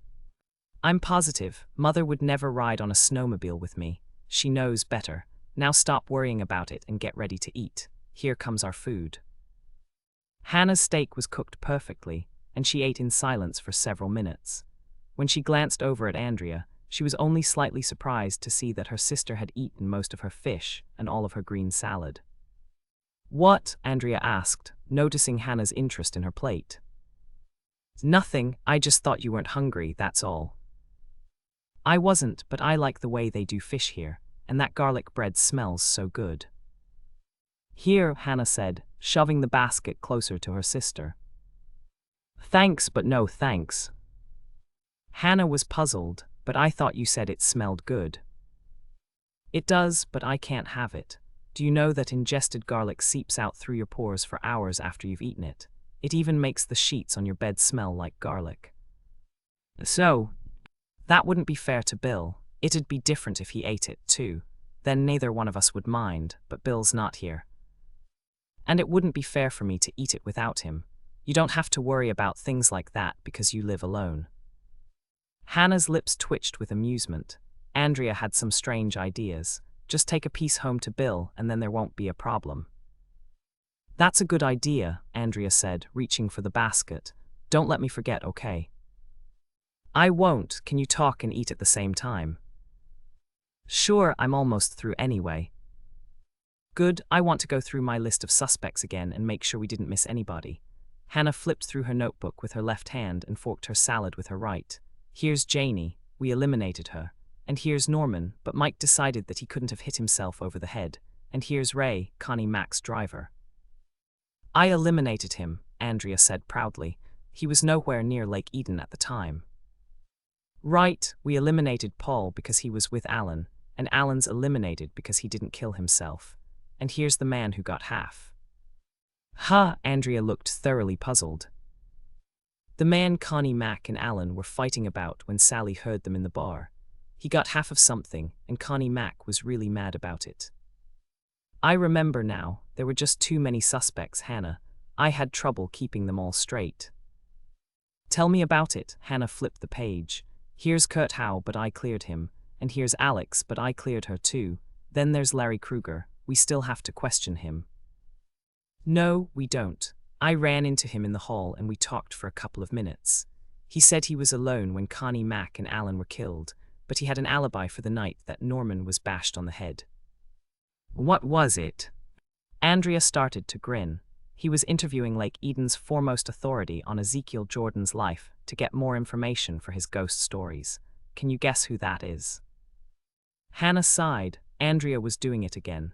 She loved to tell stories her way, and now she wanted to play a guessing game. "It's got to be someone from the Historical Society. Am I right?" "You're right, but who?" "Someone who read the letters that Dolores has. She said there was a lot of information in." Hannah stopped speaking as the light dawned. Larry Kruger was interviewing his mother. "That's what he said. She should be home by now. Call her to substantiate his alibi." "I think you should call her. You're older." "What does older have to do with it? Besides, you're the one with the phone." The two sisters locked eyes. Andrea caved in first. "All right, I'll call her, but I'm not happy about it." Hannah poured another cup of coffee from the carafe the waitress had brought and listened to the one-sided conversation as Andrea spoke to their mother. It was clear that Dolores was confirming Larry Kruger's alibi. But then Andrea assumed a devilish expression, and that made Hannah go on full alert. "She's right here, Mother," Andrea said with a grin. "We're having dinner together. Hold on a second and I'll hand her the phone." Hannah shot her sister a look of betrayal as she took the phone, but she knew she might as well get it over with. "Hello, Mother." "Is it true, Hannah?" Dolores asked. "What, Mother?" "That you found another body." Hannah glanced at her sister. Andrea's shoulders were shaking with silent laughter, and Hannah gave her a dirty look. It's true, Mother. I did find another body. His name is Alan Carpenter, and he was Connie Mack's lawyer. Oh, Hannah, Dolores sighed so loudly Hannah came close to holding the phone away from her ear. I do wish you'd stop looking for trouble. I wasn't looking for trouble, Mother. Perhaps not, but you certainly seem to attract it. You've got to make an effort, dear. Hannah glanced at Andrea again. Her sister was really enjoying this. I will, Mother. I'll make a real effort to stop finding dead bodies, I promise. Well, I should hope so. You're destroying your reputation, you know. It'll be all right, Mother. I haven't noticed any small children cringing when they meet me on the street. Don't be sarcastic. It's not becoming. Tell me the truth, Hannah. Are you working with the sheriff's department again? No, Mother. How about your sister? She has a child to think of, you know, you're not. I'm not leading Andrea into any trouble, Mother, Hannah interrupted, hoping to nip that idea in the bud. I just feel it's my duty to warn you, dear. People are starting to talk. It won't be long before they start to avoid you. You'll be an outcast in Lake Eden. You're right, Mother, Hannah winked at Andrea. I hate to cut this short, but I've got to go. People are starting to leave to avoid me, and I don't want to hurt the Corner Tavern's business. You have a nice evening now. Andrea took the phone and clicked it off. Larry Kruger's in the clear. When Norman was attacked, he was eating coconut cake in Mother's kitchen. I'm sorry I handed the phone to you, but if I'd told Mother, she would have given me a lecture. That's okay, I forgive you, Hannah said good-naturedly. Correct me if I'm wrong, but I think Mr. 50% is the only suspect we have left. You're right. We've got to find out who he is. Connie Mack knew, but... She's dead, and Alan knew, but he's not talking now either. Paul would know, but he won't be back until tomorrow. Wait a second, Andrea looked thoughtful. If we could get into Alan's files, we might be able to tell who Mr. 50% is without asking anybody. All we have to do is look for a contract that gives someone 50%. But his files would be in his office, and his office is in Minneapolis. That's his permanent office, but I'll bet he's got another office here. What makes you think that? Because Alan lived in Minneapolis, and the roads were really bad last night. If he had driven all the way there, he would have stayed over and come back this morning. You've got a point, Hannah said, grabbing her notebook and flipping through it. Alan and Kurt left the banquet at 8:45. We saw them leave, but Sally told me they walked into the bar at the inn at 11. There's no way they could have driven to Minneapolis, held a press conference, and gotten back here by 11. You're right, Andrea. Alan must have a local office. So am I a genius, or what? Andrea asked, preening a bit. Absolutely, it must have been the fish. Ocean off to come. Chapter 29. 8. Anna glanced at her watch in the dim light of the bar, and then she nudged Andrea. 20 minutes to show time. Where's Janie? She's collecting the key from Sally, and she's supposed to meet us in the lobby in 5 minutes. Let's leave now, Hannah. I'm getting nervous just sitting here. What do you have to be nervous about? I'm out of practice. I haven't screamed in years. Hannah almost laughed, assuming that her sister was joking, but Andrea did look very nervous. Don't worry, screaming is like riding a bicycle. Once you learn how, you never forget. Did you just make that up? Yes, Hannah admitted, but don't forget that you've got Janie to help you. You said she was the second best screamer in your drama class. Hannah left money to pay for their half-finished cokes, and they left the bar for the lobby. She'd used Andrea's cell phone to make 3 calls on their way back to the inn. The first had been to Janie, who'd confirmed that Alan had used a small room in the back of the boutique as his office. He was the only one who'd had a key, but Janie was sure that his key ring was still in his room. Janie had worked with Alan long enough to learn his habits, and she knew he never took all of his keys when he went out on his walks. He just slipped his room key off the ring and carried it in his jacket pocket. Hannah's second call had been to Sally to ask if she could go up to Alan's room to retrieve his keys. Sally had been willing, but she told Hannah that Bill and Mike had stationed Rick Murphy outside Alan's door and that no one was allowed inside. This had prompted Hannah's third call to Sally's mother, Francine. They had to create a diversion to lure Rick away from his post so that Hannah could get in. Ezekiel's ghost would do the trick, and Francine had agreed to make a special appearance. I hope this works, Andrea said, entering the lobby and perching on the arm of an overstuffed chair. It will, if you and Janie scream loud enough. Rick will come running. You've got to keep him with you long enough for me to dash in Alan's room, find the keys, and get back out. If I have to, I'll faint, Andrea declared. I used to be the best fake fainter in drama class, too. Whatever it takes. Janie thinks Alan's keys are in his top dresser drawer. She says that's where he usually kept them. How does she know that? He sent her up to get them last week, when he forgot them. He told her they were in his top dresser drawer, under his handkerchiefs. I'm here, Janie called out, hurrying across the lobby and thrusting 2 keys into Hannah's hand. The key with the tag is for Alan's room and the other one is for mine. My room is right next door to his. Hannah nodded, dropping the keys into her pocket. I'd better get up there right now. Bring Andrea to your room when it's over. If I'm lucky, I'll be there with Alan's keys. The waiting was tense, and Hannah paced the floor of Janie's room. It was now 5 minutes to showtime, and for someone who wasn't in the actual performance, she had a bad case of stage fright. The butterflies in her stomach felt as big as buzzards, and she hoped she wouldn't blow it. She was taking a big risk. If Mike found out that she'd gone into Alan's room after he declared it off limits, he'd lock her up for the rest of her natural life. Come to think about it, her natural lifespan might not be so natural if Mike got really mad at her. 3 minutes to showtime. Hannah took a deep breath and let it out slowly. She wanted to be with Francine so that she could control what time the ghost appeared at the end of the hall. She also wanted to be with Andrea and Janie, to tell them when to scream and how loud. She wanted to be with Bill and Mike to keep them away from the second floor, and she wanted to be outside Alan's door with Rick, encouraging him to abandon his post and investigate the source of the commotion. Hannah wanted to be everywhere, but she was stuck here, where she also wanted to be, so that she could sneak into Alan's room and grab the keys. At times like this, she wished she could split like an amoeba and be everywhere at once. 1 minute to show time. Hannah took out Alan's key and grasped it tightly, peering through the peephole in Janie's door.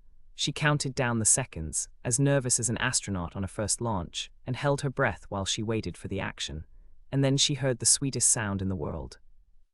2 blood-curdling, high-pitched screams rent the air. A man yelled out, the screaming went on, and Hannah heard footsteps pounding down the hallway. It took 5 full seconds, but then she saw Rick Murphy, the youngest deputy on the force, rushing past Janie's door on his way toward the source of the screaming. Hannah opened the door and stepped out. There was a crowd milling around at the end of the hallway, and she could see someone down on the carpet. It was probably Andrea in a fake faint, but she didn't have time to confirm it. With fingers that shook slightly, Hannah sidled up to Alan's door and inserted the key in the lock. A second later, she was inside with the door closed securely behind her. The clock was ticking. Rick could be back any second. She had to find Alan's key ring and get out. Hannah raced for the dresser and pulled out the top drawer, feeling frantically under the stack of clean handkerchiefs. No keys. Had Mike and Bill already taken them, or?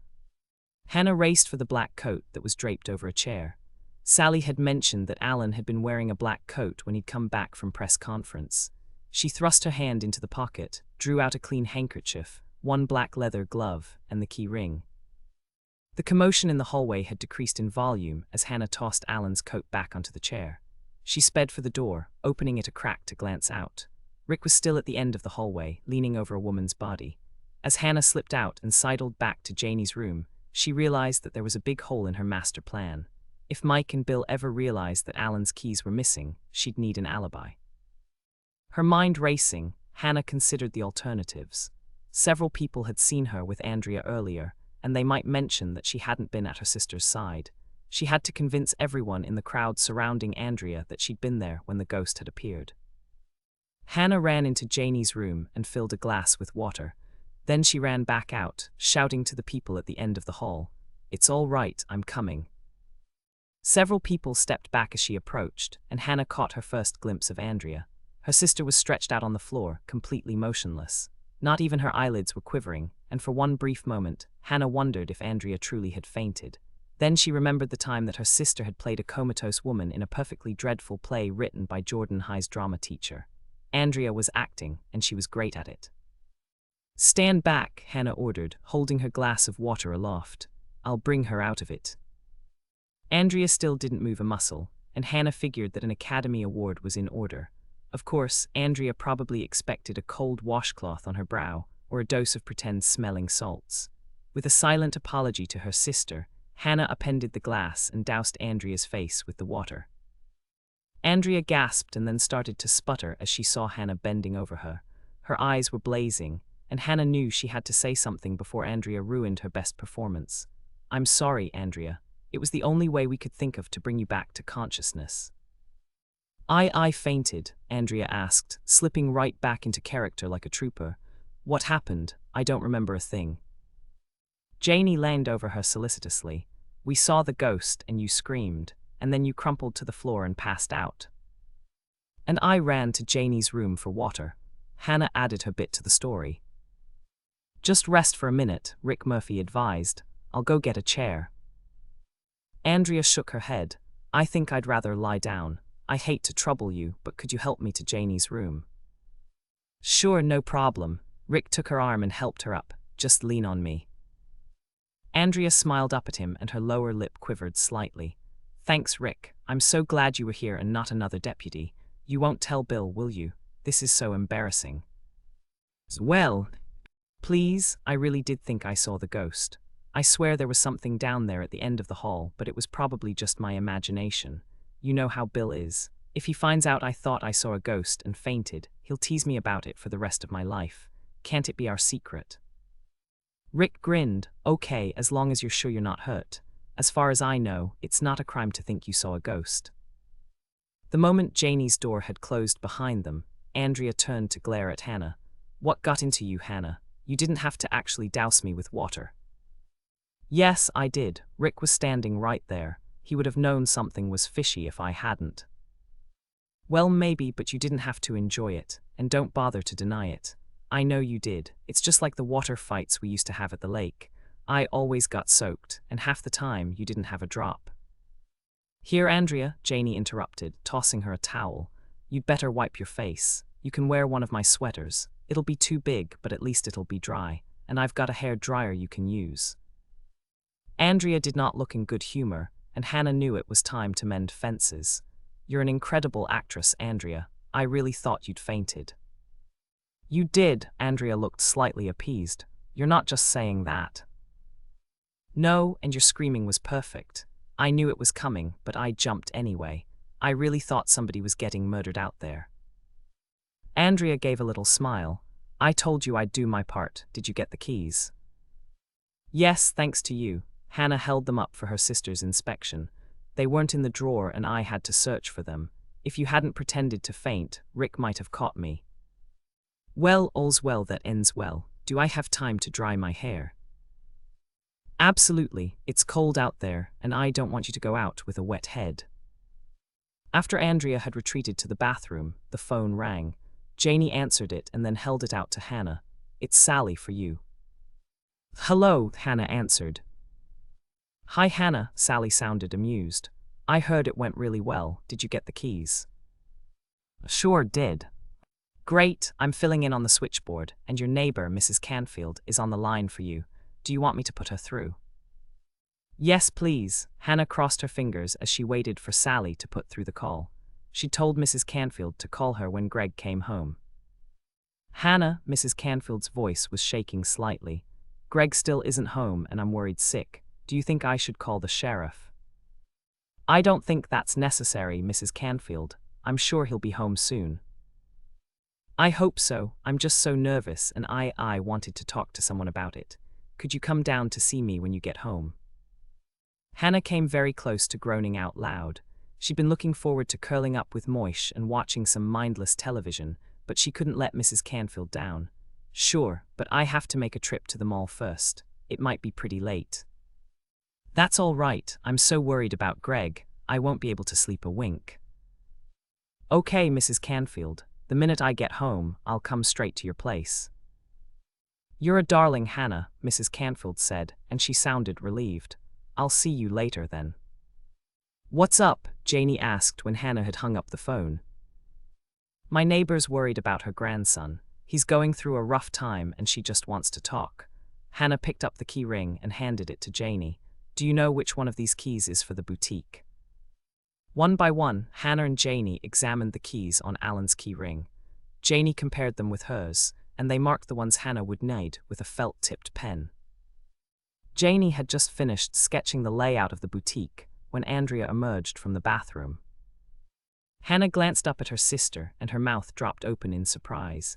Janie's sweater was miles too big for Andrea, but she'd rolled up the sleeves and belted it in with the long scarf she'd been wearing around her neck. Her hair was pulled up in a loose knot at the top of her head, and she looked fabulous. "What?" Andrea asked, taking in Hannah's startled expression. "How did you do that? You look gorgeous." "No, I don't. You're just trying to make me feel better." "I'm serious, Andrea. You look great." "Well, I always make an effort. Aren't you going to comb your hair before we go?" Hannah reached up to pat her hair. It felt all right to her. Why should I? "Somebody might see you." "Who? The mall's closed, and all we're doing is breaking into Alan's office." "But we could run into someone." "I hope not," Hannah said. "And if we do, I don't think anybody at the sheriff's department is going to care if my hair isn't perfect for my mug shot." Ocean off to some. Chapter 30. As Hannah took the turnoff for the Tri-County Mall, she glanced over at her sister and noticed that she was shivering. "Maybe you should stay in the truck. I can do this alone. It'll take twice as long to go through the files if I don't help you." "That's okay, I don't mind. Look, Andrea, what we're doing isn't exactly legal. I don't blame you for being scared." Andrea shook her head. "I'm not scared." "Then why are you shaking?" "Because I'm cold. We should have taken my Volvo. It's got a better heater." Hannah wasn't convinced by her sister's explanation. "Are you sure you're not shivering because you're scared?" "I'm positive. I'm a little nervous, but I'm not scared. I'm going in, Hannah. At least it'll be warm in the mall." "Okay," Hannah said, pulling around to the back of the mall and parking by the entrance the employees used. "Grab the flashlights and let's go." A light snow began to fall as they got out of Hannah's truck and walked toward the door. Hannah glanced up at the huge flakes that were floating past the old-fashioned street. Lights that were placed at intervals around the building. "It's snowing again."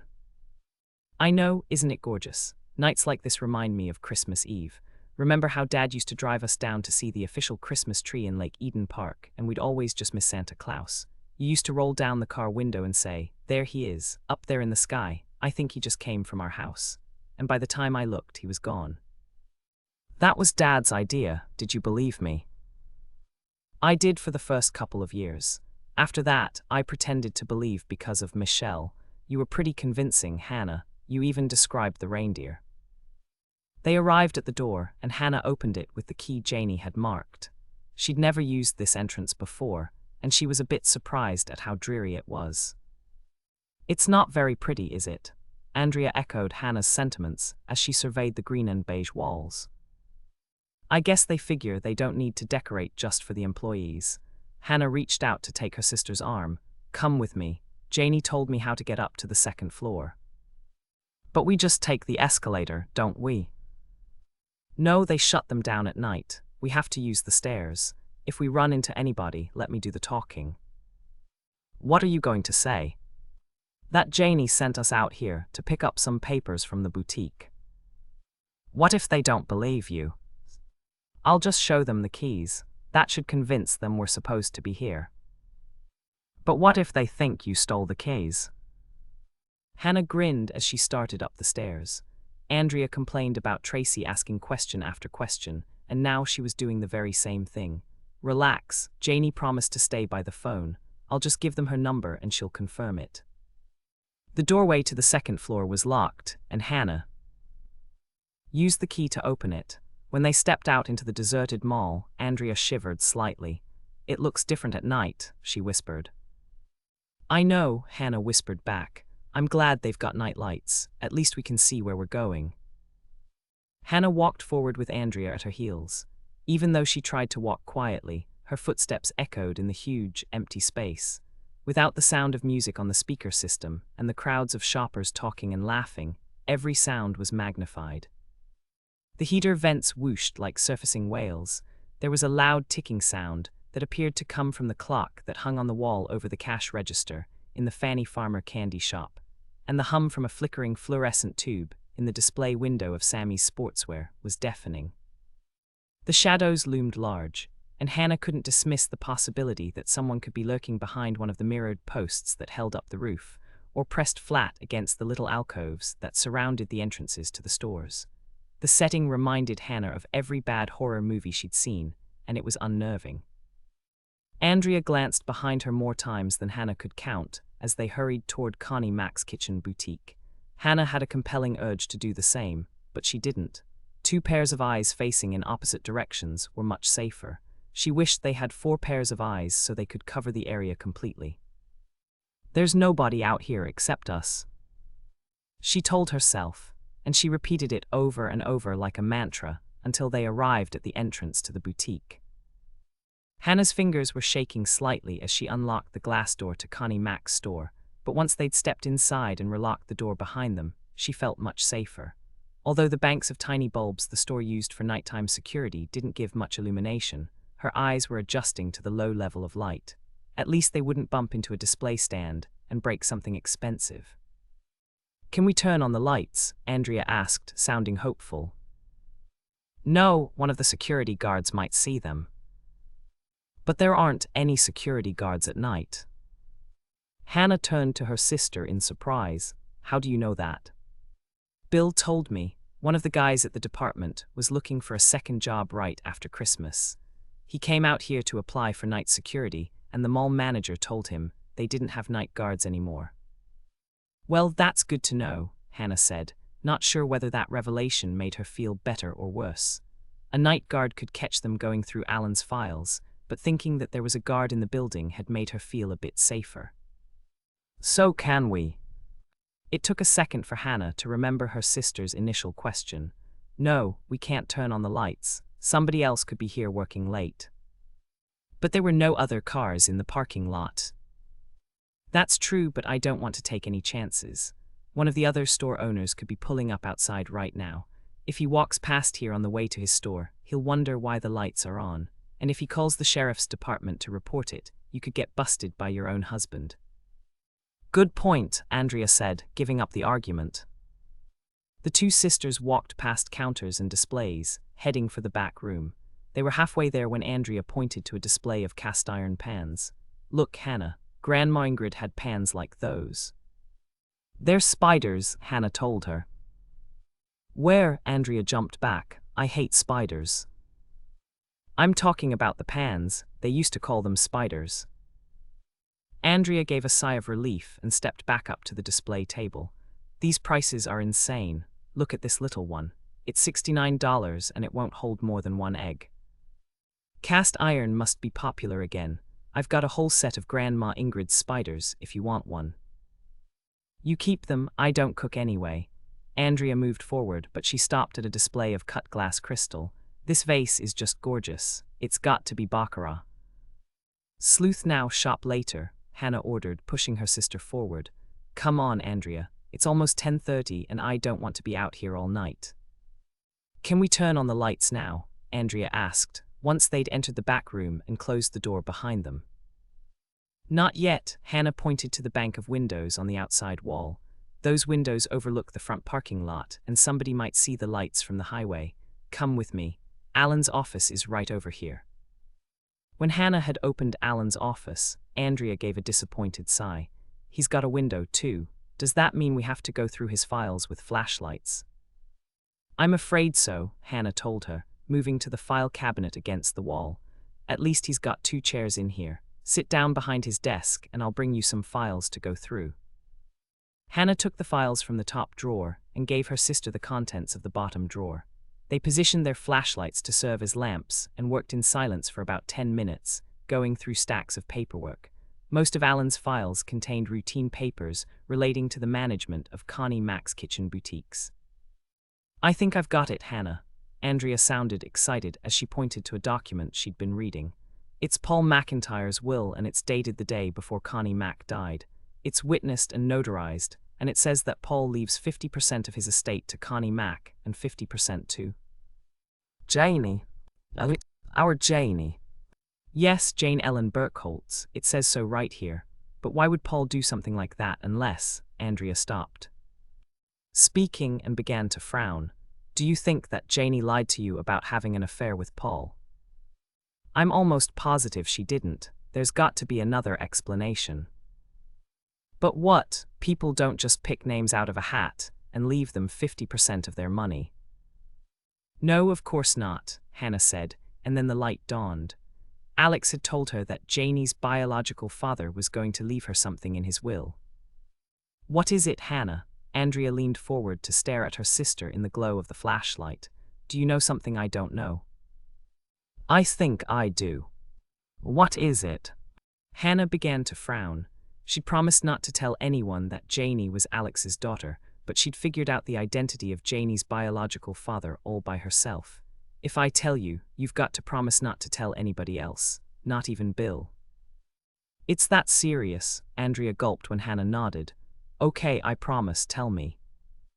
I think Paul McIntyre is Janie's biological father. Andrea looked shocked for a moment, and then she shook her head vehemently. You're wrong, Hannah. I used to go to Janie's house all the time when we were kids, and there's no way Isabel would have had an affair. She adored Garland. They did everything together and they went everywhere together, and… Hold the phone, Hannah interrupted before her sister could protest any further. I didn't mean to imply that. What I meant was, Janie is adopted. Adopted, but are you sure? I'm sure. If Paul's her real father, who's her real mother? Andrea gulped and looked a little sick. Connie Mack. Not Connie Mack. I can't tell you who it is, but it's definitely not her. That's a relief, Andrea said, letting out her breath in a giant whoosh. Is it someone we know? Yes, and that's all I'm going to say about it. Don't press me, Andrea. I promised I'd never tell and I won't. Andrea sighed, not even one little hint. Absolutely not. How about Janie, does she know? Number Isabel and Garland promised never to tell her. Her birth mother made it a condition of the adoption. She wanted Janie to have a real family with a loving mother and father, and that's exactly what Janie has. Her birth mother never wanted to take the chance of jeopardizing Janie's feelings for Isabel and Garland. Andrea looked as if she might object, but she thought about it for a moment and then nodded. Okay, I can understand that. Good, now let's get back to Mr. 50%. That turned out to be Janie, and we know that she didn't kill Connie Mack.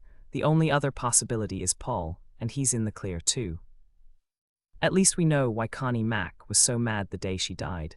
It must have been a real shock to find out that Janie got half of her husband's estate. Do you think she knew that Janie was Paul's daughter? Hannah shook her head. I don't think Paul told anyone why he put Janie in his will.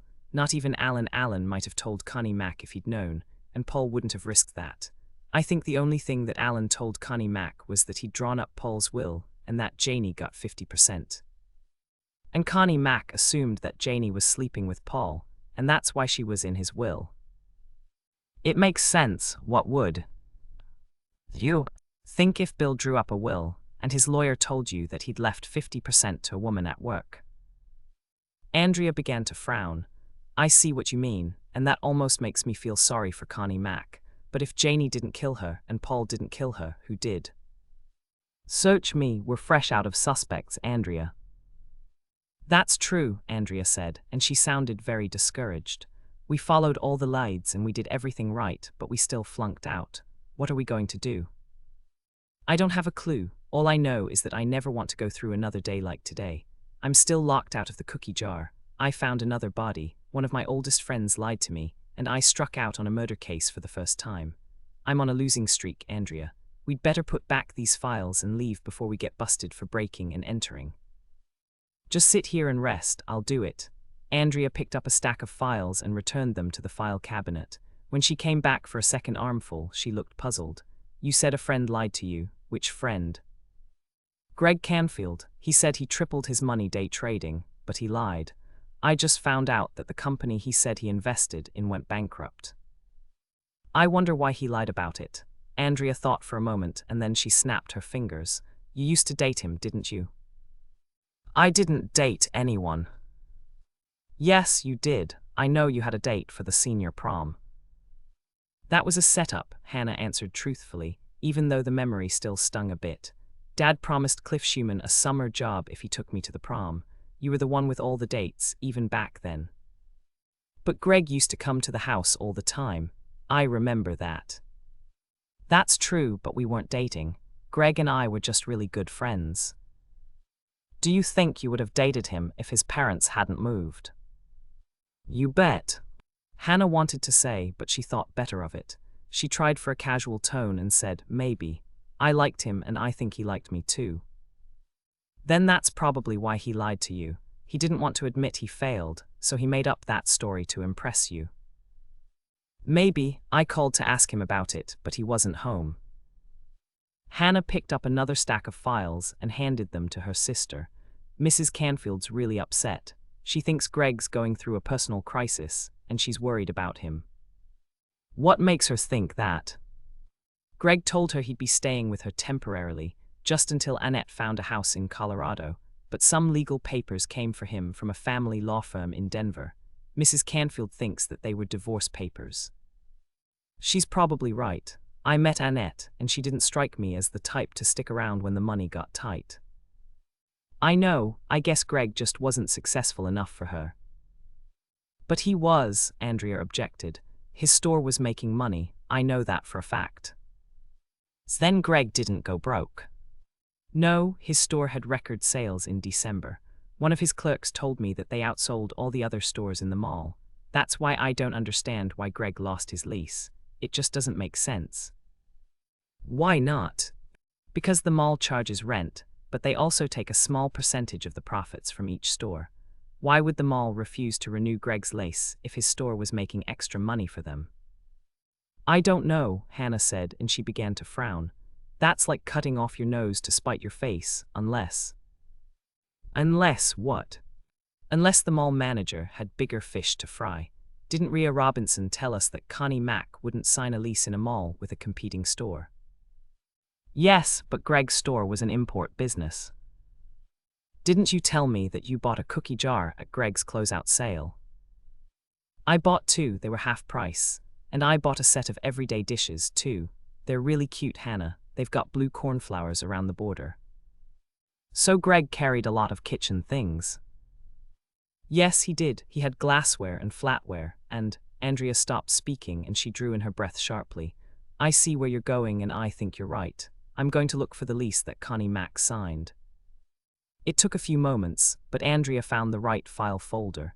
She handed it to Hannah and they flipped through it together. I'll take the lease, Andrea offered, pulling the legal document out of the file.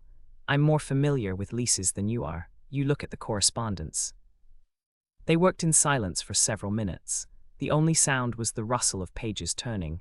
Finally, Andrea handed the lease back to Hannah. There's nothing about competing stores in here. It's all standard boilerplate. But this isn't, Hannah said, holding up a sheaf of pages that were stapled together at the corner. Here's a letter that Alan wrote to the mall manager. It says that Connie Mack agrees to open one of her kitchen boutiques at the mall, but there's a condition.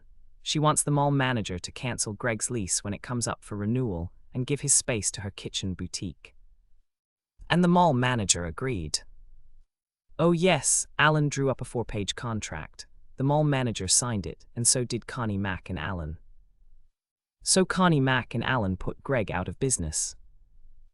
I'm no lawyer, but it sure looks that way to me.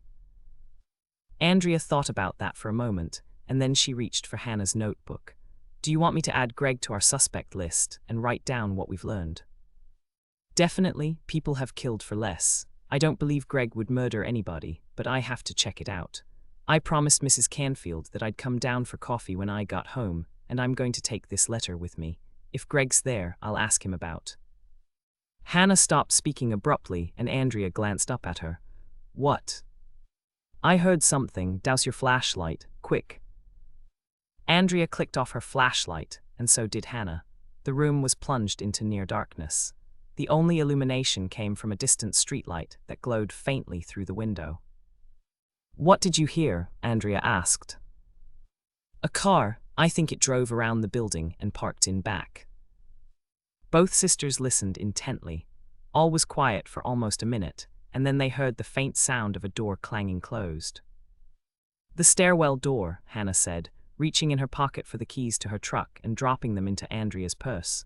I just put my keys in your purse. Take it and crawl under the desk. Why? Because it could be someone from the sheriff's department.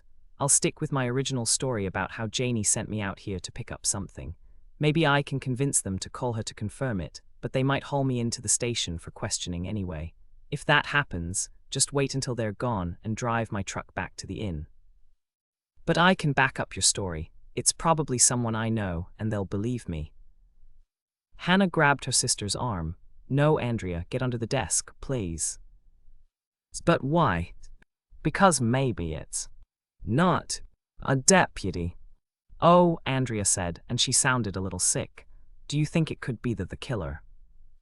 If it is, there's no way he's going to get you. Get under there, Andrea, now.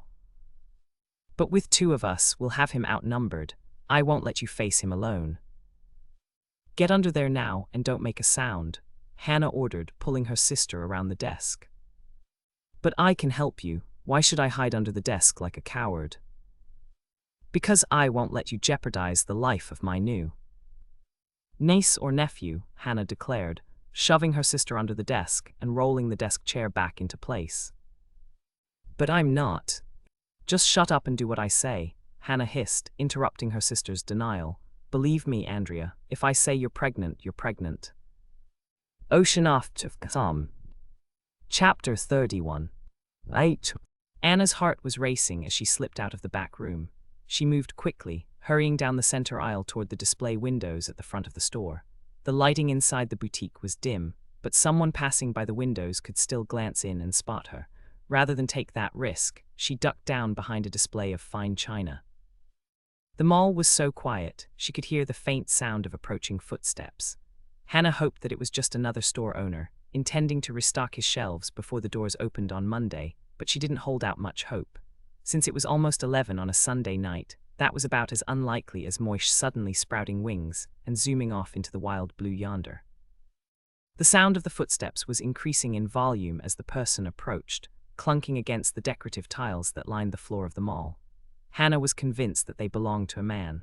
The stride was positive and energetic, and no effort was taken to step softly. Perhaps she was doing women a disservice by even thinking it, but Hannah doubted that any woman alone, entering a deserted mall this late at night, would tread so boldly. Her heart in her throat, Hannah willed the stranger to walk on by, but the sounds ceased abruptly in front of the door. She risked a glance, peeking up over a platter that probably cost more than she earned in a week, and she gasped as she recognized the person standing in front of Connie Mac's kitchen boutique. It was Greg Canfield. Relief washed over Hannah in a giant wave. Greg was all right. All her dire thoughts had turned out to be baseless. She was just getting to her feet, preparing to call out and offer to let Greg in, when she had an unsettling thought. What was Greg doing out here on a Sunday night, and how had he gotten in? Hannah ducked back down and thought about it for a second. Greg had kept his keys to the back door of the mall. That much was clear, and she told Mrs. Canfield that she was coming out to the mall. Perhaps Greg had driven out here wanting to talk to her about the losses he'd taken in the stock market, and the fact that Annette was divorcing him. Hannah had almost convinced herself that this was the case when she heard a sound that shot holes in her newly formed theory. That sound was a key in the lock, turning the tumblers. It was followed by a click, and then Hannah heard the heavy glass door opening.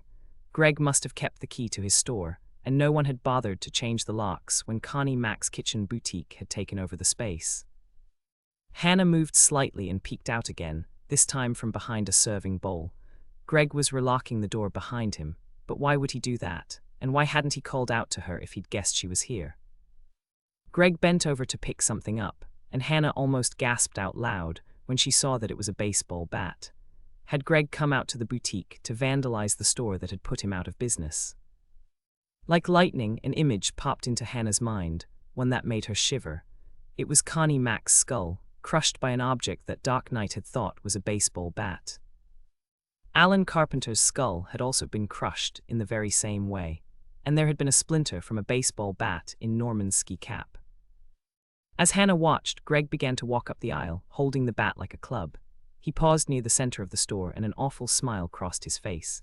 It was the smile of someone who'd slipped off the edge into madness, a cross between a grin and a leer, which made Hannah's mouth go suddenly dry and her heart pound frantically in her chest. She'd never thought to see a smile like that on the face of one of her friends.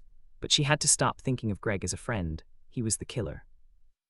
He'd injured Norman and murdered Connie Mack and Alan. The chilling smile seemed frozen on Greg's face as he started forward again. He was humming something under his breath, and as Hannah listened, he began to chant a phrase in a high-pitched, childish voice. "Come out, Hannah. Come out, wherever you are." There was a sing-song lilt to Greg's voice that made Hannah's blood run cold. Greg was insane, dangerously insane. Red Rover, send Hannah over," Greg called out, and then he laughed, an eerie sort of giggle.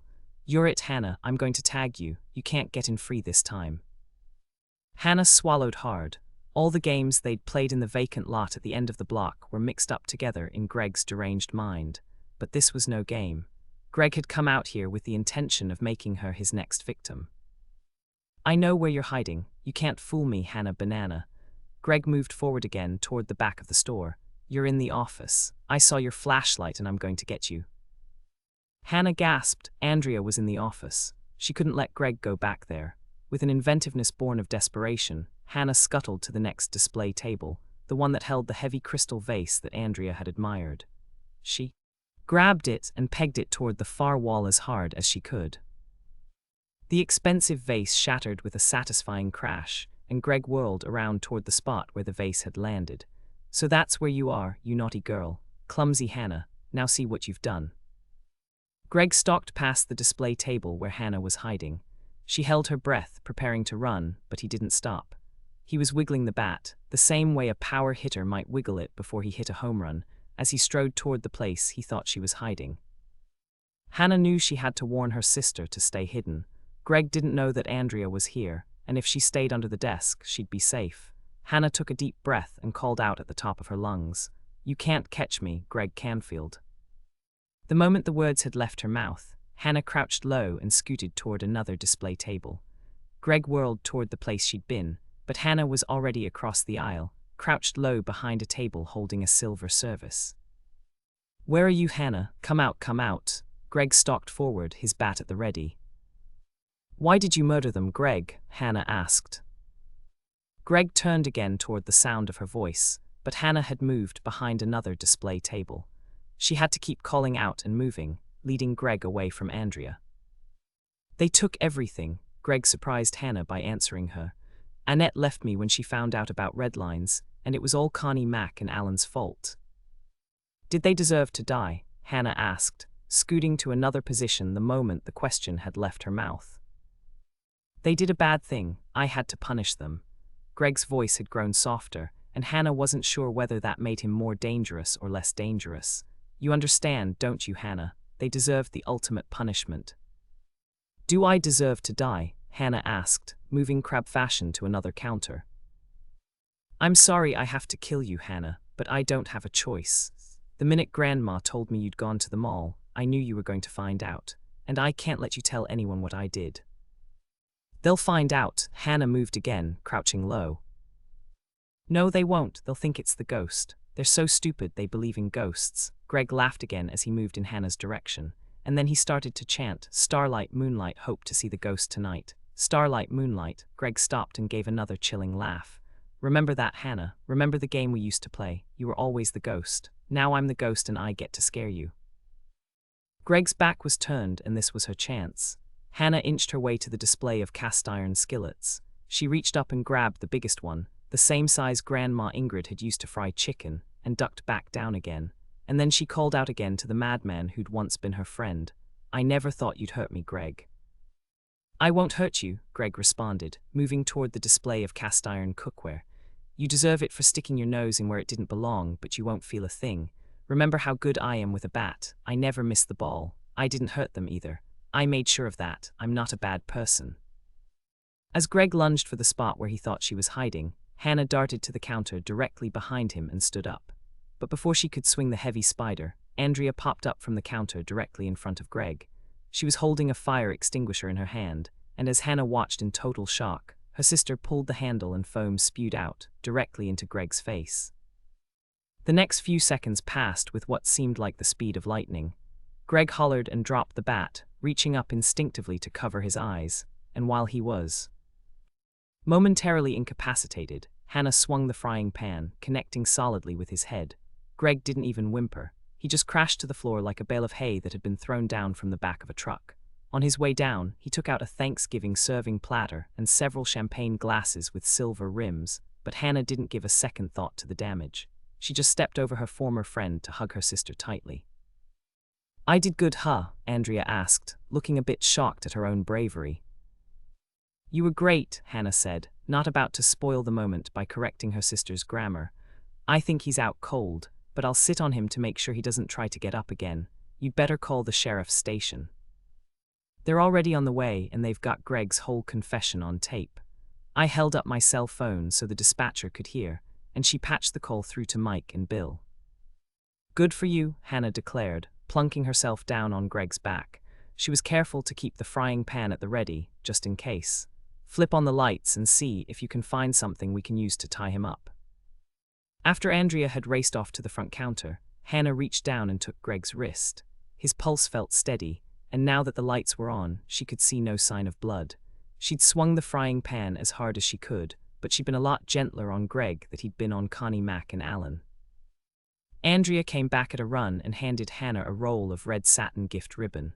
The words Connie Mac's Kitchen Boutique were stamped along the length of the roll in gold. "How about this? It was all I could find."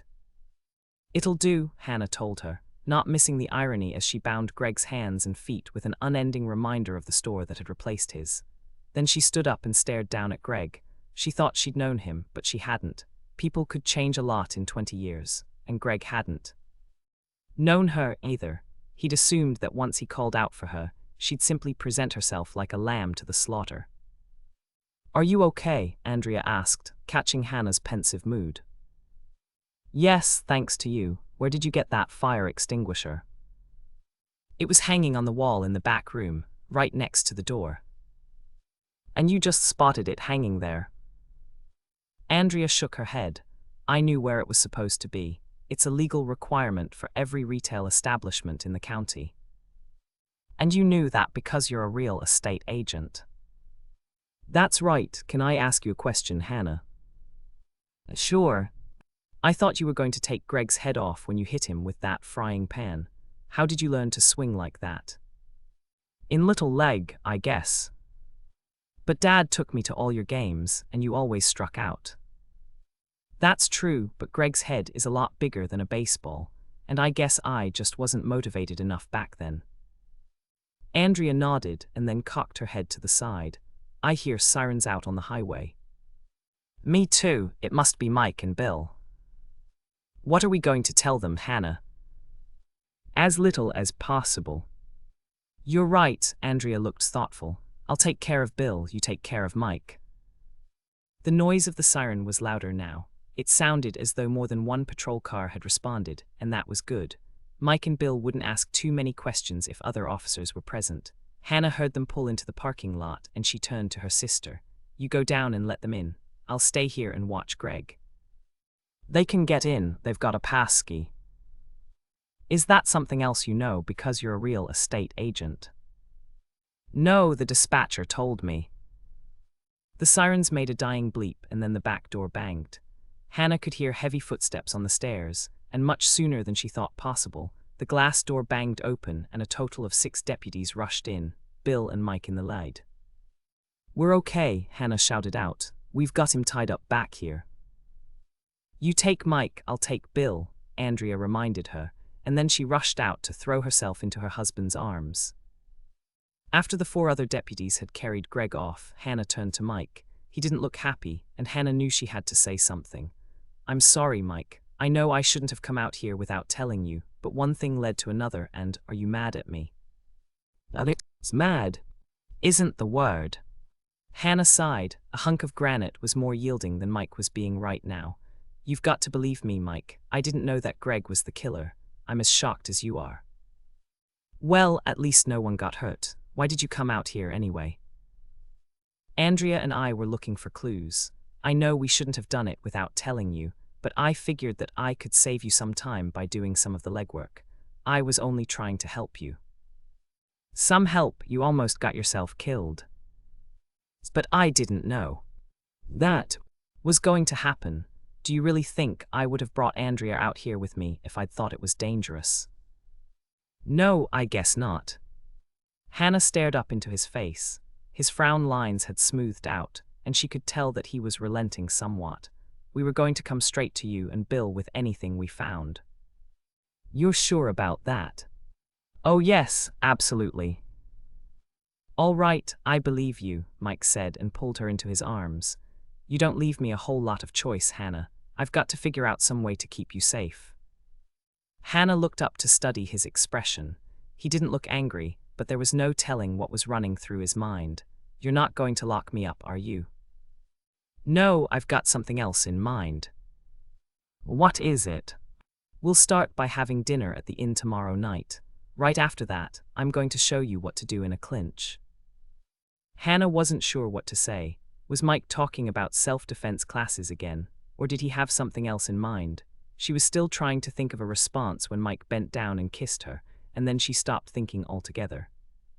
Several minutes later, or perhaps it was longer, Mike released her. I have to get back to work, Hannah. But why? You've got Greg's confession. The case is closed. There's still a ton of paperwork to do. Mike turned her around and marched her toward the door, where Andrea and Bill were waiting for them. And I really ought to make you do it, since you seem to be angling for my job. Ocean off to some. Chapter 32. 8. Anna glanced at her reflection in the mirror that hung above the bar at the Lake Eden Inn. Mike had gone off to check on their reservations, and she was feeling very sophisticated tonight. She was wearing her new green silk dress, the one that Claire Rogers had selected for this very special night. Hannah had dashed next door to Beaumont Fashions on her per-lunch break, and even though Claire had given her a discount, she'd still spent a small fortune on just the right outfit. The dress really was beautiful, and Hannah knew it looked good on her. The deep green brought out the color of her eyes, and it made her hair look more auburn than red, since she'd always believed that her hair could double as a beacon to warn sailors away from dangerous rocks. This was a minor miracle. Even Moish had seemed impressed with Hannah's new look. He'd curled up in the middle of her bed as she dressed, and when she was finished, he'd followed her down the hallway, purring and rubbing up against her expensive real silk nylons. How could nylons be silk? Hannah thought about that inconsistency for a moment before turning her mind to other, more pressing matters. Even though it had been late, she'd gone to see Mrs. Cantfield the previous evening to tell her that Greg was in jail for the murders of Connie Mack and Alan Carpenter. Fearing that she'd be forced to deal with hysteria, tears, or perhaps even worse, Hannah had been relieved to find that her elderly neighbor had taken it in stride. Mrs. Cantfield would be all right. Minnesota women were tough. Thinking about Greg had depressed Hannah, and after she had fed Moish and crawled into bed, she turned her thoughts to the clinch that Mike had mentioned. By the time she dropped off to sleep, she'd managed to convince herself that Mike had simply chosen a unique way to tell her that he'd planned a romantic evening. Hannah wasn't averse to a bit more romance in her life. There was only one thing that bothered her about the evening that Mike had planned, and that was Norman, and there he was, in the doorway with Carrie and Dolores. Hannah sighed, and a wave of guilt washed over her. Why hadn't Norman taken their mothers to the corner tavern? Hi Hannah, you look really pretty. Norman came over to take her hand. I didn't know you'd be here tonight. How about joining us? Oh well, actually. Hi Norman, Mike chose that moment to return. What are you doing out here? I got roped into taking the mothers out to dinner.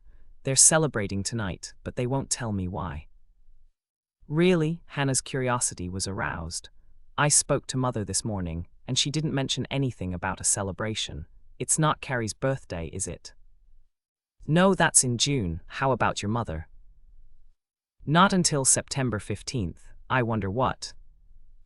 Hi Mike, are we late? Bill interrupted Hannah's speculations as he rushed up with Andrea.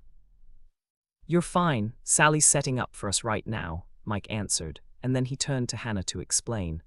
Bill told me that he was taking Andrea out for dinner tonight, and I thought we'd make it a foursome. That's all right with you, isn't it?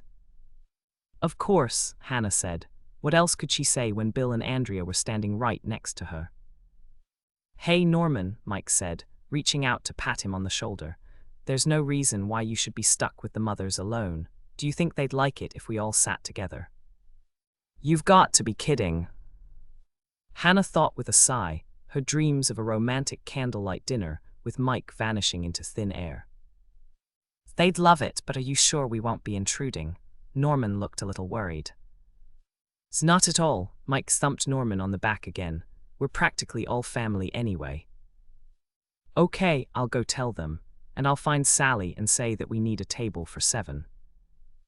Hannah struggled to keep the pleasant smile on her face. At least Mike had said that he considered himself a part of her family, but he'd also implied that he considered Norman and Carrie a part of his family. Since Norman was supposed to be his rival, Mike was obviously unclear on the concept. Once Norman had left, Bill and Mike began to chat about police business, and Andrea hoisted herself up on the stool next to Hannah. How did you know? She hissed. Know what? That I was pregnant. I went to see Doc Knight this morning and he confirmed it. Hannah shrugged. I guess it was because you were eating so much, and you only do that when you're pregnant. Are you upset about it? I was at first, but that's only because it was such a shock. You should have seen Bill's face when I told him. He was really happy, and that's why we came out here for dinner. That's nice, Hannah said, but part of her wished that Bill had chosen another restaurant. I'm really sorry we horned in on your party. I know you wanted to be alone with Mike, but Bill didn't tell me until it was a done deal. I tried to call you to give you a heads up, but you'd already left. That's okay. You look really nice, Hannah. I love that dress. Did you get it at Oh, Here Comes Mother? Hannah swiveled around and her eyes widened as she caught her first glimpse of Dolores. Their mother was wearing a gold lame pantsuit, and she looked like a brunette Barbie dressed for the Oscars. She got her hair streaked again. Birdie did it this morning. There's something a little unnatural about having a mother who looks younger than we do. Only in this light, Hannah pointed out. But she does look good, and she really knows how to make an entrance. And that reminds me, do you know what Mother and Carrie are celebrating tonight? No, I haven't heard anything about it. I have a feeling we'll find out, Hannah said, standing up with her sister to greet their mother and Carrie. The dinner that night was festive, and to her surprise, Hannah found that she was enjoying herself. She was seated between Norman and Mike, and they seemed to be vying with each other to see that she had everything her heart desired. When dessert time rolled around, Hannah decided that it was time to make an announcement. I contributed 6 pans of multiple-choice bar cookies to Sally's dessert buffet tonight. It's a new recipe, and I need your opinion. Whatever they are, they can't be better than your blueberry muffins, Bill said with a grin.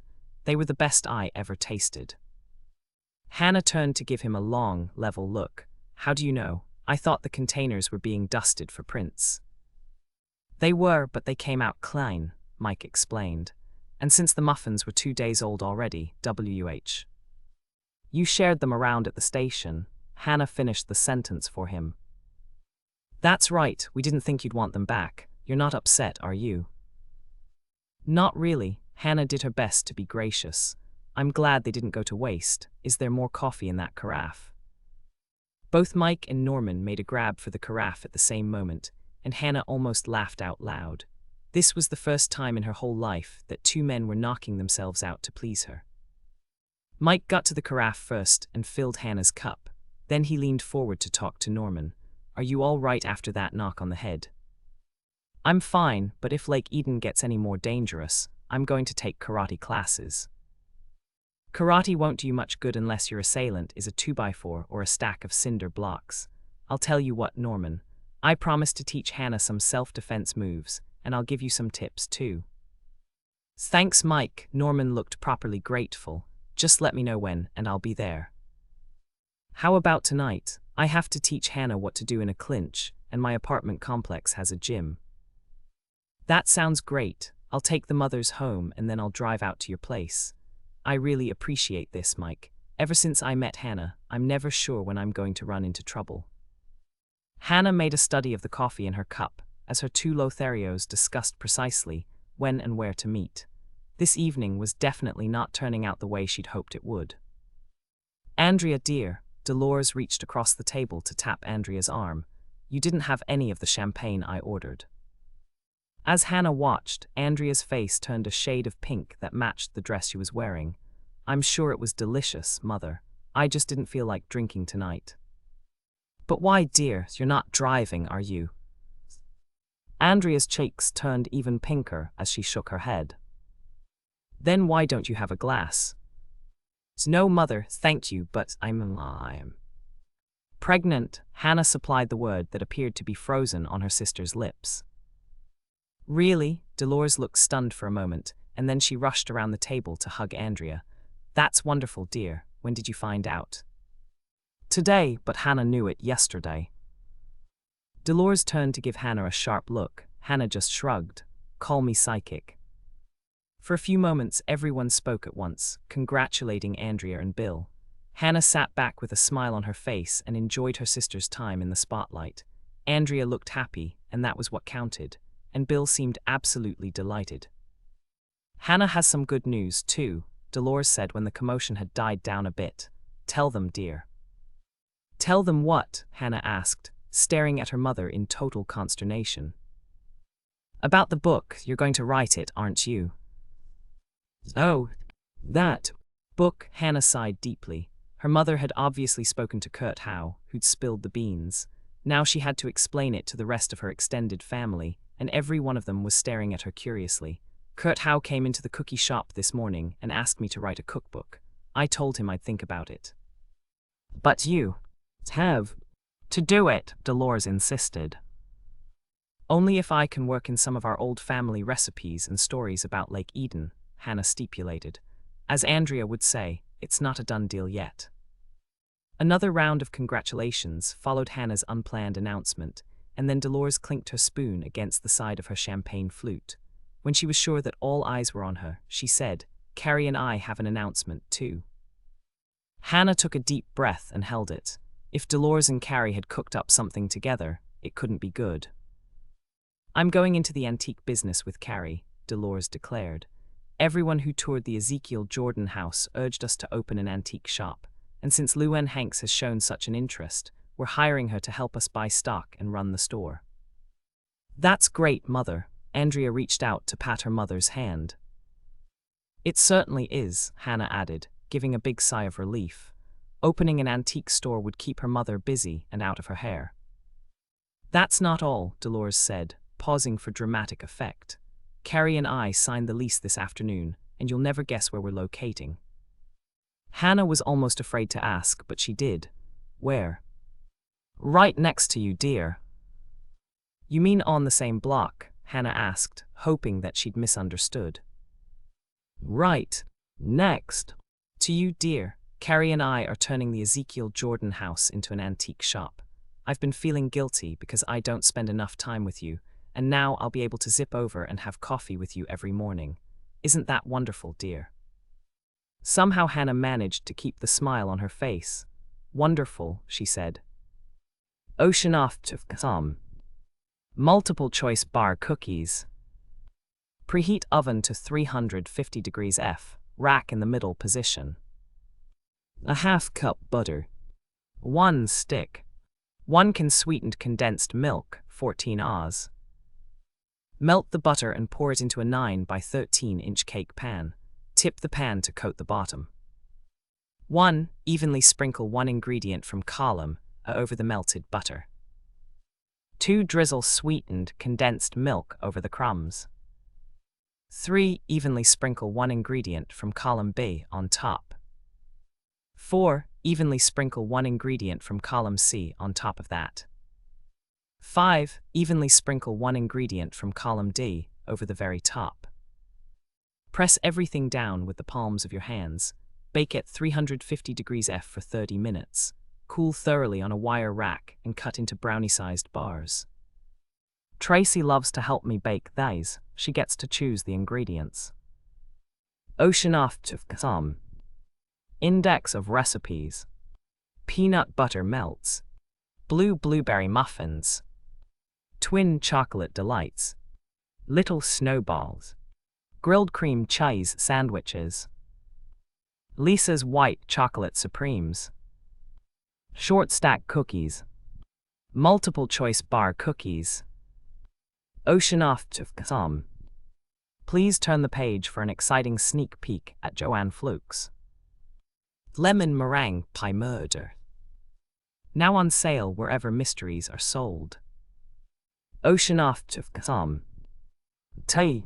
His is a nice location, Hannah commented, stopping her truck as close to the front door as she could get. You can see the lake from here. You'll be able to see it even better when I prune the bottom branches on those pines. Norman hopped out of Hannah's truck and opened the door for Dolores. It's a nice little house, Dolores said, taking Norman's arm and heading for the front door. It's almost a pity to tear it down, but I suppose it's much too small for you with only 2 bedrooms.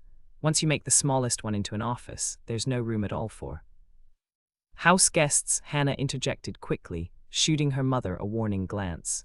Now was not the time to fish around for a proposal. Yes, guests, Dolores looked slightly embarrassed. Well, I'll go straight to work. I don't want to keep you 2 out here all afternoon. Norman opened the front door.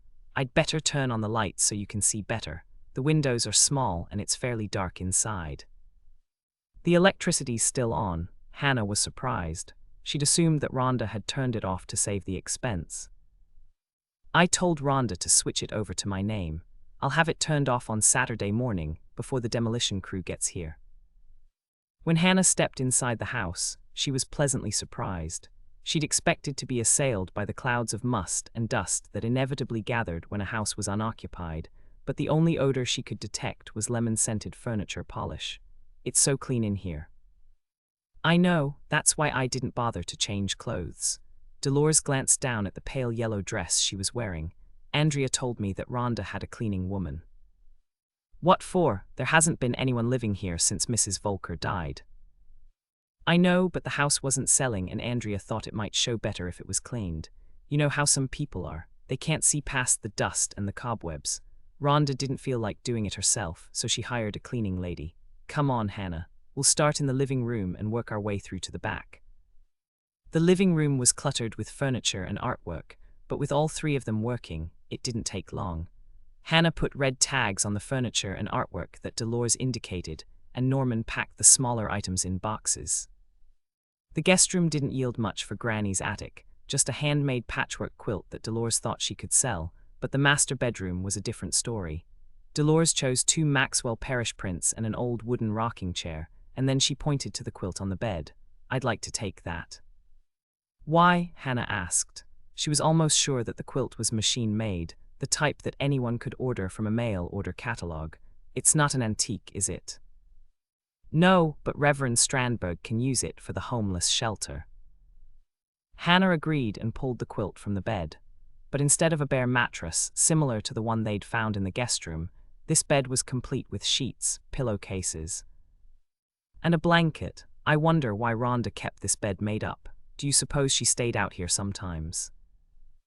I doubt it, dear. Why would she want to stay way out here when she has an apartment of her own? The cleaning woman probably made it up by mistake. Do you want the rest of the bedding for Reverend Strandberg? Norman asked, holding one end of the quilt while Hannah folded it. Yes, and if there's a linen closet, I'll take whatever's there. I think I'm through in here. Let's tackle the kitchen. Why don't you 2 go ahead? Norman suggested. I'll load up the artwork and join you as soon as I'm through. Hannah was the first to enter the large farm-style kitchen, and what she saw made her stop cold. That's one of my pie boxes on the table.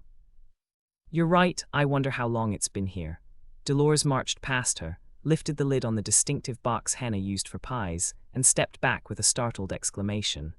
Yuck. My pies are. Yuck. They are when they're covered with ants. Hannah walked closer, peered inside, and made a face. It was one of the lemon meringue pies she'd baked on Friday.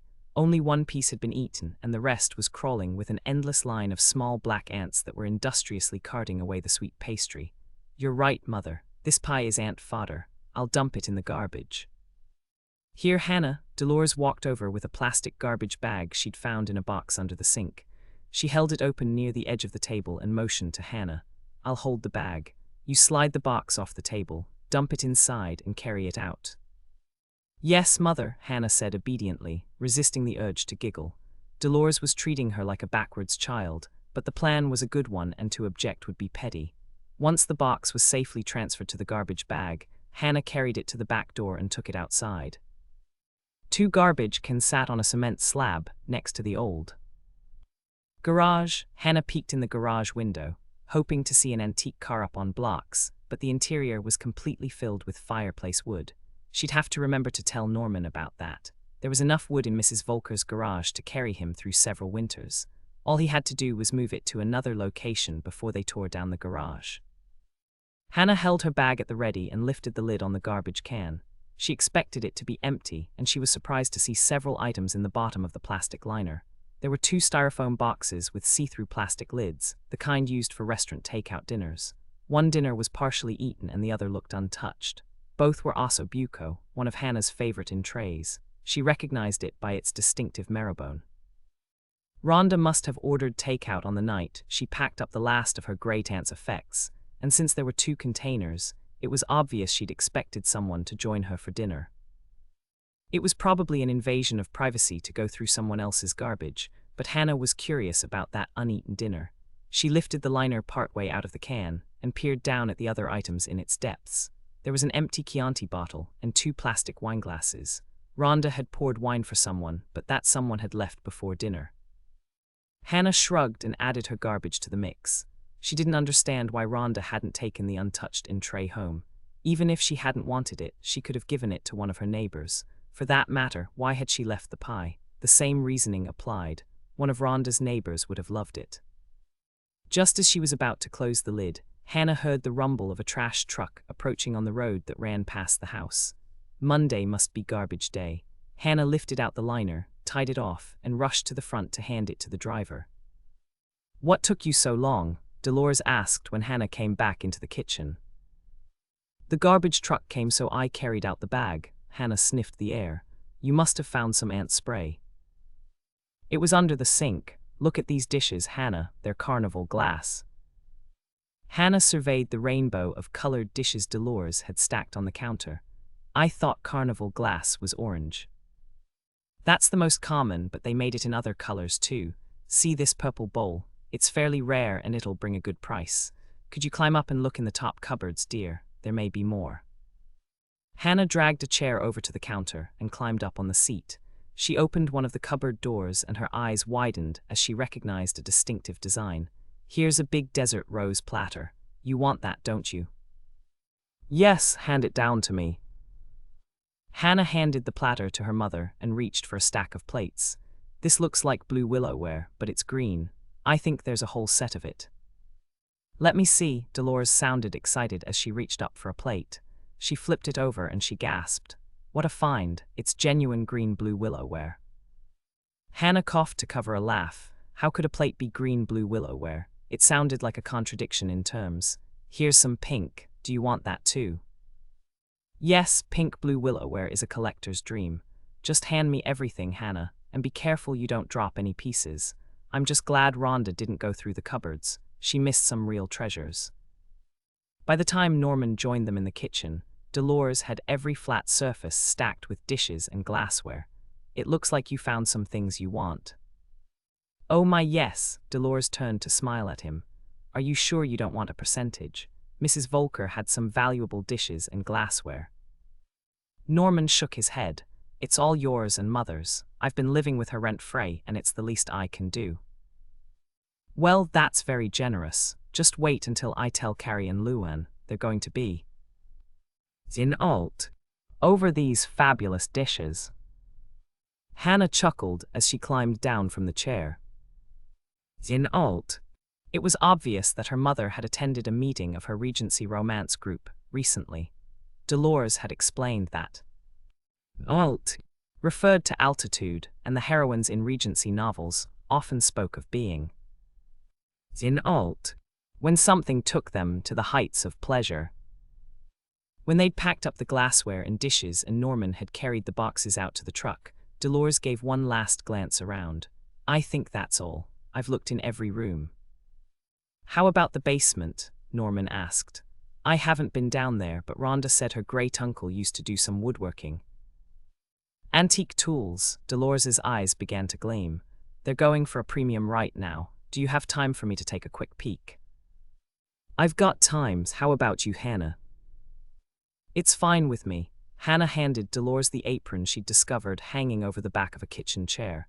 You'd better put this on, Mother. It might be dusty down there. Dolores tied on the apron and headed for the basement stairs. Aren't you coming, dear? I can if you need me, Hannah said, giving her mother an exaggerated wink. Of course Dolores caught the wink and interpreted it correctly. Actually, I don't. I'm perfectly capable of exploring the basement by myself. Stay right here and keep Norman company. You're both so busy, you don't get much time to spend together, and I know you'd like to discuss your plans for the house. Right, Hannah said, rolling her eyes at the ceiling. Her mother was about as subtle as a sledgehammer. Holler if you need us and we'll come right down.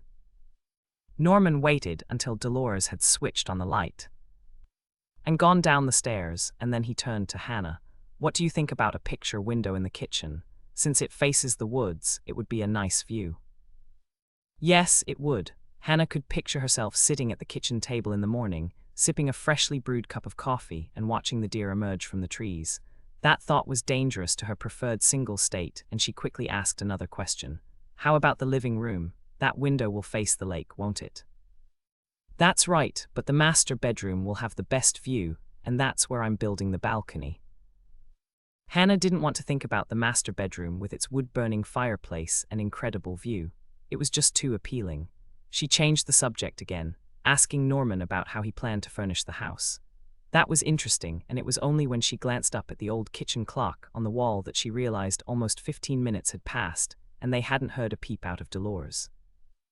Maybe I'd better check on Mother. She's been down there a long time. I'll go with you. Norman led the way to the basement doorway. Dolores, are you all right down there? Hannah stood behind Norman, waiting for her mother to respond. When there was no answer, she felt a jolt of fear. Move over, Norman, I'm going down there. Not without me, you're not. Norman had gone down 3 steps when he stopped abruptly. Here she comes now, back up to give her room. Hannah backed up, but she gazed over Norman's shoulder to watch her mother climb the stairs. Dolores didn't appear to be hurt, but her mouth was set in a tight line. Something had happened in the basement, and judging by the way her mother was gripping the handrail, that something wasn't good. Water, Dolores croaked as she reached the top of the stairs, and Norman rushed to get her a glass. She took one sip, handed the glass back to him, and shivered visibly. You look like you just saw a ghost, Hannah commented, and immediately wished she hadn't when her mother's face turned even paler. Dolores gave a small smile, so small that it could only be classified as a grimace. Not a ghost, I found a body. Ocean off to some,